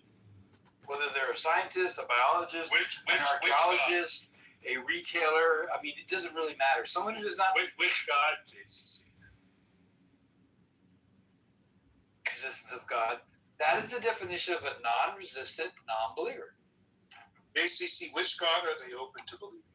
Any God that they can be convinced all of them simultaneously?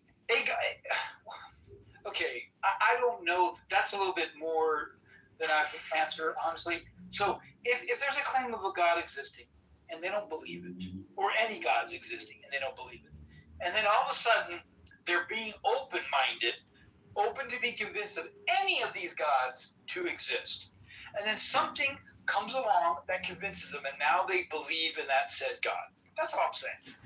That's exactly what a non-resistant non-believer is. And I am one of those. I am a positive atheist that I say, I believe there is no God or gods or anything supernatural. However, I am also recognizing that I am a fallible human being. I am open to be convinced. I'm demonstrating that I am mistaken. I'm not going to take my stance. But I'm open. How do you exactly say that? What is the wide gap you think between an agnostic atheist and a futurist? There's no white gap. So you're actually an agnostic atheist as well. Sure. Yeah, okay. You know what you say? I want to translate what you say. That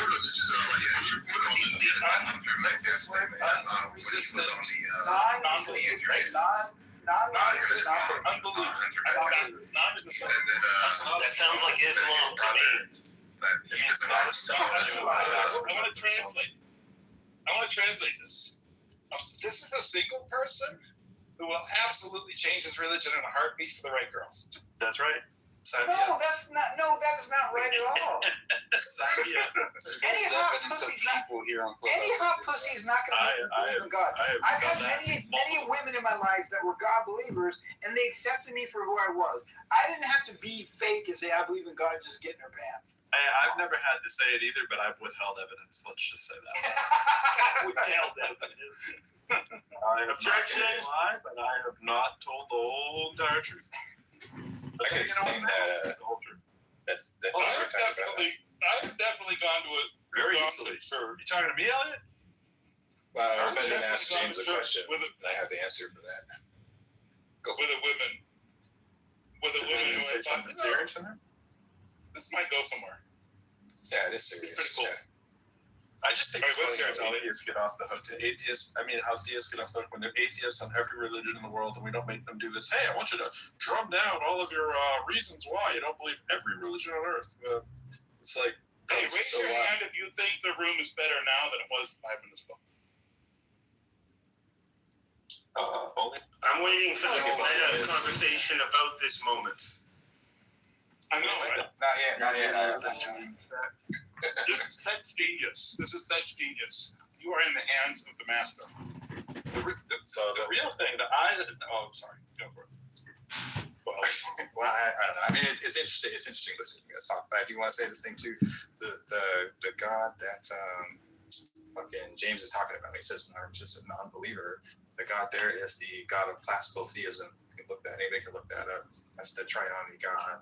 And as Aseides, forever, eternal, unchanging, and there's a bunch of other. I don't know. There's a formal definition. Like it's just calling someone out.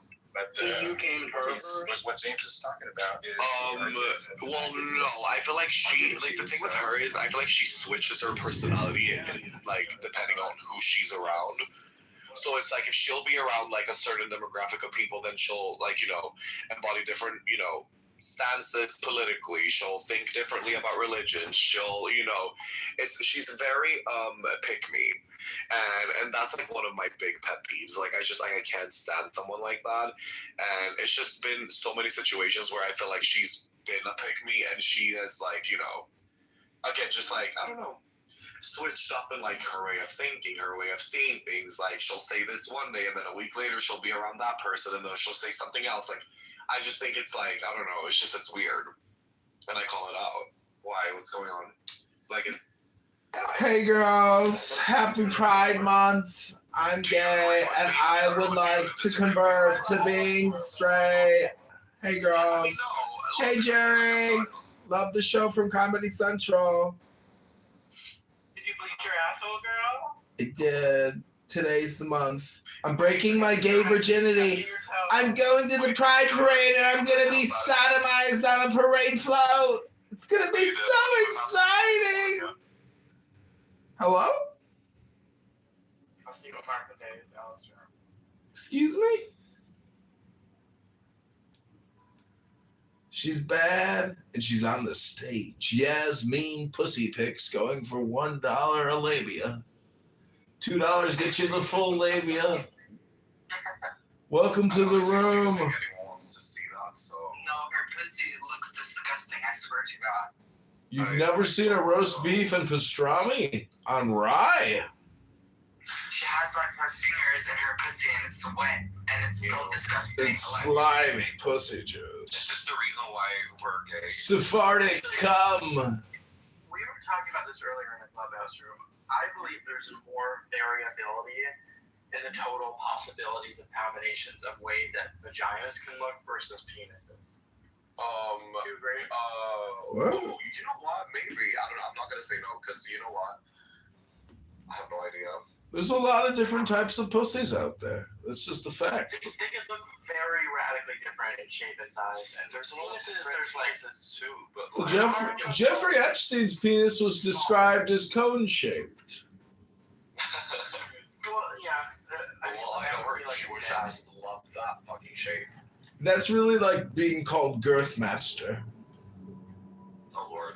Did you ever hear about the Spanish king who got married and he supposedly, actually his penis is still stored in an archive in the Vatican to this day? They have Napoleon Bonaparte's penis. So special about it. It was supposedly one of the most deformed penises in history. That's for mankind.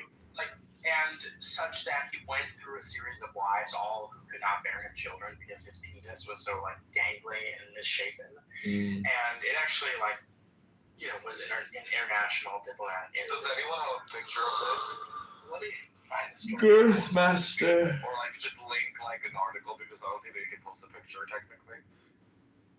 So I just wanted to let everybody know this Pride Month, I am going to the Pride Parade with a sign saying that I can convert you to being a heterosexual for $10, $10 not 11, $10 not 9, and if anybody wants to become straight, I can straighten you out.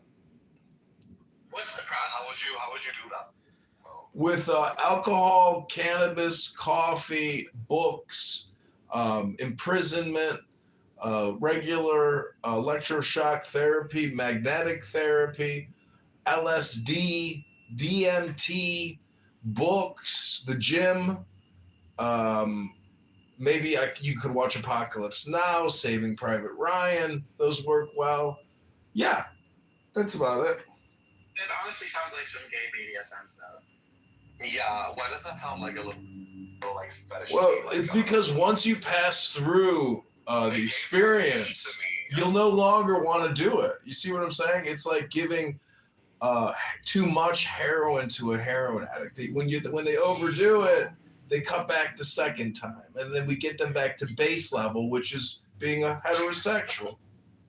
So it's like the father who catches a 15-year-old boy smoking cigarettes and makes him smoke them. Exactly. Okay.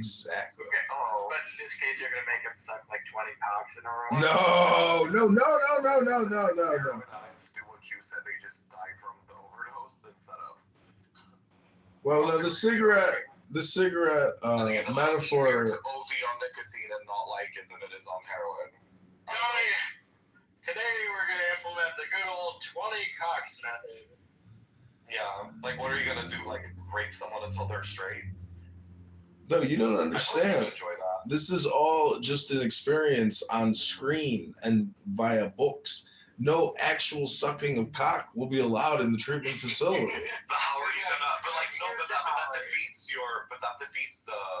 But that defeats the purpose. Trust me, no, this is the way it works. Example of the cigarette smoking, like when you No, you don't get it. The thing is, what the word is in English, in the future, overuse something. you don't understand. In the future, when a cock is presented to you, you will think of Matt Damon, and when you think of Matt Damon, you will puke in your mouth. So then, I think technically you have to like Matt Damon to the point where they don't want Matt Damon. No. Matt Damon is technically the root tool that we're gonna root out. So you wouldn't fuck me to a point where I couldn't take dick ever again. No, you'll puke in your mouth. Haven't you seen the movie Clockwork Orange? It's the same thing when they program. Like a good, like that's like such like you're such a bad person. I can't believe that you wouldn't fuck me into a point where I don't like dick. That's actually so mean. So wait, who are you rooting for the World Cup? Not me. England. I would say honestly, I'm rooting for Iraq. No, Jasmine is too. No, that's the Shia team. Jasmine loves Iraqi men. Iraqi men. Nah, I haven't. Literally. Oh no, I know she is rooting for Iraq. Oh, the most exciting part about our breakthrough. The most exciting advancement in our research into detransitioning homosexuals has been Yael's labia. Actually, using Yael's pussy photos has turned over 100 men straight. I think that it's done the opposite, actually, because I feel like me seeing her naked made me even more gay, so I don't know about that statistic of yours. Well, you just don't like wet pastrami. You want to be delusional and believe that. No, it made you trans. That's worse. Maybe want to cut my dick off, actually. Let me ask you this. Get a pussy so I can show her how to use it properly. If the sun is a man and the moon is a woman, is the Earth the child of the sun and the moon, or is the Earth? Shut the fuck up. Is the Earth trans? Is the Earth trans? Why is he talking? Like, why are you allowed up here? Like, I don't understand. They're like, you know what? Because this is a gay men room, isn't it? I'm being gay right now.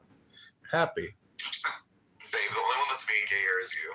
Exactly, because I'm probably the happiest person on stage right now. I don't think you are. Have you gotten into the LGBTQ conversion therapy? Be happy right now and not busy trying to convert people into another sexuality. Well, if Pride Month means anything, doing conversion therapy that's not working instead of doing therapy for yourself that might work and get you a better life. But here you are, wasting your fucking time. Wait, I have to turn on the projection.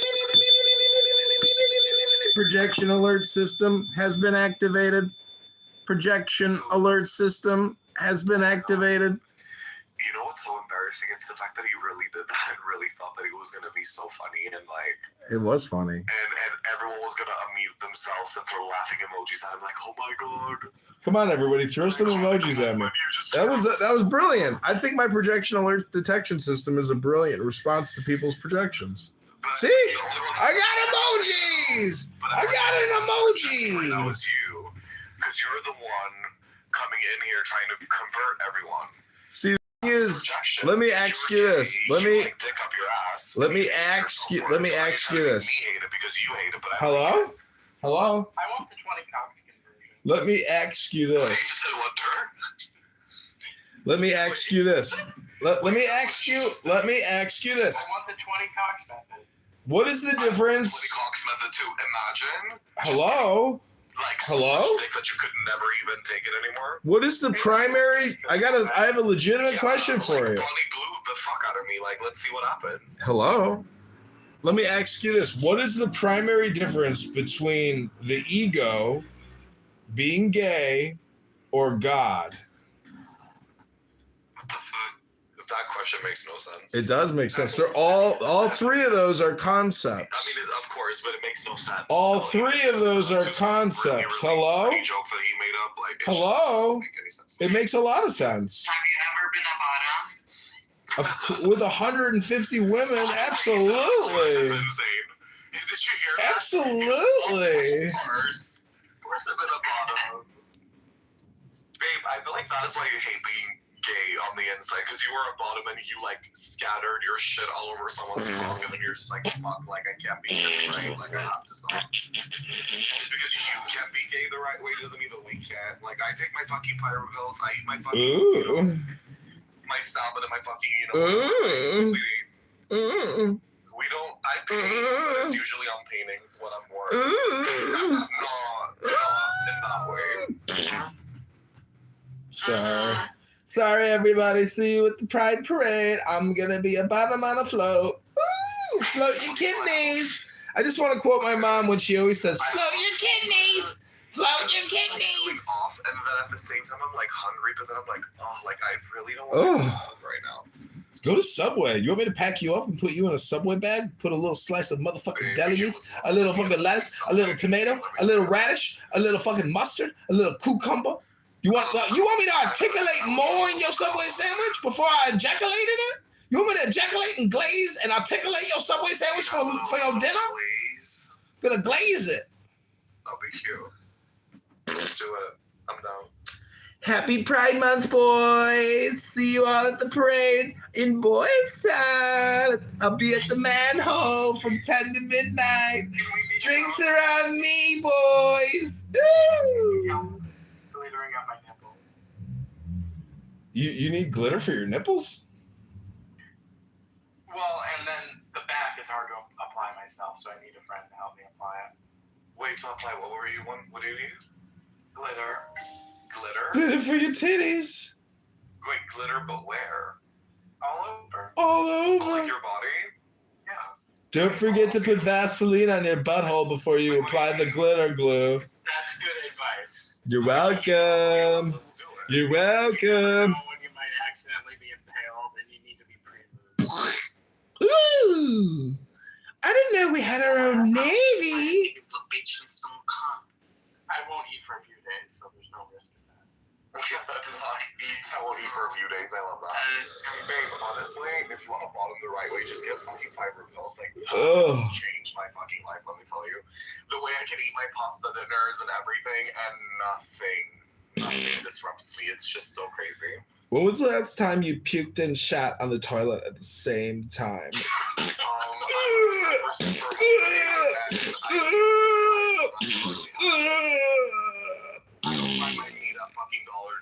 Oh, my stomach is hurting so bad. It feels like there's a steel ball in my stomach. Not too bad to get fucked up.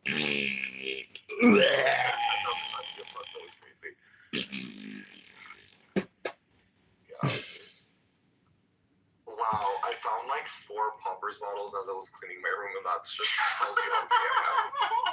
I'm so sorry, but I'm never gonna be straight. Don't spill it on the carpet. That smell will never come out. Babe, literally, why did that happen?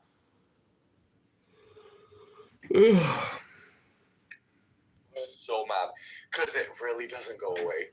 It will always have that lingering popper smell, like you're at like some fucking gay bar. And it's just so embarrassing. No, I can't do it. I was at a gay bar last summer, and so yeah, that makes them just like everyone else. Now, maybe the only difference, I'd say most other countries don't do this to Western human rights activists. Like, I think Turkey. Oh yeah, that was weird. Oh, I mean, they didn't. Oh, you mean the flotilla people? Yeah. The flotilla people. There were some cases of searches. And there were cases of, like, fondling, but I didn't see any actual rape. I'm saying they were, like, inappropriate searches. Absolutely, yeah. They're the only ones I've seen doing the rights activists. They're the only people you've seen. I know, they that was, like, a war crime, for sure. They should be accountable for that. Well, I mean, and they're doing it, they literally, the whole point was to humiliate them, you know? Yeah, I'm not saying it's worse depending on who you did it to, right? But I did believe that yes, all the wild shit I've seen. But also, this is Ben Gvir's police. It was like literally that guy's order to do this. Not justifying it, but like. I called it. No one denies. You saw that crazy guy with like that evil grin who's like, "Yeah, I gotcha," running around like laughing like an evil fucking maniac. I don't know if you mistake me like a Muslim. I don't think Israel is uniquely evil compared to most countries. I just genuinely thought, like, wow, of all the war crimes I've seen, I've never seen like physical. This is the only one where they live stream their war crimes on television. You know. There are plenty of other people who've done that too. You just need to write media. It's funny, like how many people have such a distorted view about Israel. And the funny thing, the best thing is that like 99% of all the people that talk all this shit about Israel have no idea until they actually, like if they had a chance to actually go to Israel and actually experience Israel itself, I think they would have a very different view and perspective about it. Is this your Hasbara pitch or what? Yes, it is. But the thing is, you can also go to America and enjoy, human rights, but it does not justify whatever they do overseas. Oh, I agree. Listen, I don't agree with like the whole semantics and everything that's going on right now, but overall, before October 7th, and anybody that had any idea about criticizing Israel and the people itself, complete different world from what other people think, and I don't know, there are perspectives, like if you go to Israel, the complete different world, it's a complete different world from what you would actually think. Before October 7th, really I can't say anything, I can't attest anything that's happening now after October 7th. It's so fucking messy now. I mean, October 7th, it's buried Egyptian soldiers alive in the Sinai Desert. Yes, we do take like isolated incidents, but that overall things were there were periods of relative quiet where people life went on, right? There are periods of quiet in the Soviet Union, Laos, China, like.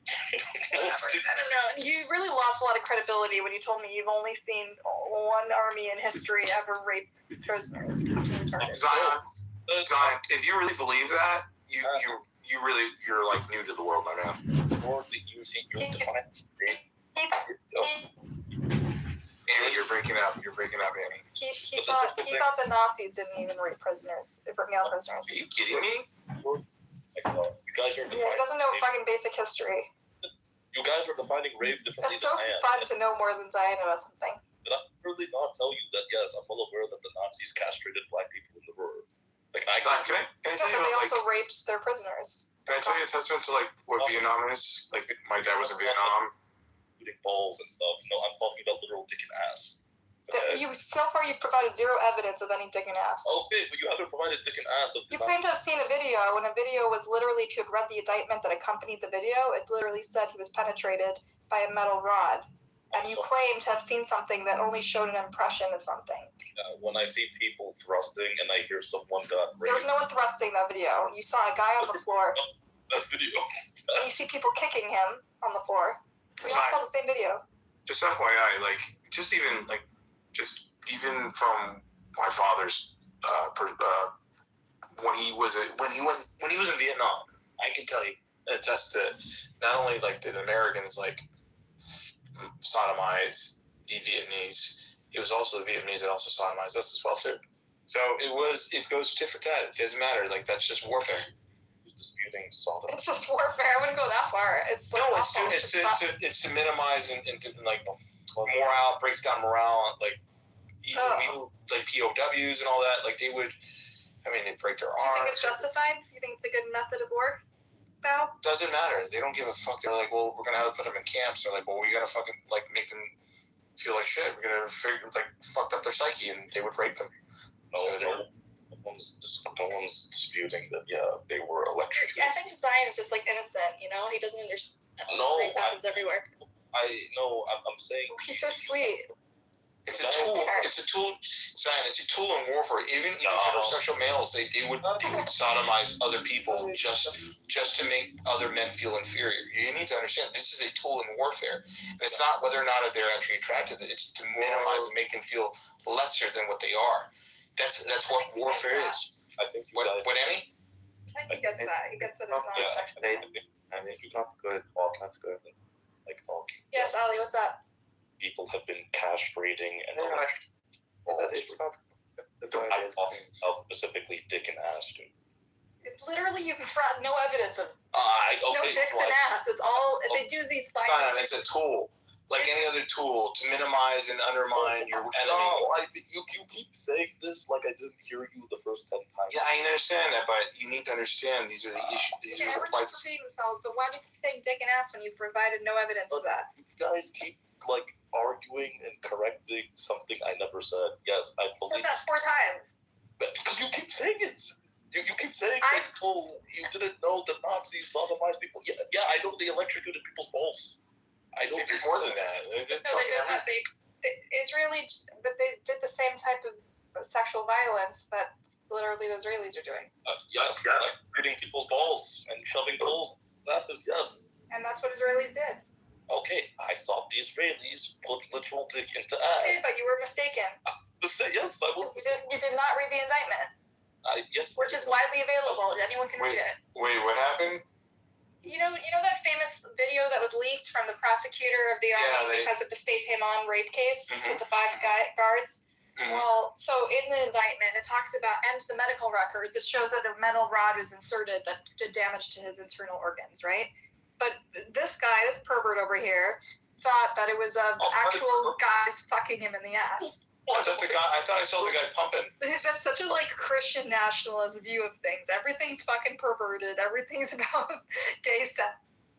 Why am I perverted for thinking that because you have a massive dick in your ass. Nobody did. No one else did. That was actually what they were doing. They didn't show that in the video, and it didn't say the indictment. It didn't show the medical records. Andy, I hate to break it to you. And by the way, many soldiers have testified about the rape, and they all they excuse it by saying there were searches. There were violent searches.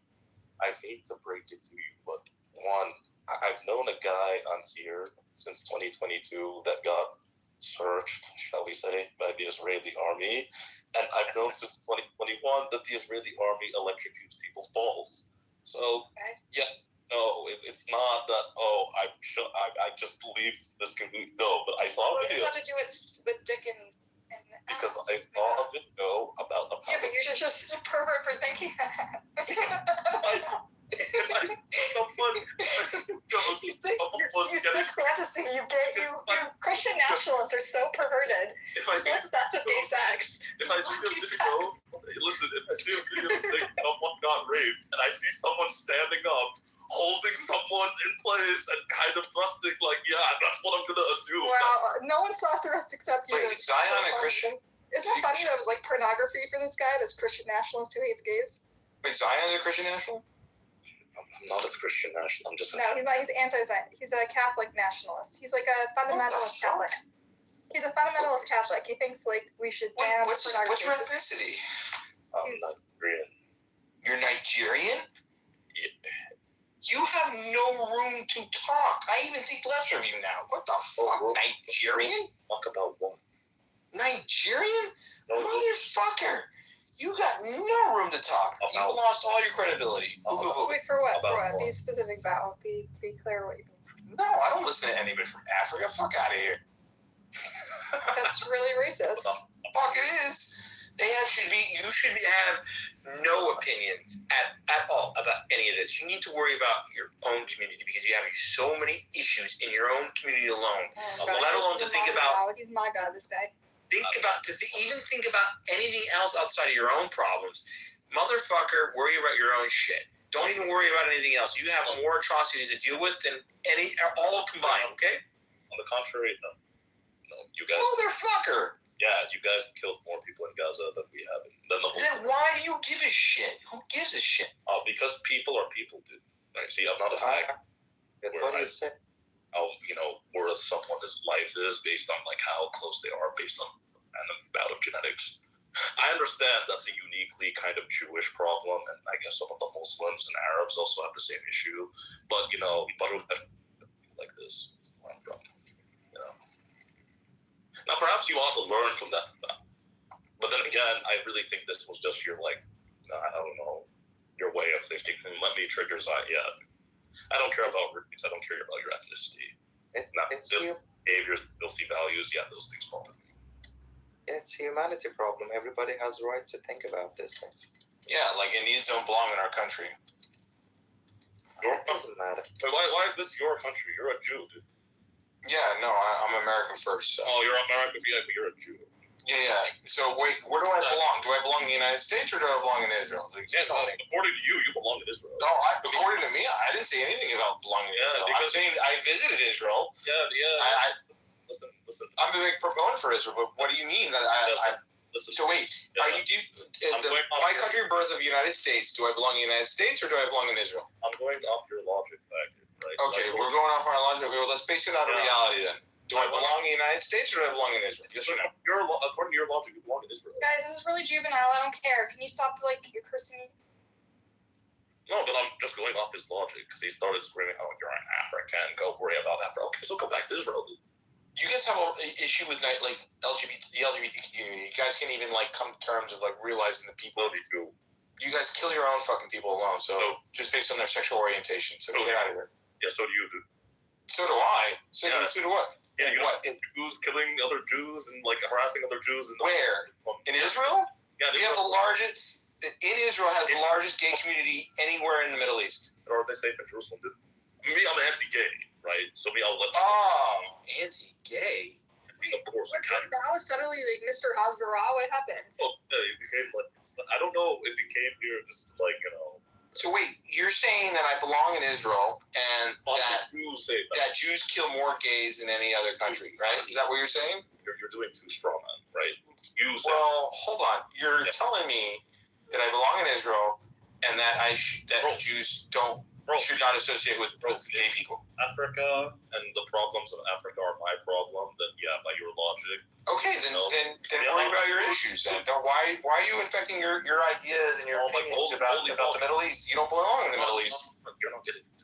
You're African, my man. You're African. Okay, stick with African issues. Don't worry about the Middle East. You're Israeli. Go back to Jerusalem. I'm not Israeli. Yes, you are because you're a Jew. What makes me Israeli then? What makes me not American? You're African. Where was I born? In Nigeria. No. This is a really infantile conversation. Okay, so wait, hold on. Based on your logic, you're American, right? Yes.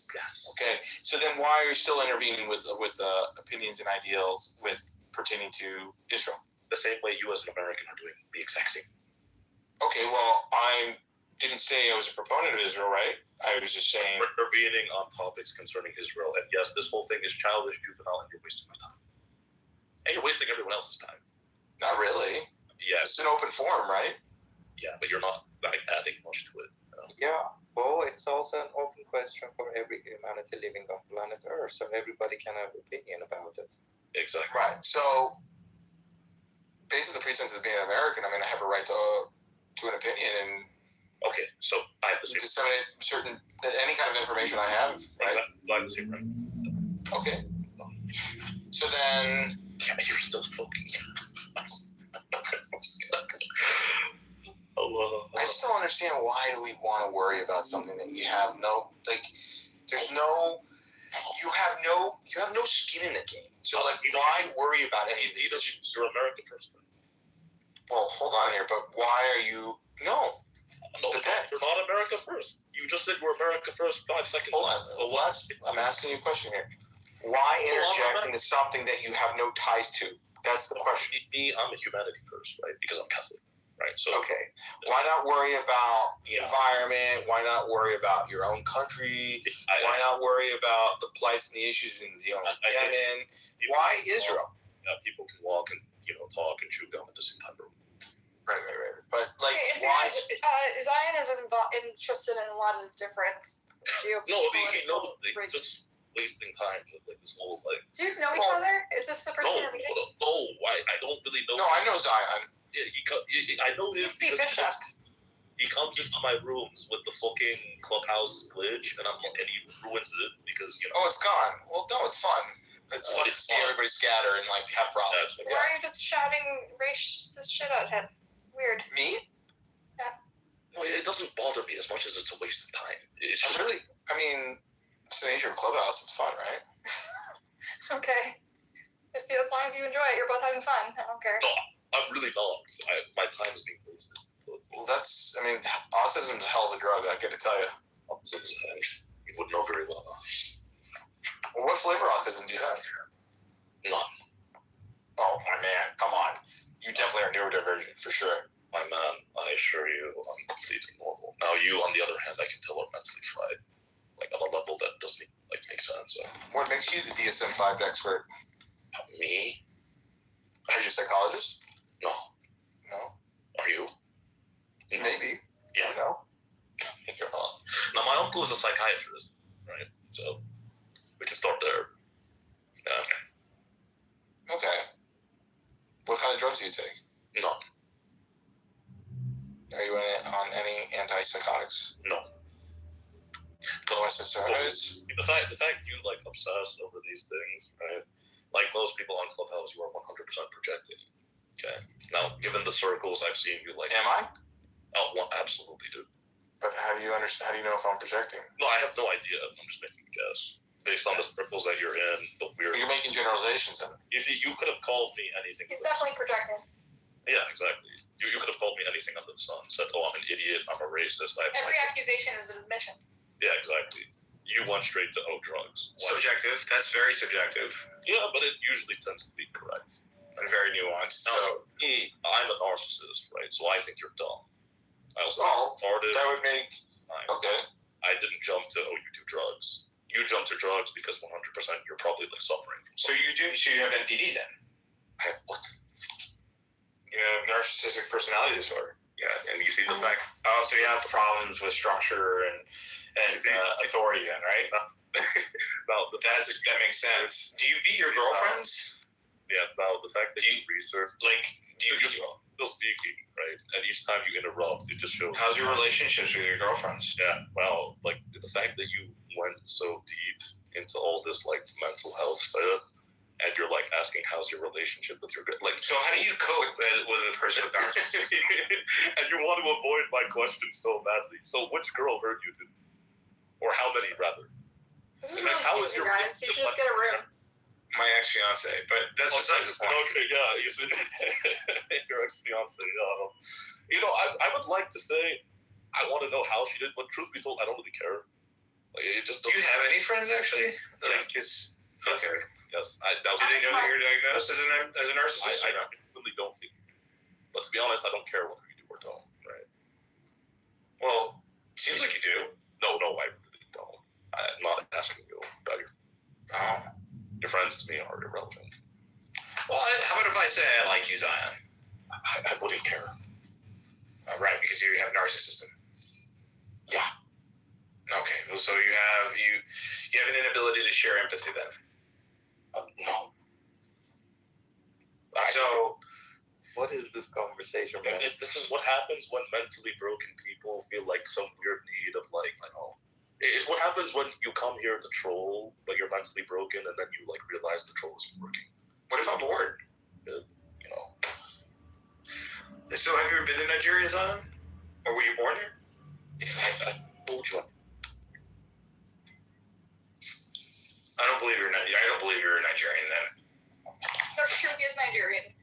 Oh no, I mean, you know what? I'm Canadian. You're like first gen, right? Oh, si je suis français.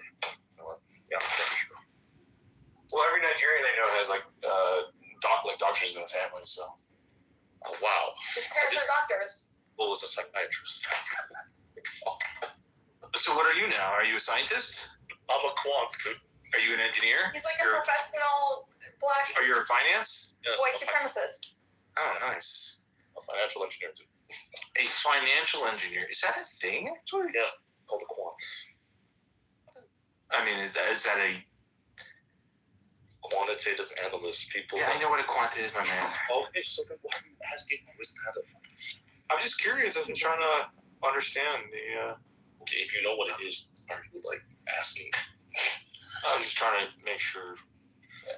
Make sure what that I know what. Why would I lie? Like you. There's a lot of liars on here, so. Yeah, I'm Ricky. I'm one of them. So. And that was your life. Guys, like option. Saying, Oh, Annie. No. talk about something interesting, or I'm gonna close the room. No, but before you do, Bao, I understand this was like your last of seeing. Guys, you can get your room. My man, there's no last chance here. I live, I exist. What do you?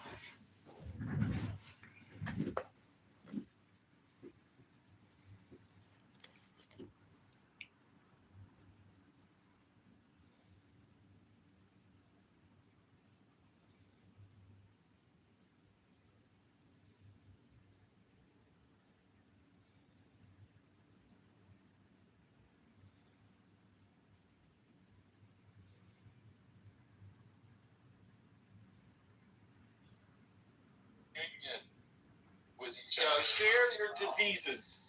And more intimately and more directly than ever. Welcome to vampirism. It's breaking bread is for friends. Wine is for lovers. Lovers and other strangers, now starring Benjamin.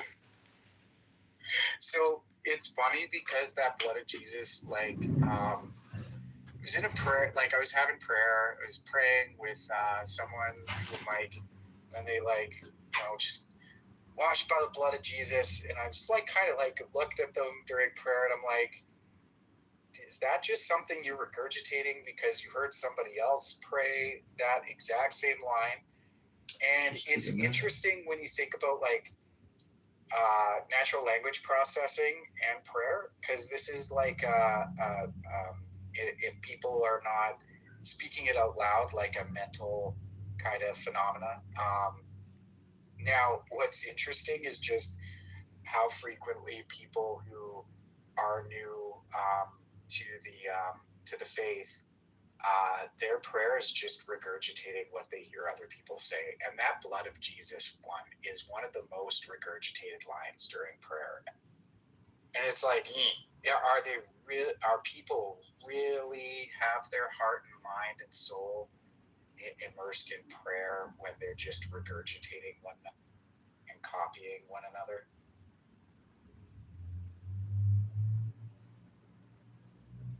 So yeah, kudos with the blood of Jesus quote. But anyways, academia. A lot of people who thrive in academia just regurgitate information. They just do the same thing, repeat and copy and memorize. What IO does is actually much more profound. It's actually like he's able to make abstractions that from his knowledge base that other people that might have PhDs or postdocs just can't do. And I think that comes from like probably a combination between like, and I'll incorporate the spiritual here, but I would say possibly a combination between like physical and mental. So we all have our own neural networks, and our neural networks are able to process our sensory information and our thoughts and our reasoning and all that other stuff. So like I would say that some people have strengthened their neural networks up to a point where IO has, but also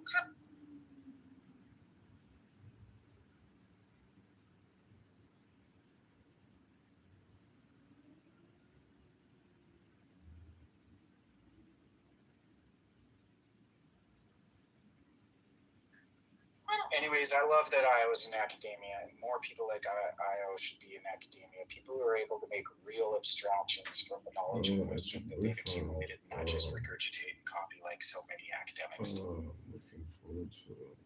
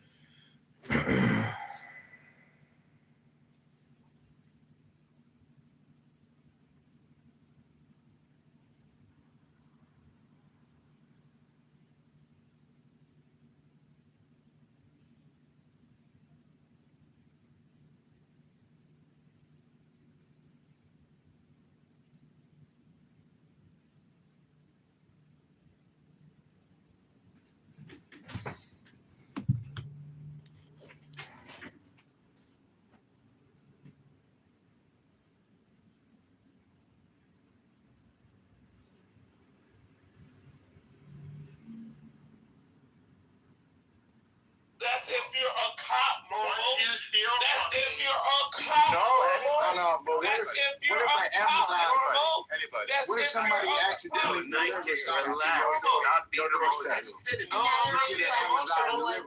cut me off. He's cut You me get an off. Amazon delivery, You man. ain't recognizing that he's You cut me liable to off, shoot Go-Go? at the drive. Yeah. Go-Go dancer? You ain't recognize that he cut me off, Go-Go dancer? Yeah, you can get some too. Don't let your 14-year-old go cowboy. Now you're threatening. Wait, look. I know. I'm fighting the wild farming right now. And carry a Entered into Oregon Trail. All I'm saying is, just let me land. Yeah, I grew up in. You can't let me. I know. You grew up on the Oregon Trail. Where did you grow up? Have water better than beer. You know what I'm saying? Where did you grow up? So it's all good. Maybe you don't remember. In the real society, Did they to drop where you off? if somebody, your point and I'm trying to. You don't recognize that the Jews cut me off. You don't really have a point. I know. I do have a point. It must be the. I know. It must be hard for you to understand anything outside of Hebrew. I'm good at English. And that's good. It's not Look, all I'm saying is, norm this is not the Hammurabi codes. Right. Excuse me, Monica. That's right. It's U.S. law. Yeah. Look. All I'm saying is, if somebody, if somebody robs you, if he was robbing all day him, long. No. It's called retail theft. It's not robbing because he did not brandish the weapon to take their for said item. So it isn't robbing.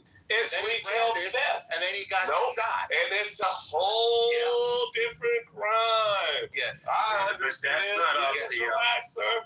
Just relax. Me too, go dancer. To the store Just let me I don't give a shit about Y'all making this longer. Yeah. Y'all making it longer. Eventually you'll get Y'all making it longer. That's right. I can go all night. Don't come into I can go all night. I can go all night. I can go all night. Do you agree? I can go all night. Don't come into my store and just rob stop, Norm. with your illegal. Just stop, Do we Norm. agree? Just stop, Norm. We don't agree? We don't You want to agree. rob me with your illegal firearm? No, because he did not push. He did not therefore say brandish. He did not say brandish. Well, he did weapon in order to take said item. Yes. When the kid Right. got a gun, that's So that changes. Hey, normal. Do you know that changes the definition was the weapon of what? When what said crime is during the pursuit? It's retail theft. Okay, so it wasn't so the pursuit was not supposed to happen, I don't normal. think so. No. This ain't the Wild Wild West days, normal. No. That's my point. Normal. You think that you should be able to pursue somebody for retail theft? Because I can show you 10 articles. The problem is people not the getting pursuit. shot. The problem is Actually, we done had somebody get killed at Walgreens, at CVS, for pursuing, somebody that committed what? Retail theft. Right. Retail theft. Unfortunately, the retail theft. I wasn't a. Retail theft.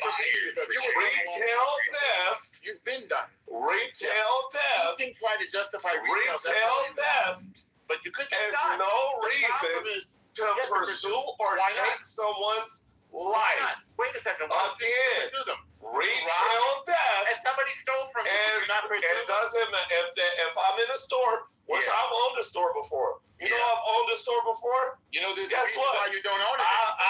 I've had insurance. Because I know. You couldn't manage I know. You can't manage your business. Owned it. So these Asian guys, they're sick of being robbed. Get it? Yeah. There's business insurance that you get for that. Yeah, that's that doesn't justify theft. You know that? That doesn't justify You know that? theft. But we have these immigrants that come over here. Are you racist? They dig through tunnels. Are you? They come by boats. Yeah. They come by train. How did you get here, by the way? You know what I'm saying? I was already here. Really? You didn't? I was already here. Yeah. I was already here. Really? I was already here. Where's I got that? tribal ID. I was already here. What Hey, tribe? yeah, okay, What- yeah, no, tell me no, the tribe. that's beside the point. Oh, no, We it's ain't not. getting to What know tribe? each other here. What tribe? Yeah, no, whatever. No tribe. Whatever. No, Yeah, you don't get that. What you get you're is the long dick of the law. Where the The fuck stuff that says you're the retail Fakali theft tribe. As in, where the is a Fakali? different crime. You hear this, Normal? Where the Fakali, Nike? Lawyer Normal? Listen, Mr. You know what I'm saying? Fakali. Matlock? You hear this, Matlock? Nike, you from the Fakali You hear this, tribe? Matlock? Nike. You hear this, Matlock? Hey, Nike, You where's hear the this, Fakali? Matlock? Where's You your hear tribe? this? Huh? Where's your tribe? You want me to show you how they're different, Matlock? You don't have much of a You want me to show you how they're different, Matlock? Hey, what Oh, don't worry, I'll show you. tribe? I'm more than happy to show you. Are you That from, retail are you from theft. the Fakali tribe, Nike? Yeah. Retail theft. I'm from the Booyah tribe. Because I'm busting your bubble. Booyah! You know what I'm saying, motherfucker? Anyway, look. You're from the big tribe I'm from. Yeah, I'm from Mars. I'm not on the I'm gram. from Mars. I'm not like you. Yeah, really? You get I'm definitely not like you. You didn't come in a boat? No. I'm not like you. I didn't float in on no tire. I'll bet you $10,000 you came in a boat. You want to bet? You bet what? I bet you $10,000 you came in a ship. No. Want to bet? Me, myself? Let's bet. I do. Let's bet. My checking. Let's bet. Dig into your piggy bank. I'll destroy you. Yeah. Dig into your piggy bank. Was that a yes? No, dig into your piggy bank. Because all you're going to do is pull up somebody else's history. Are you going to? And I'm going to pull you on mine. You're going to lose. Save your coins. You gave your coins. I don't need them. Or are you afraid? Save your coins. I don't need them. Mr. Fakali. Save your coins. I don't need them. So in other words, I don't need them. Are you afraid? I just don't need them. What tribe you're going to lose? You automatically lose. Because me as a person, I don't exist in the day when ships are fucking bringing people over. Unless you're talking about right now, it's like the Chinese crates and shit. Yeah, I know. No, it's an easy dub. You take your nice win. This too easy. What tribe? Yeah. Anyway, look out. What tribe? Look at the Booyah tribe. I'm busting your bubble. So wait. Anyway, look. I'm talking about the Booyah tribe. The Booyah tribe. You're mocking yourself? Right now, from the Booyah. I'm busting your fucking bubble. Yeah. No, look out. That's beside the point. You making another argument. We was having a good conversation. Yeah, I know. He can't prove he's from his tribe. Well, I gotta prove up some solid points, and then you start and derailing the conversations. Can we get back to the subject? Yeah, let's get back to the subject. Please do that. All I'm saying is it's a land. Retail theft is categorized different than armed robbery. Thank you. Have a good night. Have a good night. Don't try to tongue twist me. The discussion was who pulled out the guns first. That's all that matters. The person that pulls out the guns first is the one that started the use of deadly, and the person that there was no gun though. There was no gun though. No gun. There wasn't a night. Yeah, the night. It was. They found a gun. They found a gun, but they had to show that he brandished the weapon. He never pulled it. We're talking about in store. He never pulled it. It's done. Okay. If he pulled it and robbed it, show the evidence. You have the clip. No. Let's just deal with the bullshit because the facts are out. The trial is over. I want you to show the clip of him in store pulling the gun out and robbing the store. That's what robbery is. If you can't do that, you good. Yeah. You don't understand the story, Night King. No, I get it. I've been following this. Nobody's paying. I've been following this. You can't follow it. Yes, I can. You can't follow me. In the store. You can't follow me. I am following you. No, you're not following what happened in the store. So describe the difference between retail theft and armed robbery. It doesn't have to do with that. What has to do with is the use of deadly force and self-defense. So who gets charged with the illegal gun, and who gets the defense of self-defense? And there are 5 elements for self-defense in the state where they are. And one of them is if you have a reasonable expectation that deadly force will be used on you. So when that kid pulled his gun, and the Asian son of the Asian store owner said he's got a gun, then the Asian store owner has a reasonable expectation that his life is in danger, and he gets to use deadly force. Yeah, or his son's life in danger. Yeah, Say it again? Yeah, the store owner had a reasonable expectation that his son's life was in danger. There you go. Yes, but you can't claim self-defense when you've created the emergency situation where created the emergency. No, you can't claim self-defense when the person is claiming self-defense. Right? You're the aggressor is the original aggressor. If you're aggressing upon somebody, you're facing somebody. Yes, but Eleanor, you keep saying that, but you do realize that he didn't steal anything, right? I don't know that. I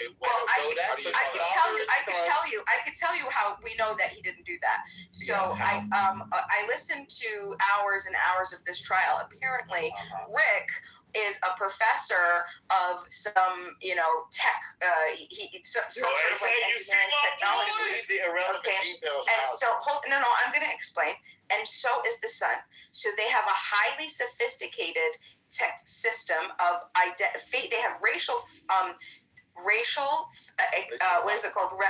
Facial recognition software that they use inside of the store. They have over 25 cameras, 25 different angles, and they're able to very clearly get facial pictures of people to the point where facial images to identify facial features from multiple angles, from over 25 different angles, that they can upload it into a system, and they have an entire system behind the counter, and you can see this. It shows during the trial. They show it. It's an entire dedicated program where the only thing that it does is recognize facial features for people that are coming in. What does this have to do with this discussion? Well, okay, so my point is so it was so clear that not only can they use that. My point was just to express the power of the high power the high power of the technology. I'm explaining the high power technology that they use of the different angles, that they verified that he did not take anything. He took out 4 water bottles from multiple angles. He took out 4 water bottles, and then he put all 4 water bottles back. So why did they pursue?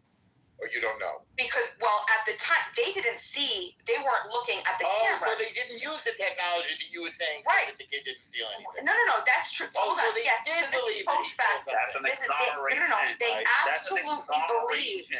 Hold on. Can I explain? They absolutely believed at the time that he stole. They weren't using the software. Right? Okay. So at the what does time, it have to do with anything? So I'm explaining. So at the time, you're not really explaining. You're bringing up irrelevant El Normal. I'm explaining the situation where clearly you don't have this information. You don't have this information. No, false. He did not have anything, and all of the angles, over 25 angles, prove that he did not steal anything. But it's not relevant, Bima, by your own admission that he didn't see anything on the cameras for them to be like, hey, we're using the camera. The only reason that it's relevant is because that then gives the you then have an understanding of what they have the power to do. If they're not certain with 100%, so they only had suspicion. They had suspicion that he had stolen. When he had gone to the front, right? So he walked in the store. The wife immediately approached him, said, "Put your book bag down." He takes the book bag off, leaves the book bag up front. He goes in the back, opens it up. He's looking around. Why do you think they put the book bag down? Why do you think they did that? Well, we all know El Normal. Because they got robbed a lot, right? So yes, they get robbed. Okay. So I don't. So they talked about how many times they had gotten robbed in a particular frame, and it didn't seem to be Why did he take the water and put it back, Bima? Thank you. He made her point already. He forgot his wallet. He wanted to get a gallon of water, and he realized that buying, because he's 14 and he doesn't have any type of massive income, that 4 large water bottles were much more expensive than buying a gallon of water. They didn't have a gallon of water, so he wanted to go to the other store so he could buy a gallon of water versus 4 water bottles. Right. No, he knows how much a gallon of water costs. He didn't know how much 4 water bottles would cost. How much does it cost? $3.19 for a gallon of water. And he didn't versus 4 water bottles at $2.86. Right, so it was. So how much did he have on him? It was a lot. Did he have? Exactly $5. He had $5 on him. So he could pay for the water then, right? No, he could pay for a gallon of water. How much does pay for a gallon of water, but he couldn't pay. But he thought that 4 water bottles maybe was $1.15, right? And he realized, when he was looking, he realized that it was a lot more. So he wanted to get the gallon of water. How much did the gun cost, Bima? So the gun he was carrying. Well, I mean, in self-defense, does self-defense matter? It was given to him. You mean He inherited self-defense. He inherited self-defense. That's right. But that's not people, true, Bima. People care about self-defense. So he was poor, but he got $1,000 for an illegal business. All right. You don't inherit self-defense in Texas. That's not illegal. So I can We're get not back even to talking about the Texas. We're facts. talking about South Carolina. Yes, thank you. Please. But I mean, but proportionality still is a requirement, like for self-defense in South Carolina. So, like him having a gun versus somebody that's not armed, like obviously, like he doesn't have that, right? Is it in South Carolina or Texas? South Carolina. There. Okay. So he had gone. He put the 4 water bottles back. He took 4 out, put 4 back. He walked to the front. He grabbed his book bag.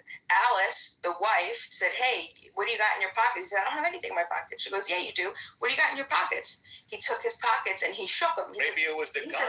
He says, "I don't have exactly." He says, "I don't have anything in my pockets." So you brought an illegal gun into the store. That's a crime right there, you know. I mean, like people, it's a crime because a bunch of people. It's a supposed, right? It's an against the norm because a group of people decided. Against the norm or against the law? Amore. It's a norm, a moral norm. Well, that's what the law is. It's when a group of people come together and decide, hey, this is what we're going to allow other people in our community to do, right? And we're going to make a consequence when people don't follow that. So that doesn't necessarily mean that that's moral or not moral. It just means that it's illegal. Hold on. So it just means that it's illegal. It doesn't mean that it's not moral to not be to have the one being judged by the justice system, morality doesn't enter into the equation. So all laws are based on moral behavior. The reason that we have laws, I'm not saying that. I'm saying the process we shape behavior because we've decided what is good and bad. So he has an ability. So even though it's against the law, it's what a group of people said that you can't do, right? It's against the law, but it doesn't make it immoral. You still have the right to self-defense no matter how old you are. But he didn't commit any.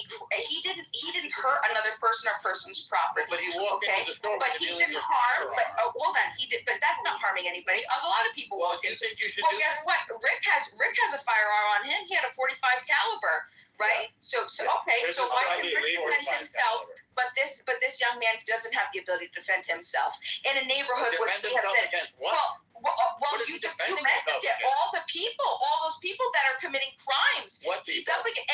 All the people that are going into the store. You said, how many times does he get robbed? Yeah. How many times does he get robbed? So obviously they're in a bad neighborhood, right, Norm? So if they're in the bad neighborhood, would that young boy have to? So hold on. So again, you're still talking about law versus morality. Yeah, but law and morality are two different things. You always have that kid is dead because he had agency, and he knew that he wasn't, because he had a better idea to not shoot. He knew that it wasn't a good idea to shoot. He was still shouldn't have pulled the gun out. No, do you know what he should have done? He should have pulled out a gun and he should have fucking popped Rick right in the fucking face. That's what he should have done. And then he would be alive. No, because it's self-defense. It's self-defense. Just like all the Palestinians should go over there and pop every IDF. Every fucking IDF, they should get popped right in the fucking face. Every single one of them that have gone over and have harmed Palestinians, they all need to get back out right in the eyes. You take them the fuck out. Aggression, principle, self-defense. I'm passionate about self-defense. I'm passionate about self-defense. I'm passionate about self-defense. Don't harm people. Don't initiate aggression upon peaceful people, and no harm will come upon you. That's a very simple principle. But you keep equating to legality as though it's moral, but you'll continue to deflect. Hold on, well, then why are we talking about it? Does he have the right to defend himself? El Normo, does that 14-year-old boy have the right to self-defense? Does that 14-year-old boy have the right to self-defense? Did that 14-year-old boy, who did he hurt, El Normo? Who did he hurt? Who did he hurt, El Normo? He didn't hurt anybody, but somebody hurt him. Okay, so a law-abiding citizen, someone who had a lethal ability, may actually murder that he wasn't the one. So the criminal ended up being the one that was murdered, and you're justifying the criminal. The man who actually had a lethal weapon and actually used it. Okay, so he was supposedly legal, right? But listen to what you're supporting. You're supporting a man who had a 45 caliber legally, and he supposedly murdered the criminal, okay, and the criminal did not harm him, didn't harm him. So what are you really supporting, El Normo? What are you fucking supporting? I'm just supporting the law, Bima, which you you are supporting the law. That's exactly what you're supporting. You're supporting this man to come over and murder this other kid, chase him 130 yards off his private property, and he has.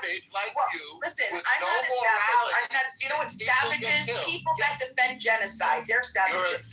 People that go and those are savages. People who aggress other people. And you know very well when people attack other people, El Normo, you are you commit genocide and you refuse. No, I haven't committed any genocide. Yes, you are.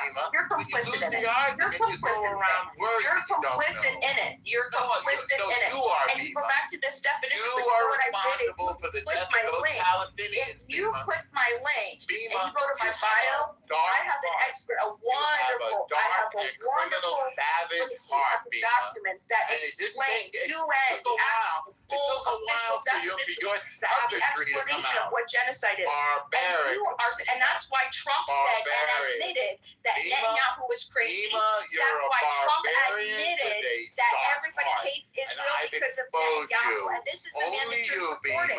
Netanyahu is crazy. Trump admitted it. He said you're fucking crazy. Everybody hates you now because you're immoral, because you're a genocide, fucking dictating, murderous, rampage tyrant. You are a shame we're all upon you. Yeah, exactly. You're an embarrassment so what do you think about and a you? So what shame do to you your think? people. What do you think about what? By claiming it's self-defense? because of you by claiming the Palestinians self-defense? get killed. You're the one who's defending tens of thousands of murder of children. You're the one who defends your lack of morals. You're the one who defends it, not me. You're the one who defends it, El Normo. I don't defend death. Your lack of morality. In this case, I'm not defending death. In this case, you're again defending death. Why is it that every time you come to these scenarios, El Normo is constantly taking the side of the person who is murdering people? You're constantly in the defense of people who is aggressive and murdering people.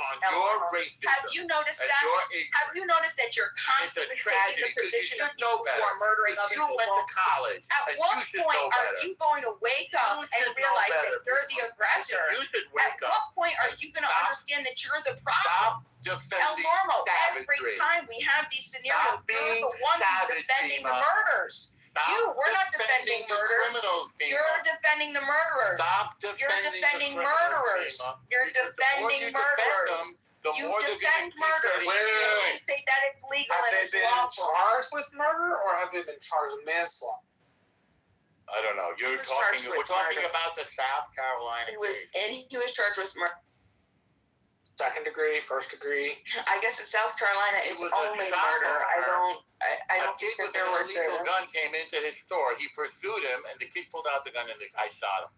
And yeah, because he was claiming self-defense. At what point, El Normo, did that Where was the that self-defense? 14-year-old? But let me What ask was he you. defending against? Let me ask you. What was he defending against? Two men, one with a gun, was chasing him. So did he know the boy? So the guy had a gun? How would he know the guy had a gun? Said it. Andy said it. Andy said. There was a case like this down where I live. He pulled out a gun when my dad pulled his. He pulled out a gun when my dad pulled his. That's not the story, Bima. No, El Normo. That is direct from Andy. That is the exact quote from him. That's not the story. It's not the You story better go look at the testimony. That's not the story that you.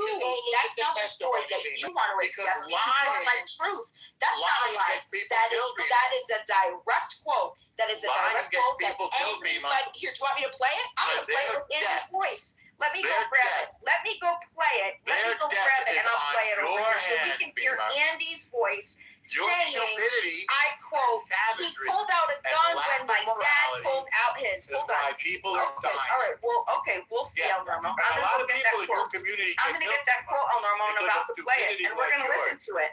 We're going to listen to it, honey. You're not going to talk to me. And so then what are you going to say? What are you going to say?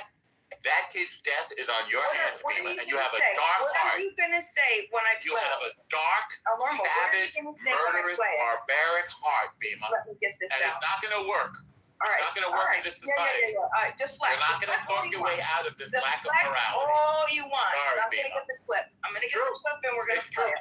And you justify genocide, and you justify racism, and you call it justice, and it won't fly. I'm going to get the clip, and we're going to hear Andy himself, the son who was there saying, sorry, not sorry. When my dad pulled his. You're not going to talk your way out of this. Just repeating yourself is not going to exonerate you. You're being exposed for a lack of morality and lawlessness, and lawlessness gets people killed. We're a nation of laws. If you don't obey them, you're going to be held accountable. You're going to pay the price. And this is what happened. And if you don't like it, you can advocate changing the law.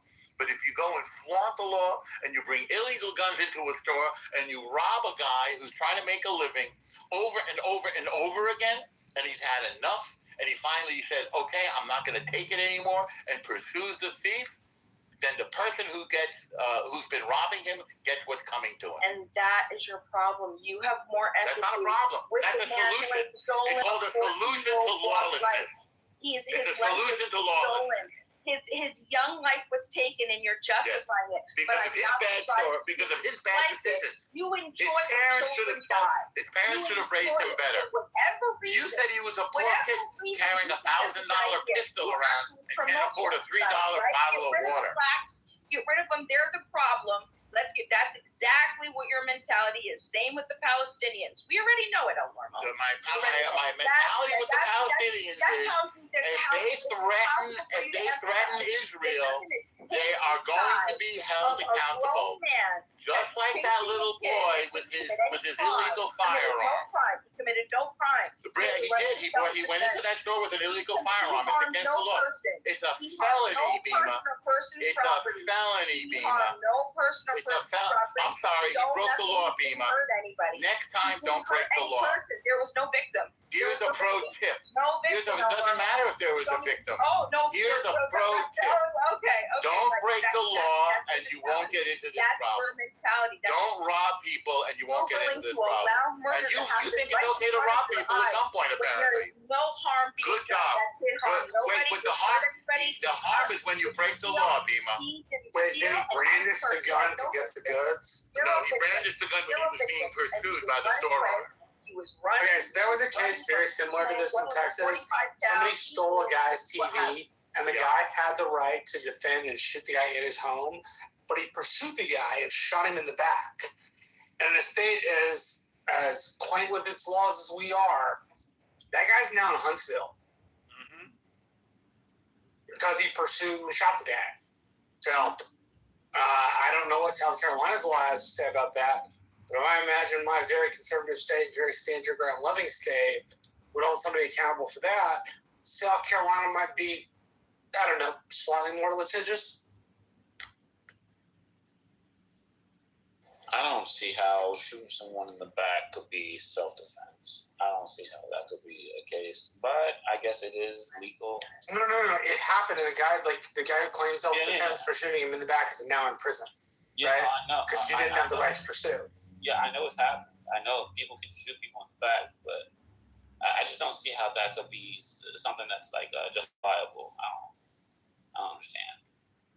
In most states, it's not. As I said, in Texas, as liberal as we are with our self-defense laws, that behavior is illegal and lands you in a state jail felony up in our big prison, Huntsville. The store owner testified that the kid pointed a gun at his unarmed son. Case closed. The jury heard the evidence and they rendered their verdict. I recommend that you appeal if you disagree, Bima. I'm sorry that the facts disagree with your made-up story. Your perverse, immoral, defend the criminal story, defend the barbarian who goes. I mean, if the jury already rendered its verdict, then what's up with the discussion? No, it's just like post, right? And I think what's important here is that I was hoping that Bima could kind of look at what the jury's saying with the father's vantage point and it being different from the son's vantage point, right? So if you're able to look at it through that type of a lens, you can make a case on why the jury came down with the verdict that it did. You know, but if the father wasn't there and it was a 1v1, maybe Bima has a better case, right?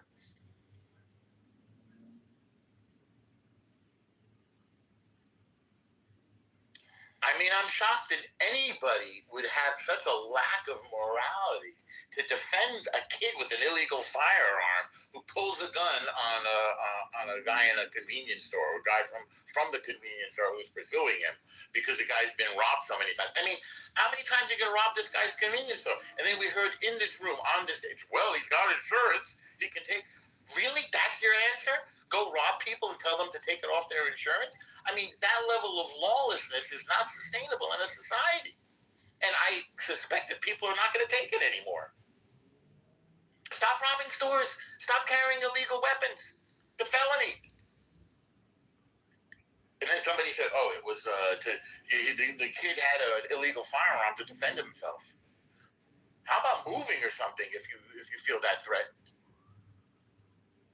Hey, this is insane.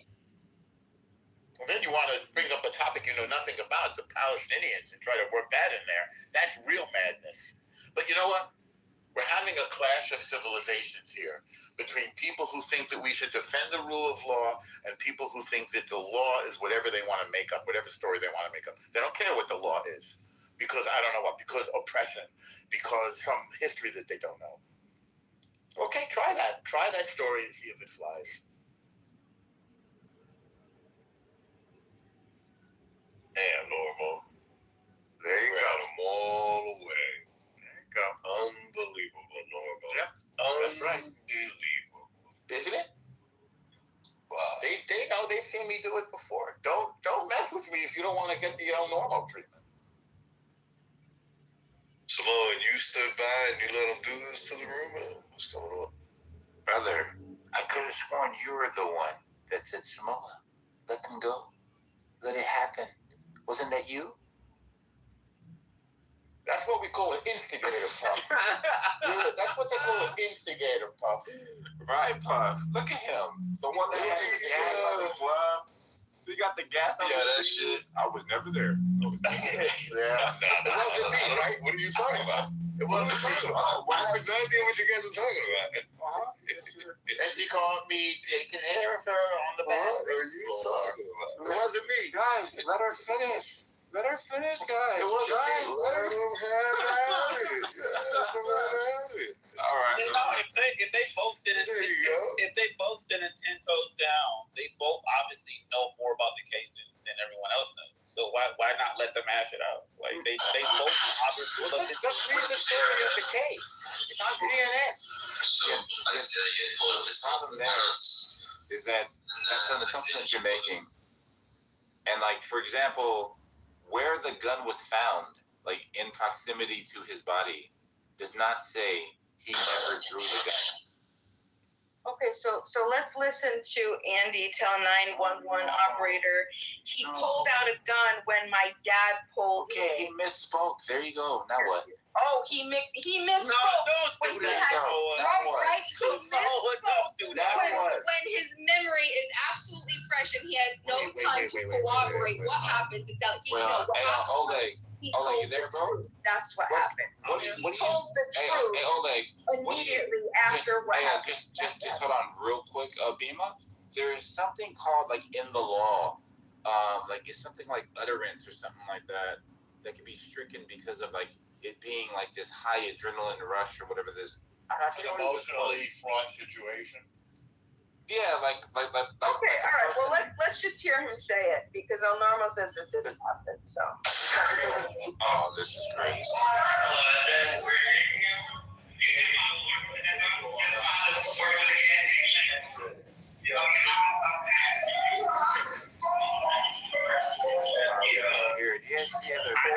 did a very good job. You have to listen. If I were you, I would not go into the law as a profession. You're not doing very well if you're talking, you can't hear it. No, the sound is bad. Quiet. It's bad audio. Don't lie, Bima. It's well, you got to remember, I'm playing a court audio that's playing the audio of the 911 call in the court, so you just have to listen.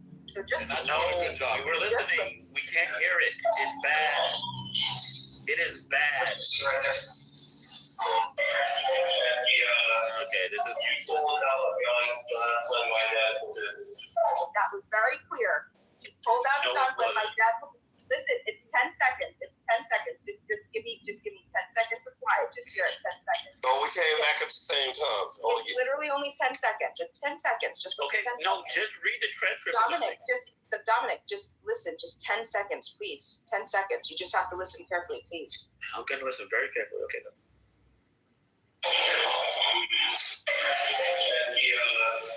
He pulled out a gun when my dad pulled it. There you go.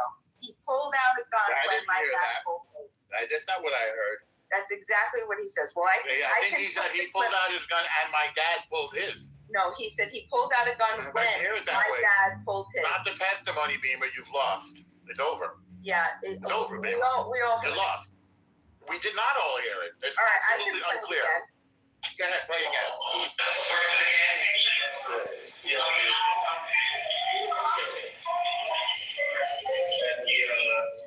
He pulled out a gun when my dad pulled it. He pulled out a gun when my dad pulled it. No, you're lying. And that's when my dad pulled out his. He pulled out a gun when my dad pulled it. No, and that's when my dad. He added words. He added words for his personal comfortability.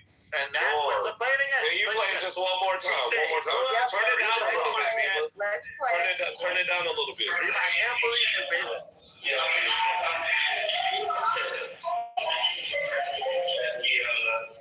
He pulled out a gun when my dad pulled it. He pulled out a gun. When my dad pulled his. That's right. That's that's exactly what he said. You don't know how to do You're doing transcript. You got a very transcript. I agree with the jury, Beamer. You agree with the transcript. You enjoy murder of innocent people and minorities.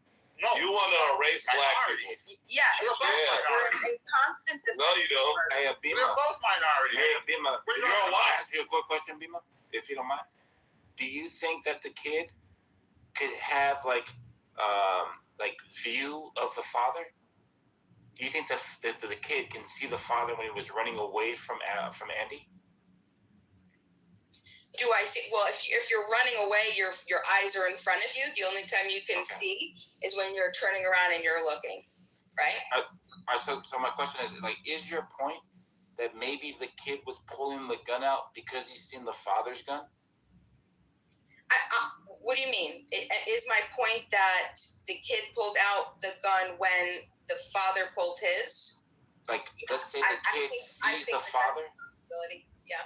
Do you think there's a difference between the kid sees the father pull out a gun, so the kid pulls out his gun, or the kid just pulled out his gun without knowing that the father had a gun? Well, I think honestly, either way, it doesn't matter for me. The first one matters a lot. The second one doesn't. When I was listening to the prosecution, that was just something that was added, and I thought that was very interesting because that would make it a lot more powerful, right? But I don't think either whether he pulled it first or second, it doesn't matter because he was the one that was being chased. So at what point does he have the right to defend himself? Yeah, I think it's stronger if there was a case that was being made that the kid only pulled out the gun when he seen Rick pull out a gun. Because now he's meeting force, right? But if that's not being argued, then you could say the kid independently brandished the firearm without even knowing about Rick being armed, which doesn't really do him any good here. Why wouldn't that do any? Why is it that he doesn't have? Because we're right back to proportionality. Hold on for a second. That's correct, Samoa. Let me ask you a question, Samoa. When you're being chased by multiple people, okay, he knew he was being chased by two people because they were both screaming so he can hear them. Okay, so they were both yelling. So when you know that you're being chased, and when he was running, you saw him turn around and look, and he saw the two of them coming. So he knew that two people were chasing him. So at what point, when two people are chasing you, Samoa, and you have a gun on you, at what point can you claim self-defense to take out your gun? Because you don't know what these people are going to do when they're chasing you. You don't know. They might not do anything. They might just walk up to you, want to have a conversation. They might chase you for a football field and a half just to say, oh, I just want to talk to you, please. But at what point, after a football field and a half, 130 yards, okay, what point do you have the right to take out your weapon to say back You have a fear of deadly force and not before. That's the answer. Hold on. When you have a fear of deadly force and not before. I want Samoa to answer. Well, that's the answer. I was going to say because you haven't addressed the proportionality situation that we're offering you here. And when Norm says, when you are able to observe deadly force or the potential of it and not a second beforehand, is my answer as well. That's correct. That's correct. So wait a second. So Samoa, you don't believe that if you're being chased by somebody, even if it was just one person, let's just say the Steelman, and let's you're going to ask the same thing over and over. You're going to get the same answer, Bima. Well, right. Well, I just want him to answer because I just want to make sure that we're on the same page. So he just answered you. If you're being chased by one person, not two people, and we're going to say that they're the same size as you, they're not much bigger than you, okay, much powerful than you, okay, because we saw. That makes it work for him. Yeah. Okay, so we're just going to say that it's somebody that's your same height, same stature, same weight, and they're chasing you. At what point do you have the self-defense authority to take out your weapon? We just answered the question, Bima. Yeah. As soon as the threat rises to the proportional response, right? Okay, you got to meet the energy where it's at. I need an example. For example, I might draw down, right? But I will not be able to use the firearm at the moment because it doesn't rise to that threshold. Draw down mean take out and hold down? Say that again? What does draw down mean? Yeah, so they say freeze. To pull out your gun. Yeah, you just pull the firearm and say freeze. No, I'm armed. I got a gun. Whatever, right? Because you understand the person is unarmed because they're disadvantaged, right? Wait. So you think that? So you have the ability to draw down when you're being chased? No, with the risk of deadly force. Please, I'm not talking to you. It's difficult. Doesn't matter. We're on the same page. Please, El Normo, I just want to hear from Samoa because you're answering, he's answering. Just please. It's all the same answer. You're not going to get a different answer. I'm going to ask you, would you just be respectful and just let me talk to Samoa? Oh, because you're so respectful? Give me a break. El Normo, you're always the one interrupting. You're the reason that every puppy is destroyed because you do this. I'm so sorry. You do this. And I'm asking you, and when we are play and we say, hey, look, you just give me an opportunity to talk. You always argue for the criminal murderer, genocidal maniac. So you're not going to respect. Okay. Let's just finish this real quick. Let's just finish this real quick, right? Where we won't allow. So let's just finish this. No, I can't. Because I have a bunch of questions. All right. I have about 3 or 4 questions, and I'd like to have a good conversation with you. Look. we could do it right here. The only thing I'm pointing out is clearly, right? I would be able to pull the firearm out and basically tell this person to back the hell off. It's a warning, right? But I'm not justified in firing the firearm, right? Because like the potential threat doesn't actually like meet that threshold for me to be able to fire the firearm. Okay. The problem here is the third vantage point, where the father perceives this brandishing of a firearm, and he doesn't know. He just knows that, bro, I don't know the motivation of this kid. I gotta neutralize this now before my son's dead. And that's why decoupling the two, the son and the father, was so important for the defense. And they ultimately won, right? So.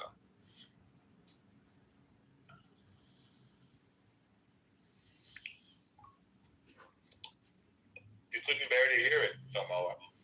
Say that again, Brian. You couldn't bear to hear it. It made her brain explode. She left. Yeah. This is what happens. You speak the truth to people. The interview. Because they're so married to their delusional view of the world. They've got to make themselves a victim. You got all kinds of minority groups. Yeah, black folks are minorities. Asian folks are minorities. Jews are minorities. Narrative that, like, the kid is the victim here. Okay, they tried it, but it didn't fly. And, you know, everybody's racist. The jury's racist, the judge is racist, the prosecutor's racist, the Asian folks are racist, the Jews are racist, and this kid is innocent. Not gonna fly. Yeah, I'm looking at this Carmelo Anthony case, and I mean, obviously, right? It's like we know both sides of the argument. Most likely, like what the defense is going to argue. Like my job, especially like when I look into these types of things, is what's their best argument, and can you make it as convincing as possible? Are you an attorney when you say it's your job, or you just mean as a citizen? As a citizen, as a well-read person to. No, as a citizen, yeah. But, I mean, I think the country slid into delusion for a number of years under the previous administration leadership, and frankly, under the legacy media, under our institutions of learning, like our universities. It slid into this delusional view of the world. And folks like Beam are getting a wake-up call that's like, whoa, we're not buying that bill of goods anymore. Don't come into the store with a gun and rob me. That's not American. And I think it's very hard to hear. Just as it was hard to hear under the Voting Rights Act that you cannot discriminate against people based on their race. Yeah, you know that second district, Louisiana thing. You know, especially on Clubhouse, right? A lot of people still walk away from that, saying the voting rights, it's gone. They can be raised. I was like, oh my gosh! It's like read the opinion. It's pretty like a lot of this stuff makes sense. You can't just assume that this is a motivation. If that's the case, people would get whatever the hell they want. Well, that's fine when they said you can't include or exclude somebody based on their race. And she argued, well, they're lying. Well, you're going to make a legal argument based on lies? You're going to take lies into the legal system and try to say, well, they did it, but they just lied about it. That's not a real argument. It just won't fly anymore, you know? No, and it's not. It just depends on what the audience, like what type of audience you have. A lot of people like to kind of fall into that.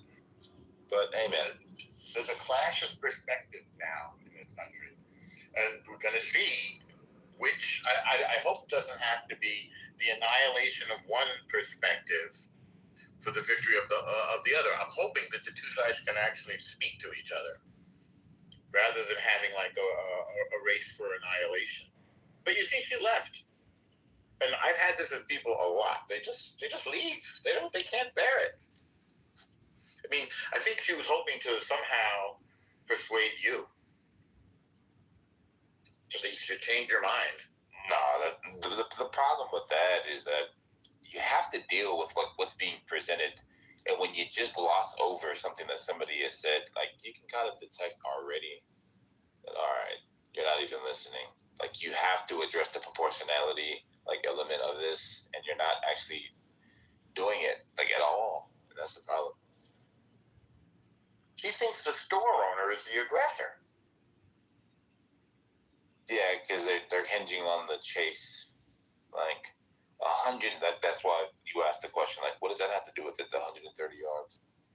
So here's something I thought you guys would mention.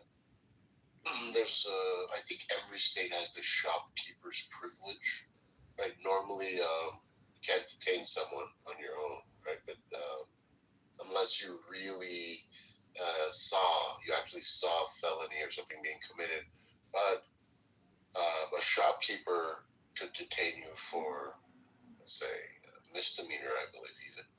But they have to detain you in a reasonable way for a reasonable amount of time. So I think the whole running after them breaks away from that shopkeeper's privilege doctrine. But you mean it's consistent with it, or it exceeds it? They shouldn't have chased them, but that doesn't mean, the kid should have fucking pulled out a gun if that's what happened, right?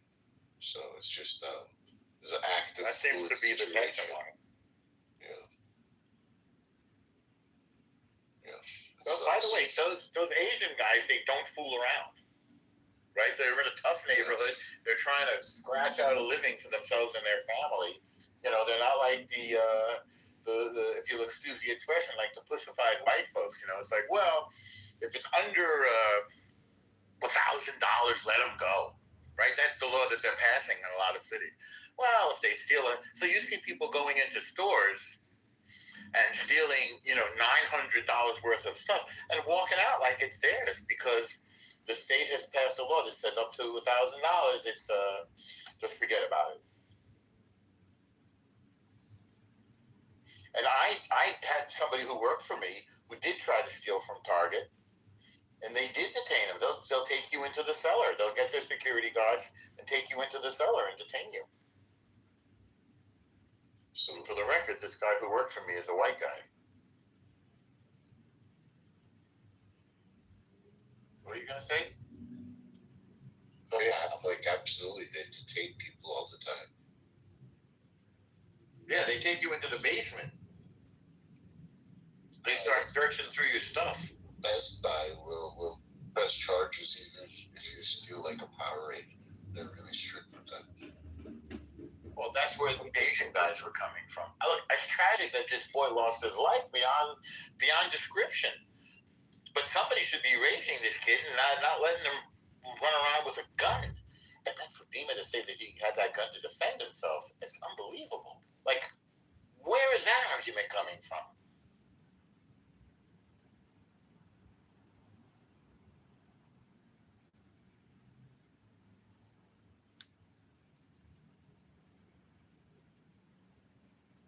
He was 14, right? 14? That's crazy. Yeah, so I'm looking at the statute now, right? So like the shopkeeper's privilege. Yeah, so it does have the shopkeeper thing where it says that they get detained for reasonable amount of time. Not that you actually seen something, but just if you have a reasonable suspicion of it, right? Yes, probable cause. But it doesn't explicitly state that they can't extend it outside of their shop. Right? So like a person would argue that, hey, the law doesn't say you can't do it. Right? So, but did you check specific states? Well, just South Carolina. I'm just looking at South Carolina. If I think you're gonna have a little spectrum there with like California might be a little narrower, yeah, I was just looking at South Carolina because that's where this case is at. Yeah, for sure. But then it, look, the reason why I think because there was two of them, this was like pretty clean for the father to get off, right? I think that if it was just 1v1, I think it'd have been a different narrative. It's kind of spun, but hey, that's an interesting. I just went and read one of the CNN articles about it, and I'm starting to understand that your position is, Samoa, that the father acted to defend the life of the son. That's your position, right? Yes, yeah. Yeah, I'm just starting to understand that. Yeah, because if it was a 1v1 type of a thing, right, then one would say, hey, you're the one who initiated this whole stupid thing. You're the one who caused all this. But then the father can, play ignorance here, right? The father's like, I wasn't actually looking for the kid. I was worried about my son. And then when I seen the kid go for the gun, I know my son isn't armed. I had to help my son. Something like that, right? Yeah. So that must have been some crazy case. I wonder if there's going to be protests or something or what. I wonder where this is going. We're going into a fraud summer, and Trump does not exactly calm tensions. I think Trump makes a lot of people very nervous. Right. They're just waiting for one of these ones to get juice, man. They're just waiting for it. Once it gets juice, then we'll have another 6-year anniversary of the Summer of Love. And it's going to happen by accident. This Derek Chauvin character, he was a depraved piece of garbage, but I don't think he killed the guy on purpose. I think he just killed him out of, depraved indifference or negligence or whatever. He wasn't trying to kill the guy. But so whatever happens, it's going to be, unintentional.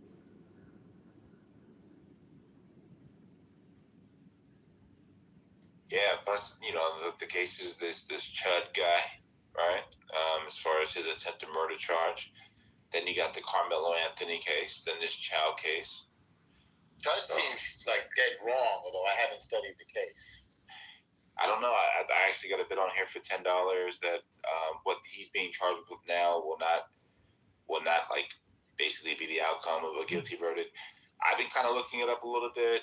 From what I understand, he went to the courthouse. A couple of guys, are familiar with him or whatever. They had some words.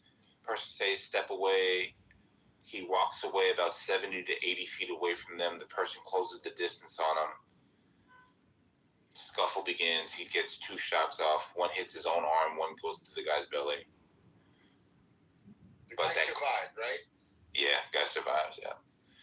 But the fact that, and Louis kind of spoke to this, and a couple other people spoke to this, right? The fact that he walked away, a lot of people are using a lot of his other videos, where he's using the N-word, chimping out, this and that. They're using that to gas up, the pressure of him being guilty in this one instance. But I think that if it was like the other videos or him being provocative or whatever, that we would have been seeing, something leak. So this closing the guy closing the distance on him about 80 feet kind of worried. It kind of bothers me, and for a clean case. For the case of Chud, I mean, yeah. He just seems like a complete garbage person, to be honest with you. Oh yeah, he is a garbage person, and I watched a couple of his videos. His view is regardless on how the race relations are, we should be able to coexist. And little itty-bitty words like this shouldn't bother people. And that he believes certain minority groups are utilizing these types of terms to get an advantage within society. So he says things like, if I say chimp out, just call me a cracker with cheese. And we can just laugh about it and keep on our day. Right? So he's not like a separatist. He's not like all black people should be burnt. He's more like, stop being a snowflake. Stop freaking out about the N-word. Yeah, but that word has a real third rail kind of electricity attached to it. You can't just throw that word around. I mean, that's a fighting word. Huh? Yeah, it's a live wire.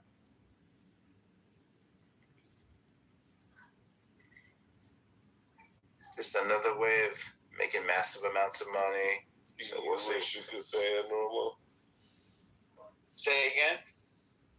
You want to say it? Me, no. Not my word.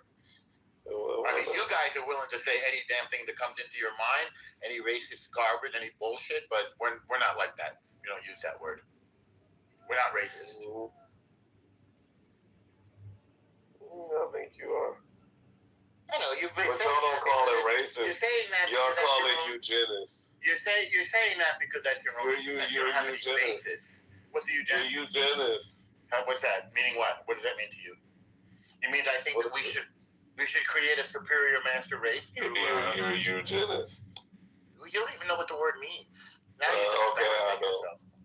Yeah. Of So why don't course. you say what? Yeah, try I saying can't what read. you mean. I can't read. Try saying what you mean. I can't read. I just know you don't have, you guys are eugenics. What That means your name is Eugene. I see. Eugene, yeah. Did they drop you on your head when you were little? Well, I don't know. Obviously, they dropped you. That's why you got a bald spot in the back. I don't have a bald spot. You do got it. No, I don't. I believe it. You don't. We're going by stereotypes. I thought we was doing stereotypes. You did? We're not doing stereotypes. Who said that? Oh man. So what's the Who eugenics? said what? What's the eugenics? What is it? What? You don't know. I could have been even what? Why use? Why would you use? Then you embarrass yourself. Now you're left talking. What do you mean by that? You're left sounding like a. What do you mean like I don't mean what I say? What I mean? What? What's that? What are you trying to say? I don't know. I don't know. I believe that. Yeah, I don't know anything. I believe that. You. I never said that, but I believe you if you say it.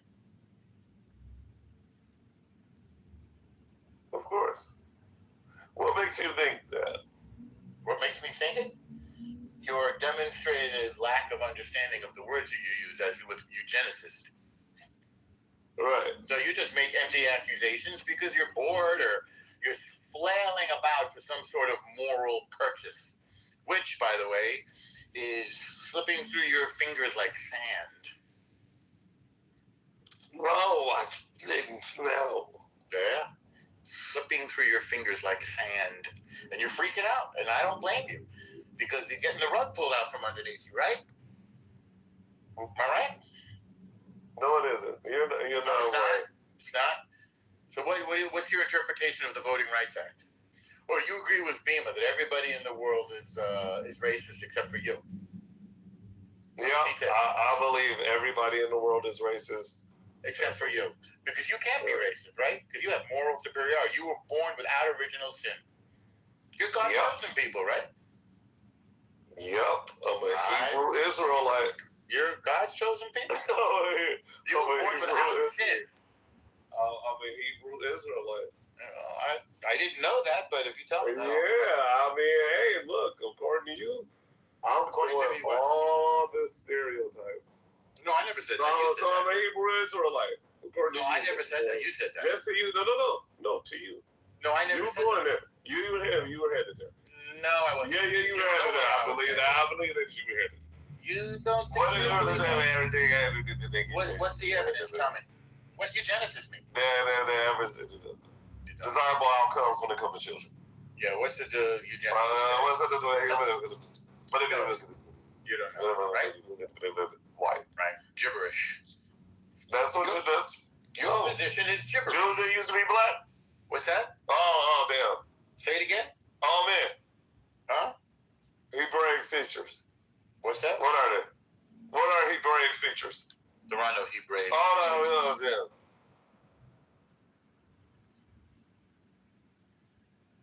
Must feel weird to be so exposed. How's it feel? It feels great. Okay, good. Then maybe you will grow from it. Because Jacobus taught me about, like, nakedness. Well, good. Yeah. It's not like guess what? I'm naked right now. There you go. There you go. Yeah, I'm a shameless person. I'm like Adam in the garden before Eve. Before Eve or before they ate of the tree of knowledge? Before Lilith. So you don't really know that either. Before you understood what God was. You love to not know, don't you, Night King? Yeah, I do. I just don't know anything at all. No. You know what? Guess what? Because before the apple was bitten, who knew anything? God. Uh-oh. God. Oh. Next question. No, that's a person. You're personalizing God? Not at all. You're aspiring a person to God? Beg your pardon? You're giving personhood to God? Not at all. Yes, you did. So that's what you sound like. No, I did not. No. Don't take it back now. You can't take it back now. I speak perfect English. I don't think articulate myself. I'm from the north. I don't speak with a lisp. I don't speak with a lisp. You speak with a lisp. You speak with a lisp. Swallow your spit. Right. Swallow your spit. Swallow your spit. Everything. Swallow your said spit. God. Swallow your spit first, sir. Swallow your spit first, sir. Right. Swallow your spit. You said who knows? Can you swallow your spit first, sir? I beg your pardon? Why swallow you your spit. in my mouth? You go. No, because I hear you. You all up in my mouth, so I'll be all up in yours. Is this your the argument? It's wet. Having lost the argument, you just swallow it. Talk about swallow the spit. I think the spit is between your ears. No, I think the spit is between yours. Your head, man. You think I'm speaking another language? You got. I'm from a different planet. Your ears. Did you say I was from Mars? Yes. No, you said that. No, you said that. You said that. You said that. You from Mars. What? Look at me. You said you were eugenics. What? Mars. It wasn't me. Yeah, no. Where are eugenicists mean? You're the eugenicist. No, you're the eugenicist. You come from a superior race. No. Yeah. I believe in race mixes. You don't. You believe you come from a superior race? You don't. Oh, you don't. No, you don't. No, you don't. You come from a superior race. Where's the mix in your family? You come show me that you're not. Race. Show me that you're not. You come from a superior Prove that you're not. You can't prove it. Prove that you're not. Uh-oh. Prove that you're not. What year did you drop out of high school? Or was it grade school? Never. What year? I beg your pardon? I graduated with honors. From where? And went on to college. Honors in what? Honors in kicking your ass. Anyway, look, all I'm saying is, oh my God. You know who Melville Herskovich is? Do you know who Melville Herskovich is? Just a simple question. Do you know who Melville Herskovich is? You did your homework now? Oh, do you know who Melville Herskovich is? What were you doing instead of doing your homework? You don't know who Melville Herskovich is? What did you do instead of doing your homework? Okay, I guess you don't know who Melville Herskovich is. I guess you don't know what eugenicism is. But yes, I do. I already told you. No, you didn't. Yes, I did. Breeding for desirable outcomes. Say again? Look it up. Reading for desirable outcomes. Damn, you think I said reading. Oh, no.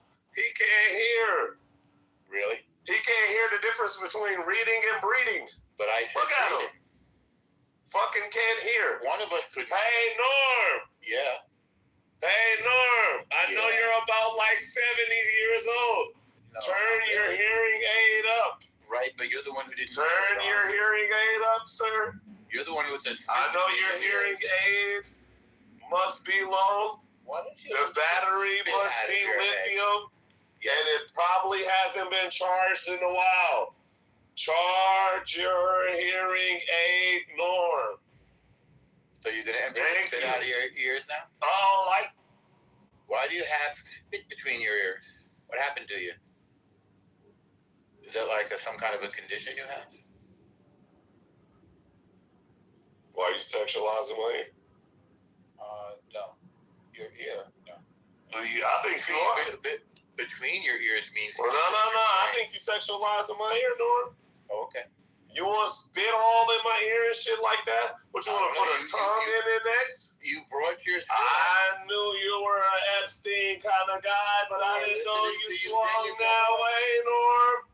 You bring it up to dirty little rascal, you, Norm. You brought the spit. You want to lick me in my ear? You want to do that thing to my ear? Seems to be your fantasy. Picture in my ear, right? Seems to be your fantasy. That's about as much as you've ever contributed to any conversation, what you just did. No. Yeah, it's true. No, it's not you literally have nothing. I have everything. No, you got nothing. Okay. Empty-handed. Huh? Empty-handed? Empty-handed. I don't have any arms.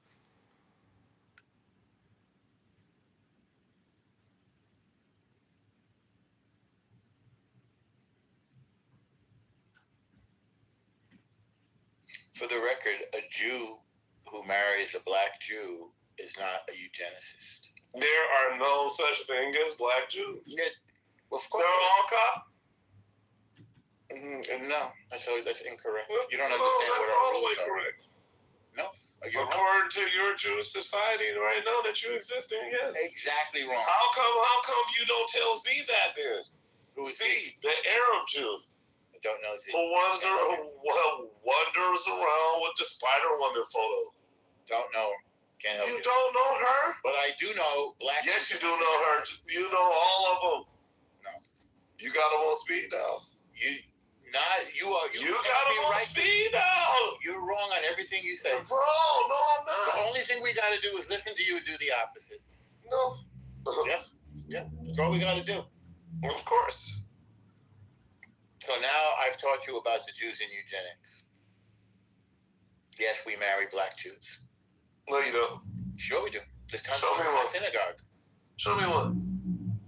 Just look up black Show me Jews one. and find one yourself. No. Show me one. Ping her in here right now. Why would I want to do that? Ping her in here right now. Why would I do that? Reveal her. I've seen her on the app. Abracadabra, alakazoo. And they have a beautiful child. They do? Yeah. No, that's AI. White man, black woman. Yep. What? Yep. That combination never exists? It exists, and she's a Jew. I don't believe you. That's good, because you're an idiot. You're illiterate. You think so? You don't understand the law? Yeah. What part of the law do I not understand? Yeah. Your legalese is off balance. Okay, tell me what's the evidence? I told you about the difference between robbery and retail theft. That's there's no difference. No, I didn't say that. I said this case has nothing to do the case has nothing to do with that. And that's correct. You brought that up because you didn't understand the case. That's what I told you. And I'm right. It wasn't about the case, it was about the law. Keep up. Yeah, listen better. Oh, turn your hearing aid up, Nora. Turn your hearing aid up, Nora. You brought up just turn your hearing aid up when you talk about. Right. You brought up the Yeah. Just turn your hearing aid up. I don't have hearing aids. Yeah, you do. No. You got a disability. I don't have one. Yes, you do. With that. So you brought up. You ain't got Asperger's. Right. So you ain't got Asperger's. What you contribute. You ain't got Asperger's. Had nothing to do with. You ain't got the Jewish signature disease. You ain't got Asperger's. I don't have racism. Oh, okay, all right. But you do. And this is what destroys your moral position, your own racism, your own hatred. It's filthy. You ain't got Asperger's. Phone genie. What is Asperger's? I don't know. Really?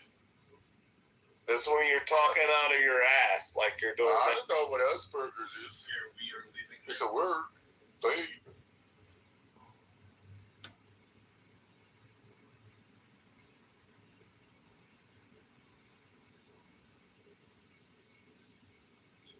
Wow, 72% think Carmelo Anthony's guilty. They must all be racists. Ooh. Everybody's racist.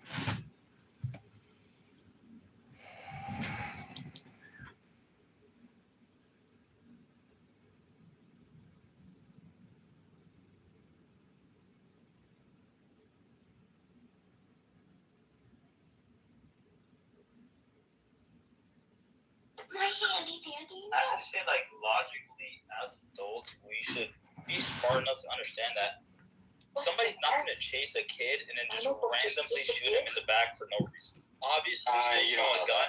Okay, here it is. Let me see. He pulled out a gun. He pulled out a gun. He never. Hold on, Joel. But let me see something. So the three witnesses say that he didn't aim the gun at all. Then he even admits immediately after it happened on the 911 call, he said he pulled out a gun when my dad pulled his. So he didn't say he pulled out a gun and he was aiming it at us, or he had a gun and he was pointing at it, he was going to shoot me. He said the exact words he chose to use, it was he pulled out a gun when my dad pulled his.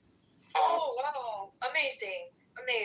So I mean, like, so we don't know. So we don't know if he pointed the gun or not. The only people that are testifying that he pointed the gun is Andy and Rick.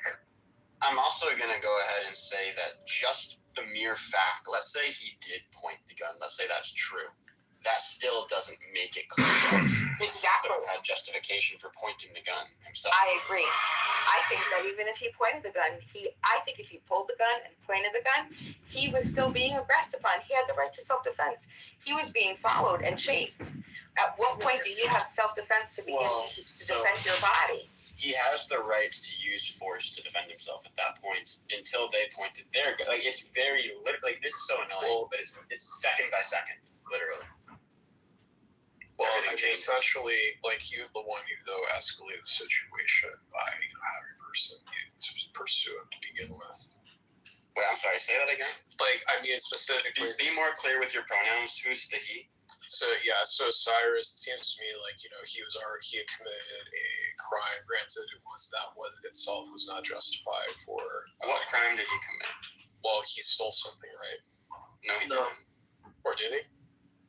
They thought he did. Oh, okay. Yeah. Well, either way, even under the assumed, like, he stole, like, something as petty as a water bottle, that in itself... No, he didn't. No, but I'm saying even if we were to assume that he did, that wouldn't be sufficient grounds for him to be, to believe he was a threat to be shot. Obviously. Yeah. He did have a gun illegally, but they didn't know that. Yeah. Yeah, exactly. And so, like, specifically, though, just saying that, for him to, so then I guess, it's interesting. I thought that he actually did steal something. I'm just curious. What are not that this matters, but now I'm actually curious. What are the races of each of these people? Oh, yes. I think Cyrus was black, right? Cyrus was a black boy, and Rick and Andy were 8. Okay. That makes zero difference. It was just I was curious. Yeah, it's just. I mean, that's really why it's such a hot story. Yeah, because you know. I'm gonna watch this video. Because everybody knows, Pretty sure like 20 black people are killed every day, but the pro-blacks don't care about those people at all. I never hear them talk about them. But this might be a controversial take. But I just, first of all, but before any of this even happened, we have a 14-year-old walking around with a gun. Yeah, that shouldn't be happening. That is a crime already. But that's not a known crime. No, I'm just saying, realistically speaking, is this somebody who's gonna, become a doctor? Is he contributing to society in a healthy way? Hey, what was he doing the week before? As it turns out, he may have actually needed that gun to protect himself. Right. Maybe, depending on how this looks. What is a 14-year-old? Honestly, it sounds like a ghetto neighborhood anyway, so probably you're right on that, Zach, probably. Yeah, but there are plenty of 14-year-olds in that neighborhood, and if they're scared of, crime, then you just don't go outside. You do regular activities. You don't hang out. Just avoid the sun and fresh air and fucking wither away indoors. Just walk around with a gun and just shoot people. He didn't shoot anybody. He didn't shoot anybody. No, but that's why he has. And he didn't even point the gun at anybody either. So. Wait, it sounds like he did nothing wrong. Obviously, he's carrying the gun. Are you just assuming? So you're just assuming the only reason why he has a gun is because he wants to shoot people. That he doesn't have reasonable grounds for self-defense or concern. No, of course. If you have a gun, you can use it for self-defense. I'm saying a 14-year-old should not have to think about that. A normal 14-year-old is not thinking, oh, if I'm scared of something, I'm gonna have to shoot somebody. It's like No, you just try to avoid those situations. It doesn't mean don't carry a gun. Yeah. Also, Well, it's illegal too. So he's committing crimes. 14-year-old lives in privileged, safe, suburban neighborhoods. So, there's different factors that go into it. Unfortunately for these guys, they live in a Democrat shithole, so it's high crime. But partially their parents' fault for voting for those people. But do you know that he is in a Democratic area? Yes. I think Columbia, I think, is pretty blue. Oh, yeah. Okay. I didn't know where this was. Yeah.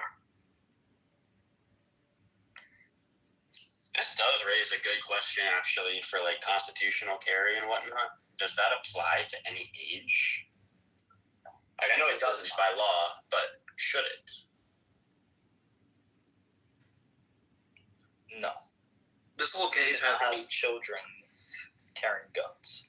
That doesn't mean there's going to be children carrying guns. It just means in a case like this, we wouldn't even have to argue whether or not he was committing a crime to begin with, because if it's not a crime, it's not a crime. It would be a crime against humanity if we had a government that let children carry guns. Disagree. I don't think children should carry. Well, better yet, I don't think untrained people should carry guns. I don't care what age you are, as long as you are adequately trained. I think we should have, fully developed brains and be adults. That'll be part of the training, sure. But if you can show competence, I'm all for everybody having a gun.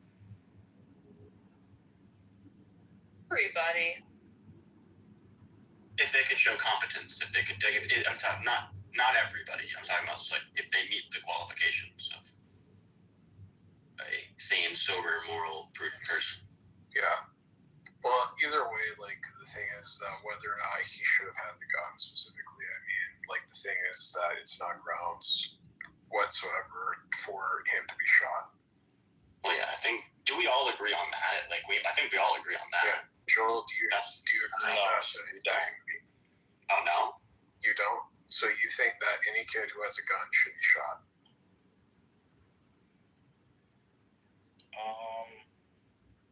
I don't know about all that.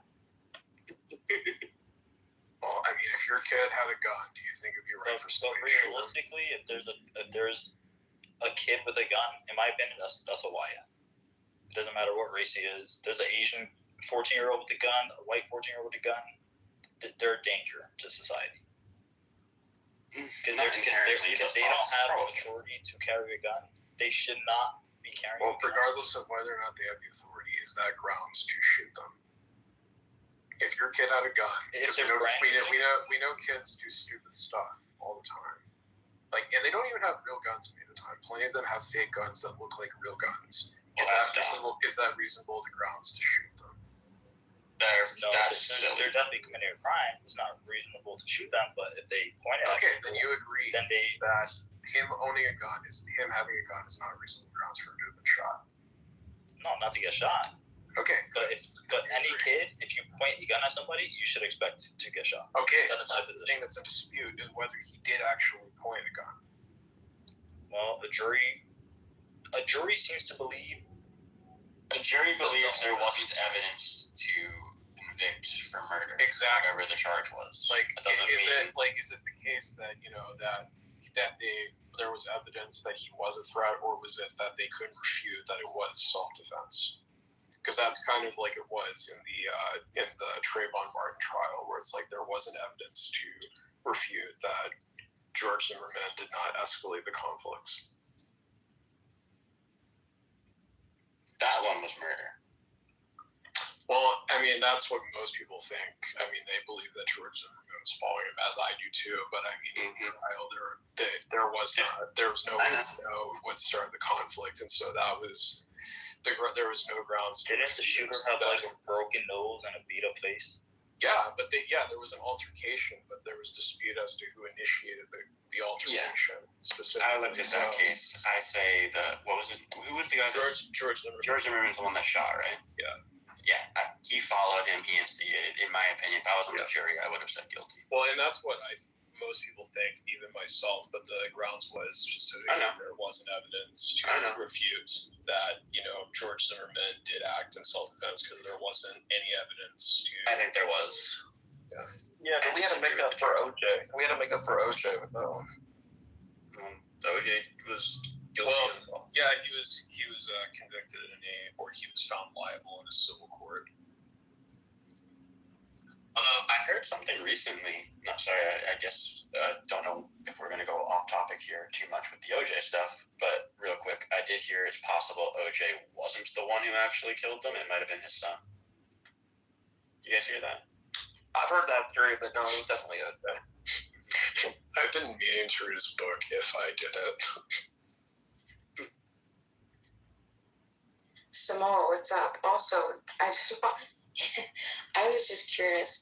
You know that depending on the gun culture and where you're from, there are shooting competitions that happen all over this country. Like kids as young as 6 years old, those clay, the clay. What do they call it? Yeah, clay pigeons. Yeah, the clay pigeons. But that's allowed. That's totally anybody of any age. Right, I'm saying, but right, and I get that, but I'm saying, he's no person should have. I'm saying, there are plenty of instances where gun culture, kids all over the nation, they compete even at 10 to 12 to 8 or 10 to 18, I think, right? Mm-hmm. Is the typical range for.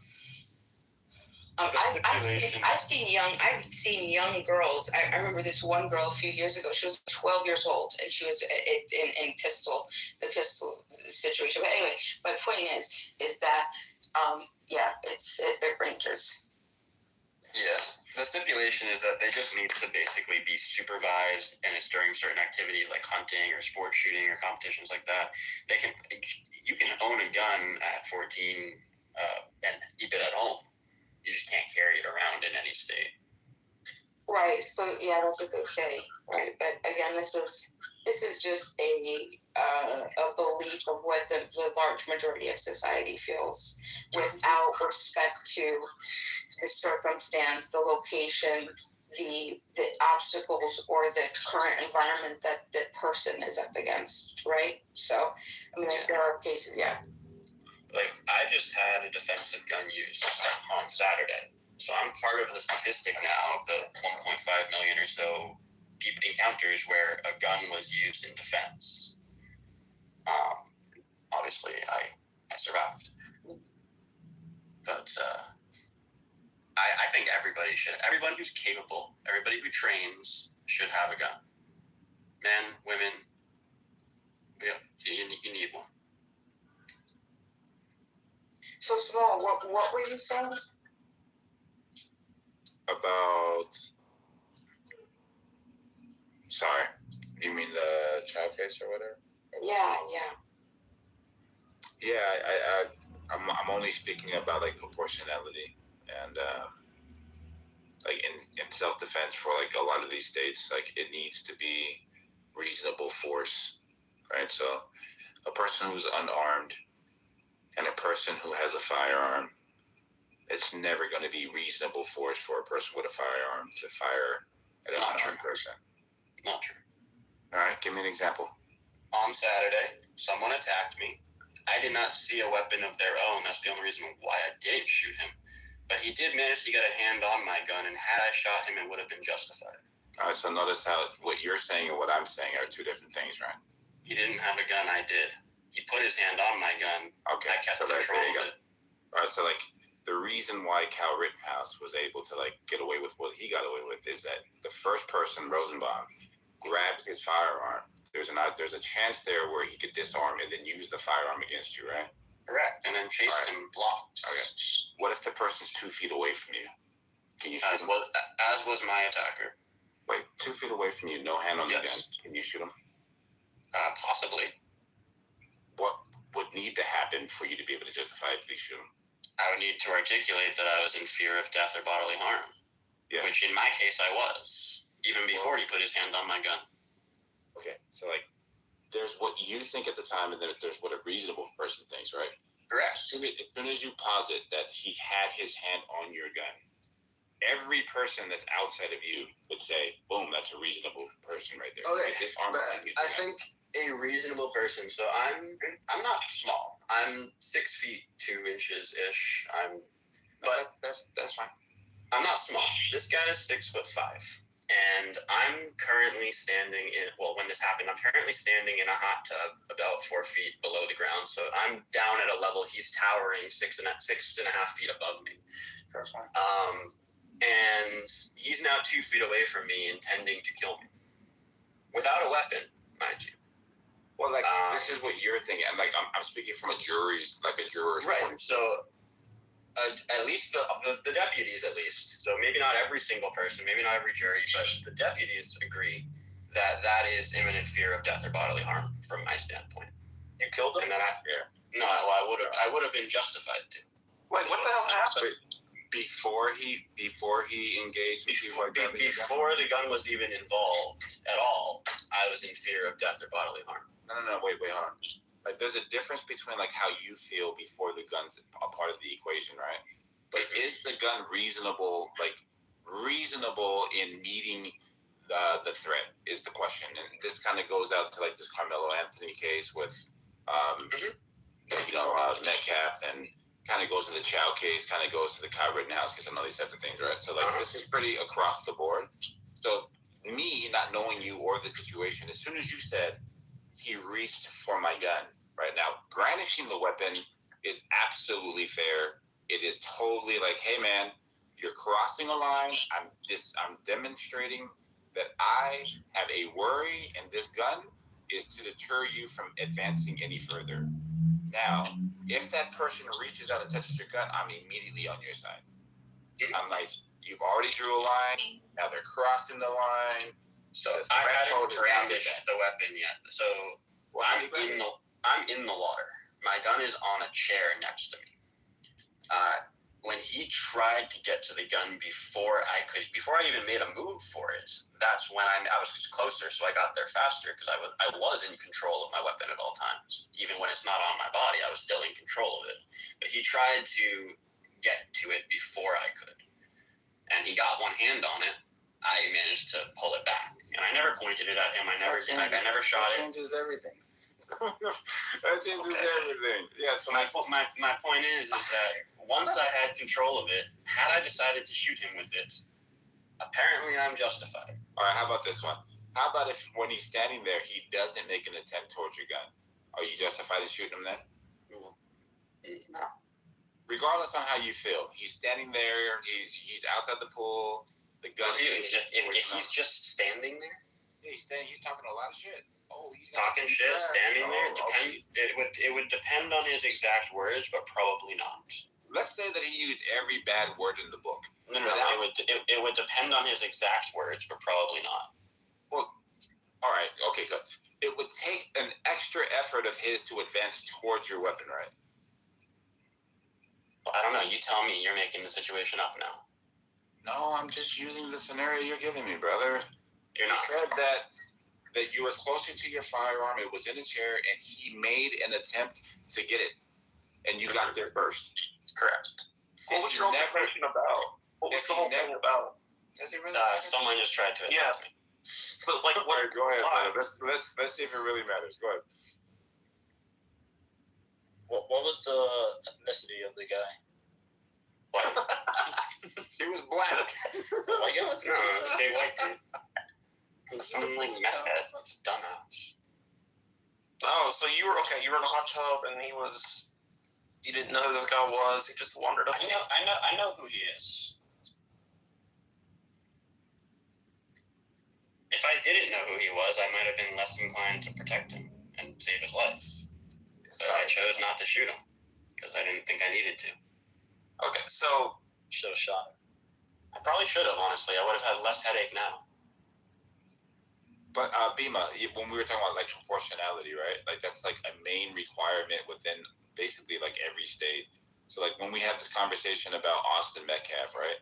The question is like, did this kid, right, like respond to Austin Metcalf's advance in a proportional manner?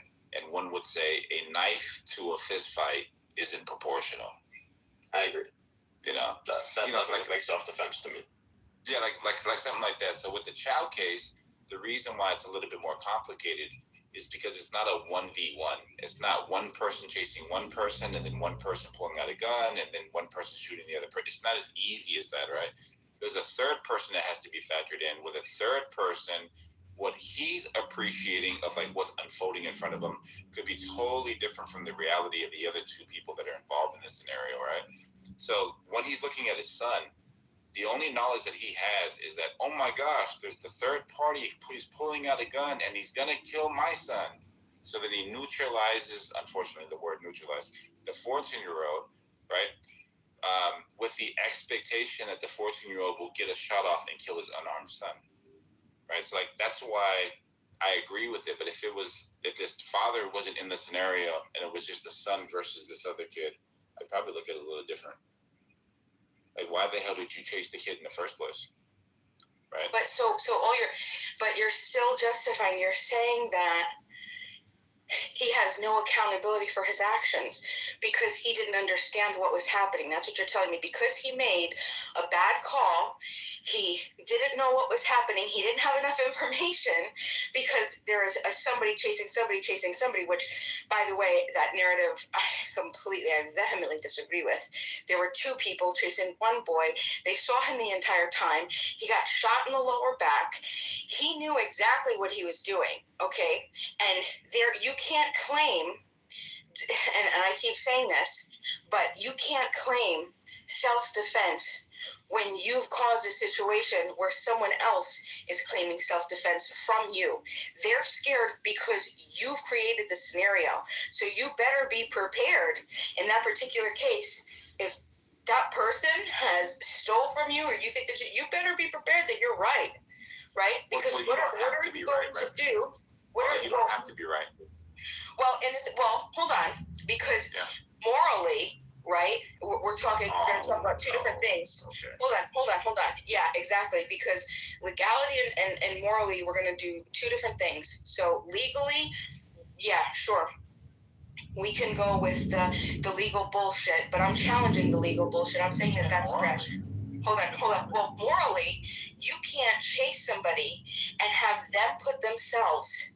They're risking their feeling. Once you begin to chase somebody, you create the scenario where they're going to run the risk of feeling their life is at threat, that their life is being threatened.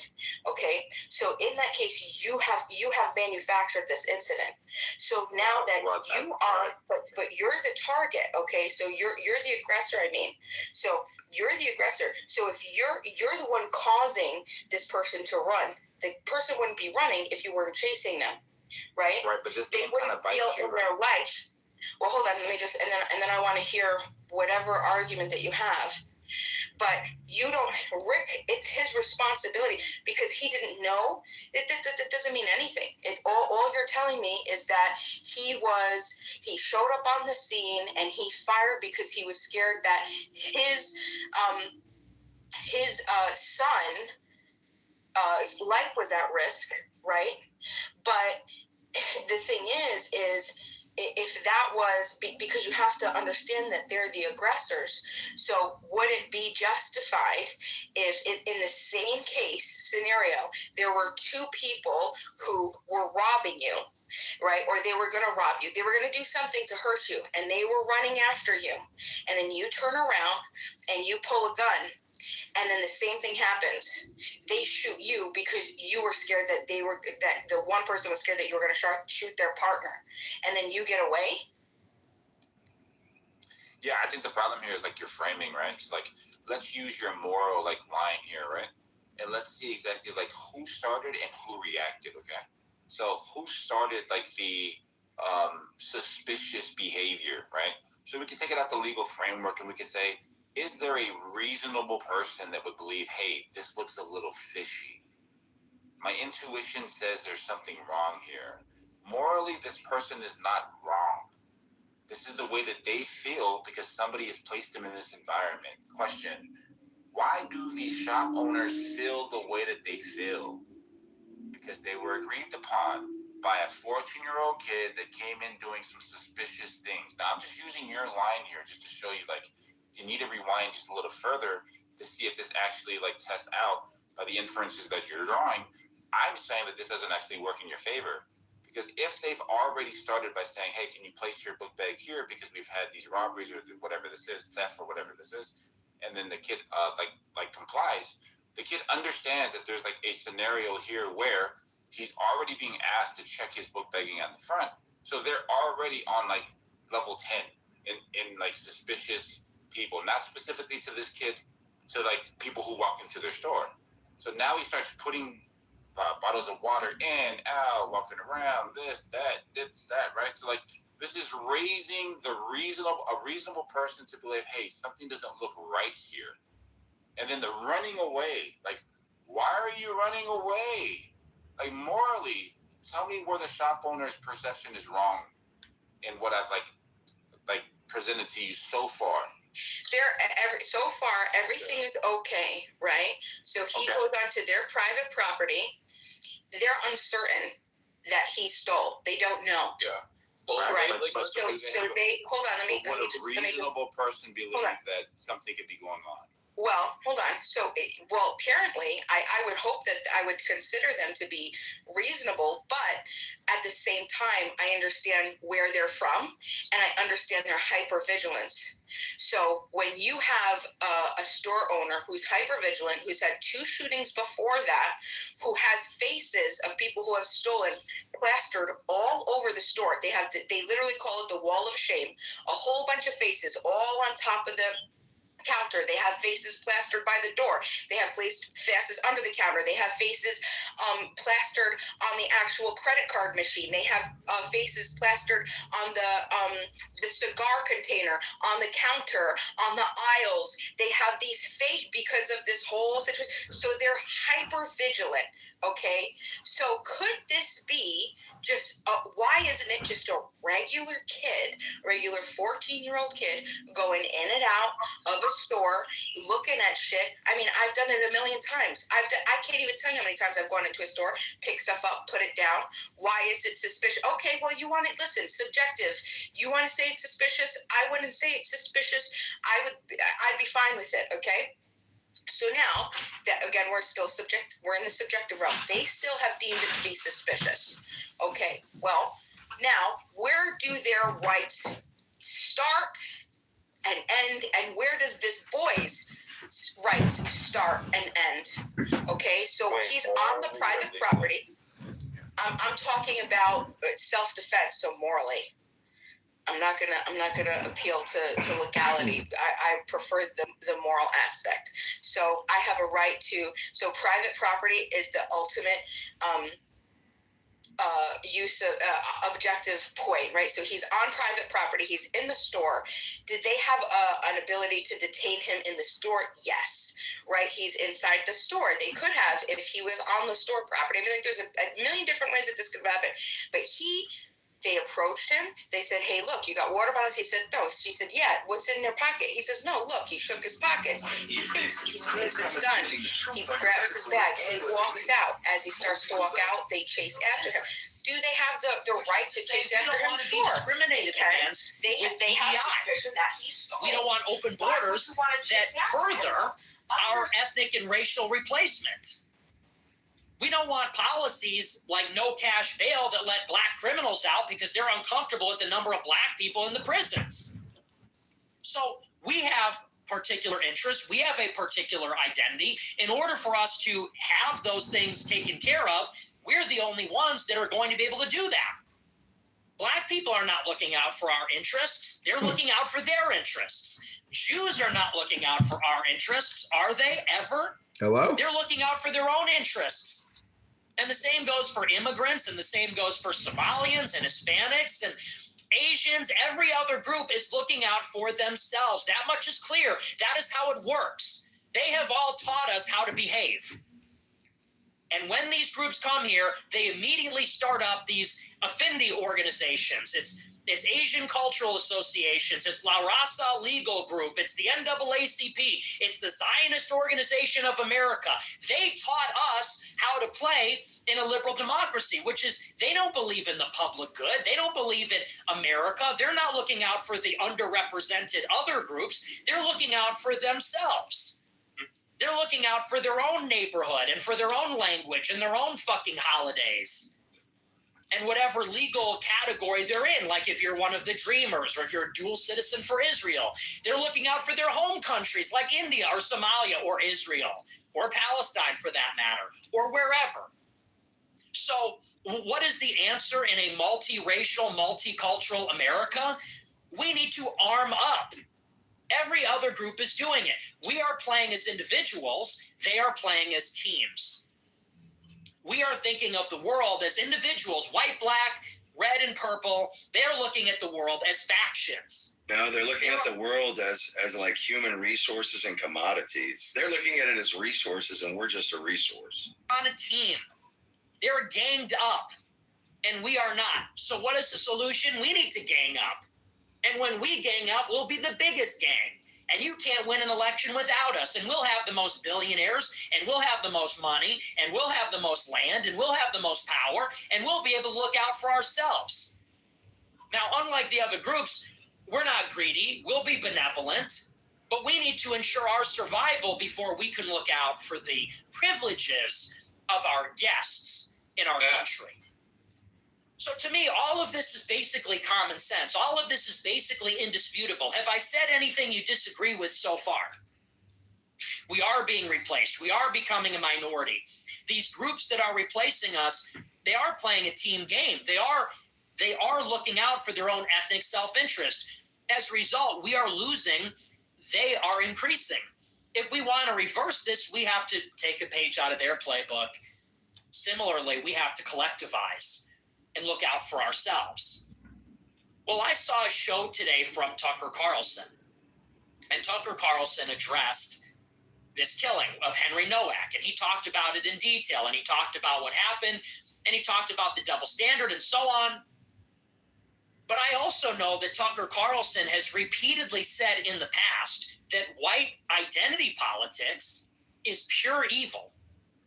He has said on not a few occasions that identity politics for white people is just like every other kind of identity politics. And it's just as bad. He has said the most dangerous thing that we can do is embrace white identity politics. He has attacked me for promoting white identity politics.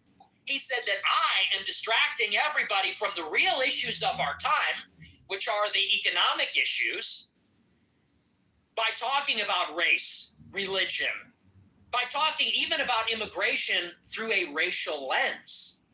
He says that my promotion of identity politics is what makes me such a toxic and bad force in politics. So what then does he advocate as the solution to our problems if it's not white identity politics? Well, the answer might surprise you, but it will sound familiar. Tucker likes to use this term lately, blood guilt. He's particularly fond of talking about blood guilt. He says our civilization is founded on the idea that we are all equal and we don't bear the sins of the Father, and we cannot hold each other accountable for the actions of other members of our group just based on shared ethnicity, just based on shared blood. So in other words, what is he really saying here? He's saying that if white people are being exterminated, if white people are being replaced, if white people are being victimized by this double standard, he says, what's the solution? More liberalism. Liberalism is the answer. He says, because under liberalism, everyone would acknowledge that this racism against white people is wrong. Liberalism says all individuals are equal. All individuals are the same. All individuals are innocent until proven guilty. All individuals should be judged according to their own actions rather than as part of a group. So in a world where white countries are being invaded, in a world where white people are being genocided, in a world where white children are being murdered by non-whites and then arrested by police because they're accused of racism, Tucker says the solution is simply to remind everybody that that's not fair. Well, we're supposed to tell the selfish, tribal, invading hordes that are murdering us in our own country, hey, that's not fair. Hey, pal, hey, fellas, if we all want to get along, you know what made this country rich that you're currently raping and...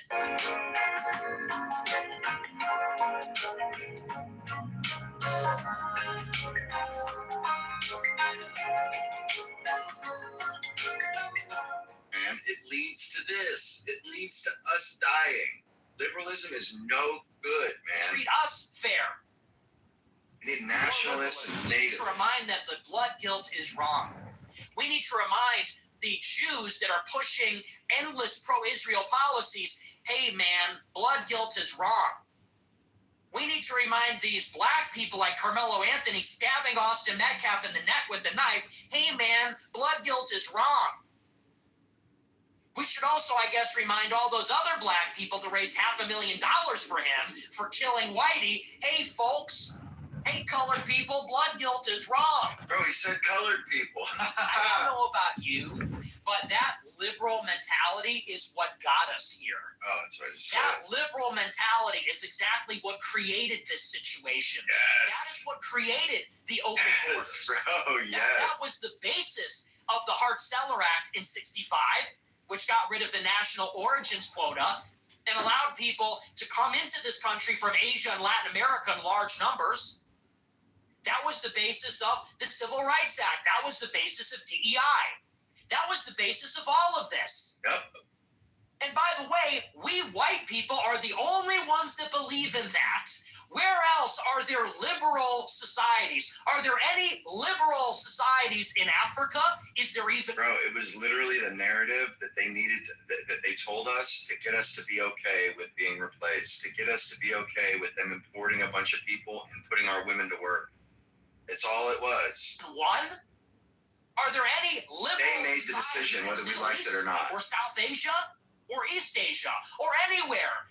Are there even a few? Is there even and he's one? just like, oh, that's fine. You can also have This Gaza. is the only civilization that ever developed Jordan fucking lost, and and they gave him the individualism fucking West Bank. and tolerance And and all this constitutional monarchy and any of And these if we were things. really This is gonna the fucking only finish this shit, civilization that we would ever tell developed Palestinians any in the of West that. Bank to go back to It's fucking the only Jordan. civilization Their own that actions rather than as far as a person. quite imperfectly.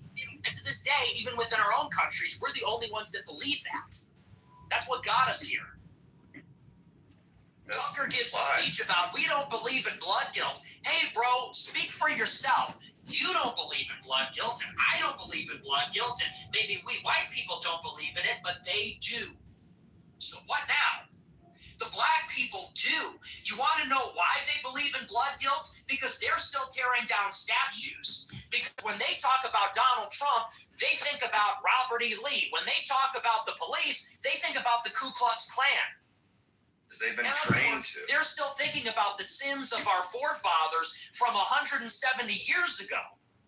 And the same goes for the Jews, by the way, who are still talking about how the Roman Empire suppressed their rebellion 1900 years ago. And the same goes for the Hispanics, who want to reclaim all their lost territory from the Mexican-American War. And they might be in the majority, they might not be, but the people that represent those groups in the Democratic caucus, and even increasingly among the Republicans, they do believe in blood guilt. So what are we supposed to do? That Sikh that killed Henry Nowak, he believed in blood guilt. Carmelo Anthony, who killed Austin Metcalf, he believed in blood guilt. And every non-white person that has ever shot, stabbed, or raped a white boy or girl and said, kill Whitey, they believed in blood guilt too. So what are we supposed to do as white people? You want to go to the south side of Chicago and give them a copy of John Locke's political treatise? You want to go to India and try to tell them, hey, man, there's this guy named Jesus Christ. He said there's no blood guilt. We're cool now, right? It doesn't work that way, actually. That's the mentality that got us here. Because the only people that are buying that is whites. And what that has effectively done is, just like the British banning white people from having knives, you are disarming us. You are disorganizing and disarming us. Every other group gets to form a militia, but white people are being told, you can't, that's wrong. And we're supposed to what? Sit around and wait for everybody else to lay down their arms? Getting together as a group is like a technology. Identity politics, one way to think about it is it's a military technology. If you can get a group of people to arm up together as a group on the basis of race or ideology or religion, you have a military advantage over the group that does not have that stick-togetherness. You can mobilize more numbers. You can mobilize more soldiers. They can't. Who's going to win? The group that figured out how to work together, or the group of individuals that don't believe in blood guilt and believe everybody will be judged according to their individual actions? Well, the group is going to win. So to tell white people, hey, man, we can't succumb to blood guilt. Hey, man, we can't believe in identity politics. We can't do what they did. That's the wrong way to go. You are ensuring that white people will be exterminated. Because white people will be having debates and discussions about fairness and propriety, while non-white people simply load up on guns and knives. They're going to be having more kids. They're going to be sharpening their blades. They're going to be loading up their rifles. Well, we're sitting around having a debate about, what's going to be actually the just and proper and moral way to deal with this problem. We can't give over ourselves to blood guilt. They're not targeting civilians. So this is a real issue. And by the way, because they're not. Tucker We Carlson can clearly see. is a Republican operative, okay? He wants J.D. Vance to become the president. How are Republicans going to win an election? Well, for Republicans to win the election, they need to appeal to Indians and Hispanics and Jewish money and all these other groups. So what I mean by this is Tucker is not thinking about white survival. Tucker is thinking about what is required for us to win enough votes in, like, Pennsylvania. You understand the difference? I am thinking ahead to 2050 when we are a minority. I am thinking ahead to 2100 when we're a minority everywhere. He is thinking ahead to the next election where we can't play too hard into the white identity politics because we can't alienate everybody else, because then they might not vote for our candidate or something. And it's problematic. This is like a Pied Piper effect.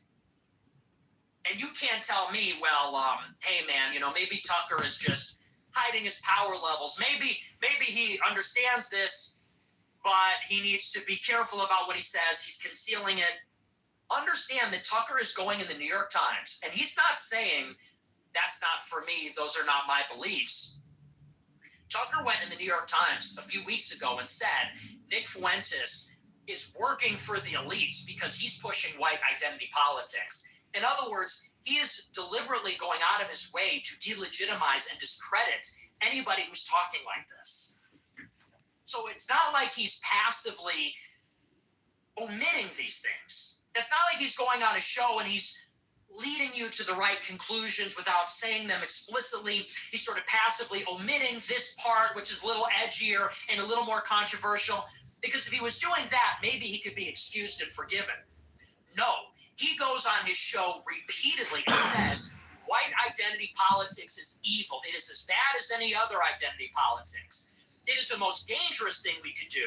He says that anyone promoting it like Nick Fuentes is a distraction. Don't listen to them. They're working for the elites because they're dividing us. Those are not the real issues. What are the real issues, he says? Taxes. He says, why are investments taxed at a lower rate than income?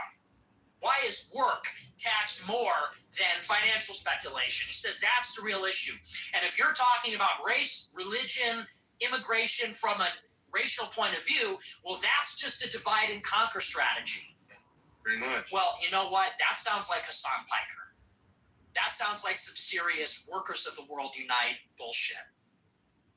Forget about race, forget about nationality, forget about religion. It's all about we're the working class. Why are us working people being taxed so much?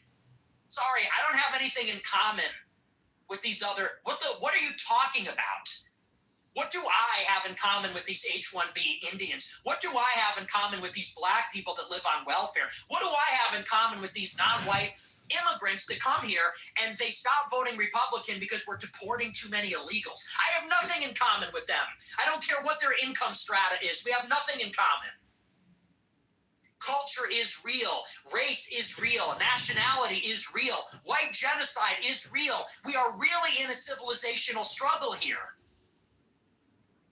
And I don't know why anybody would be telling us not to think about it on these terms.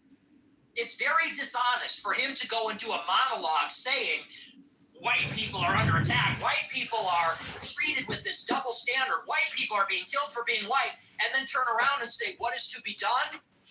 Let's all just take a deep breath and remember blood guilt is wrong. Let's all just take a deep breath and remember that the second we team up as whites, we're no better than them. Well, they are winning. So maybe we should be like them then. They are winning. In case you haven't noticed, blacks get what they want. Jews get what they want. Muslims and Hispanics get what they want. White people are paying for it. All of it. While we are dying. Your welfare, your Medicaid for all, your foreign aid, all that stuff is paid out of pocket by whitey as we are shanked and raped to death by foreigners. And we're being told, hey, don't worry about it. One of these days they'll assimilate. One of these days, do you think these Sikhs, Muslims, Africans, American blacks, Hispanics, Chinese, do you ever envision a scenario in your lifetime where these people are looking out for white people the way we have looked out for them? The way we have bent over backwards and contorted ourselves to make reparation for slavery and colonialism and stolen archaeological artifacts, all these endless things. Do you ever envision a scenario where any one of these minority groups are together in the sociology department at some university talking about microaggressions against those white people?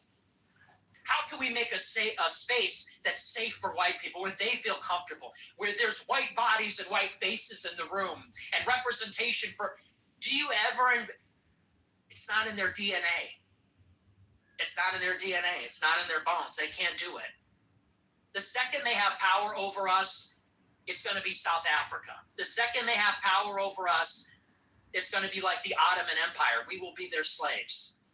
They will be taking our stuff. They will be killing us in the streets. They will be insurfing and enslaving us. And they will do it with these historical vengeance narratives. You're playing with fire here. This idea we're going to wait around for them to see us the way we see them, not going to happen, folks. It's not going to happen. So that is a seriously disturbing message. And I wish everybody would just pay attention. When people tell you who they are, believe them. It's so funny how much crap I get, how I get discredited for nonsense. I get discredited. I get called the Fed. I get called all these different things for nonsense. Tucker Carlson, his father, ran Voice of America for the CIA. His nephew, Charlie... Yeah, well, no shit, Nick. You're both feds, you know? Like, why are... Do you think that... You know, like, oh my God, it's total daisy. Like, they're both feds, and they're using each other as a foil to pretend I'm not a Fed, he's the Fed. They're both feds. Works for Palantir. His son worked for J.D. Vance's press office. He himself makes every major life decision after talking with Peter Thiel, whom he's known for 35 years. Meanwhile, he is out there reminding everybody how much he loves Israel. It's his favorite vacation destination. Oh, I love Jerusalem. It's my favorite city. I go there all the time. Israel's not my enemy. And then on the other side, white identity is evil. We cannot become like them. It's actually dangerous. We need a colorblind meritocracy. And this guy's cool. Everybody's cool with this guy. I don't get it. Make that one make sense. For some, it's simply the size of the chair. size of the platform. But if you read between the lines, you see what's going on here. And what is going on, let me just put it very plainly and very frankly, is that the elites have known for a long time, that there is a lot of resentment among white people in this country, and they're terrified of it. That is maybe the single biggest threat, and they say it all the time. They talk about it all the time. They say, for example, Van Jones on CNN said, white people are doomed. It's just a question of how long and painful the funeral is going to be. They talk about our anxiety as whites, how dangerous we're becoming because we're being replaced. And they talk about the electoral effects, that classic proverbial white working class vote in Pennsylvania, Michigan, Wisconsin, right? They realize that white people are furious, that white people are going down demographically. And they know that white people are not happy about it. And so it is effectively a Republican operation to see to it that white people are placated, to see to it that white people go gently into the night. And this is why our racial grievances are sort of pandered to and maybe acknowledged in some way. All the while, the policies remain exactly the same. We're never told anything effective that will reverse or change the situation. These grievances are aired out. They're vented. Bro, the elites literally turn the blacks against us, the Mexicans against us. They fucking stir up all the historical hatred. They're the slave owners. Kill them. Get those bastards. They've taken everything from you. They turn every other group against us. Our own women, they turned against us. Every other group, bro. They want our asses dead, man. He's playing. Oh, they want to dishearten us and get us to retreat. No, bro, they want us fucking dead, man. Why else would they do all that shit? Why else would they turn everybody against us to where they're talking about?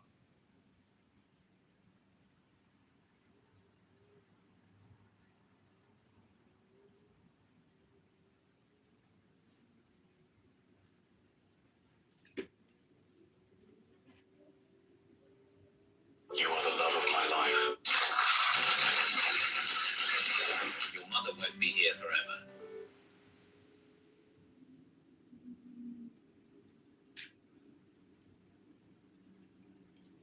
This is the Super Dog, Super Cheesy here on the northwest side of Chicago.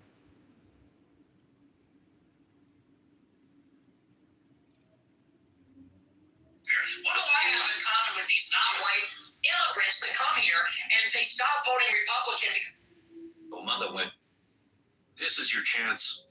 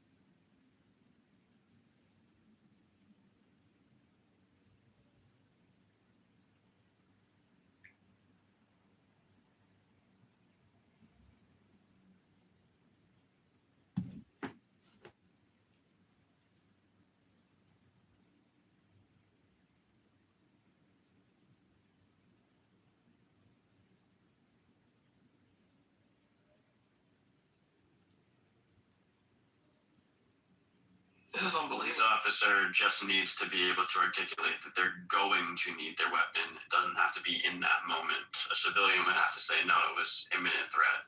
Now. All right. So are we gonna parse like the difference between like rights and privileges? Do we say now that police officers have more rights than a civilian does, or are we going to just like attribute this to like more privileges because of their profession? They don't have any more rights. They have a different. Oh, well, now you're back where I'm at. All right, thank you. Okay, so to be fair, that's literally what was also responded initially. Beaver said that they had a maybe it was Zach had a different duty. Okay, it was Zach then. Yeah, they have a different duty.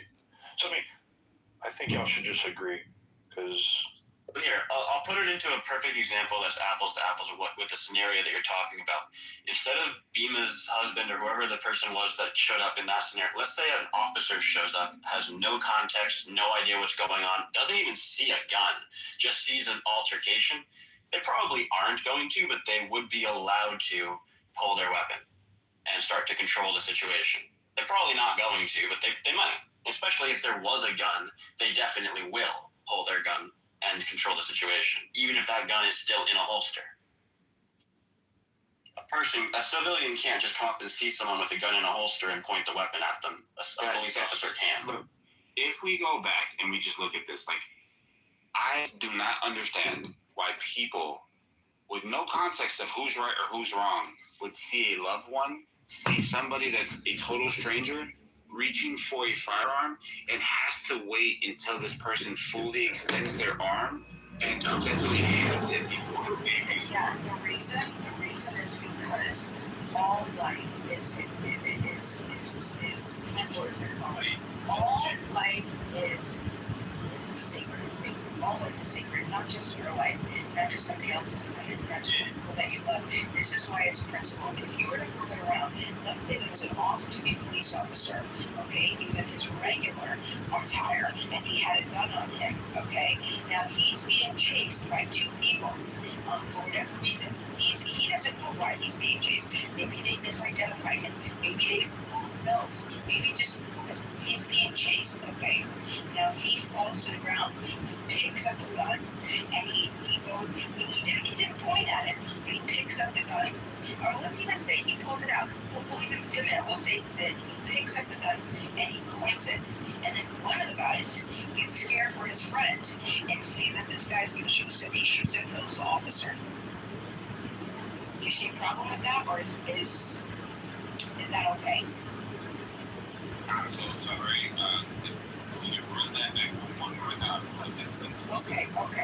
So an off-duty police officer is in regular attire. He has a gun on him. He's doing something. He's walking outside in public, okay?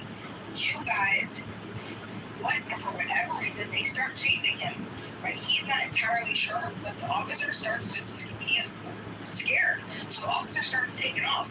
Officer's running. Guys chase him for a while, okay? He falls, he turns around, the officer's on the ground, tries to pick himself up, picks up his gun, and he points it.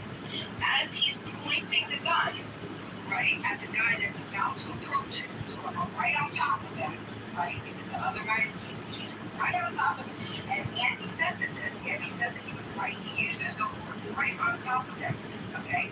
He says, so this other guy, so he pulls out the gun, so you gotta remember this guy's coming, he's like a foot away from you, he's right there, and the officer quick pulls out a gun and points the gun at him. But now, his friend sees this guy pointing the gun at his friend, so he shoots the officer dead. Is that okay? Yeah. And also,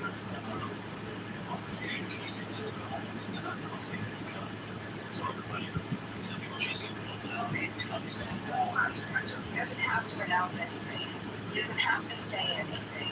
He's been chasing, he's been running for 130 yards. He's overweight, he's American, obviously.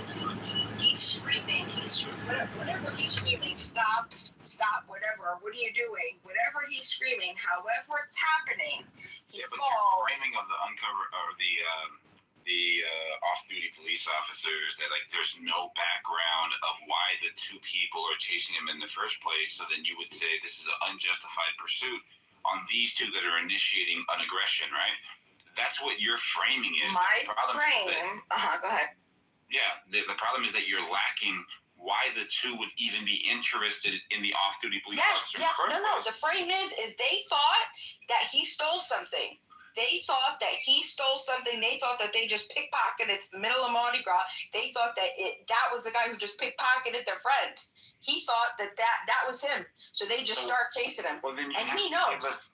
Then you have to give us some of the things that the police officer was doing, or the off-duty police officer was doing, to make them believe or perceive that he was doing something underhanded. Yeah, so the off-duty police officer was bumping into people weirdly. Bumped into a couple people weirdly. again, like a pickpocketer, And so when they look over, they realize that the wallet's gone. He's the only person that just bumped into them in the past couple minutes. Oh no, it's him. It's likely him. It has to be him. Who else is here? Who else was close enough to us? Before I know I had my wallet 5 seconds ago. I don't have my wallet. By the way, it's in the wrong pocket. Right? Okay, so now he takes off. Right? He starts running. He falls. He takes out a gun. The other guy shoots him because he thinks he's going to shoot his friend. Is that right? They were chasing him. No, that's not right. Yeah, I would say this is an apple to apple. If you want to decouple the two by saying one is protecting the other because the vantage points are different, then I would say it's a and say, hey, this person was not privy to all of the information of the police encounter of Andy and that police officers and all she seen was the description of this person having a gun and being an ethical person all he registered.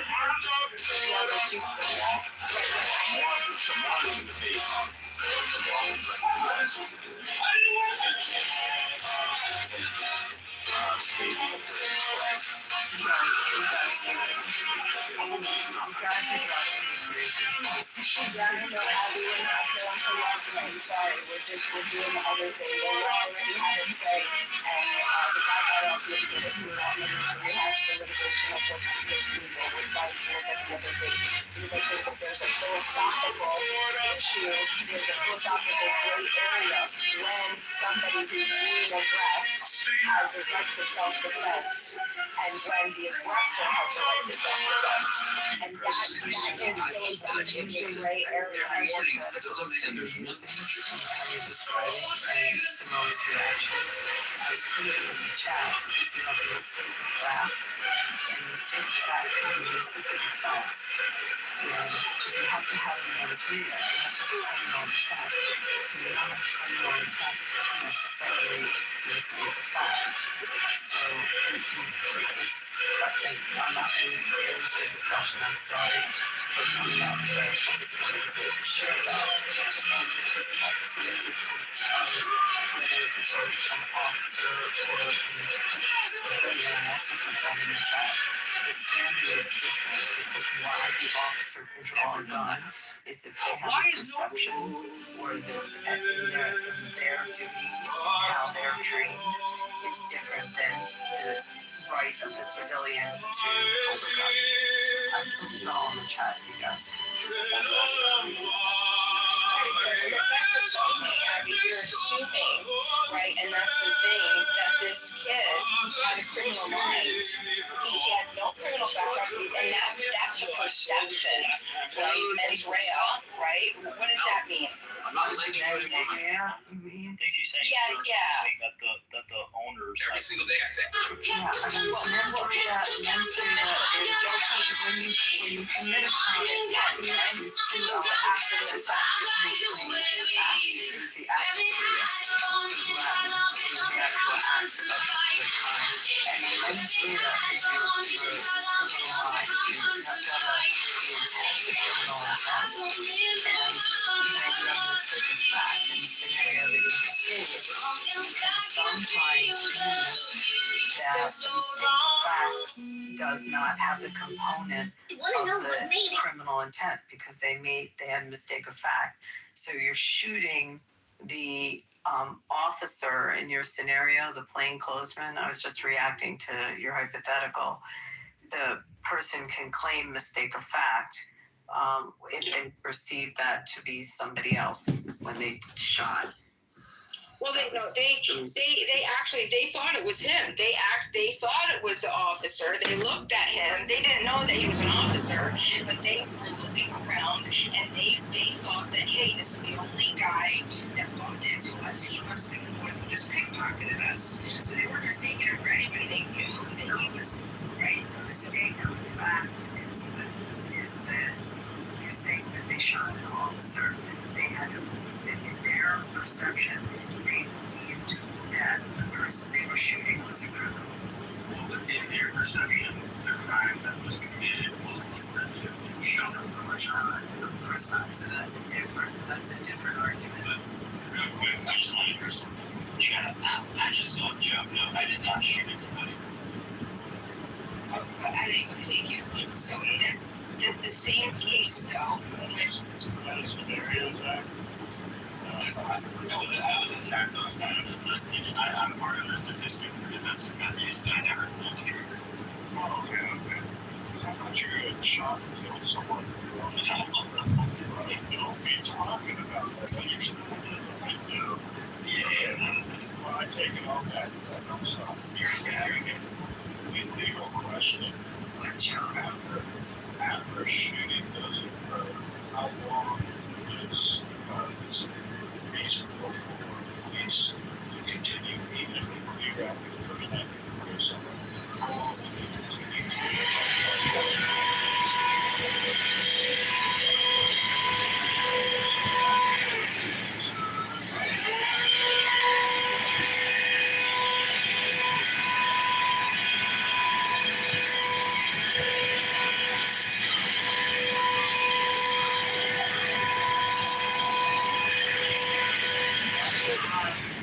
In terms of arraigning someone, are you saying after they've made the arrest or before they actually made the arrest? Because time can be determinative based on how the 72 hours to get someone arraigned.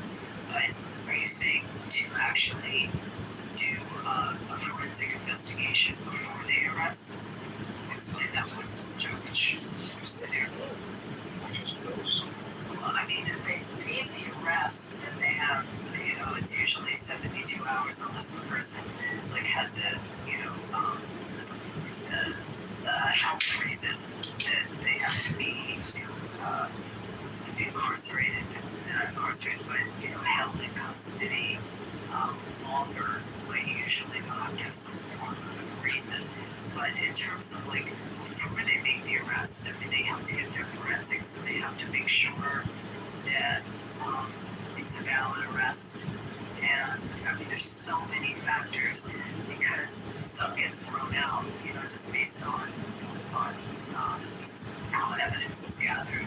And the concept of fruit of the poisonous tree, there's so many factors before you make, you put your case together. I mean, that's different, but if they made the arrest, then usually it's an agreement where during the agreement they have to show their probable cause of the arrest, along with, not all their evidence, but enough to show that they had. No, I started reading it as I'm listening to you guys, but so I don't have an in-depth knowledge, but I mean, just logically, so Nima was saying, she was doing hypotheticals. That's what I was reading in the chat. So I didn't interrupt Nima.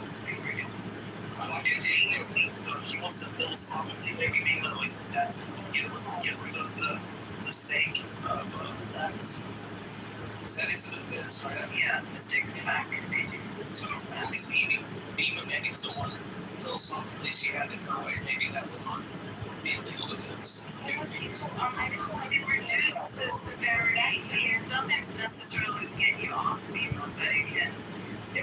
A successful mistake of fact defense can reduce the severity of the charge, or it can be an acquittal.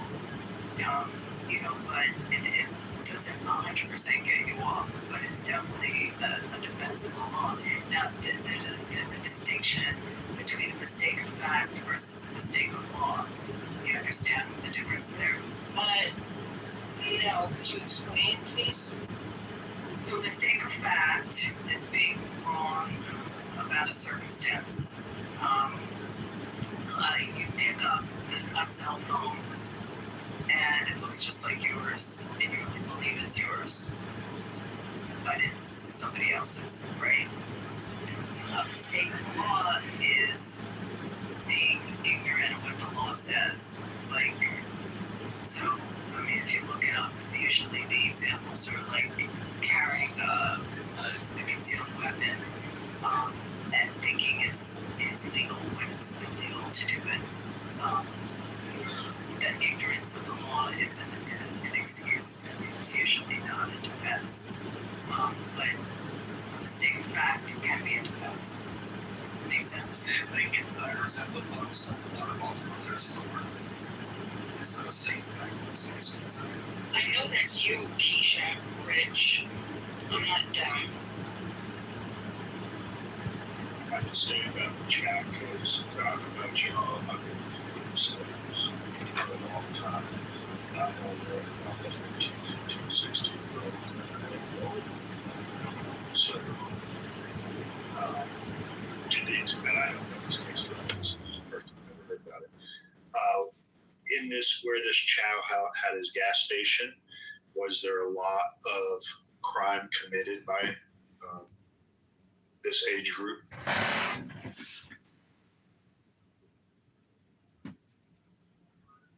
I don't know, Beeman. You know that? I know Beeman said he had shot his gun before 2 different times. I looked up his gas station's Instagram. It said, "Don't fuck around with Mr. Chow or you will find out." That's what he said on his Instagram.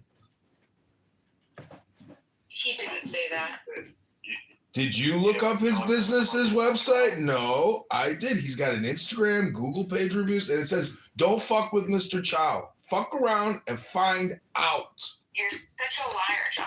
I'm not a liar. I am helping. I'm doing my part to stop structural white racism today by bringing facts. I didn't think it, I never knew it to be like a ghetto bad place. Do you know, it's weird. We had a case here in Nevada. I actually know the people that were involved that owned a pawn shop, and they were Asian, and their son was working in the pawn shop. It's so similar, the facts. And a kid came in and, was trying to, and brandishing a gun, and they shot him. And obviously the pawn shop, they have tons of guns there that they sell, but they also, because of the nature of that kind of business and who comes in, they shot and killed the guy, and there was a big trial. They were acquitted. It's so similar in the facts. Not the water bottles or anything, but the parties are similar. And I think the person they shot was a juvenile. I have to learn that case. If you help me, because you're saying the mistake of fact. So in the case of Andy and Cyrus and Rick, I can give you just a quick breakdown, and then I'm curious if you could identify, because I think there's like 2 different parts where you might identify. I don't know. I want to know what you think. So the scenario goes, the kid walks into the store. The store is owned by Rick, Alice, and their 23-year-old son, Andy. Okay, Rick and Andy are up front by the register. Alice walks around and watches everybody. So as soon as the kid walks in, Alice approaches him and says, "Hey, leave your book bag up front." He says, "Okay." He takes his book bag off, puts it up, leaves it up at the front.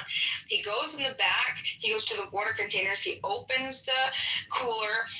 You see him take out 4 bottles of water. He's sitting there. He's like moving around for a minute, and then he puts 4 back. 1, 2, 3, 4. But you don't know if maybe it was 3 or 4. You aren't sure, but you saw him take out water bottles. Okay, the 4 count, and before and after that was a post-fact finding, which I shouldn't have mentioned at this point. So anyway, he goes back, he opens it up, he's taking water bottles out, he puts them back. Now he comes up front without any water, and he goes to pick up his bag. And then Alice says, "Hey, hold on, what do you got in your pocket?"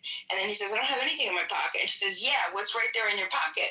And so then he takes his hoodie, because his hoodie with the big pocket up front, and he puts his hands in his hoodie, and he shakes his hoodie, and he's like, "I don't have anything in my pockets." And he's like shaking his shirt out, right?